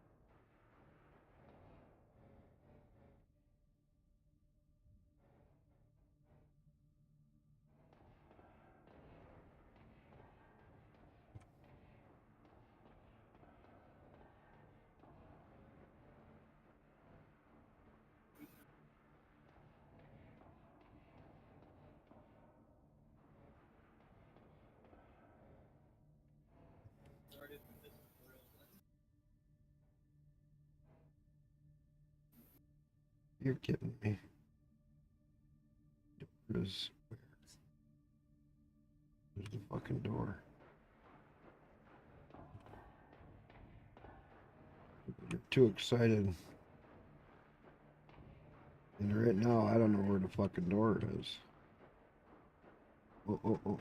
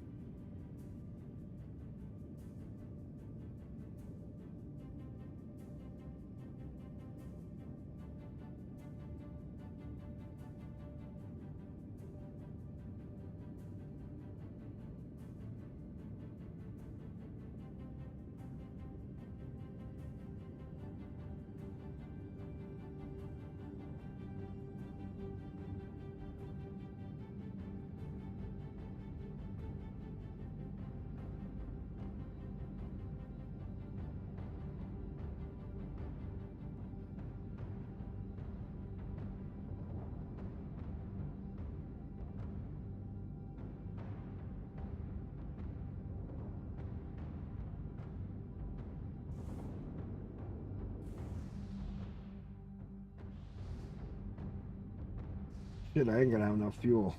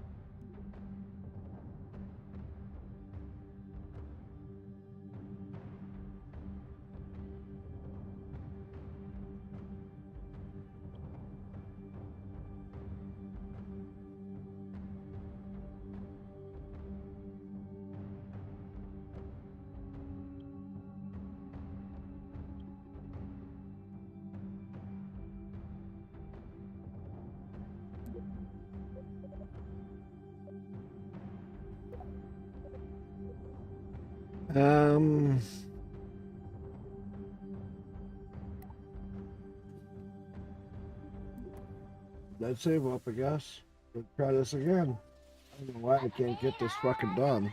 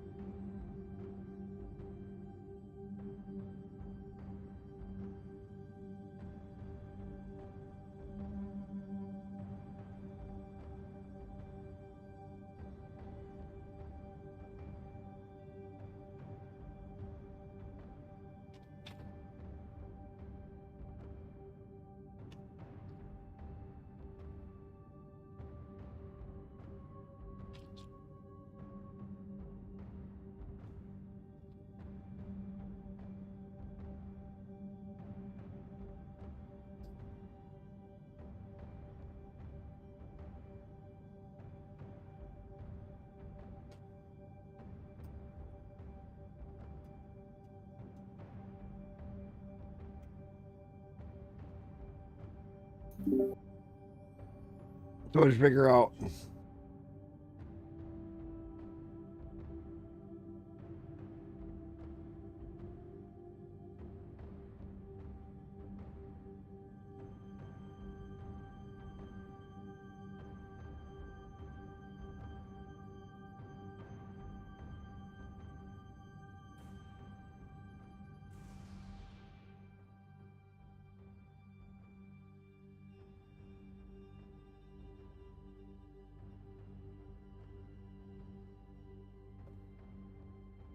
Busy, what'd you figure out? What'd you figure out? No, hold on. Yeah. Alright, well, let me know. Be right back. Mm-hmm.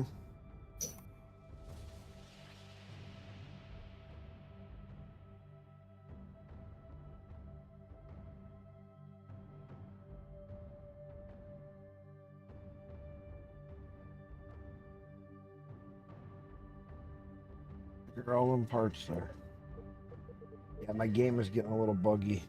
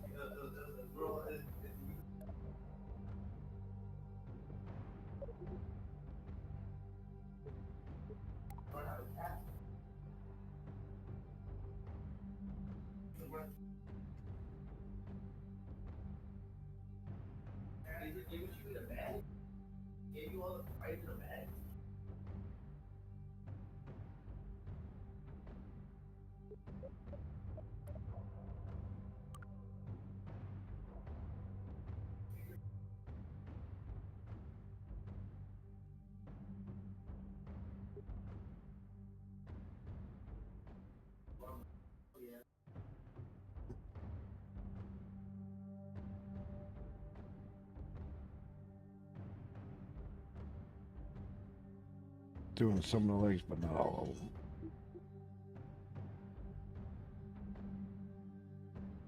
Wow.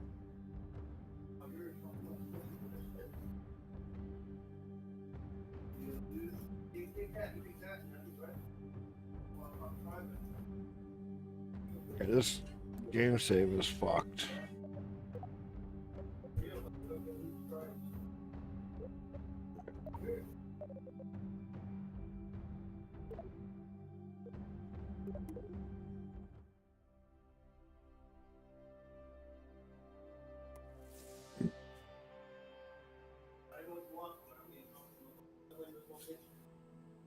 Let's try to relaunch.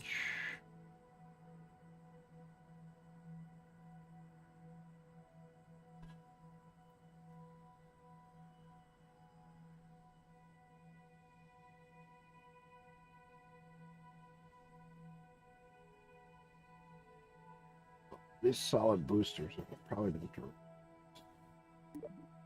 Yeah.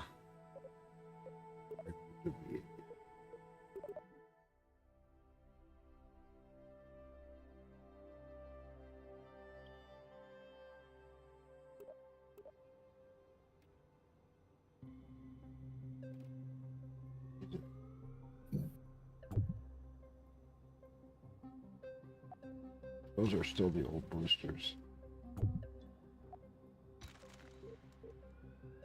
So let's do this.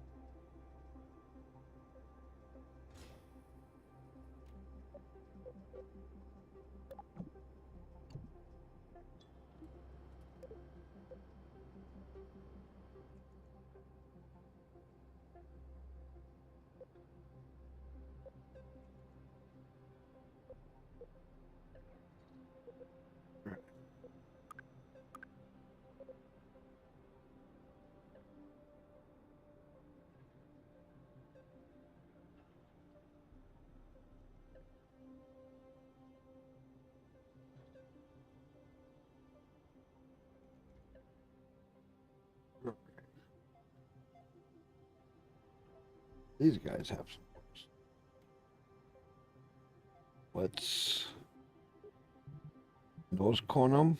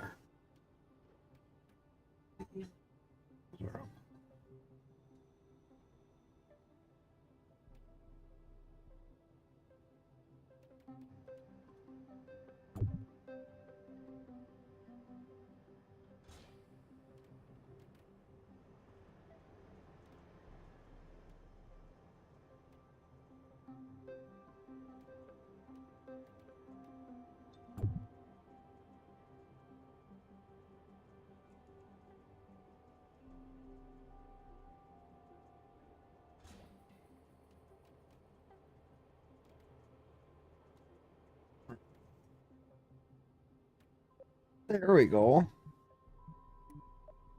Now we'll restructure.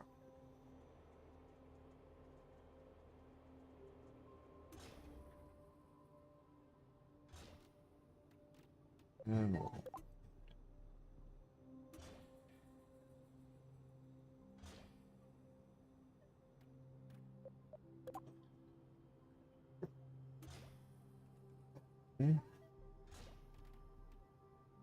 system open.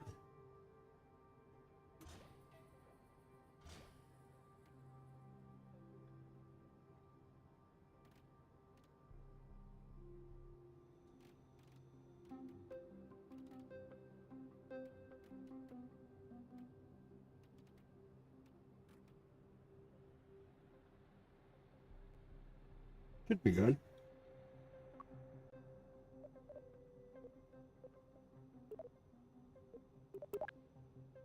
There.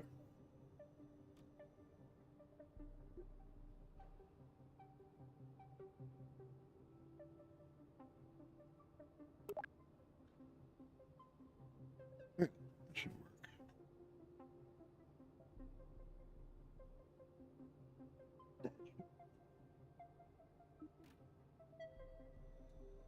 Before I do anything.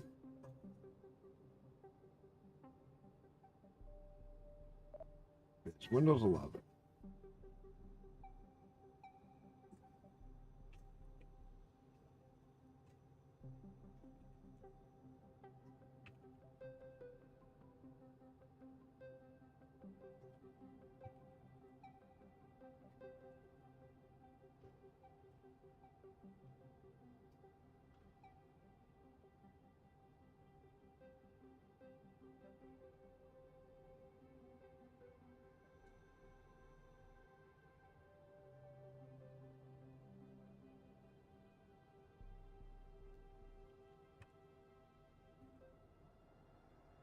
Correct.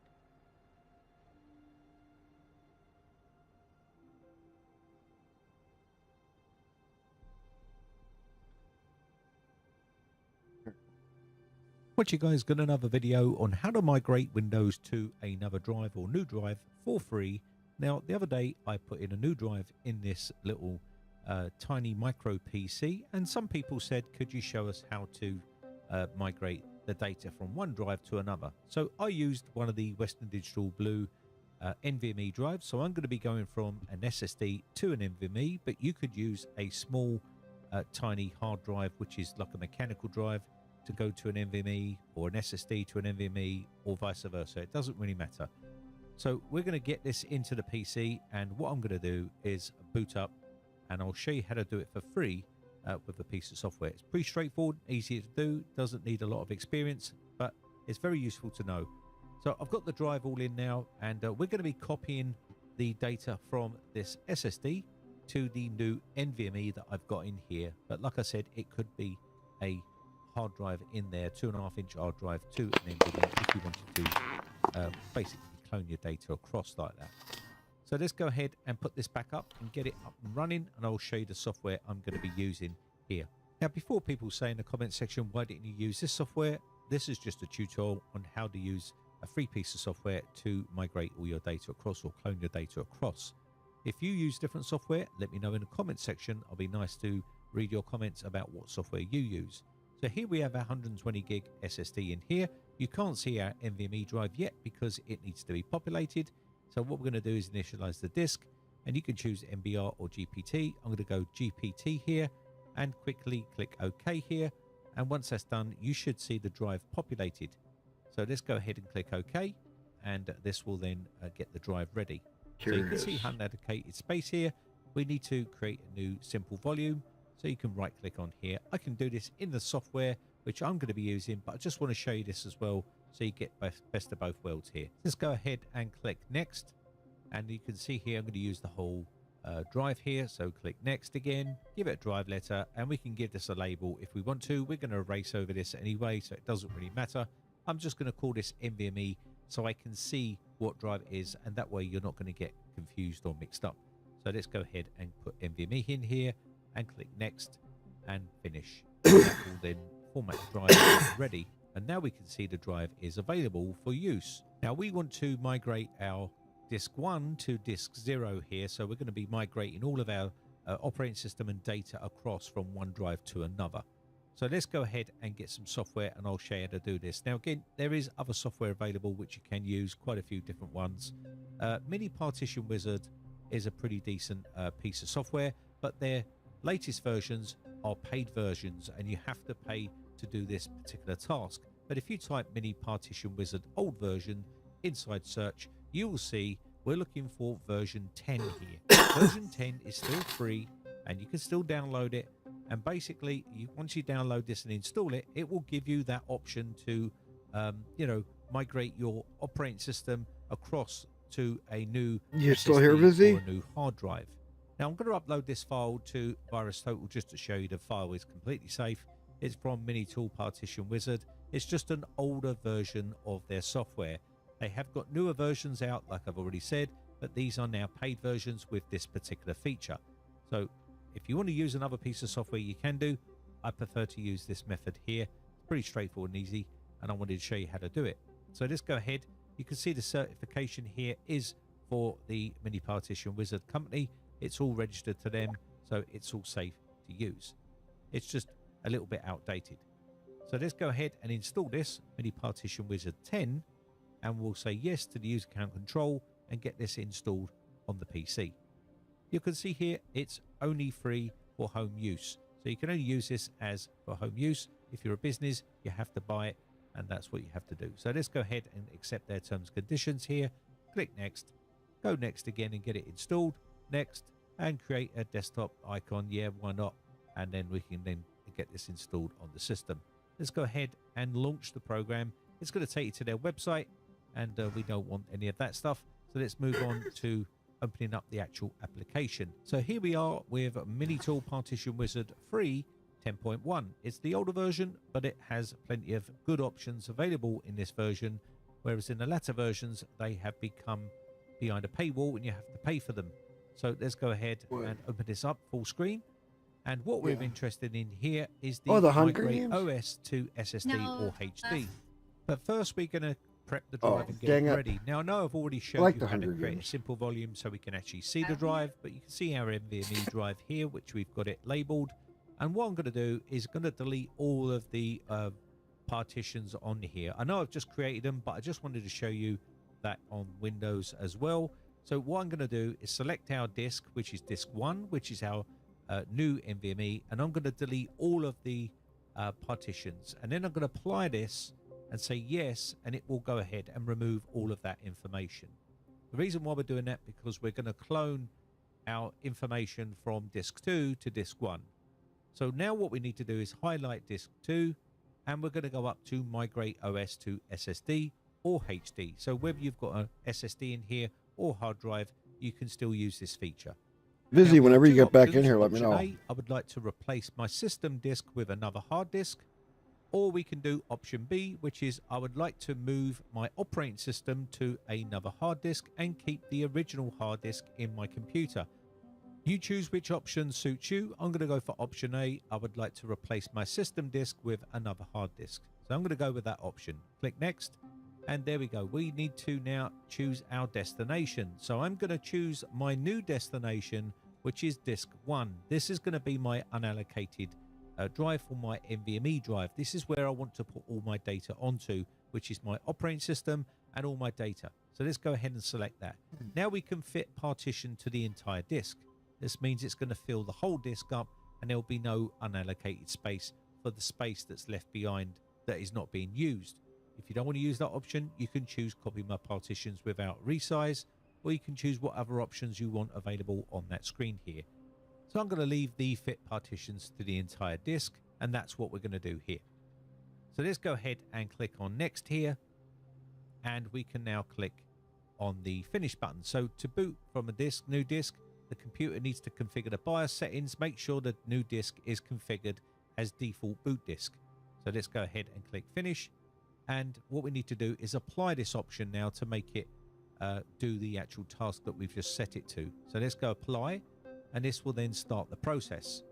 Now, I would always advise you to make sure you've got backups of all your data before you do anything like this, because if something goes wrong, you could end up losing all your data. That's goes without saying.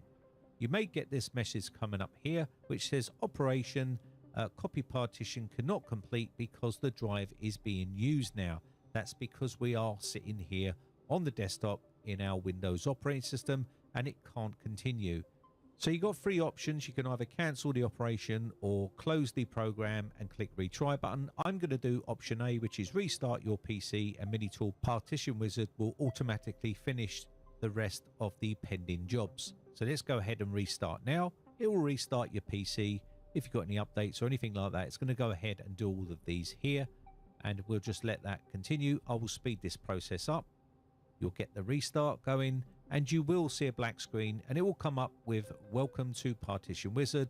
Partition Wizard will start in a second, and there we go. I will speed this process up. It's basically going to copy all of our partitions, our source partitions, our drive letters, and stuff like that. So it's going to copy all this stuff across. It does take a bit of time. This could take a fair bit of time if you have a lot of data. There's not a lot of data on of this system, but if your drive is quite large and there's a lot of data on it, it needs to be copied over to your new drive. So that can take some time. So be patient and don't rush it. Just let it do its thing. Now, mine is pretty much finished because there's hardly any data on here. It's copied all of the stuff over. It's doing a few Windows updates in the process. You back yet? And basically all I need to do now is let this get to the desktop, and we should see our new drive with all our data on there. And you can see my account is already here. And this is my new 500 gigabyte NVMe drive we're booting up to here. So let's go ahead and let that get to the desktop. I'll show him that. That would be an easy way to solve his problem. Because that would give him the program. I don't know what partition is on his drive. Just got on. That's the big question.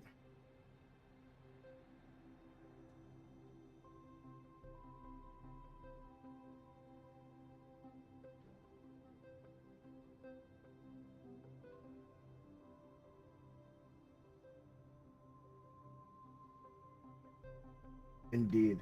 Another tool thing open, but I'm gonna rate your thing at where I work right now. Really want me to rate it? How about my thoughts after I go get laid off?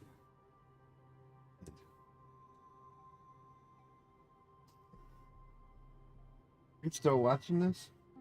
It's the last one of that. Oh.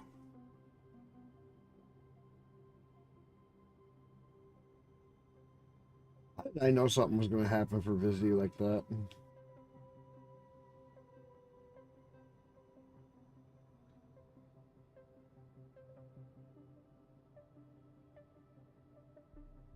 How did I know that that was going to happen with Vizzy? That something stupid was going to happen. His Windows on his old drive, he has his extra hard drive, put a partition on it. So now when he unplugs it, it can't start the Windows. Recovery mode it goes into. It put the boot record onto the old drive. The slowest of all drives. So his computer, when it goes to start up, it starts up really slow. And then when it's running, it's fine. Go to restart it, takes 5 minutes just to reboot. It's like, oh my God.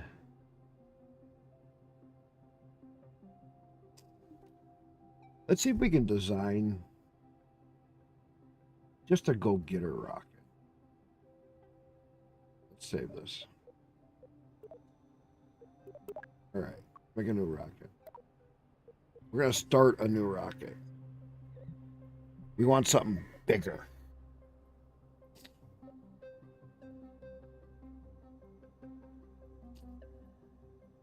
Two-seater. Okay.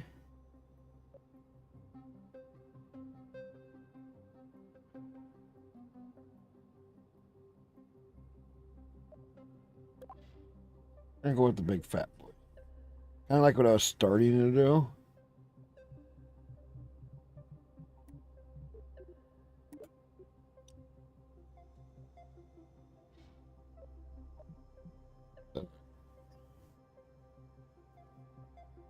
All right.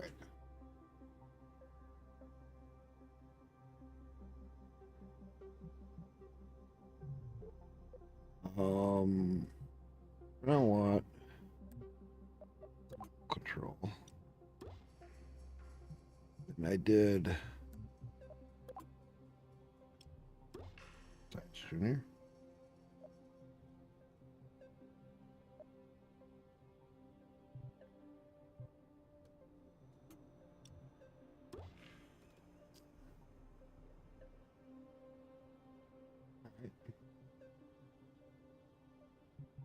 That, and then we were gonna do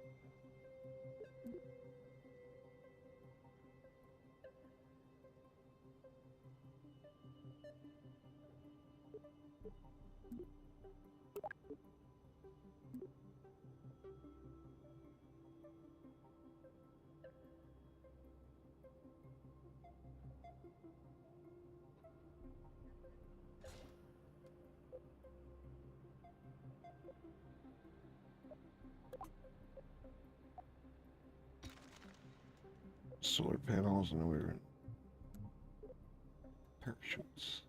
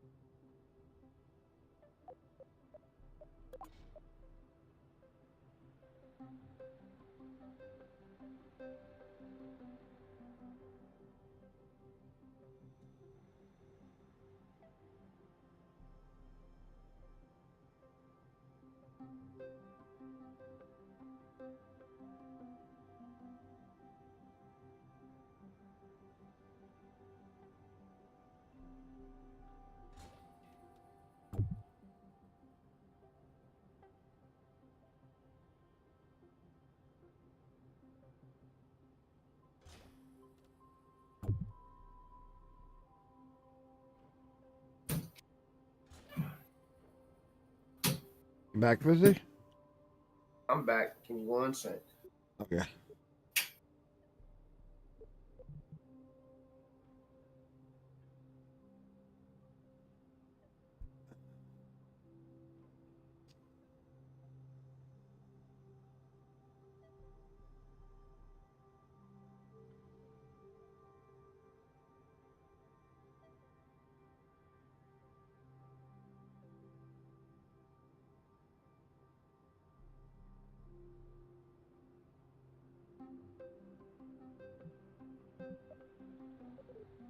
That we got that.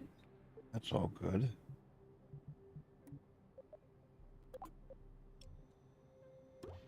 We also need antennas on here. Okay.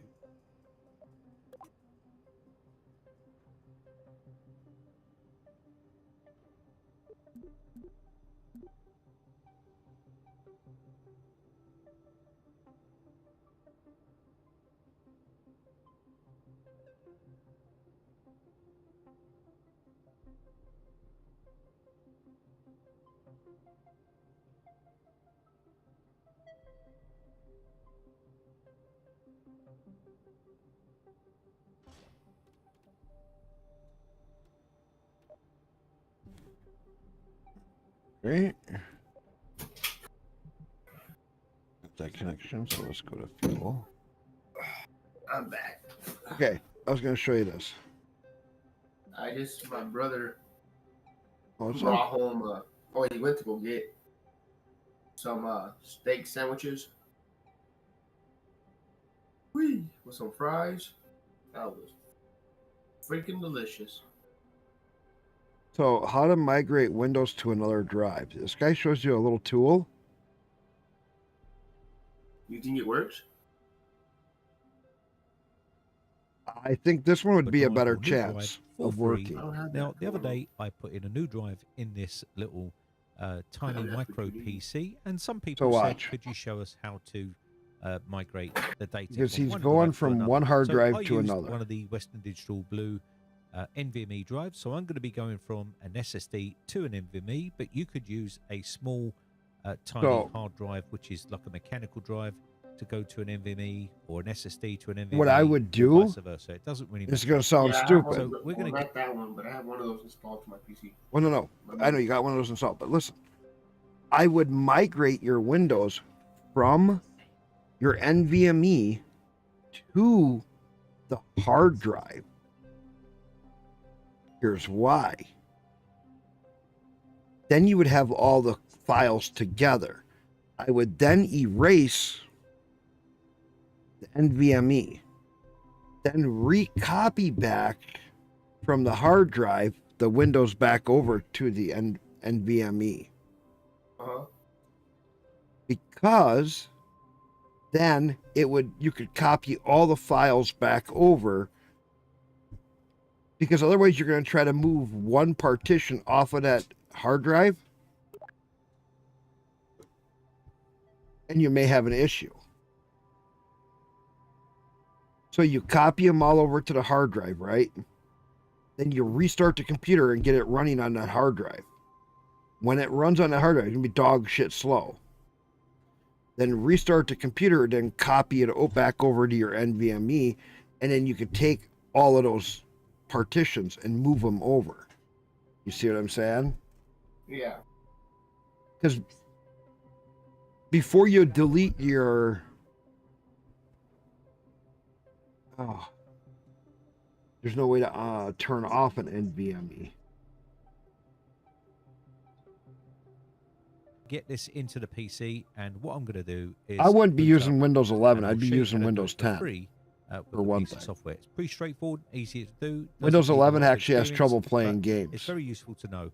So I've got the drive all in now, and we're going to be copying the data from this SSD to the new NVMe that I've got in here. But like I said, it could be a hard drive in there, 2.5. I know a couple people that are playing Starfield on Windows basically 11 across like that.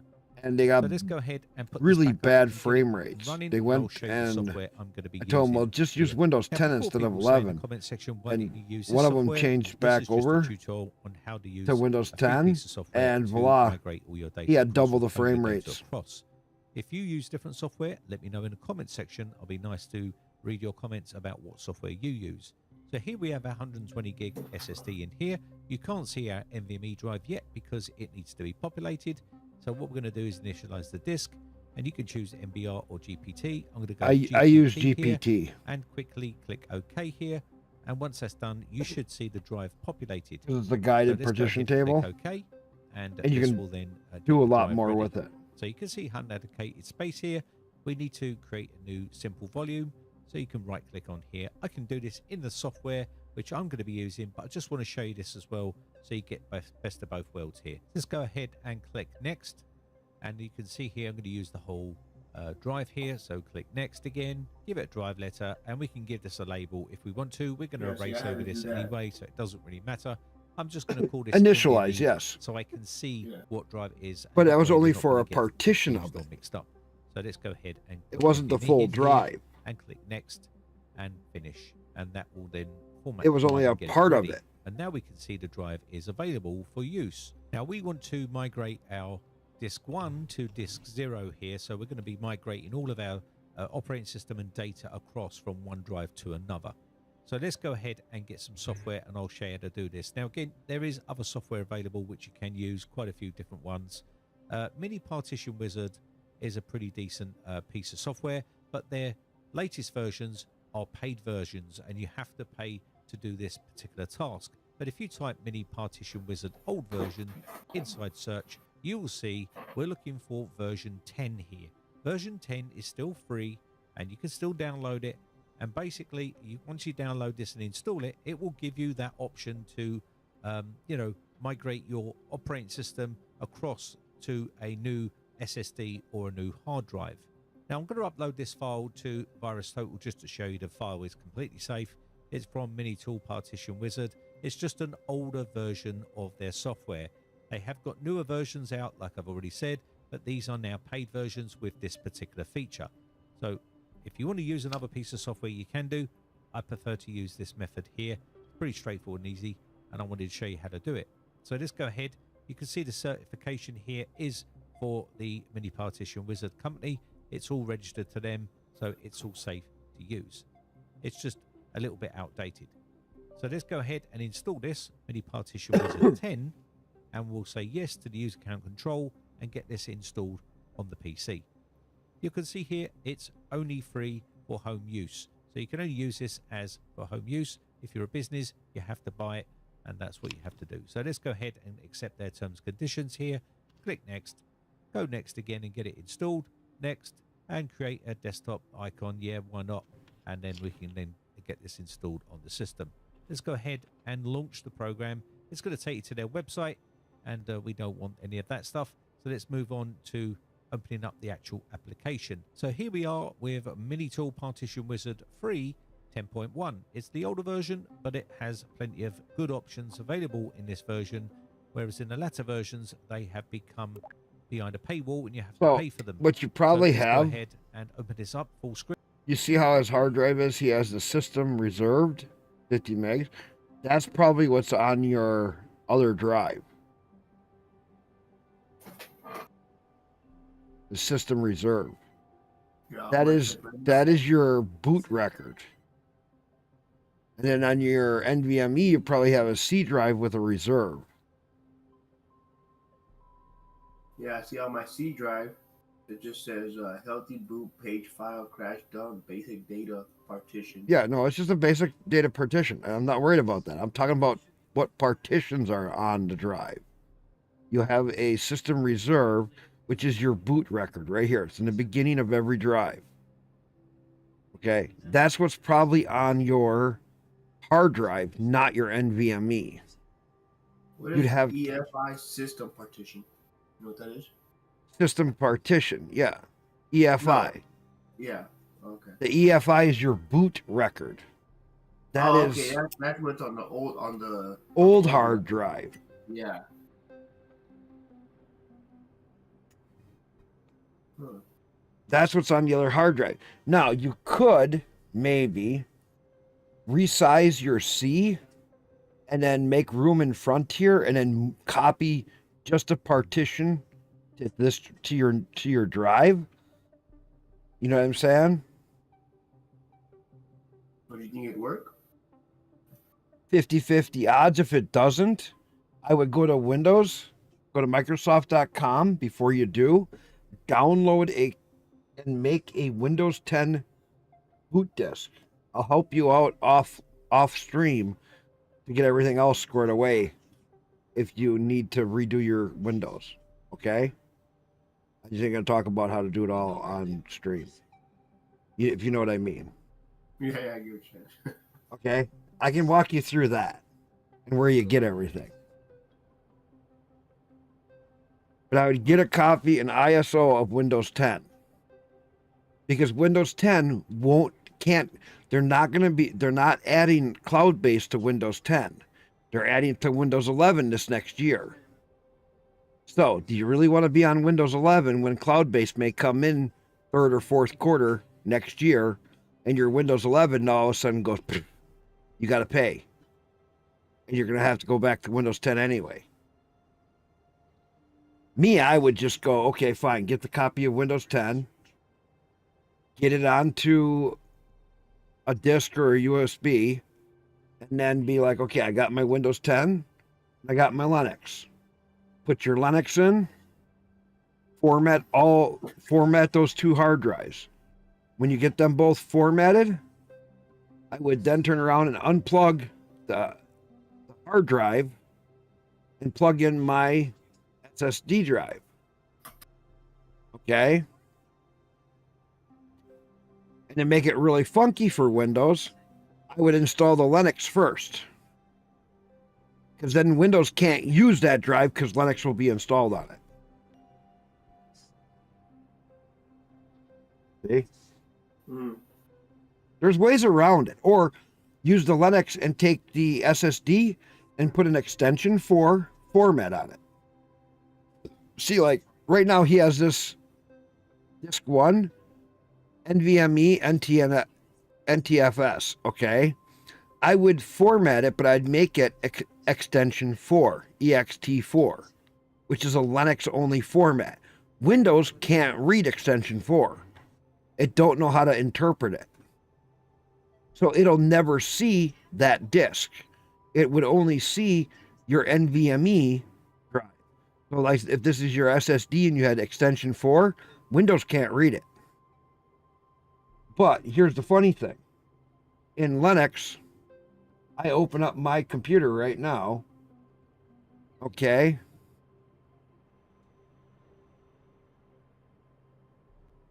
I got my Windows game. Linux, one, let me see. 016, 012. So, watch this. Open in a new window. Punch my password in. Here's my Windows. This is my Windows I just installed. Linux can read it. Windows can't. Windows can't read Linux, but Linux can read Windows. How funny is that?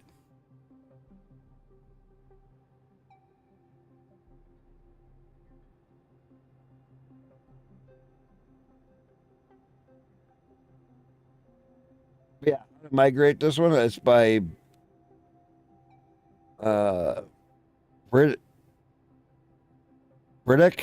09. This tool that he uses would be one. Mini Tool Partition Wizard. Old version is what he used, number 10. But I would just get rid of the Windows 11.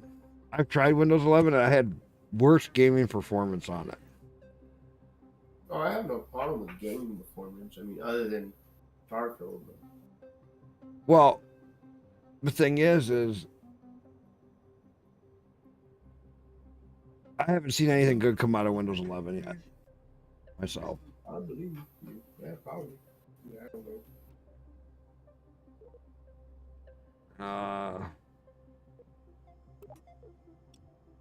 Let's not do this guy.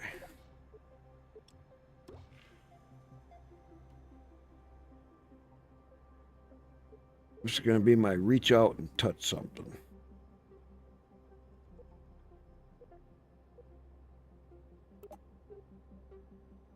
We're going to put that little guy there.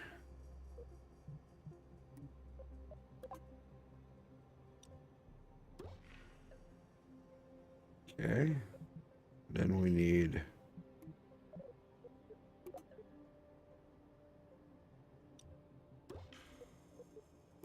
you know what? You know what's on the old hard drive? The recovery partition. oh, the last partition, the recovery partition. So yeah, that's easier to copy than the boot.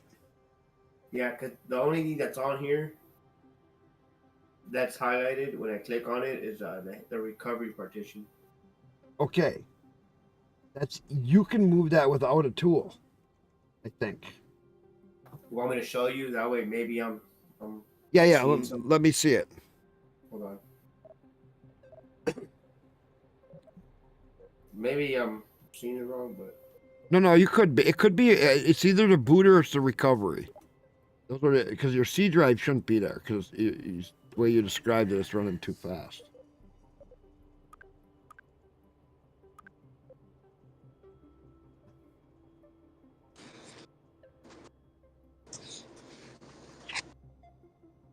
All right, let me see here.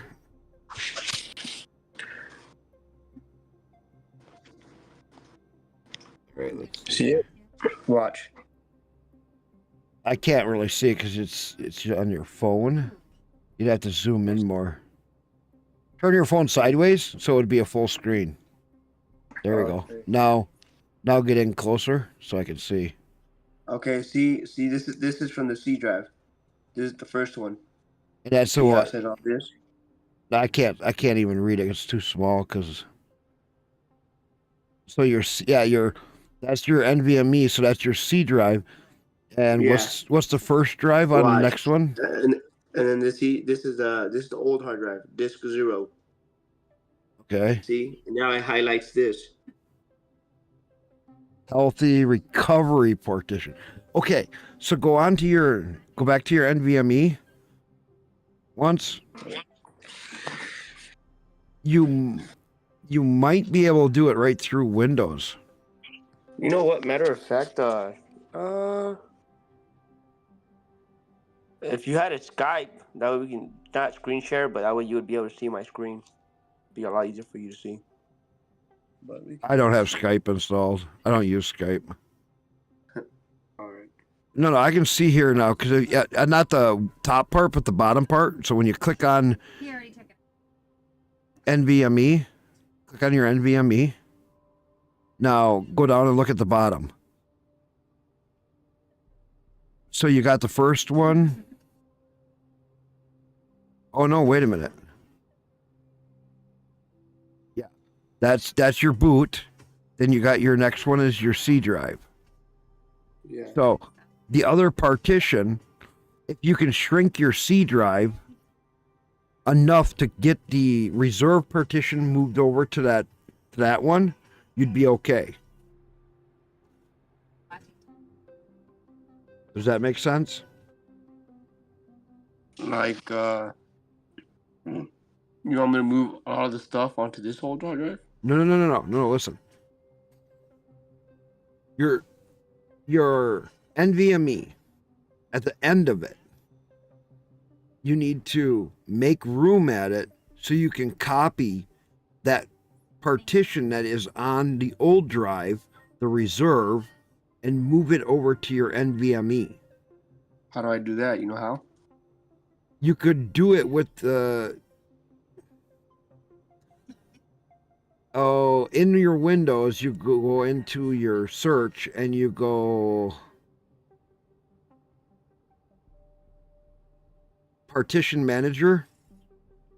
In Windows, they have a partition manager, and then you can see how much room you have how much extra room is in your C drive, and then you can shrink its volume by size. Hold on. I have a Partition manager? Yeah. The only thing that pops up is this. I can't see what that is.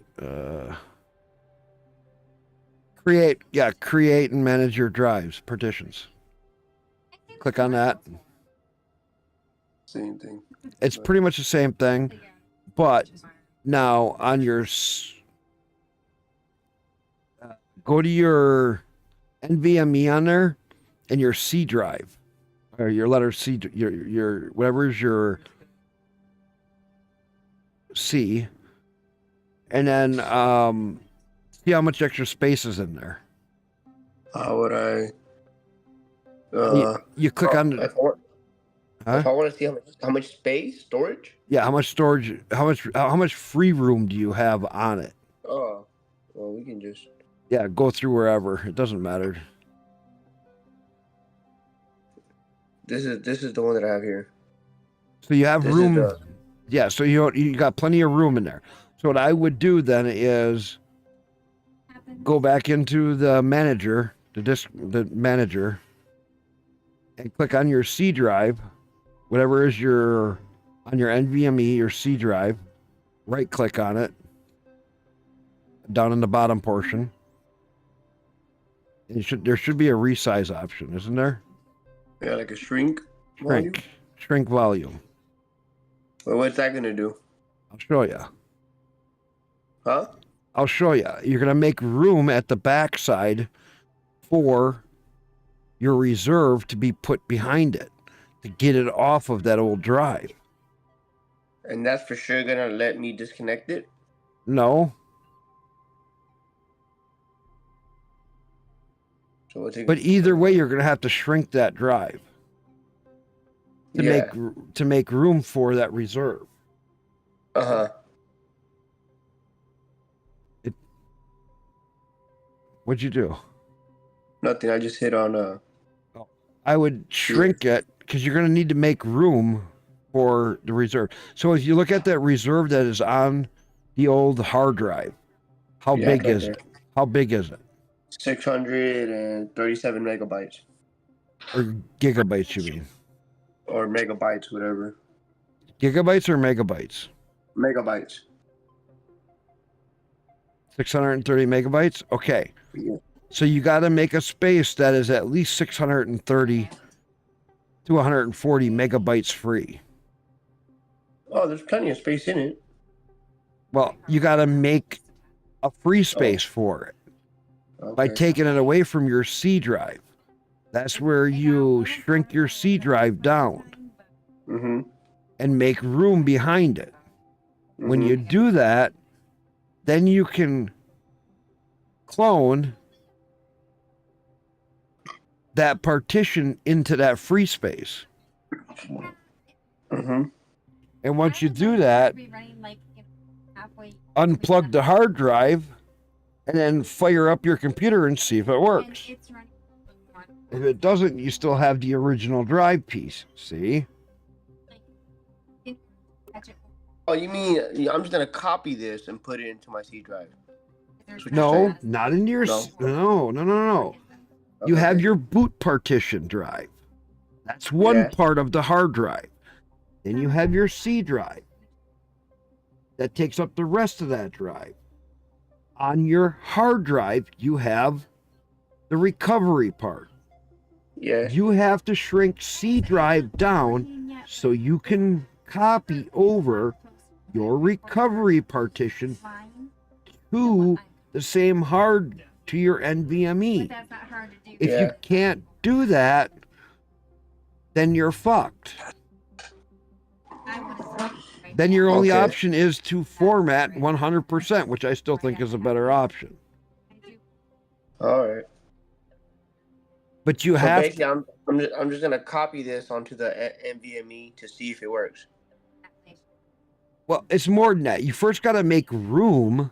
Yeah, I get that part. Make room. I get it. but You what I'm shrink saying your is- C drive down, copy that drive over, that system reserve to your NVMe. Yeah. Okay. Once that's done, unplug or shut your computer down, unplug the hard drive and see if it starts. If it starts, you got lucky. And if it doesn't start, all I gotta do is just connect my old hard drive, right?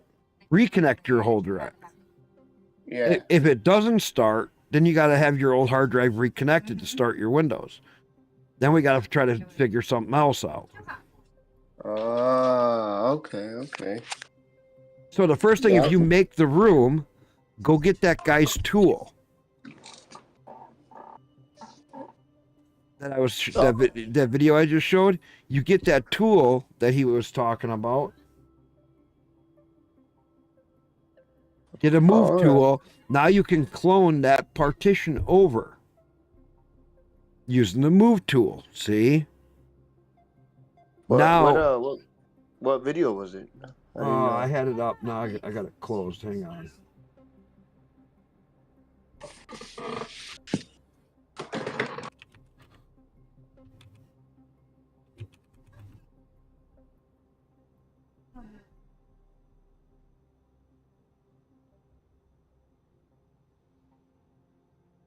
Screen. And what we're interested in here is the migrate OS to SSD or HD.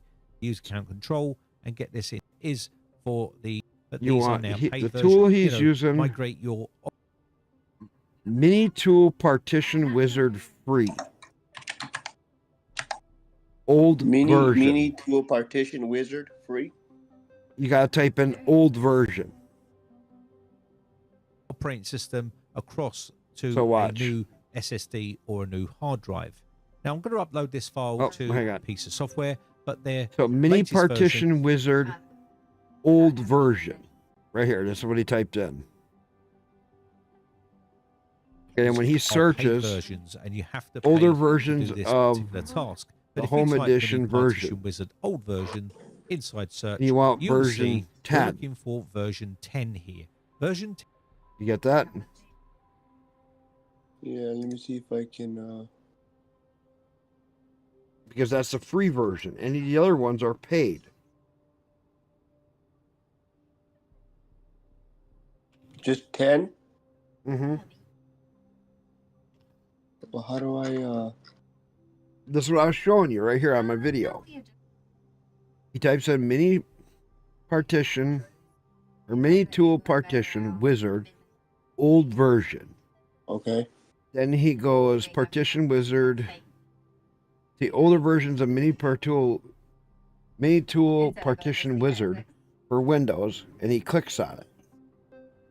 When he clicks on it, it takes him to here. But if you type Mini Partition Wizard old version inside search, And then he scrolls down in here.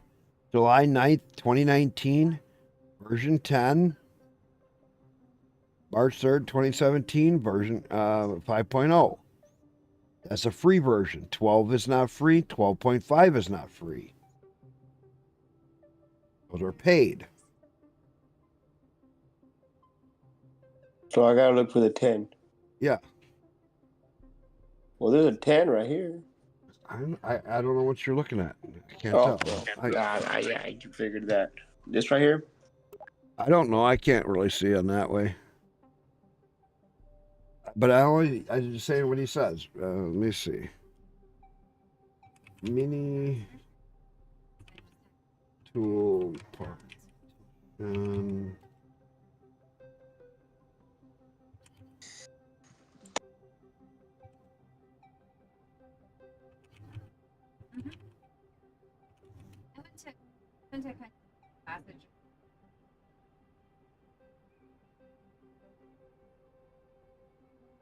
20.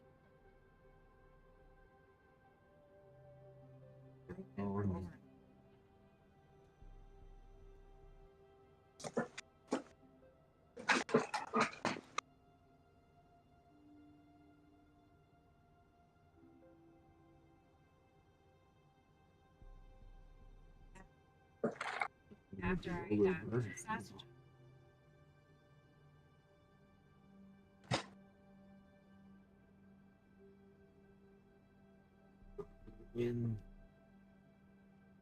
I don't want to say.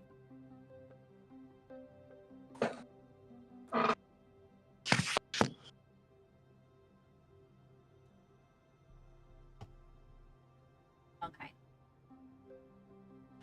This.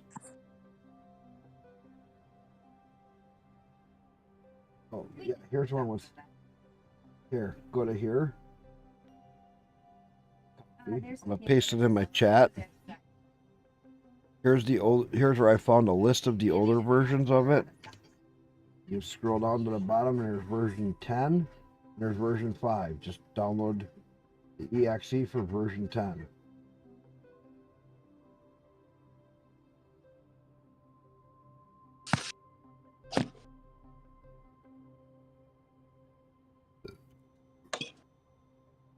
Let's see. Put it in my chat right now. There you go. This is what I'm looking at. On my screen. So when I go to that page, it starts up here. Scroll down, and here's version 10.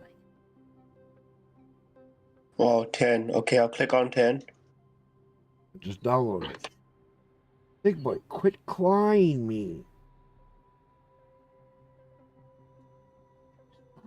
Okay? I'm gonna pet you really rough if you don't stop.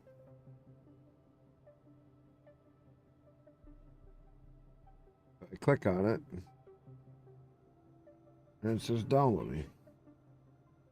Or can't read it because it's too fucking small on my. You don't wear glasses? It's my screen. It's so big. It makes everything so fucking small. You can't. What's it called?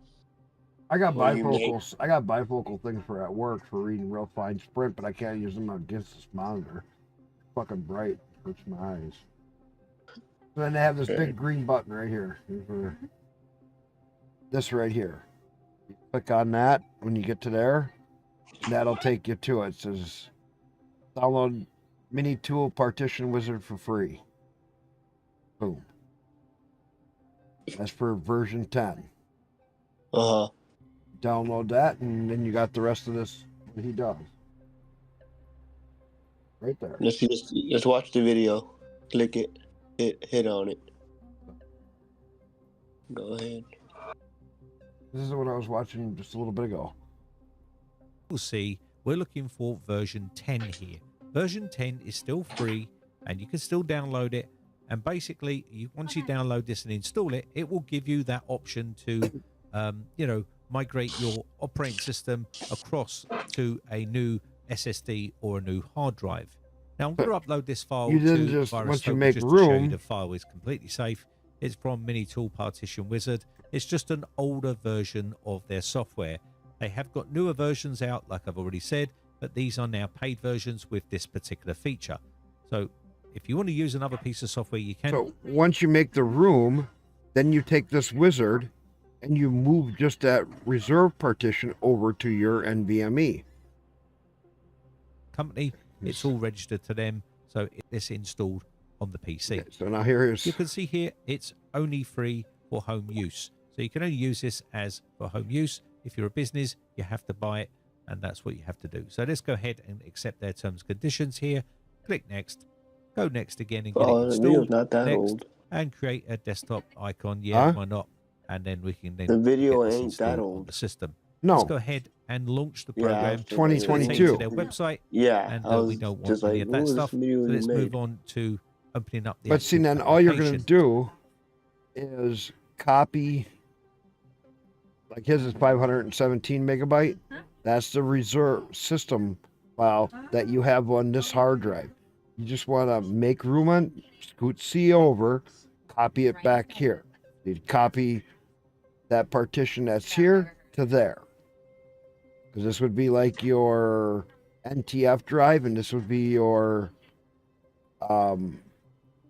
SS or your hard drive. And right here you got that system reserve partition. You just click it and then copy it over. So is here we gonna show are here. with Mini Tool Partition Wizard free 10.1. It's the older version, but it has plenty of good options available in this version, whereas in the latter versions, they have become behind a paywall and you have to pay for them. So let's go ahead and open this up full screen. And what we're interested in here is the migrate OS to SSD or HD. But first, we're going to prep the drive and get it ready. Now, I know I've already showed you how to create a simple volume so we can actually see the drive. We saw this part see our where he... NVMe drive here, which we've got it labeled He new just- NVMe 2, and you can still use this feature So here. from disk 2 to disk 1. So now what we need to do is highlight disk 2, and we're going to go up to migrate OS to SSD or HD. So whether you've got So a you want to do SSD the in migrate, here copy or hard drive, partition. you can still use this feature. Now we have two options. Option A, I would like to replace. This part is different. He says to migrate an OS, you'd only want to copy a partition. You'd copy it from your OneDrive to your NVMe drive. See, that's all you would be doing. You get what I'm saying? Yeah. You wouldn't be doing this part because you're not going to copy the whole drive. You're just copying the system reserve from off that other hard drive so you can get it out onto your main drive, your NVMe. That's all you're going to do. My system disk you're with not another doing hard this. disk, or we can do option B, which is I would like to move my operating system to another hard disk and keep the original hard disk in my computer. You choose which option suits you. I'm going to go for option A. I would like to replace my system Like I disk said, it only- with another hard disk. So I'm Just a gonna go with that reference for the option. video. Click next. And there we go. We need to now choose our destination. So I'm going to choose You my don't new do this part. destination, which is disk 1. This is going to be my unallocated drive for my... So I say you only wanted to find out what the tool is. Because you only want to copy one partition. You don't want to copy the whole disk. You just want to copy one. And that would let you do it.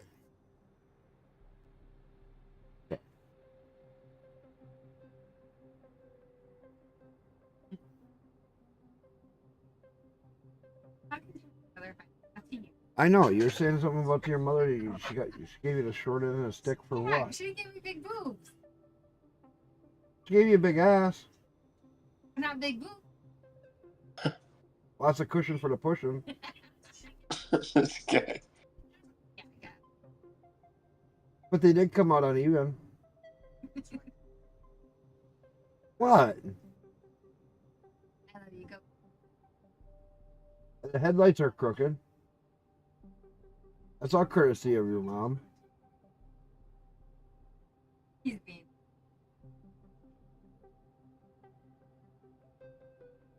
It's funny.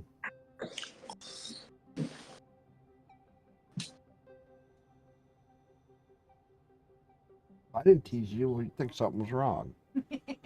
Fuck. Yeah, and then his response. I didn't tease. Don't worry, I give.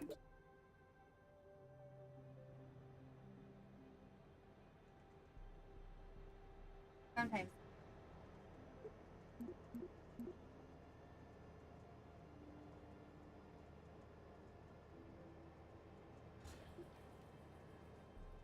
Hey. That's looking pretty good.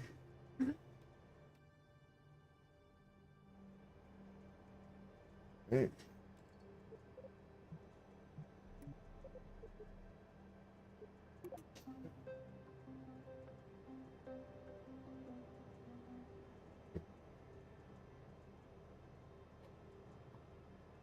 There. Let's put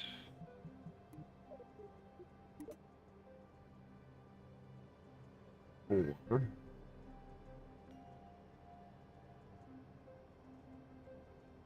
And this mini tool partition has no like virus or anything like that, does it?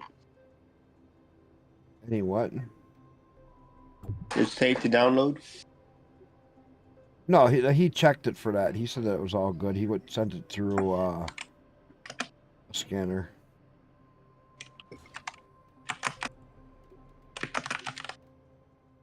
Right.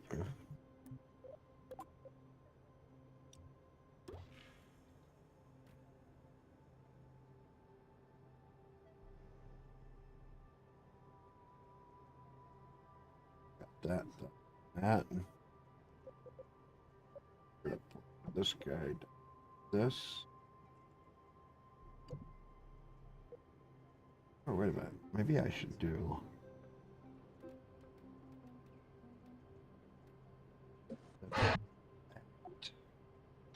We do have.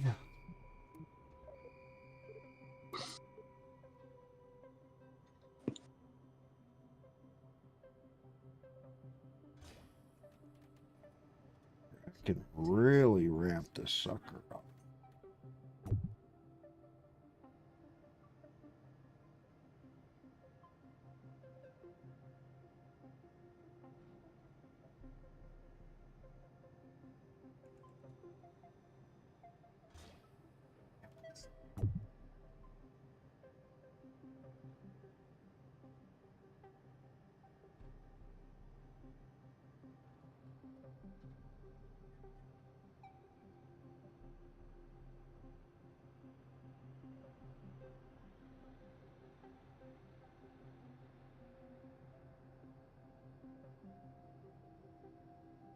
Nice one.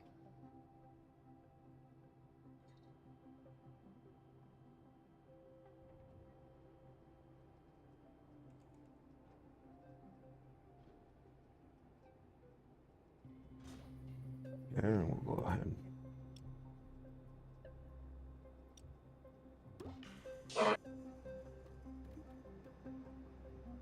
Yeah. Oh, Custer's. I'm gonna end this truck real quick.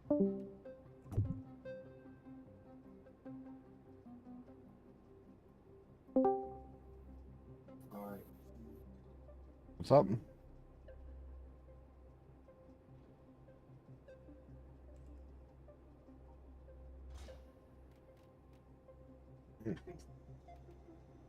There we go. Right. Yeah, that's. It's all right at night. There. I don't think I have big nose cones.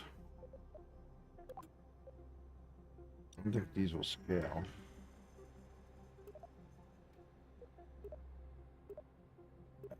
Scaling of them.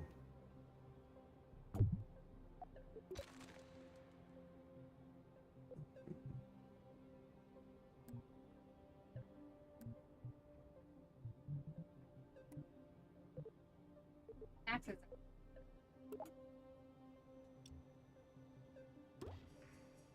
That on.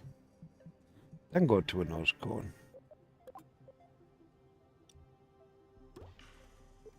All right.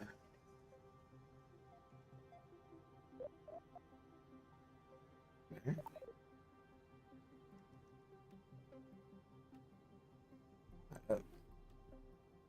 Looks even.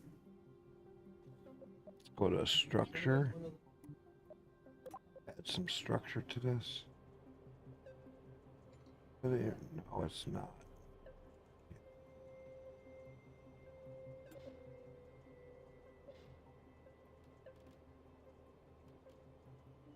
Oh, that's why.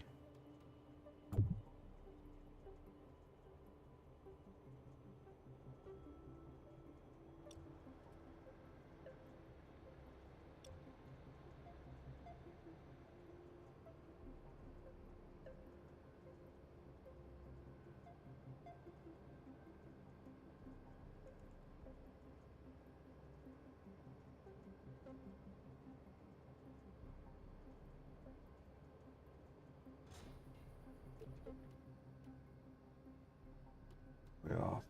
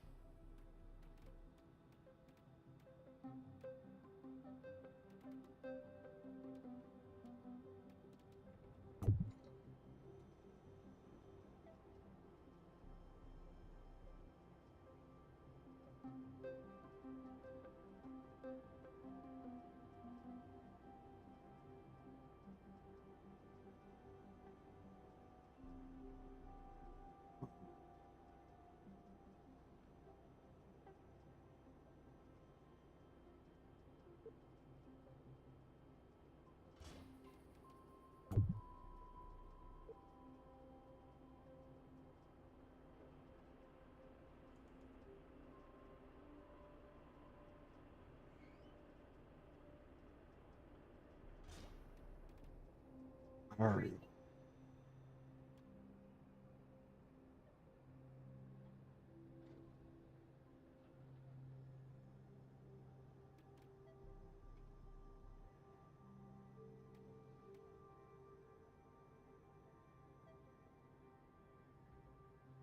Well, I was too.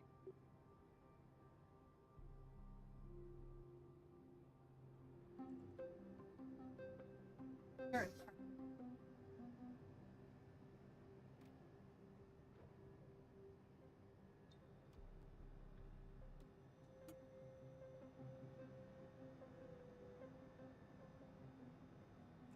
A ramp on the.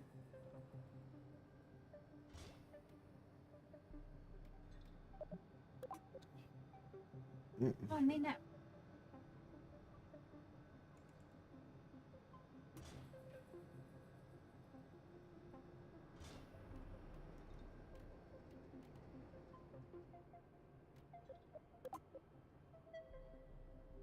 Let's just see how a bigger rocket does in the game right now.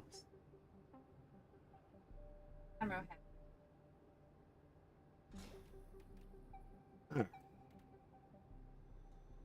Let's see how the big rocket flies. Crap, I wanna-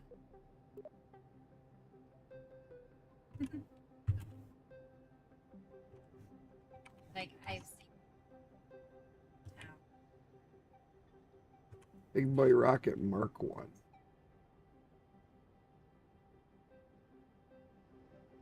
From here, if I need a little extra boost, we can go to And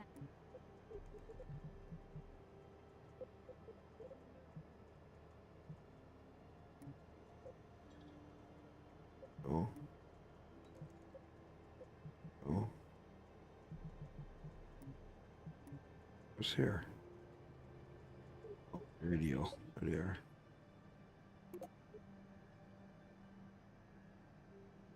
Jesus. What? Jesus, what? If I was to copy that, whatever, to my NVMe, and it doesn't work, would it mess up anything?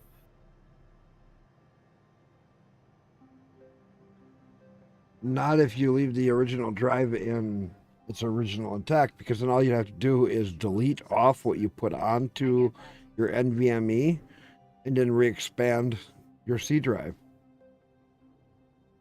See what I'm saying? Yeah. It's just after you copy it, you unplug the hard drive and see if the Windows will start. That's all you can do.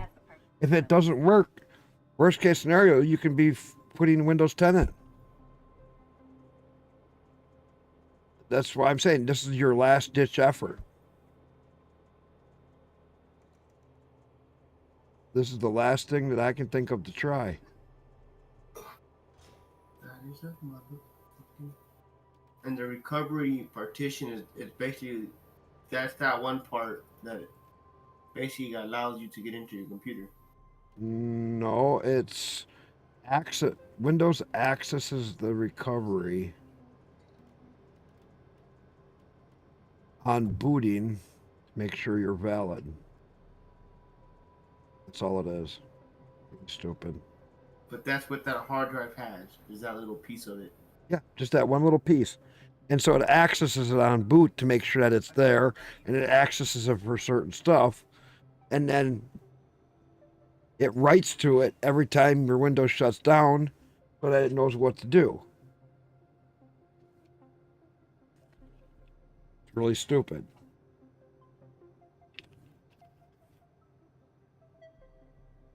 Because if it was a real recovery, it'd have to be the same as what your hard drive is.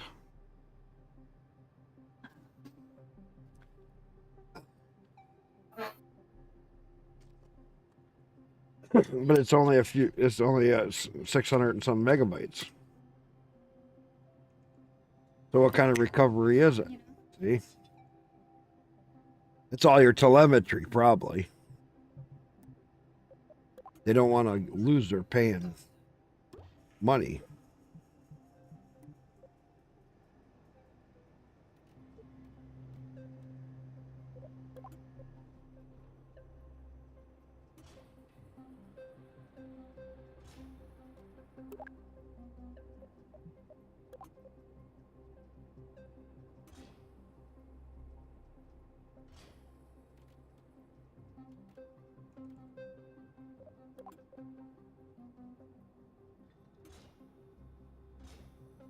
You don't want to be in this Kerbal.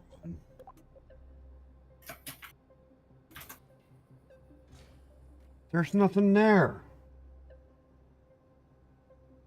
I don't even know if Rita's grocery mart is still there. He was It's too. still there. He was so old when we left. Last time I took there. Maybe his daughter took it over.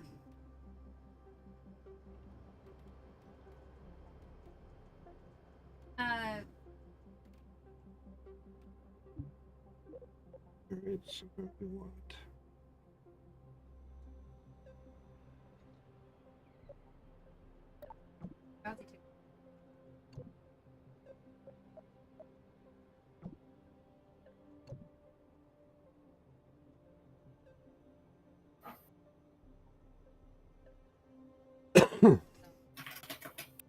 Right.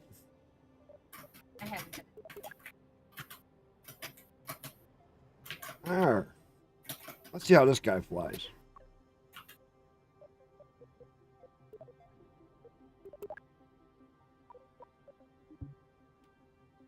Kerbals.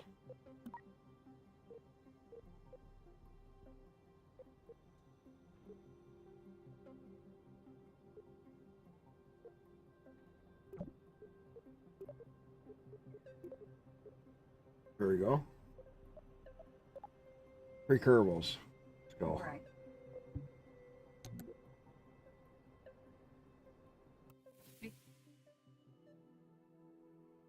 Let's just see what this thing can do. Look at this monstrosity.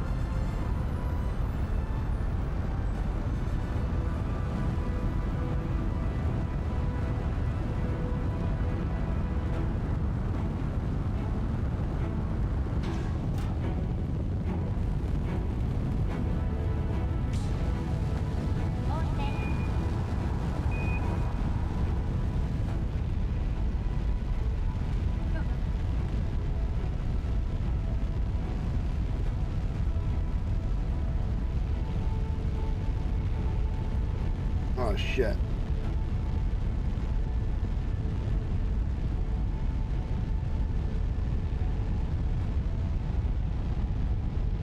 I fucked that up. Revert to BAB. Have that.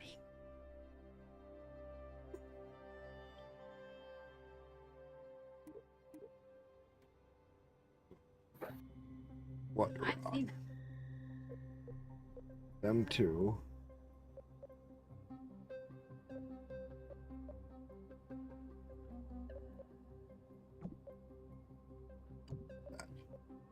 We detach them.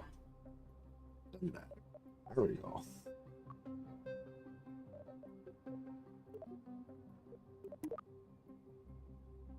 Very good. Try that launch again. Was going pretty good.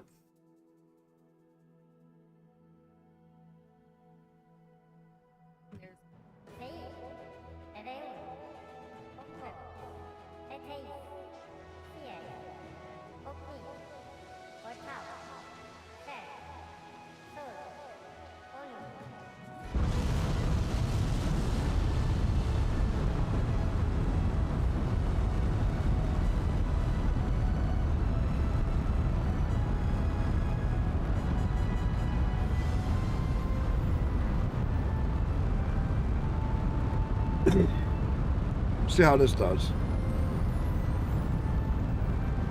See how this does. This is just a test to see. This will be my one rocket.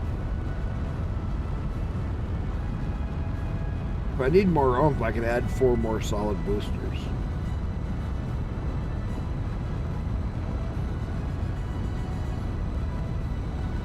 This might be my rocket to do another mission where it wants me to go way out.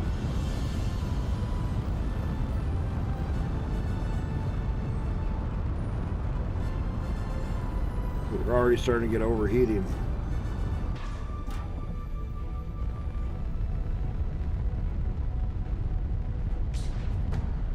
There we go.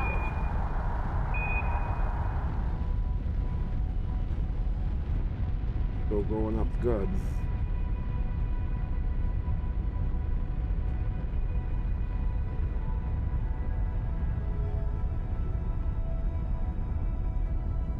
Fuel's burning out pretty quick.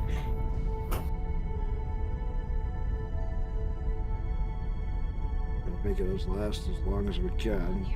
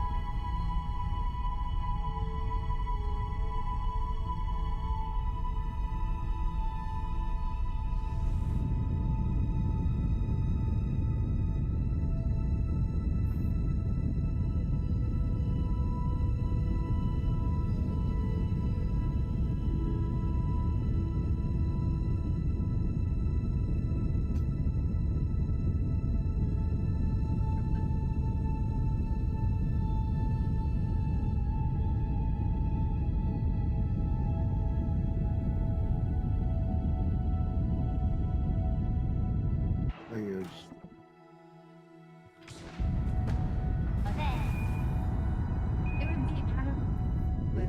they lose a wing?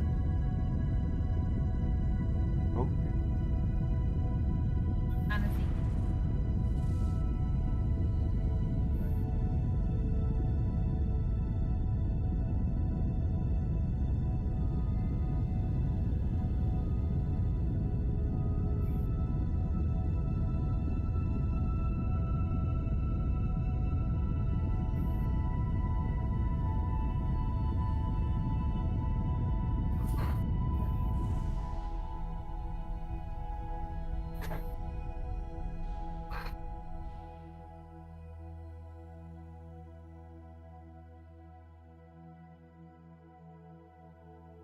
Alright, we're gonna wait till we get up closer to our apple. Oh shit! You know what? What?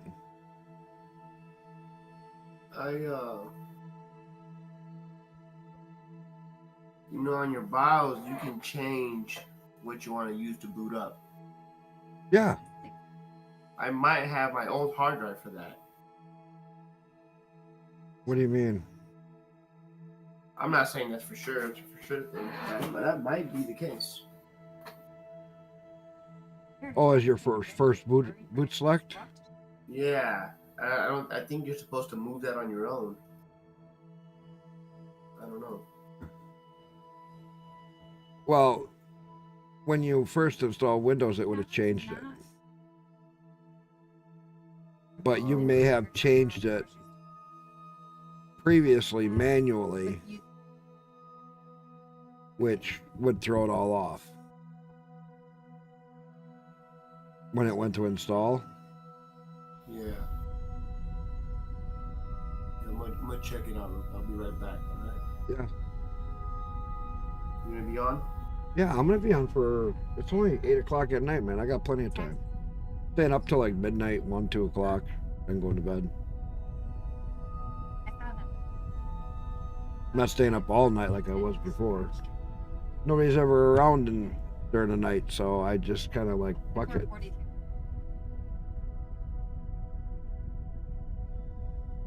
Don't you work graveyards? Yeah, I do, but I still have all week off, so I can readjust next weekend. Fair enough. I'm not so worried about. I'm not going to be completely off schedule. I'm going to only be like 6 hours off schedule. It'll be easy to go another 6 hours to adjust. It's not going to be 12, 14 hours off schedule. You wouldn't go to work with no sleep? Well, most people, when I'm going to work, are getting ready for fucking eating dinner and going to bed. And I work 6 o'clock at night till 6 in the morning.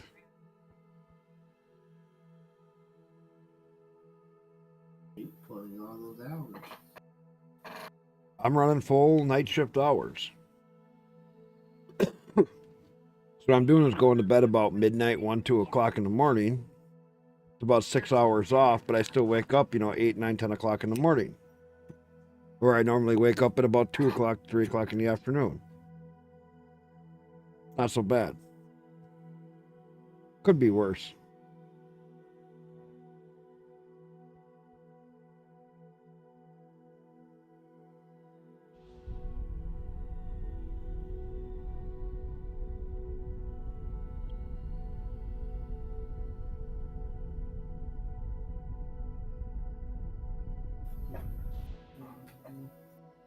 There we go. That's the rocket to take up from now on. Mm-hmm. Now I just gotta adapt it to have a lander.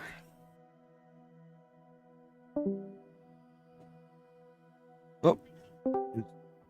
On my phone. Oh, switch to your phone.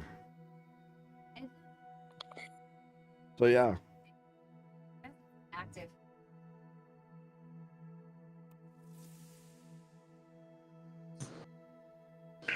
And then that way I can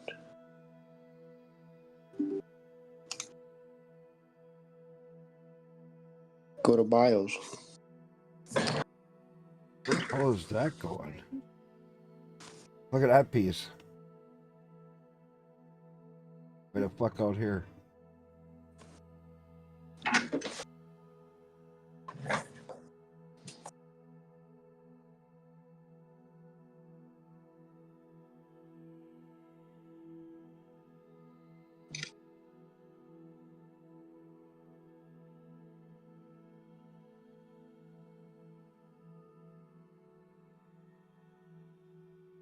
So then.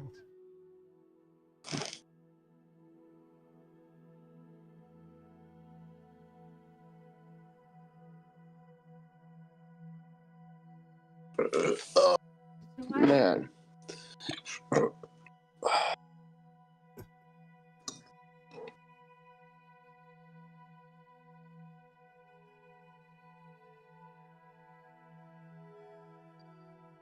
Yeah, this would actually be a pretty decent.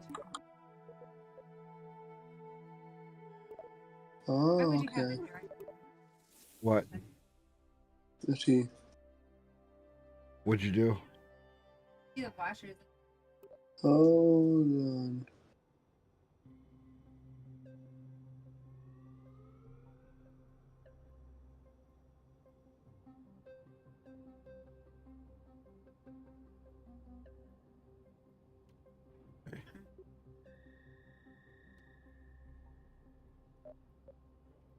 I don't know.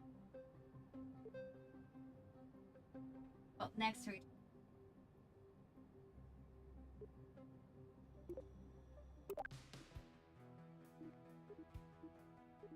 So I got that and that and that. Okay. Right. Got quite a ways. Escape Kerbal, First Dibs, and Mooner. Them two.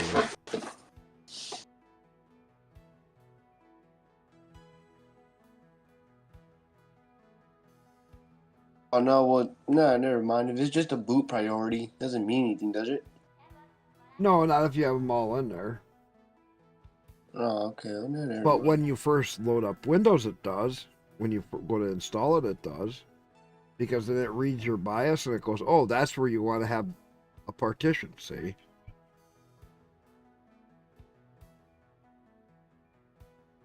And it throws shit on it. Which is stupid.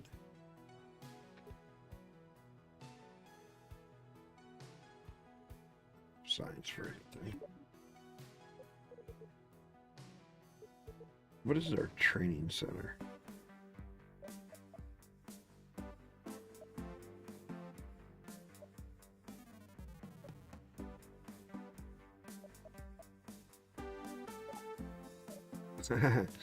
Look at this. They actually have a training thing in here. I never even seen this. How do rockets work? Launch a test rocket. Simple rocket construction. Fab camera controls. Staging a rocket. Altimeter and time warp. Landing and recovery. Missing the ground. Missing the ground. Learn how to miss the ground and make an orbit.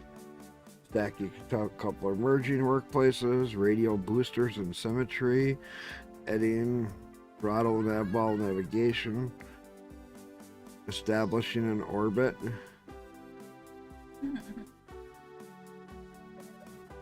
Orbits are weird. Manipulating orbits, electric charge, earning science, deorbiting, atmospheric re-entry. So they actually have a pretty big tutorial they added. Learn what is involved in traveling to another celestial body. Learn how to time departures from Kerbal to the moon. Executing a maneuver plan. Capturing, completing orbital transfer. That's pretty cool. Pretty cool. You see all this? They have the training center built in. They have all of these, 7 of that, 6 of that, 6 of that, and 4 of that. And that's in training center.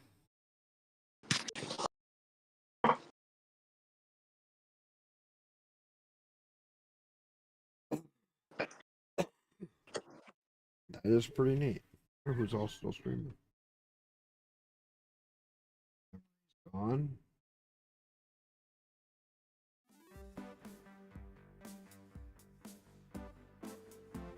Classic open. Oh, Adele's gone.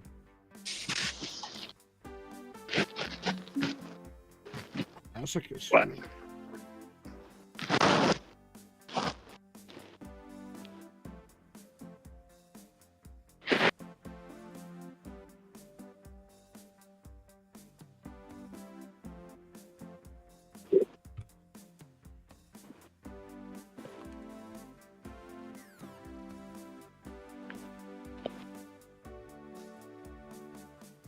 Star Citizen. Hearing an echo.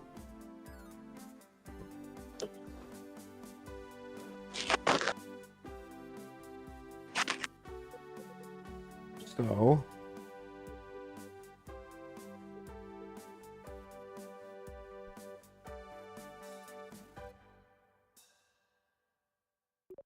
the vehicle assembly. Okay, so this is a good big rocket.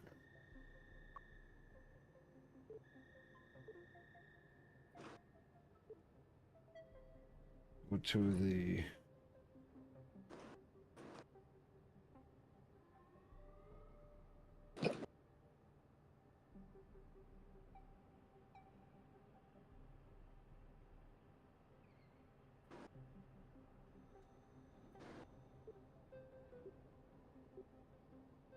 where's my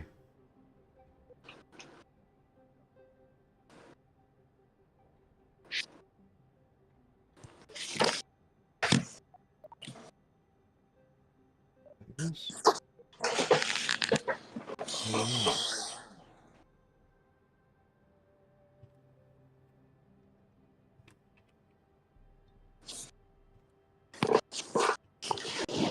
No, that sucks. What? I don't know what the hell to do with that. Pisses me off. I told you what I'd try first. Because that's 50-50 odds if it should work. It's a flip of a coin. If it works, great. If it doesn't, download Windows 10 and it's real easy to take care of. All you need is your driver's disk, which you should have for your motherboard. The only one you need.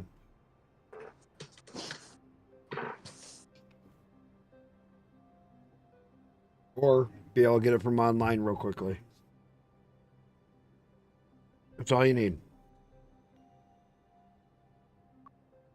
And we can get your Windows 10 reinstalled. Get Windows 10 set up for you. And get your Linux installed. And you could be gaming in a couple hours.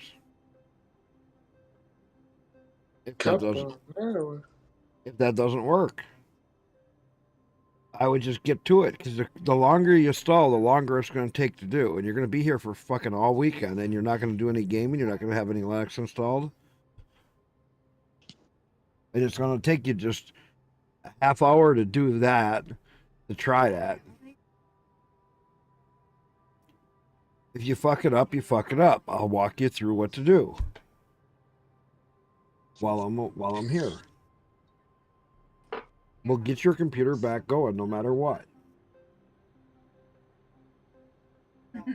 The thing is the only way you learn is until you fuck stuff up. That's the scary part. No, don't be scared of it. It's just a computer. You're not going to hurt anything. It's just programming. You're not working with the hardware. You're working with the software. You're not going to hurt anything. Most you're going to have happen is you're going to have to reinstall. That's not the end of the world. You'll get used to it. On average, I'd reinstall Windows every 6 months to a year when I used it. Because it starts to run slow after 6 months, and I get annoyed, so I'd reinstall it, and it would run fast again.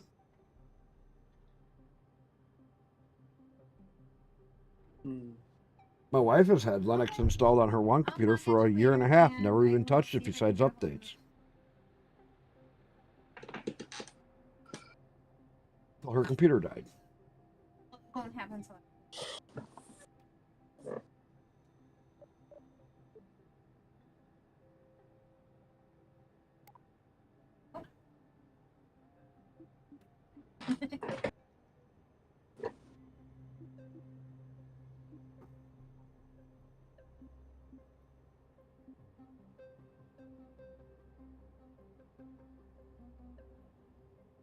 What's this thing?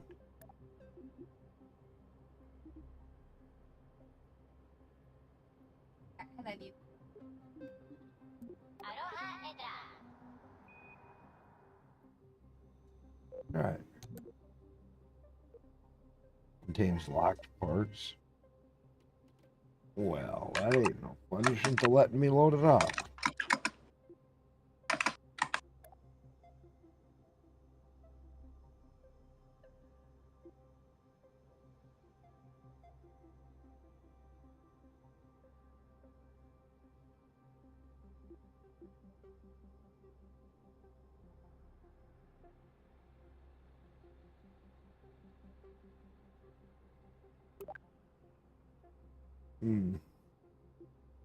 We can do Sparrow.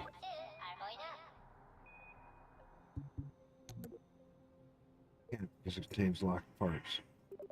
Good. All right.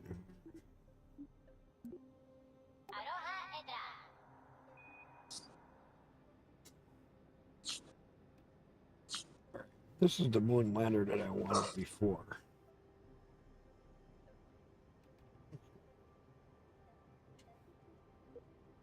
Follow down. Oh, I almost forgot.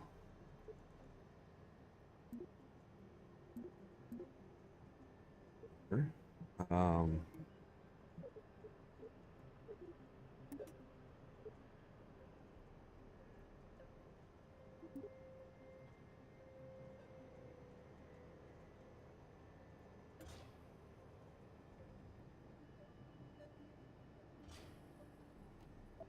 okay.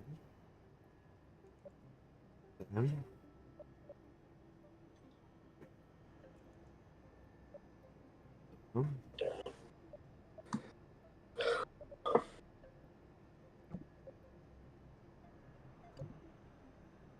there. I will get even more through. This fucker's gonna go.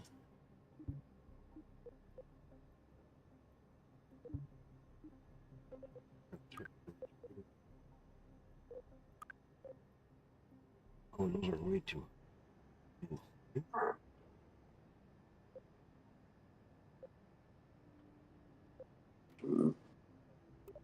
Oops.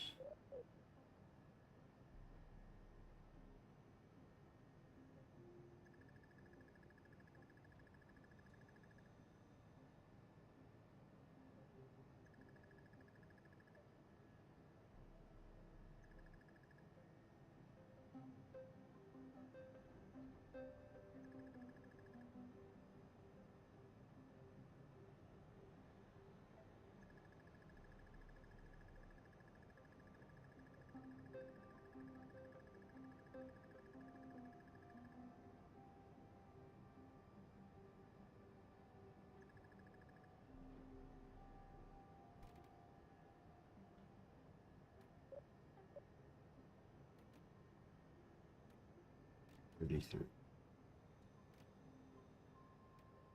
I'm gonna make it 50.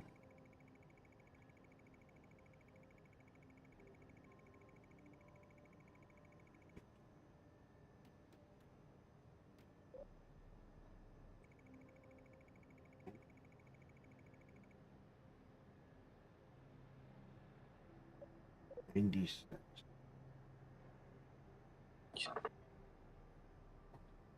Um, 5.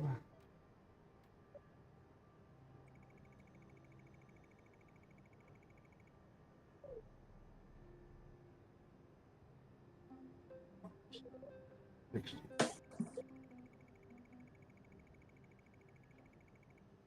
Hmm?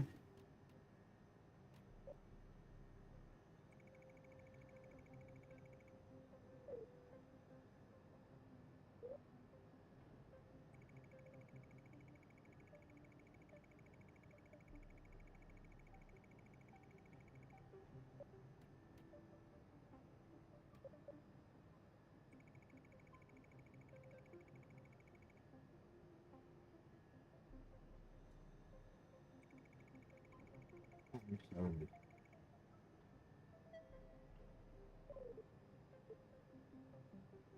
35.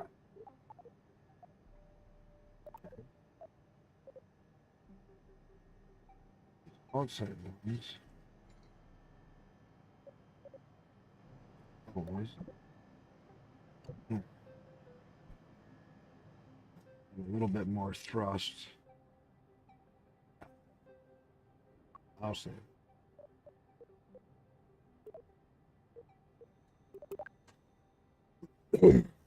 Yeah, but the sooner you get to it, the sooner you can be having everything squared away. Then you'd You're have, right. Yeah. you have all the rest. You'd have all weekend to play then. Play with Linux, play with Windows, play with Linux, play with Windows. You can go back and forth. You know what I'm saying? Yeah, you're right. You could be watching videos while you're on Linux and not even have ads because of the free tube. Yeah, it's a free. Huh? A free tube? Yeah, that's what I use. It uses a free API. Yeah, I'll be right back.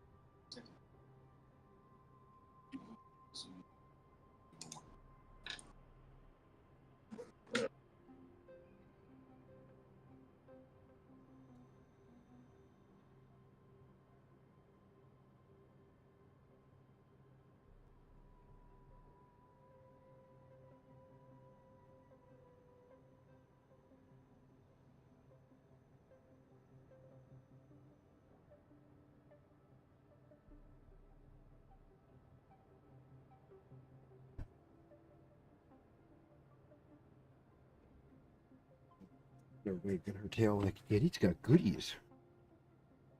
I got cheese. Huh? You want a piece of cheese? Oh, yeah, you're begging? Look at you beg. Oh, look at you, big. You come up. Want a piece of cheese? Yeah, you're lactose intolerant, so you can't have too much. Fucking dog. She'll eat anything, but she can't always have everything. This is really funny.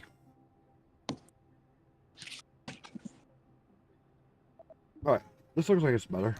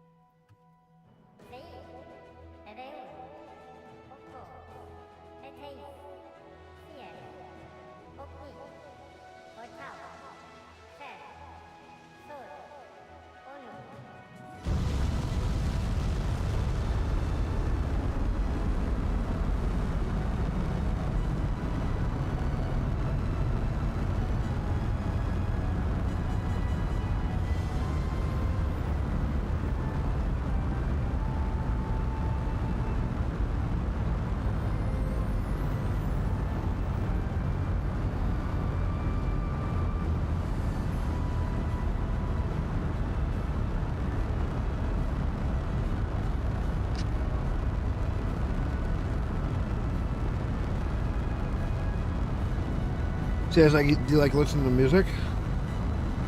Hmm? You like listening to music? Oh, yeah. So, there's something on Lex called Spot2, or whatever it's called. You can listen to free Spotify music and YouTube music without ever having to sign in. Ad free.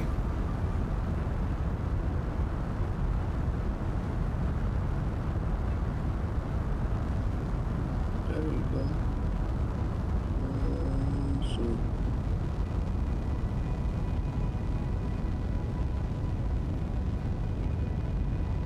It's just a squirrely thing.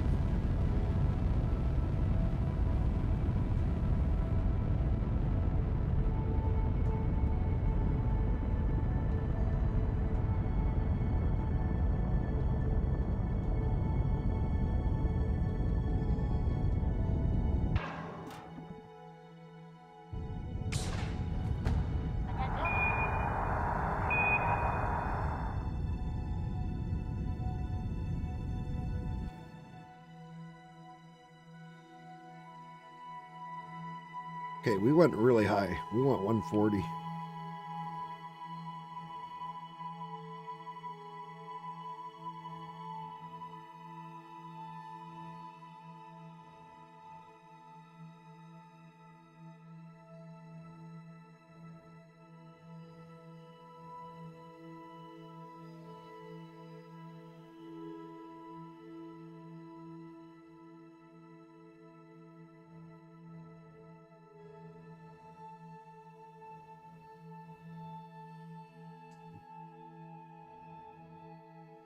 Oh yeah, being out where you are, you probably never had cheese curd squeak, have you? Like fresh cheese curds? Busy? Say what? You ever had fresh cheese curds? No. Oh man. Here, we are famous for our cheese curds when they're fresh made and they're still they come right out of the milk processing plant and they're still warm. Okay, they will squeak when you eat them. We're the only state that has them because they only use grass-fed cows to make that milk.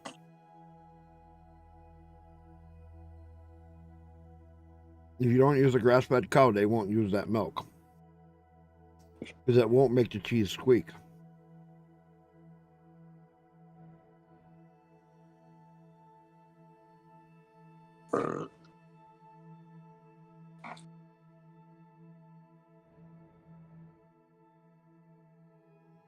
You can actually get them, like the ones that my wife brought home yesterday.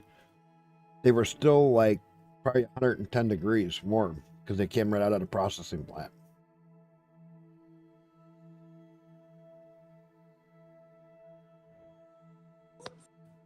Jesus.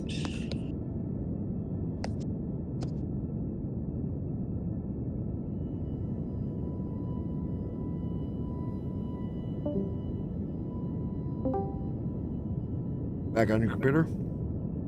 Yes, sir.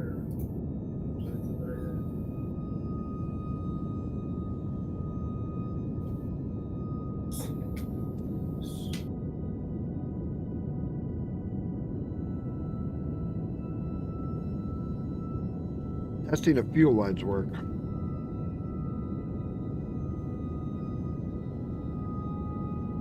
long have you been using Linux? And since the 80s, on and off. It's only been about the last 5 years that video games have worked really good on Linux.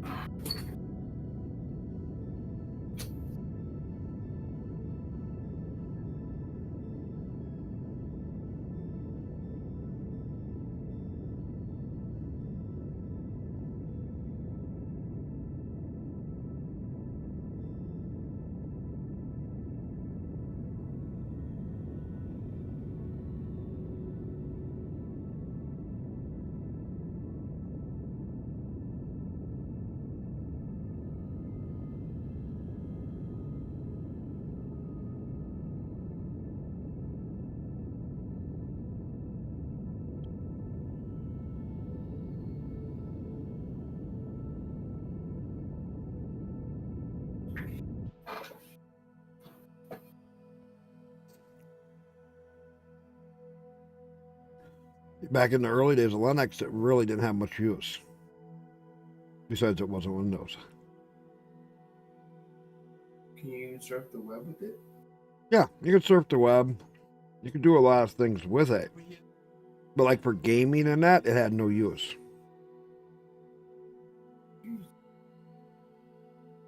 It was only in the 90s that people really started to kind of use it for servers and started to really get bigger.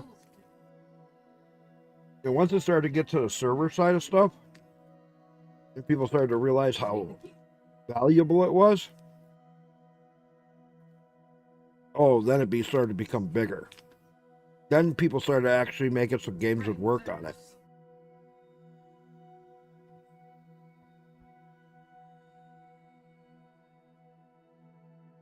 But even then, most of the games didn't play very good on it.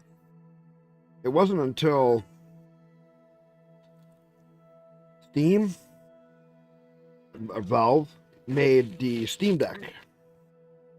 When they did that, prior to that, we probably only had about 60% of the games we could play on Linux. Maybe 50% would play on Linux.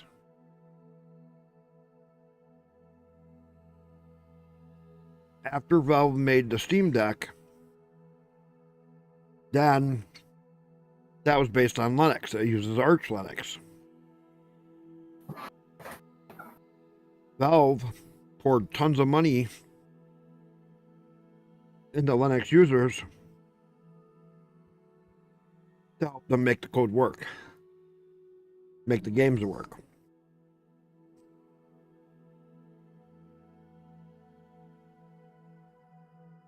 When they were working on Steam OS, the operating system that is in Steam Deck.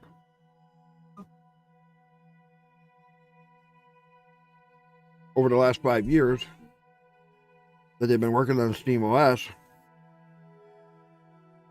we gained probably 20 or 30% or higher of the games that now work on Linux.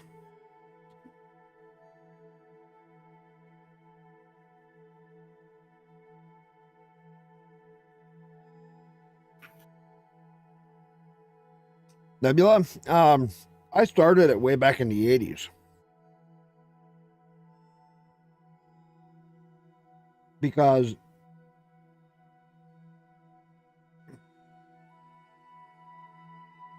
back then there was no internet.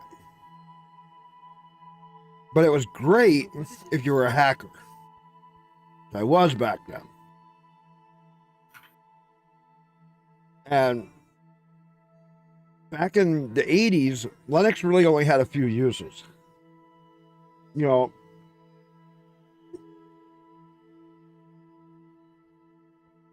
it was great for file management, great for downloading stuff through the BB boards, great for surfing the BB boards.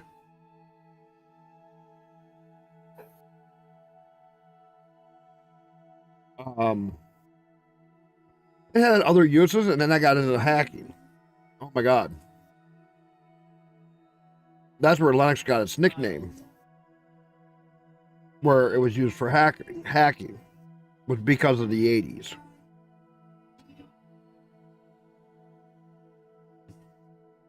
It was just, it was so bare bones Linux. It was so crazy. Everything was terminal done.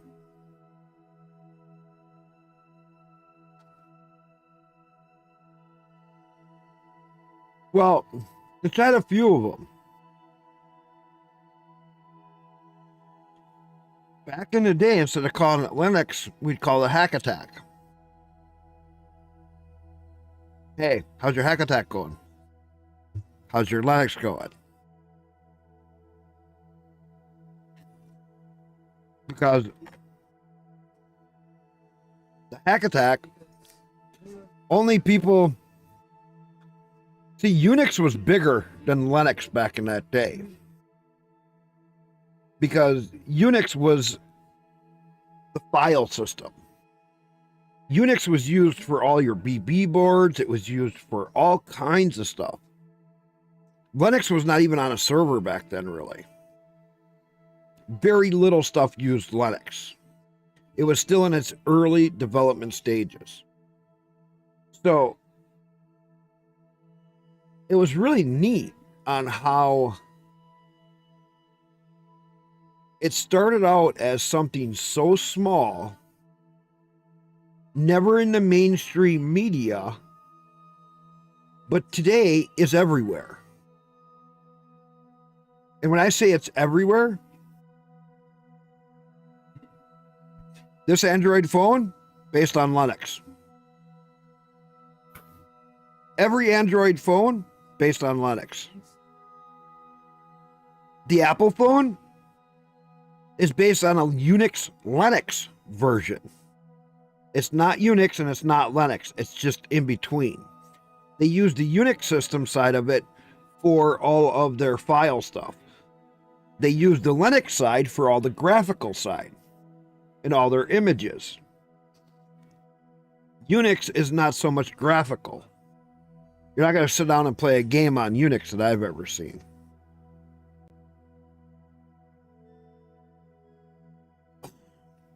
And for a while there, you know, Linux was just, it was like the hacker network.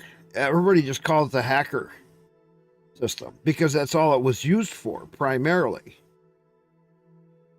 Nobody really had a use for it besides, oh, you can surf the web, you can do this and that. You didn't have the virus issues.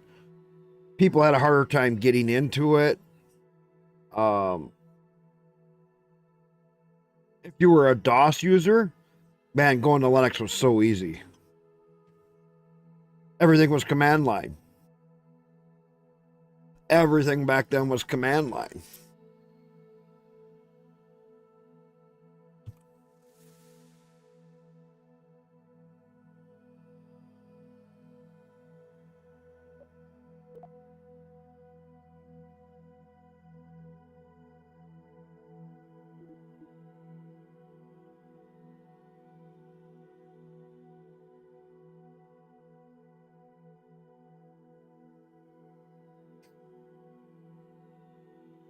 You probably never even touched Linux, have you?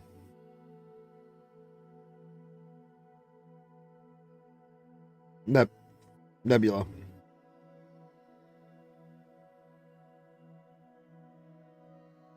Have you ever even played with any Linux? If you ever want to learn, I can teach you.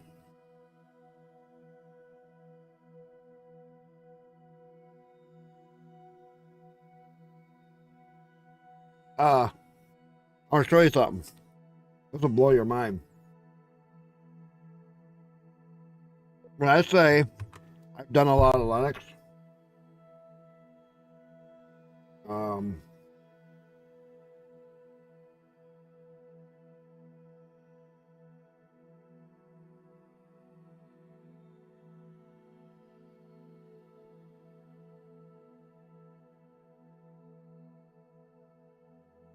how do I get this?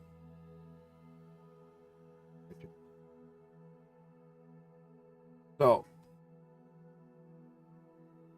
I don't have many subscriptions or subscribers on my channel, and I'm live there right now. I get a few people come through, but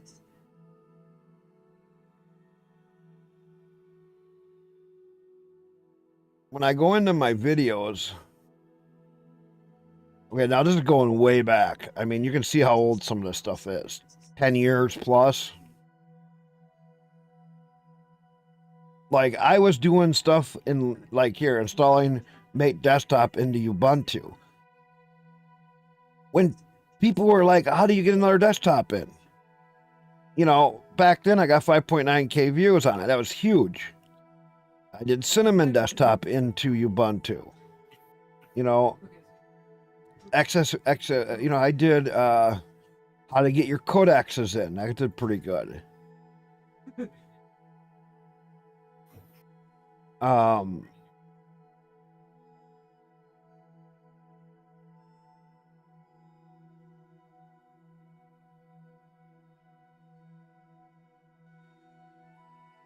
was Flash.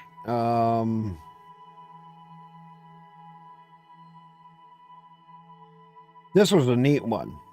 The only way to install Ubuntu without any Unity, a command line easy and simple install.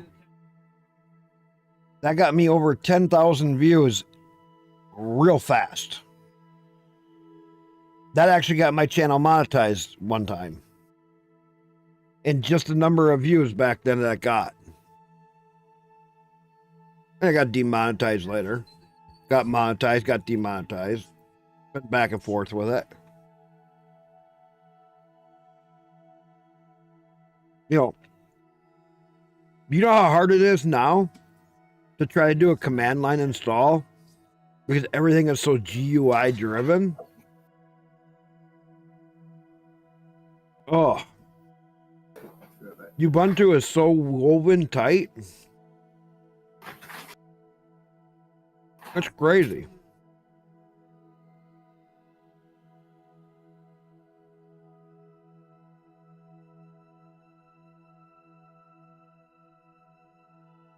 About 10, 12 years ago, Linux started to get on the graphical side of things.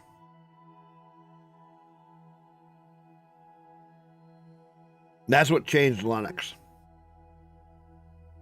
Because GIMP and all this other stuff started to come around. Inkscape. A lot of these other programs and tools started to come around back 10, 12, 13, 15 years ago. When that stuff started to come around, because more programmers were starting to get onto it. AMD. But now here's a funny thing. I don't care what people use, AMD or Intel. I mean, I've had Intel. I've had more AMD than Intel.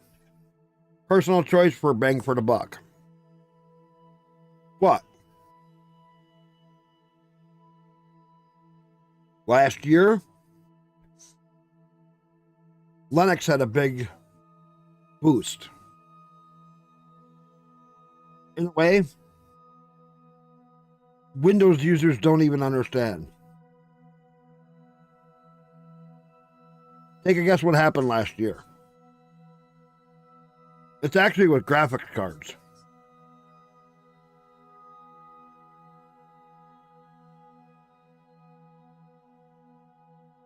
So, Windows started a flag. Parts of the shading files in NVIDIA as viruses, backdoor Trojans, to be more exact. AMD or NVIDIA kept fighting them with their driver support people. And it started to become into a battle of Microsoft doing stupid shit just to NVIDIA graphics card drivers. To the point you would install them and it would actually remove certain parts from being installed, then people couldn't figure out why their graphics look like dog shit. Or it would restrict the access for your memory, for your different parts of your CPU that the graphics needed. So, about 6 months ago, NVIDIA finally got so sick of it. And they made an announcement. And it changed Linux for quite a few people. They said, we are now going to 100% be supporting Linux. So much so that the open source community helped them. NVIDIA then turned around and said, NVIDIA drivers for Linux are going to be better than they are on Windows, because Windows keeps our terms, cock blocking them from being able to stick the graphics stuff through the CPU and certain parts of the RAM. And they said, well, Linux helped us, NVIDIA, get the graphics drivers better. And so since you've had the last probably the 3 series, well, they went all the way back to 2 series cards, 3 series cards, and 4 series cards. All your drivers for the last about 6 to 8 months for NVIDIA are better on Linux than they are on Windows. Actually, I find my 3090 runs better than my 7900 XT on Linux. It's downright crazy.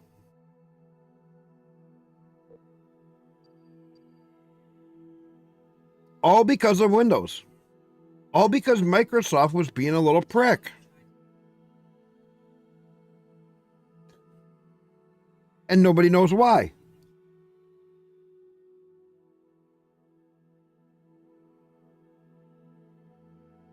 So NVIDIA drivers on Windows are getting shitty intentionally. Because if they don't do that, Microsoft will restrict all the stuff anyway. And they're going to run even worse.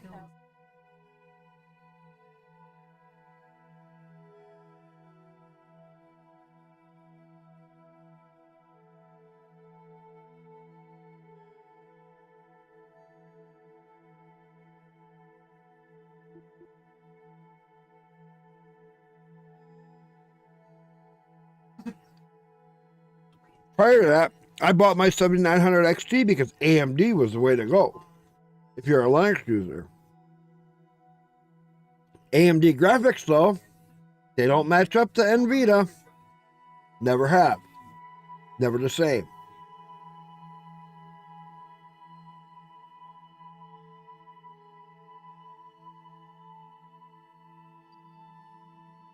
And so I had a 3060 12 gig card. I have a 6700 XT 12 gig card. You put them side by side. Both have the same amount of RAM, both same kind of RAM. And a year ago, the AMD card would outperform on Linux the NVIDIA card. 6 months ago, the NVIDIA card double performs the AMD card. by at least double. It's downright insane. But you go on to Windows, and the AMD and the NVIDIA, it's just the opposite. You know, NVIDIA was always a top dog over AMD for a lot of stuff in Windows. Not anymore. Now AMD drivers are actually better than some of the higher end cards and some of the lower cards for Windows.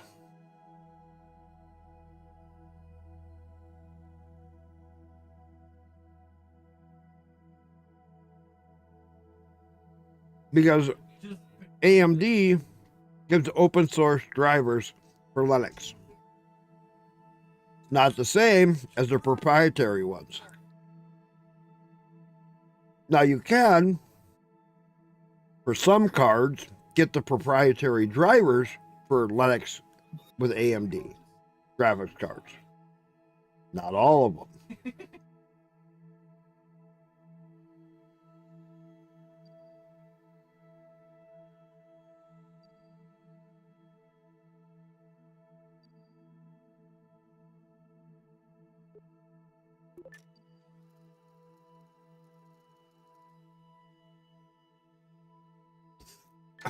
I know guys right now that have 4 series cards that are NVIDIA's that jump to Linux.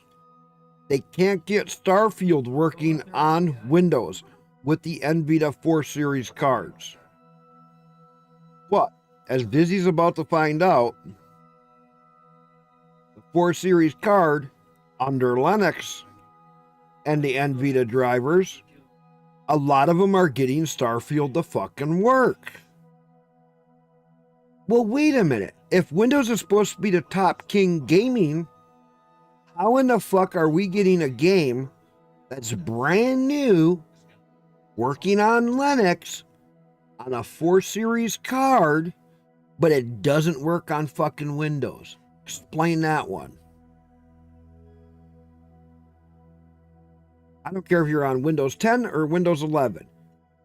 Starfield does not work on a 4 series card on Windows.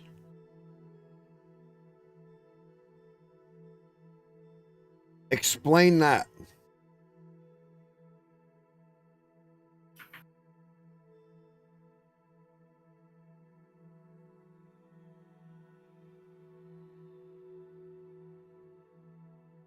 And they all say it's because they don't have the proper DLSS support. They do. 3 series cards run great.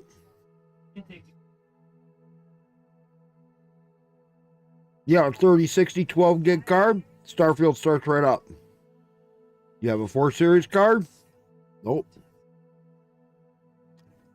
Windows restricted certain parts of it, and they just can't get the drivers to be good on Windows. Not like they used to be. God dang it, I was talking again.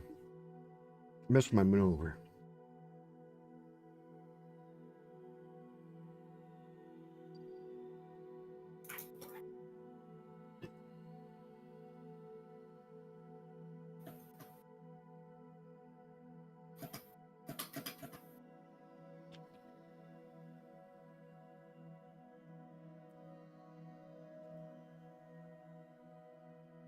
So Nebula, if you're going to start any Linuxes, even though Ubuntu has a lot of bad history, it's a very easy one to get started with. It gets you really good into the app file stuff and doing deb packages. From there, you can switch over after you learn Ubuntu a little bit. You could jump into Linux Mint, or like I'm on Linux Mint Debian Edition, which gives you more updates than regular Linux Mint, because it's based on Debian, not Ubuntu, but they kept some of the Ubuntu driver packages, which makes it really fucking nice.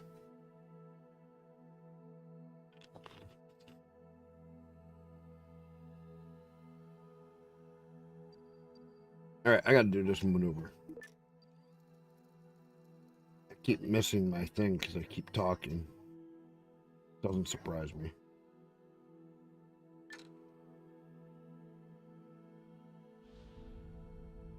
Okay, let's bring this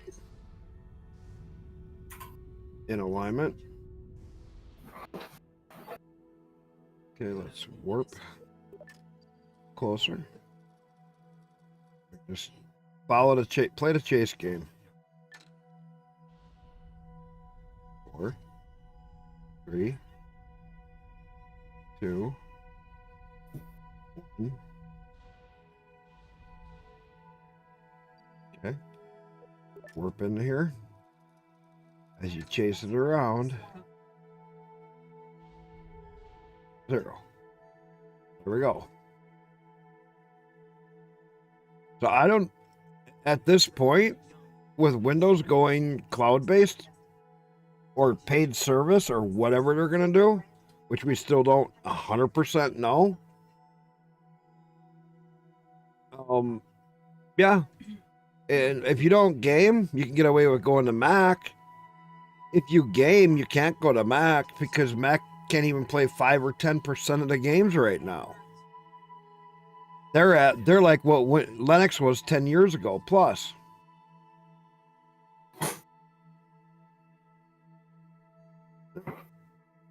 Get the moon at 2 o'clock-ish.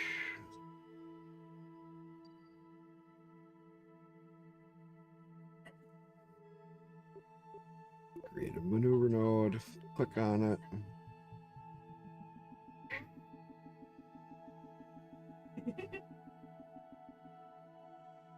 Right.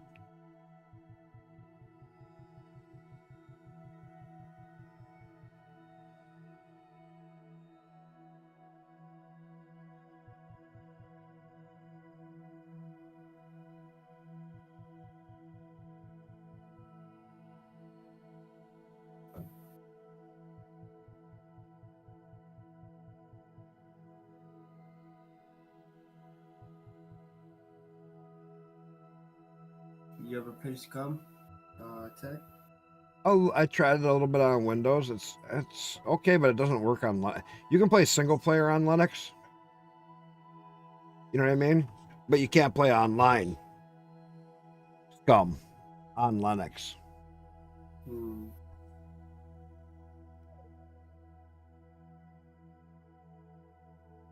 I have it, but it's just like doesn't really impress me. I mean, I tried it online and I tried it single, and it doesn't impress me. I know somebody that played it for quite a while. And I'm like, good for you. That's not for you. Just not my kind of thing. I tried it though. You know what I mean? Like, well, my friends were playing it. I'm like, if I can get into it with them. I played some Fortnite. I was okay with it. But then it got boring so fast in Fortnite. I don't know how these people do it day after day. You know what I mean? Fortnite. I just my head can't wrap around that. So Nebula, you got any questions on Linux? Like what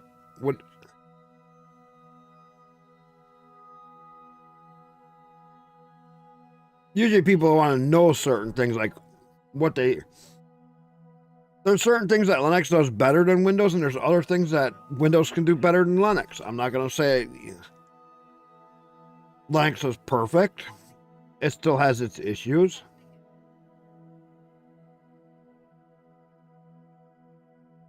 But I'd rather have Linux issues than Windows issues.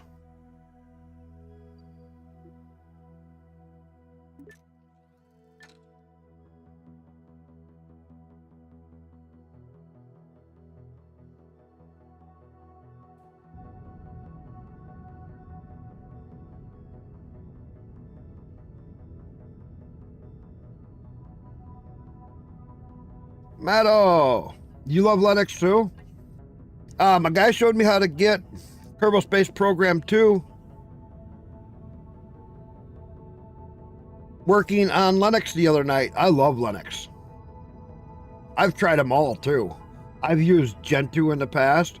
I've used Red Hat in the past. I used the old Mandriva back in its day. I've used SUSE back in the day. SUSE, OpenSUSE. I've used, I sat down and did the whole build with Gentoo. Never done Linux from scratch because I'm not that fucking stupid. I started back in the day. I was using a lot of Red Hat and SUSE, SUSE, and all of that.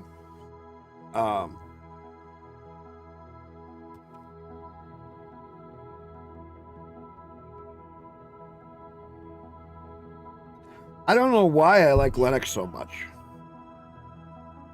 Well, I can tell you why. There's quite a few reasons why.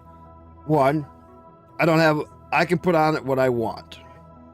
If I don't want a program on here, I can delete it off. They don't tell me I can't have it. I can't delete it off. I can just delete it off. Sorry. I choose what runs. I can actually set my firewall up very specifically. Oh, hey. Okay. KSP2, you got it? Now, hey, I'll show you this. This is the trick. It works. Here's a trick. Yeah, customization too. Moto, I'll show you right now. I learned this just last night. Jake in a Boat, who's another Linux streamer. Let me show you this. I paused my game. So, let me see if I can find him. Let me expand this out. Open in a new tab. Pause. So this streamer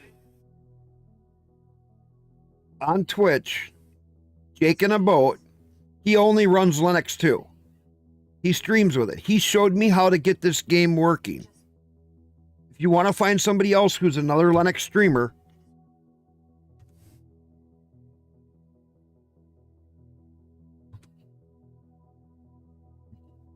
go by him.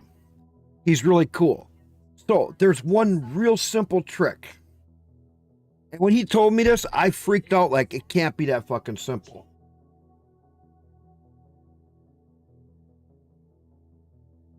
So, I'm going to show you this. I'm not taking credit for this. That's Jake in a Boat, the guy I just posted. I didn't do this. He showed me. So I'm on Kerbal Space Program 2, right? This ain't running though. So you come to your properties, go to install files, go to browse, bring this up so you know the exact location of this exe right here. The KSP2-X64-EXE. You want this. Because you don't want to use the PD launcher. Okay? Click Add a New Game. Brings this up. Click Browse. Go to this folder. Add this exe as a non-Steam game. Okay? When you do, you come up with this. First thing you do is come here to Properties, Compatibility, and Force Experimental Proton. Close that. Once you have Forced Experimental Program, hit the play button. Fucking game runs. Just that easy. I fought for months to get this game working. It used to work. When it first launched, KSP2 ran like a baby on Linux. You click the go button, the launcher came up, click that go button, and away the game went. The launcher doesn't want to work on Linux. But you can run the game directly.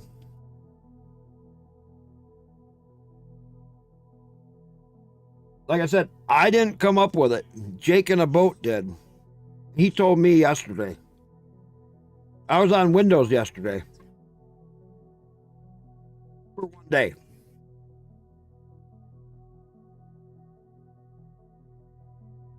Because I really wanted to play KSP2. But I couldn't get the damn thing to go past the launcher.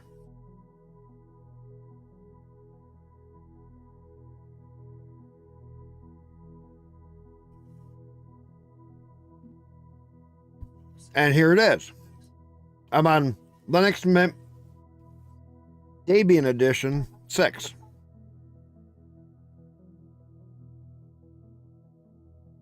And it blew my mind.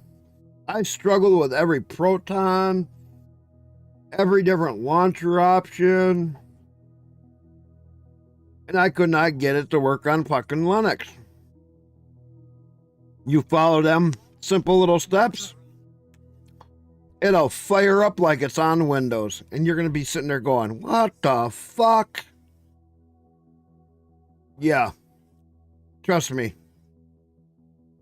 It blew my mind because I struggled with that. Trying it now. You're going to love this. It's going to fucking work. As long as you got all your drivers right, you're going to be like, I literally clicked the start button on that, and I'm like, oh God, this can't fucking work. And the game launched. I'm like, what the fuck?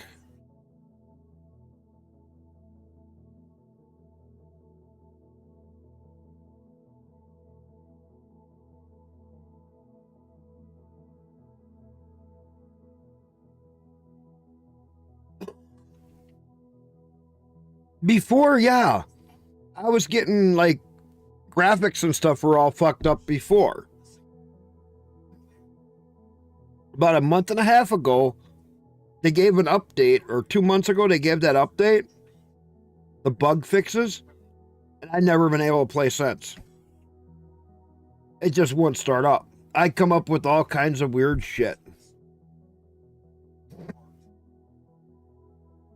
And the game just now works. It blew my fucking mind. It literally blew my mind. I'm like, it can't be that easy. But it was. You'll find out in about 2 minutes.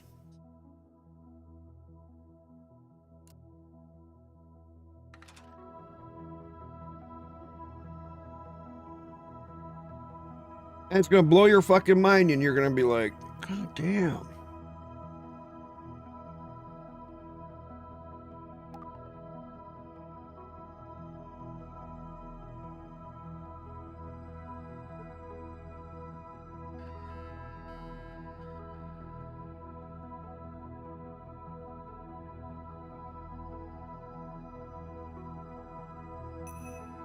Oh, you're using Hyperland. Oh, you might have issues with that. When I was on Arch, I had to use X11. I couldn't use... I had to use X11. I could not use Wayland, any of that. Every time I tried that, like I play Star Citizen. I got Starfield working. It works great on here. I play Star Citizen. There's so many games that I can play on Linux that people just go, what the fuck?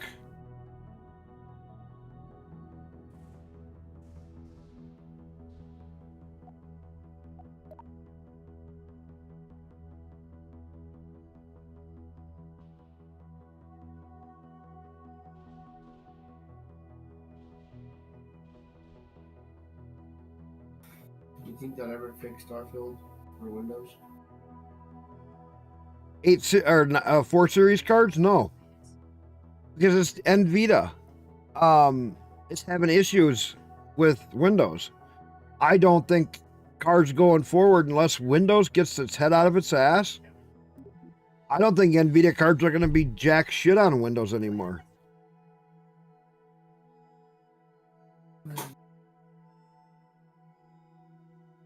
The 4 series, the NVIDIA drivers are better on Linux now.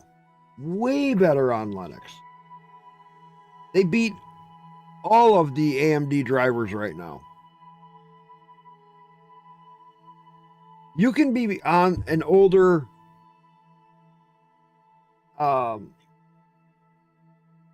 driver for Linux, 25, 4 or 3, whatever, 25, that comes in some of the base ones, and you can play all these games. You don't even have to upgrade. The NVIDIA driver is that goddamn good in Linux. Motto, let me know if when you get it running. Because if you're using Hyperland, I want to know. That's going to be interesting. I'm really curious if you get it running.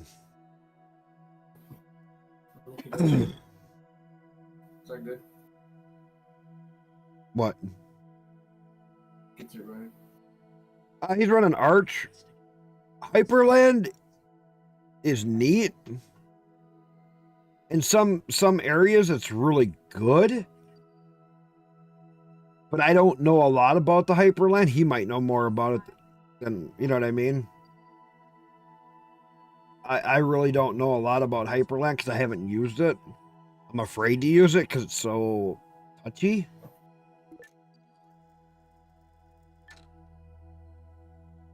I mean, it's still being worked on a lot, so I'm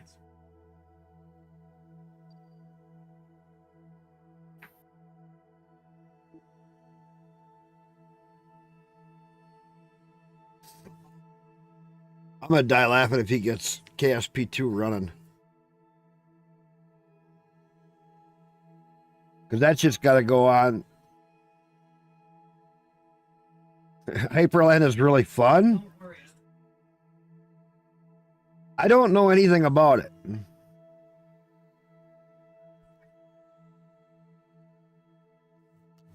I mean, besides the videos that I watched on it, and I'm just like,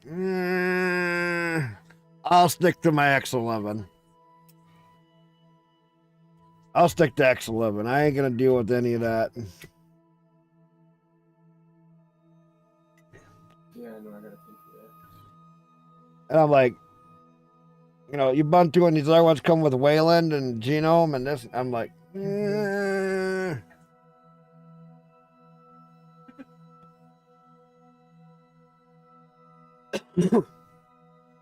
I like Arch as a Linux. Really poor.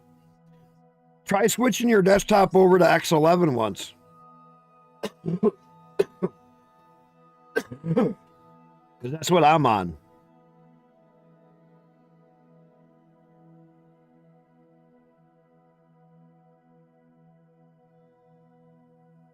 Yeah, but I would try jumping over to X11 and just as a test. Because if I try to do this game in Wayland,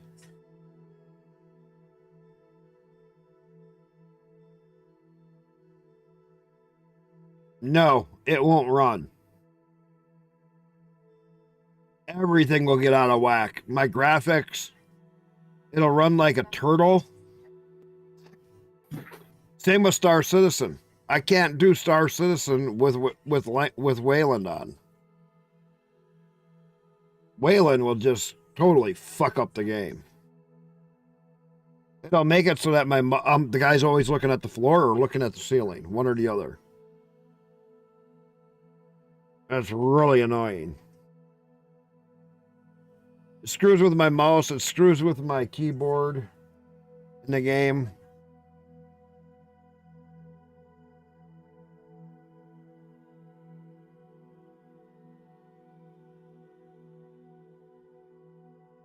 You switched to driver.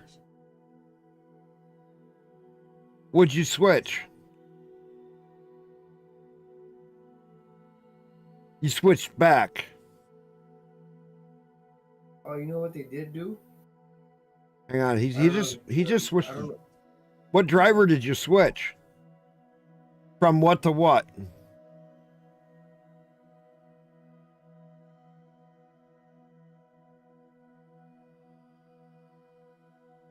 One second, Viz. I want to see what he says.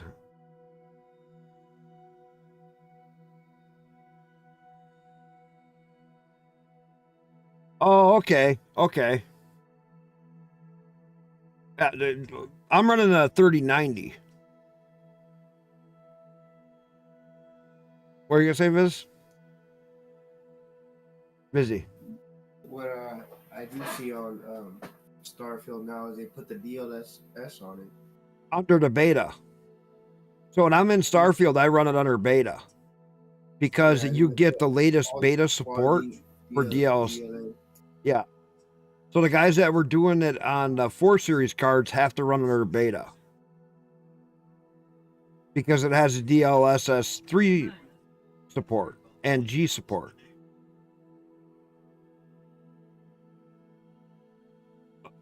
I got a 6700 XT. I know what area you're in. I got that sitting right over there. I got a few different video cards laying around. This trick is really insane, isn't it? No, thank Jake in a boat. He's the one who told me. Don't thank me. I'm just passing along doing the normal Linux thing. Pass on, you learn something, you pass it on to everybody else. It wasn't me, it was Jake in a boat. He figured it out. I'm like, dude, put that on Proton. I kept telling him, dude, put that on Proton. These fucking people got to know this. I don't want to take credit for it. He did it. Well, like I said, it blew my mind. It's too easy, isn't it? And the game runs so good.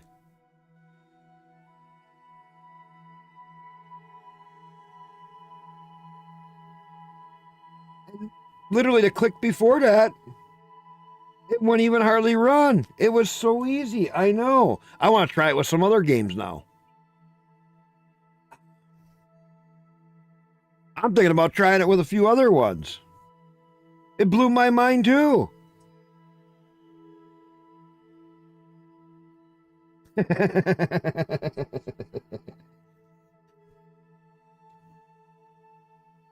But it's just because I'm like, wait a minute, I got it installed through Steam. He goes, yeah, don't just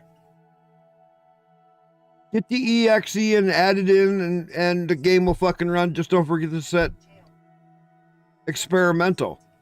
Okay, and I did that, and the fucking game worked. And I'm like, what the fuck? That launcher is the problem. I'm like, you dirty little rotten sons of bitches.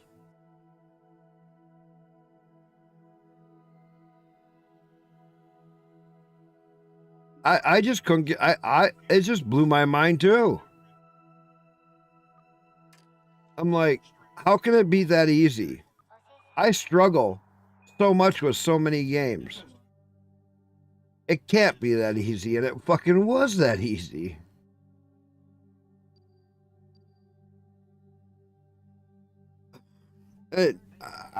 Yeah.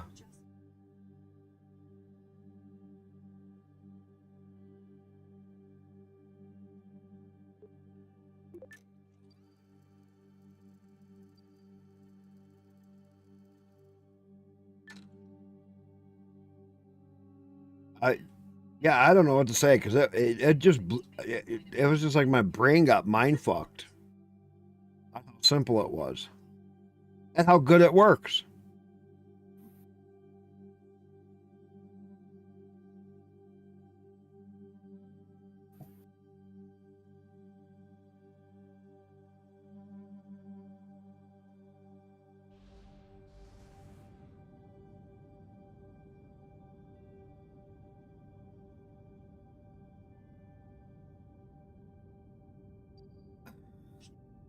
You play Star Citizen or anything, or Starfield?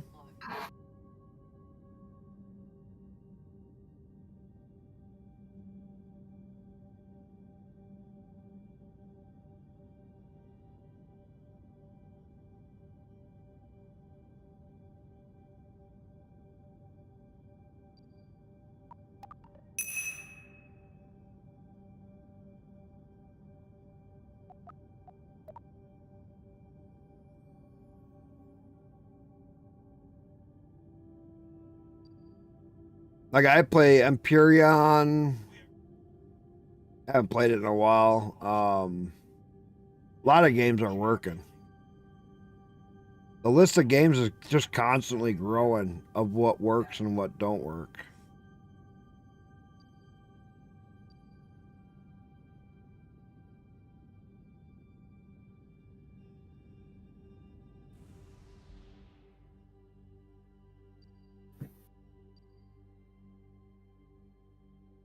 All right. So let's come to. Okay. We want the radio up.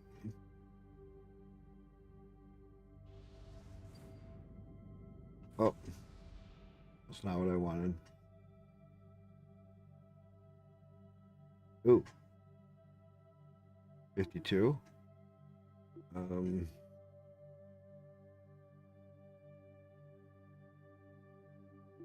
Let's go positive first. I gotta bring my. I don't like being that low.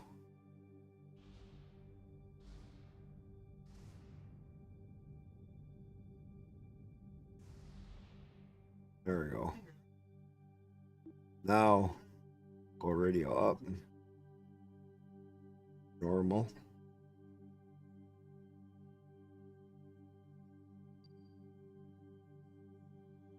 Come right here. Right here. More point.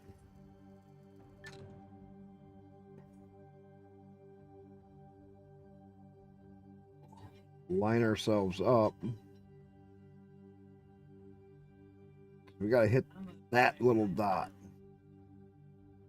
Come up like here.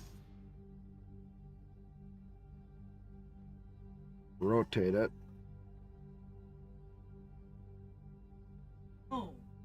Till we're over that.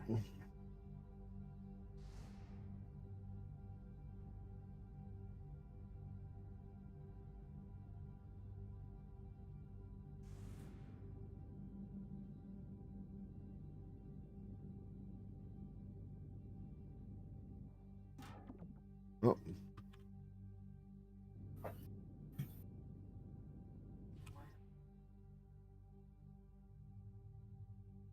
A little more.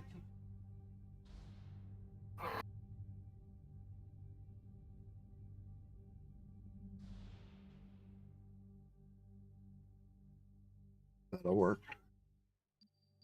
So let's get retro.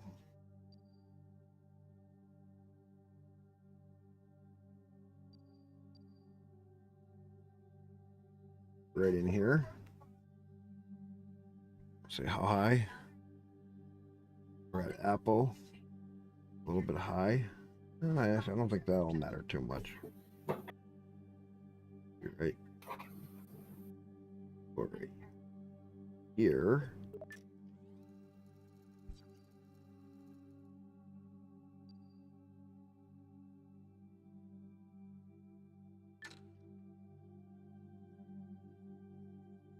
We're gonna wait a minute. Come in.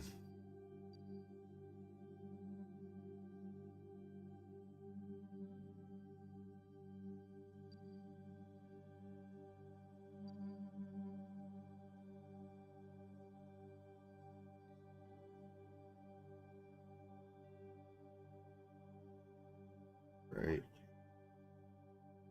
Oh, in here, we're gonna.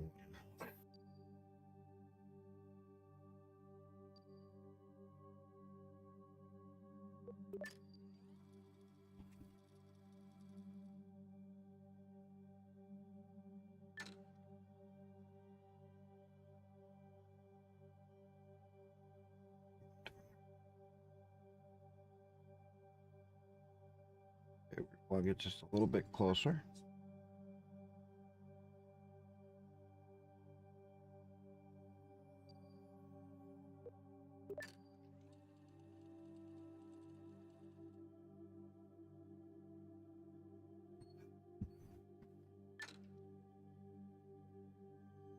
A little bit closer, and we're gonna fucking do this.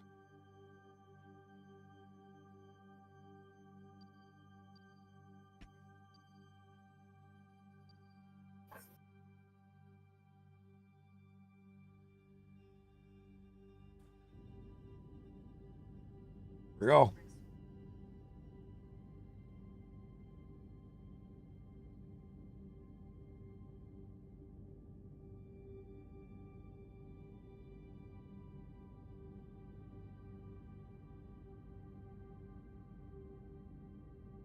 Should be almost right over it. We should drop right about on it.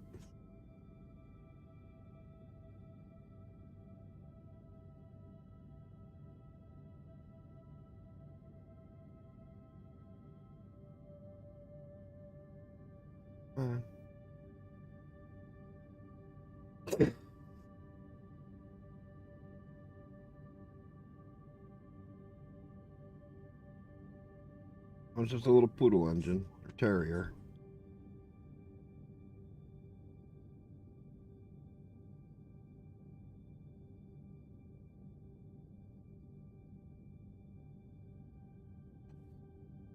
Hurry up before I miss it. This is going to be close.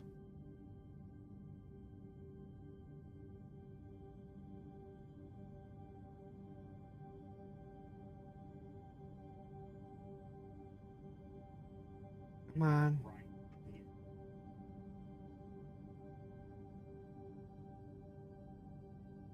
Come on, don't go past.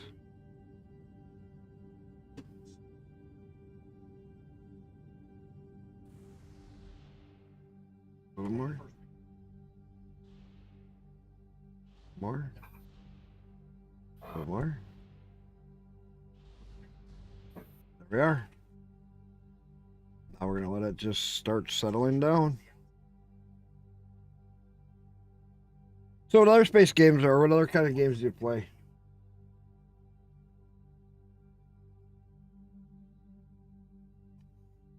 Motto. Yeah, you're fine.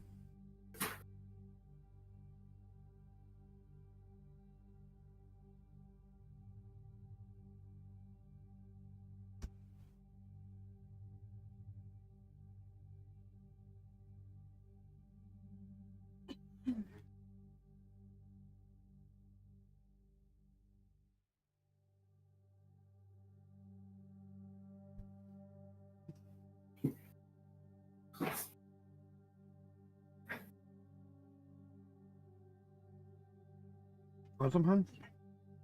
No. What time is it? Oh. Hey, past 10. It's a snack. Past 10.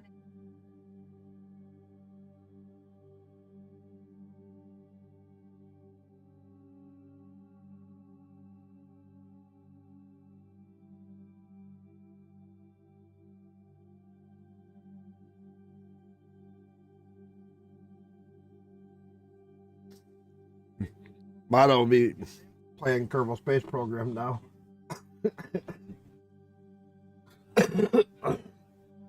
That's the one thing I still love about the Linux community. We share the little tricks amongst everybody. And some of the tricks just are so easy and some of them are so complex.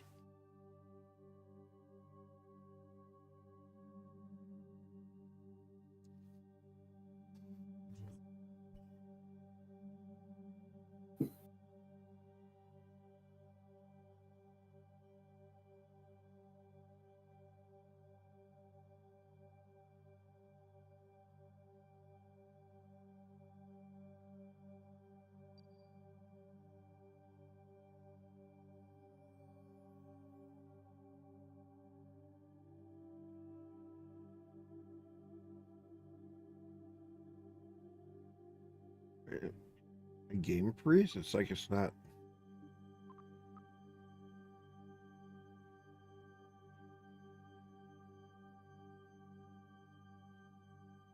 Okay.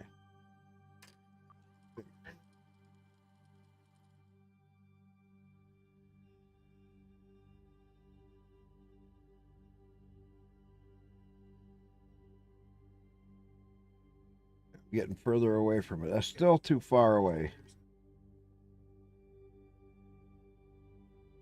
Oh well. I'll just run over to it.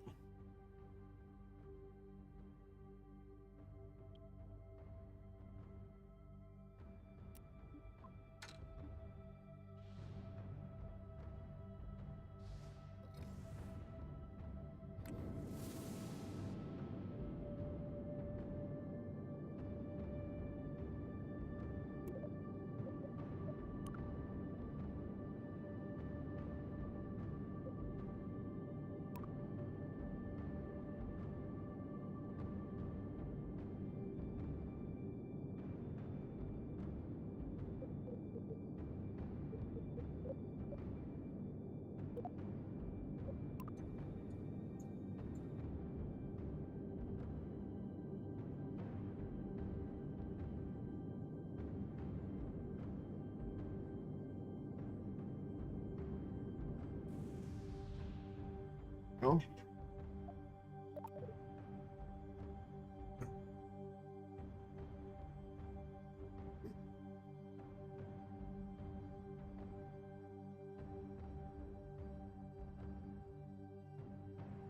No, I don't know.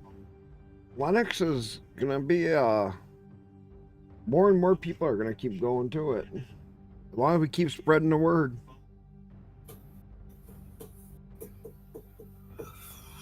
The more people that try Linux, the more people that are happy.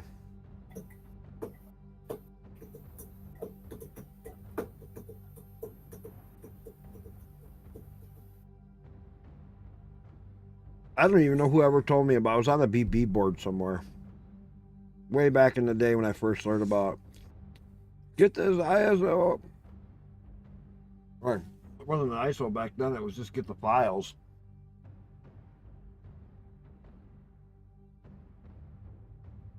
Copy those files down, and we had, I think Lenovo himself was making everything back then.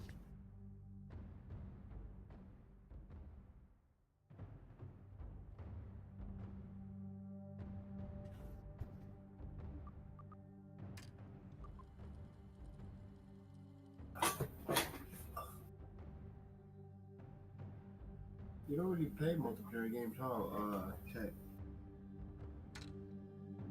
What was that? You don't really play like multiplayer games at all, really. They're gonna make a multiplayer for Kerbal at some point. KSP2.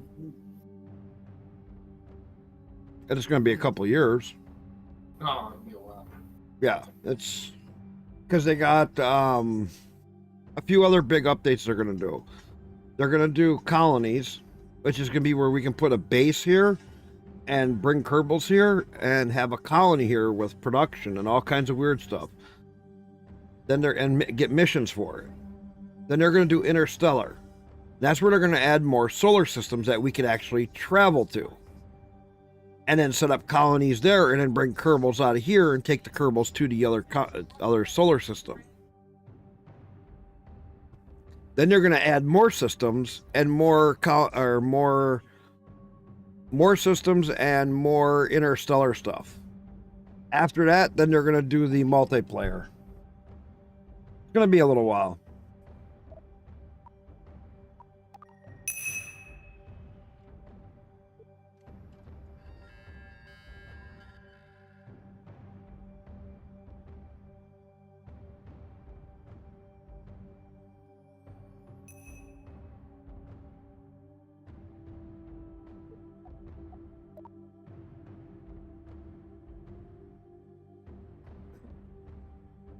Tim Kerman. He's been here a couple times. Crashed here a few times too.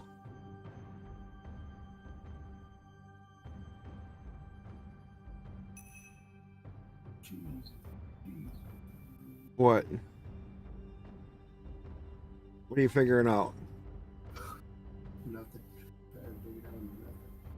You trying to move that other drive over yet? No, I'm not trying. It's either that or you're gonna have to format and start all over. You think it would actually work? I think it may. It's a 50-50 odds. It's Windows. Being honest, you got a 50-50 odds if it's gonna work. If it does work, you're golden. It's worth trying.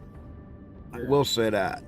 Because in worst case scenario, you fuck it up or you do something wrong, you still can reinstall and do it right. Or the other scenario, I would have to literally get into my PC, remove my GPU, find out where the hell that static, where I can connect one of those SATA cables to, and connect it that way. Well, even connecting that, it still ain't gonna fix your problem. You still have the problem of your Windows has taken over a drive that it doesn't belong taking over. And it runs slow because of it. On startup and shut down. You don't want to have a computer that takes 5 minutes to restart. When your computer has a 4090 and it should be restarting in like under a minute. That is very, very true. But if it doesn't work, what do I do then? Just If it doesn't work, before you do any of that, you got extra thumb drives that you can use, like an 8 gig, 16, 32, whatever. no. Why would I need that? You got one for Linux, one for Windows. If you have like a 256 or bigger gig, you can store your game files on it. You can store your game saves on it, I mean. That way you got a backup of them. Mm-hmm. Yeah, that's true. But I mean, if it doesn't work when we just copy it, and I disconnect the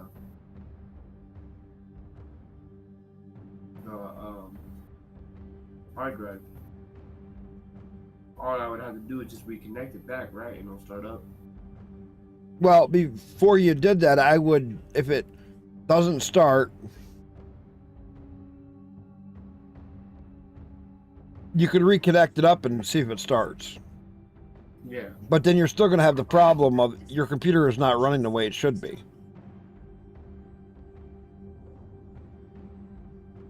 Oh, you mean like the way it's running right now? Well, the way that it's set up right now, it's not running right. No. Well, yeah. It doesn't start up like it should. It doesn't restart like it should.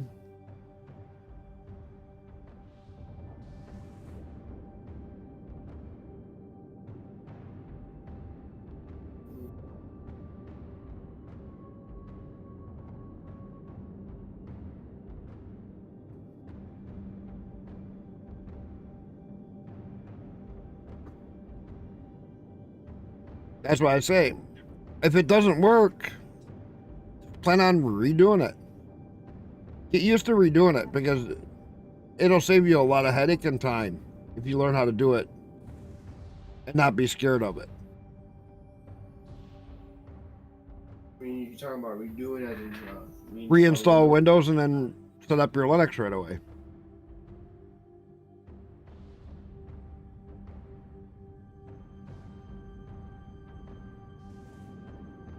That's one thing that I always tell people not to be scared of is reinstalling Windows.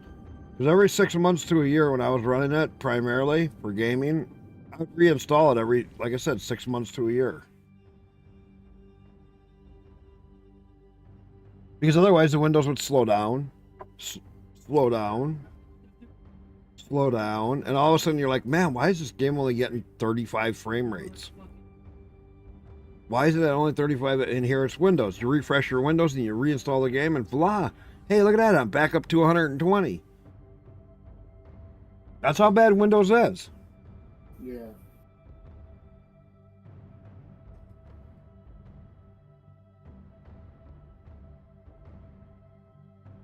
And Motto, my only problem with Arch is I break it too much.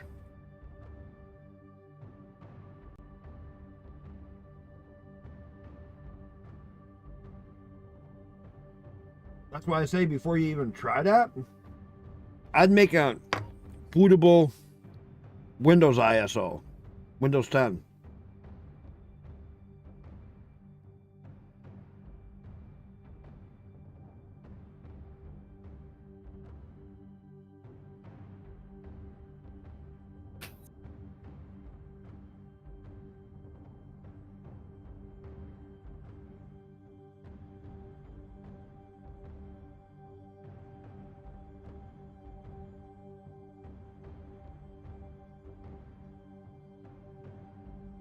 Because I can then, if you got that made and you got the Linux, between the two of them, there ain't nothing you can't do.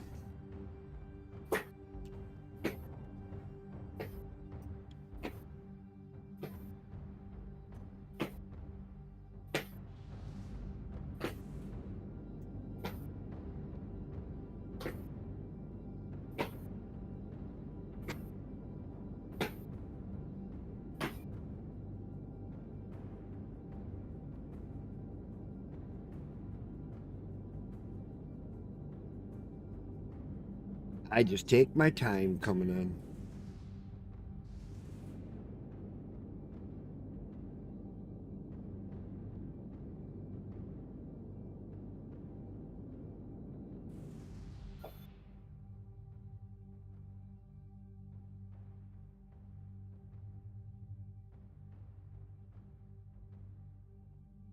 One thing I never played with was Game Scope.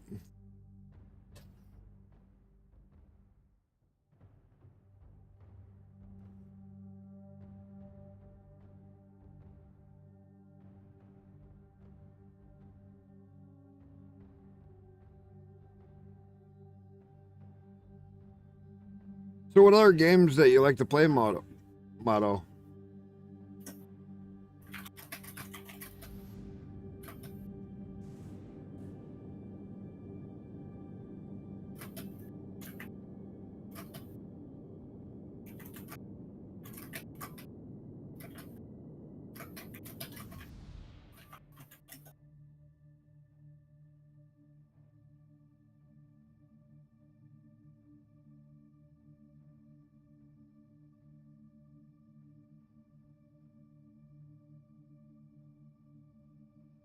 Can't wait till I can build an SSTO in here. Get the parts unlocked.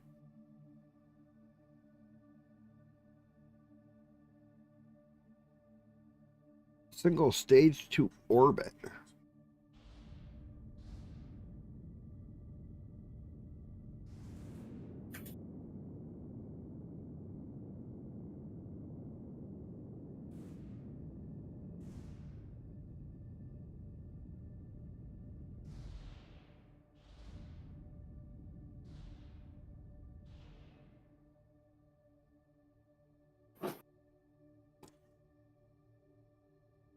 He's probably too busy in Kerbal. I can't believe this is fucking working. No, when you get a game working on Linux that you have trouble with, it's there's no better feeling than you get when you're like, it works. You know what I mean? Because you struggle with it. You struggle trying to get it to work. And it's like, all of a sudden, somebody tells you something and it just fucking works. And you're like you said, it can't be that fucking easy. It's too easy. It just blows your mind.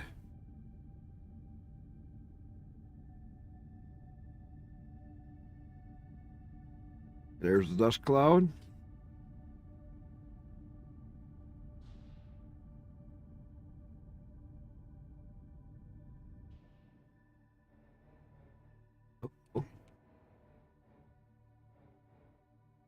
Settle down.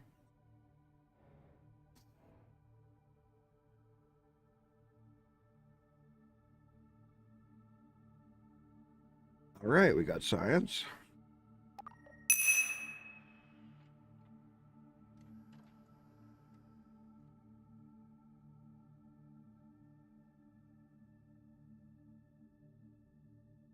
$11 kilometers away.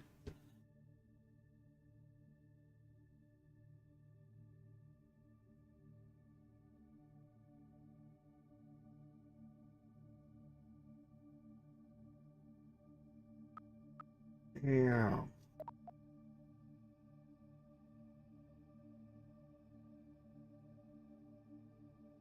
I guess I'll run them over there. It's worth the science. I don't want to try and do a bunny hop, which I could.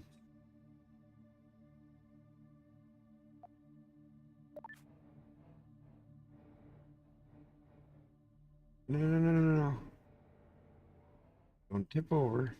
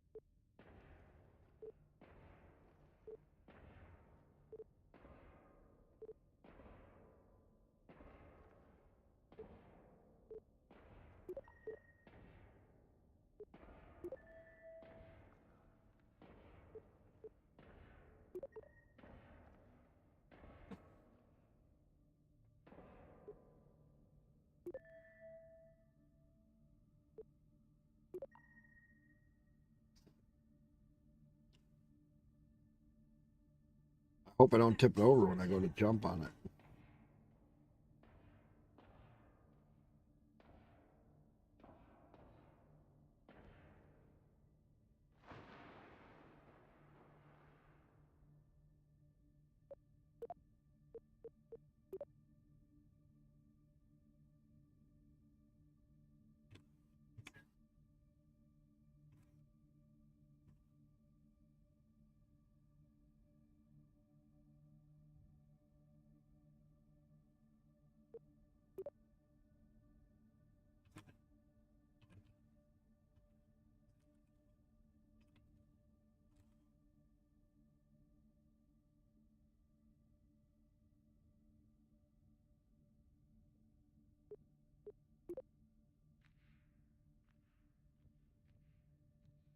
I remember running all the Kerbals around in KSP1 and planting flags on all the different places.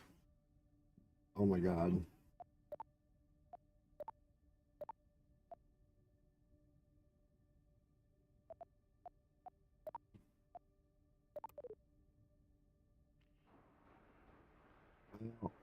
Poor Kerbal.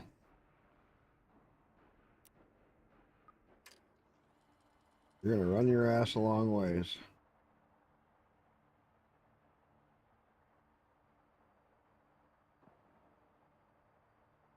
Good thing about fast forward. Bad thing is my ship will probably be tipped over.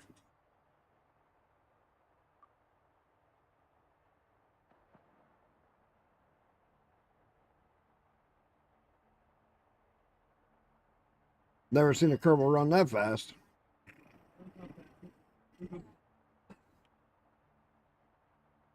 It is funny how fast you can make them run. You think he'd run out of oxygen or get tired? No. These little Kerbals, these guys know how to run.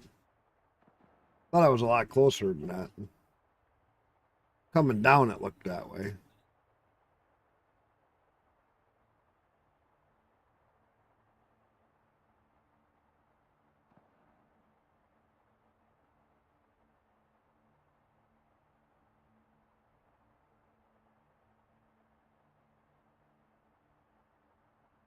At least we'll get this done. We still had plenty of fuel. As long as I'm careful with it. Huh?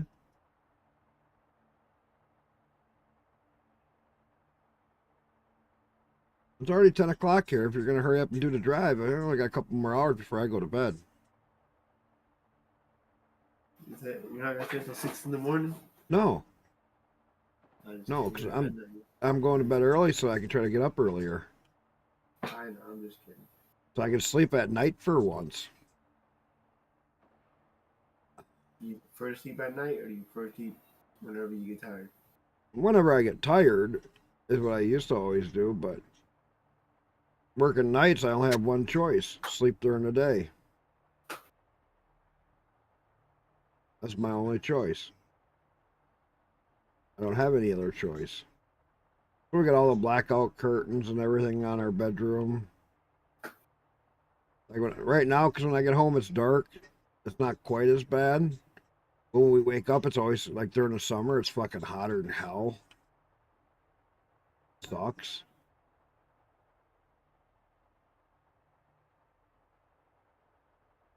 In some ways, I kind of hope they lay me off because there's quite a few good jobs around my area right now that would be easier to do. Forklift driving jobs and other things. A lot easier on my body. 8-hour shifts.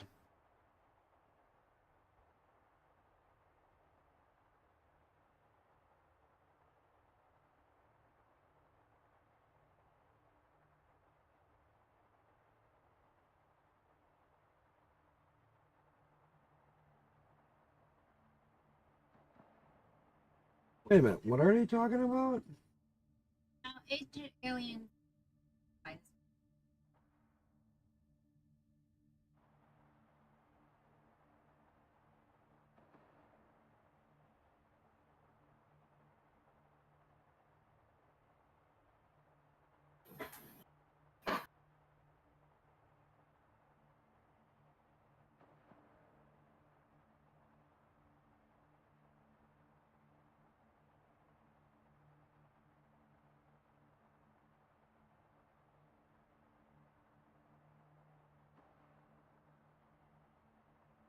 That would be our government.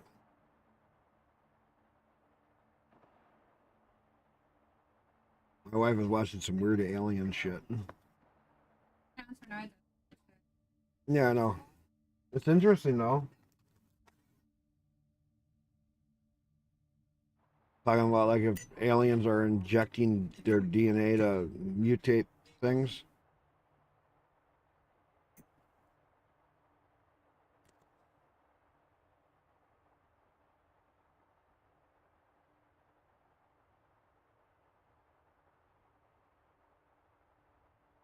Right, like I was just saying, they know there is something with viruses and evolution. Viruses help the body evolve to adapt. Oh, you know what? I could share my screen, Techno. What's that? On Discord. I can share my screen on Discord.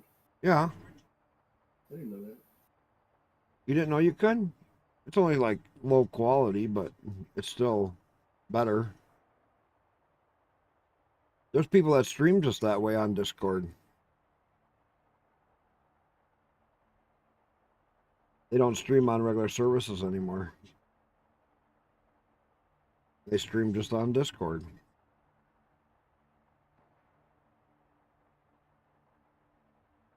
I like streaming this way. Huh? Yeah. Yeah, I can stream to Discord even right now. All I have to do is click one button, I'm streaming. Like he just did. Can you see? Hang on, I just gotta get over to my switch tabs here. Get over to my Discord.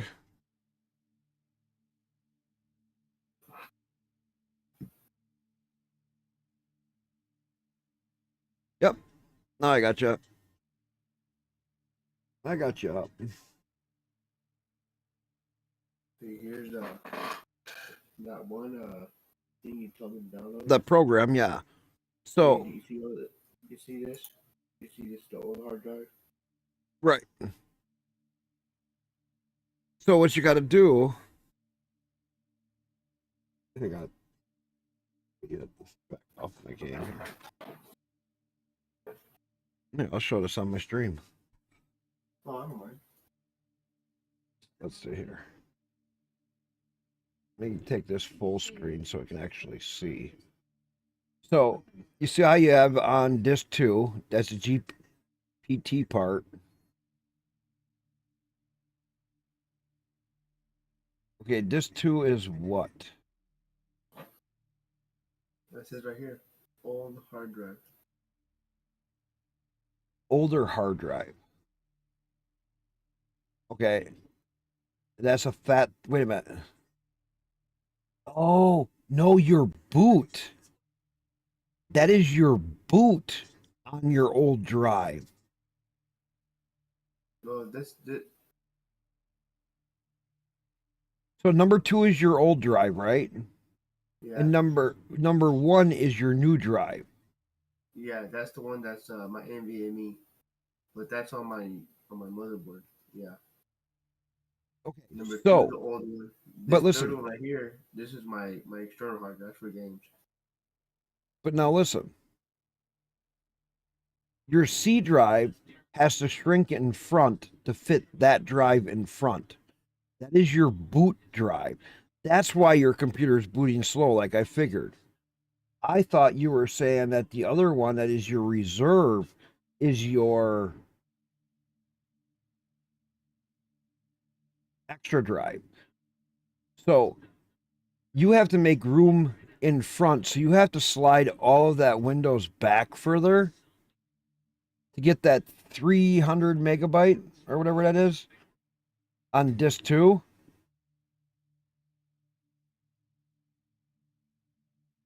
That FAT32 EFI, that is your boot sector.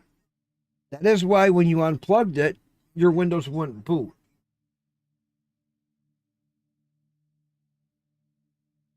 Mm-hmm. So what you have to do is, this is going to get complicated. You can't do it inside of Windows. You'd be better off, and this is going to be a little tricky, get onto the Linux, do this through gparted, because gparted will slide your Windows back when you tell it to.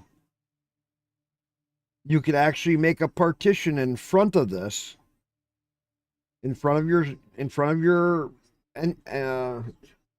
NVMe drive, because that FAT32 partition is your boot drive. It hijacked your fucking old disk for no reason, because it's Windows and it's stupid.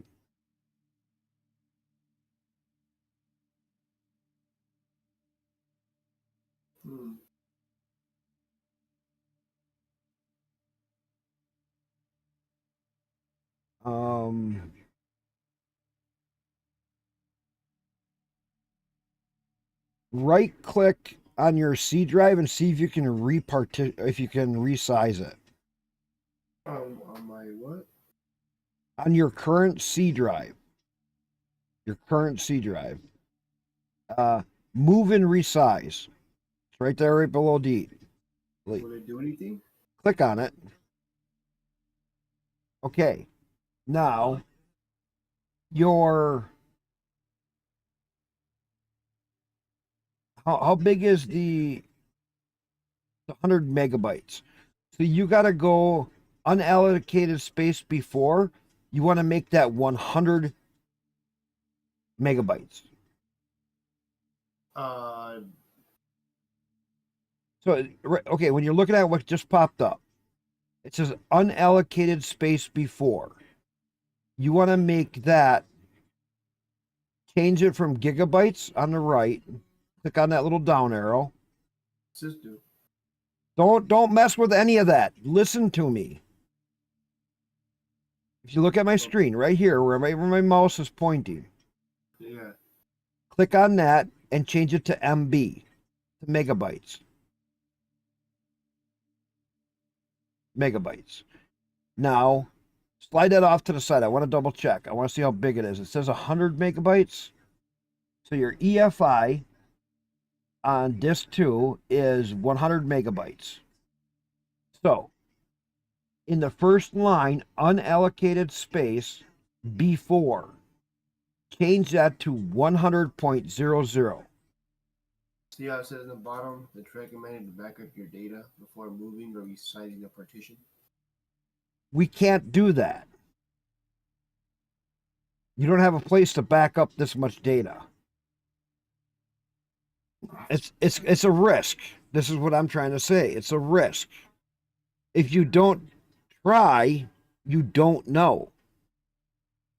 Yeah, but I'd rather not try because If you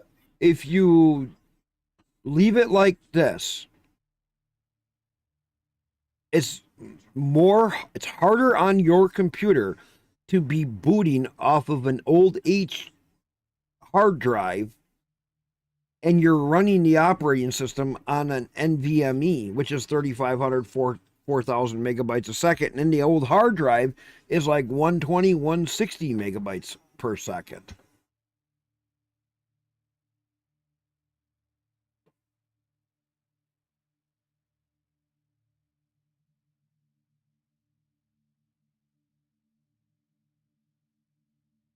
what if this doesn't work?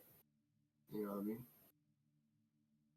I'm not really trying to mess with my computer that much, especially when I don't know. Okay, what do you got? You got the old hard drive. If you want to do anything, try this. Try to copy your C drive to your disk 2, where that older hard drive is, the NTNF chunk. Listen, click on the copy partition, right? Okay, you want to copy your C drive from disk 1 into older partition on 2.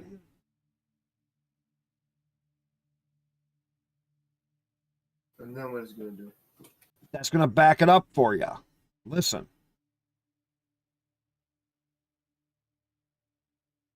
That's going to make a backup copy of your C drive onto your old drive. Trust me, do this.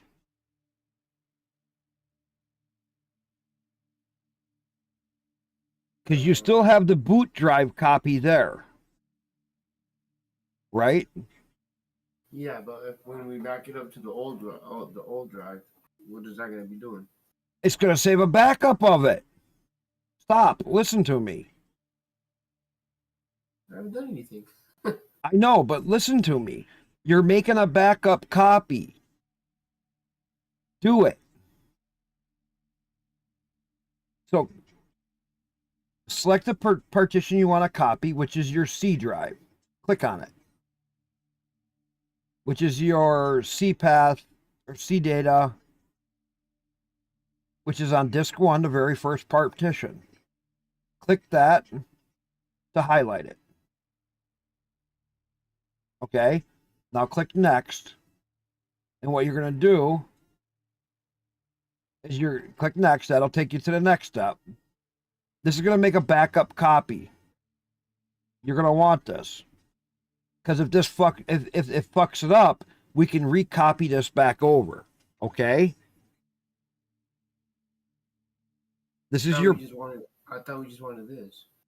Listen, do you want some security or not, or a chance to save your computer and leave it the way it is?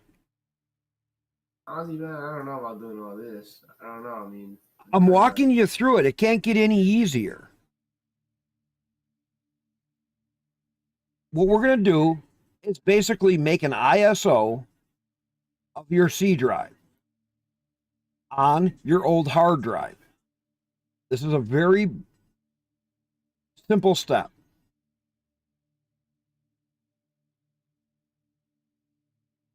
You click the next, then you're going to select your old hard drive section that you just formatted or you just made, remember? Yeah. And what you're going to do is you're going to copy it over. There's enough room there. It's 1882.4 and it's 1882.9. So there's a little extra room in there. You're fine. It's going to fit. Just as it is. It's not got to change nothing. That's what you want.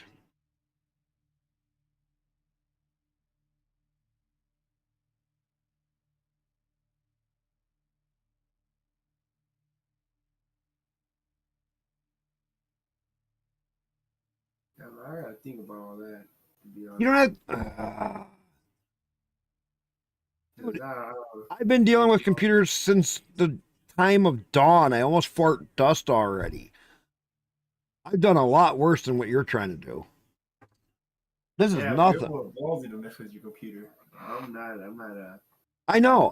This is why I'm telling you exactly what to do. This is going to make a backup, like taking a picture of the hard drive. Okay, this is a security measure. It's a backup.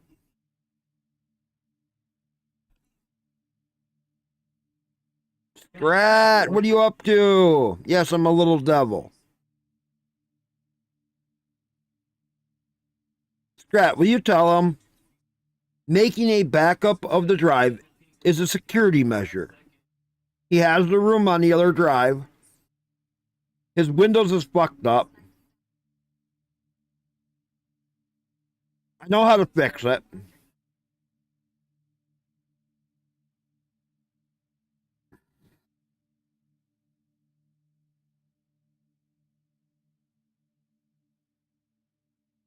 And once it's copied onto the old hard drive, what are we gonna do then? Then you're going to shrink your current C drive to make 100 megabyte space in front and then copy the boot sector over to your NVMe drive. Okay? Yeah. If the program, it's very unlikely, if there's an error during moving it, you then still have a backup of your original C drive that we can recopy over and fix it. That's all I want to do right now.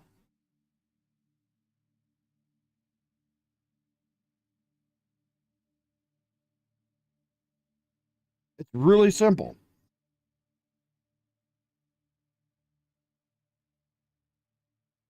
We're not hurting anything right now. We're not trying anything right at the moment.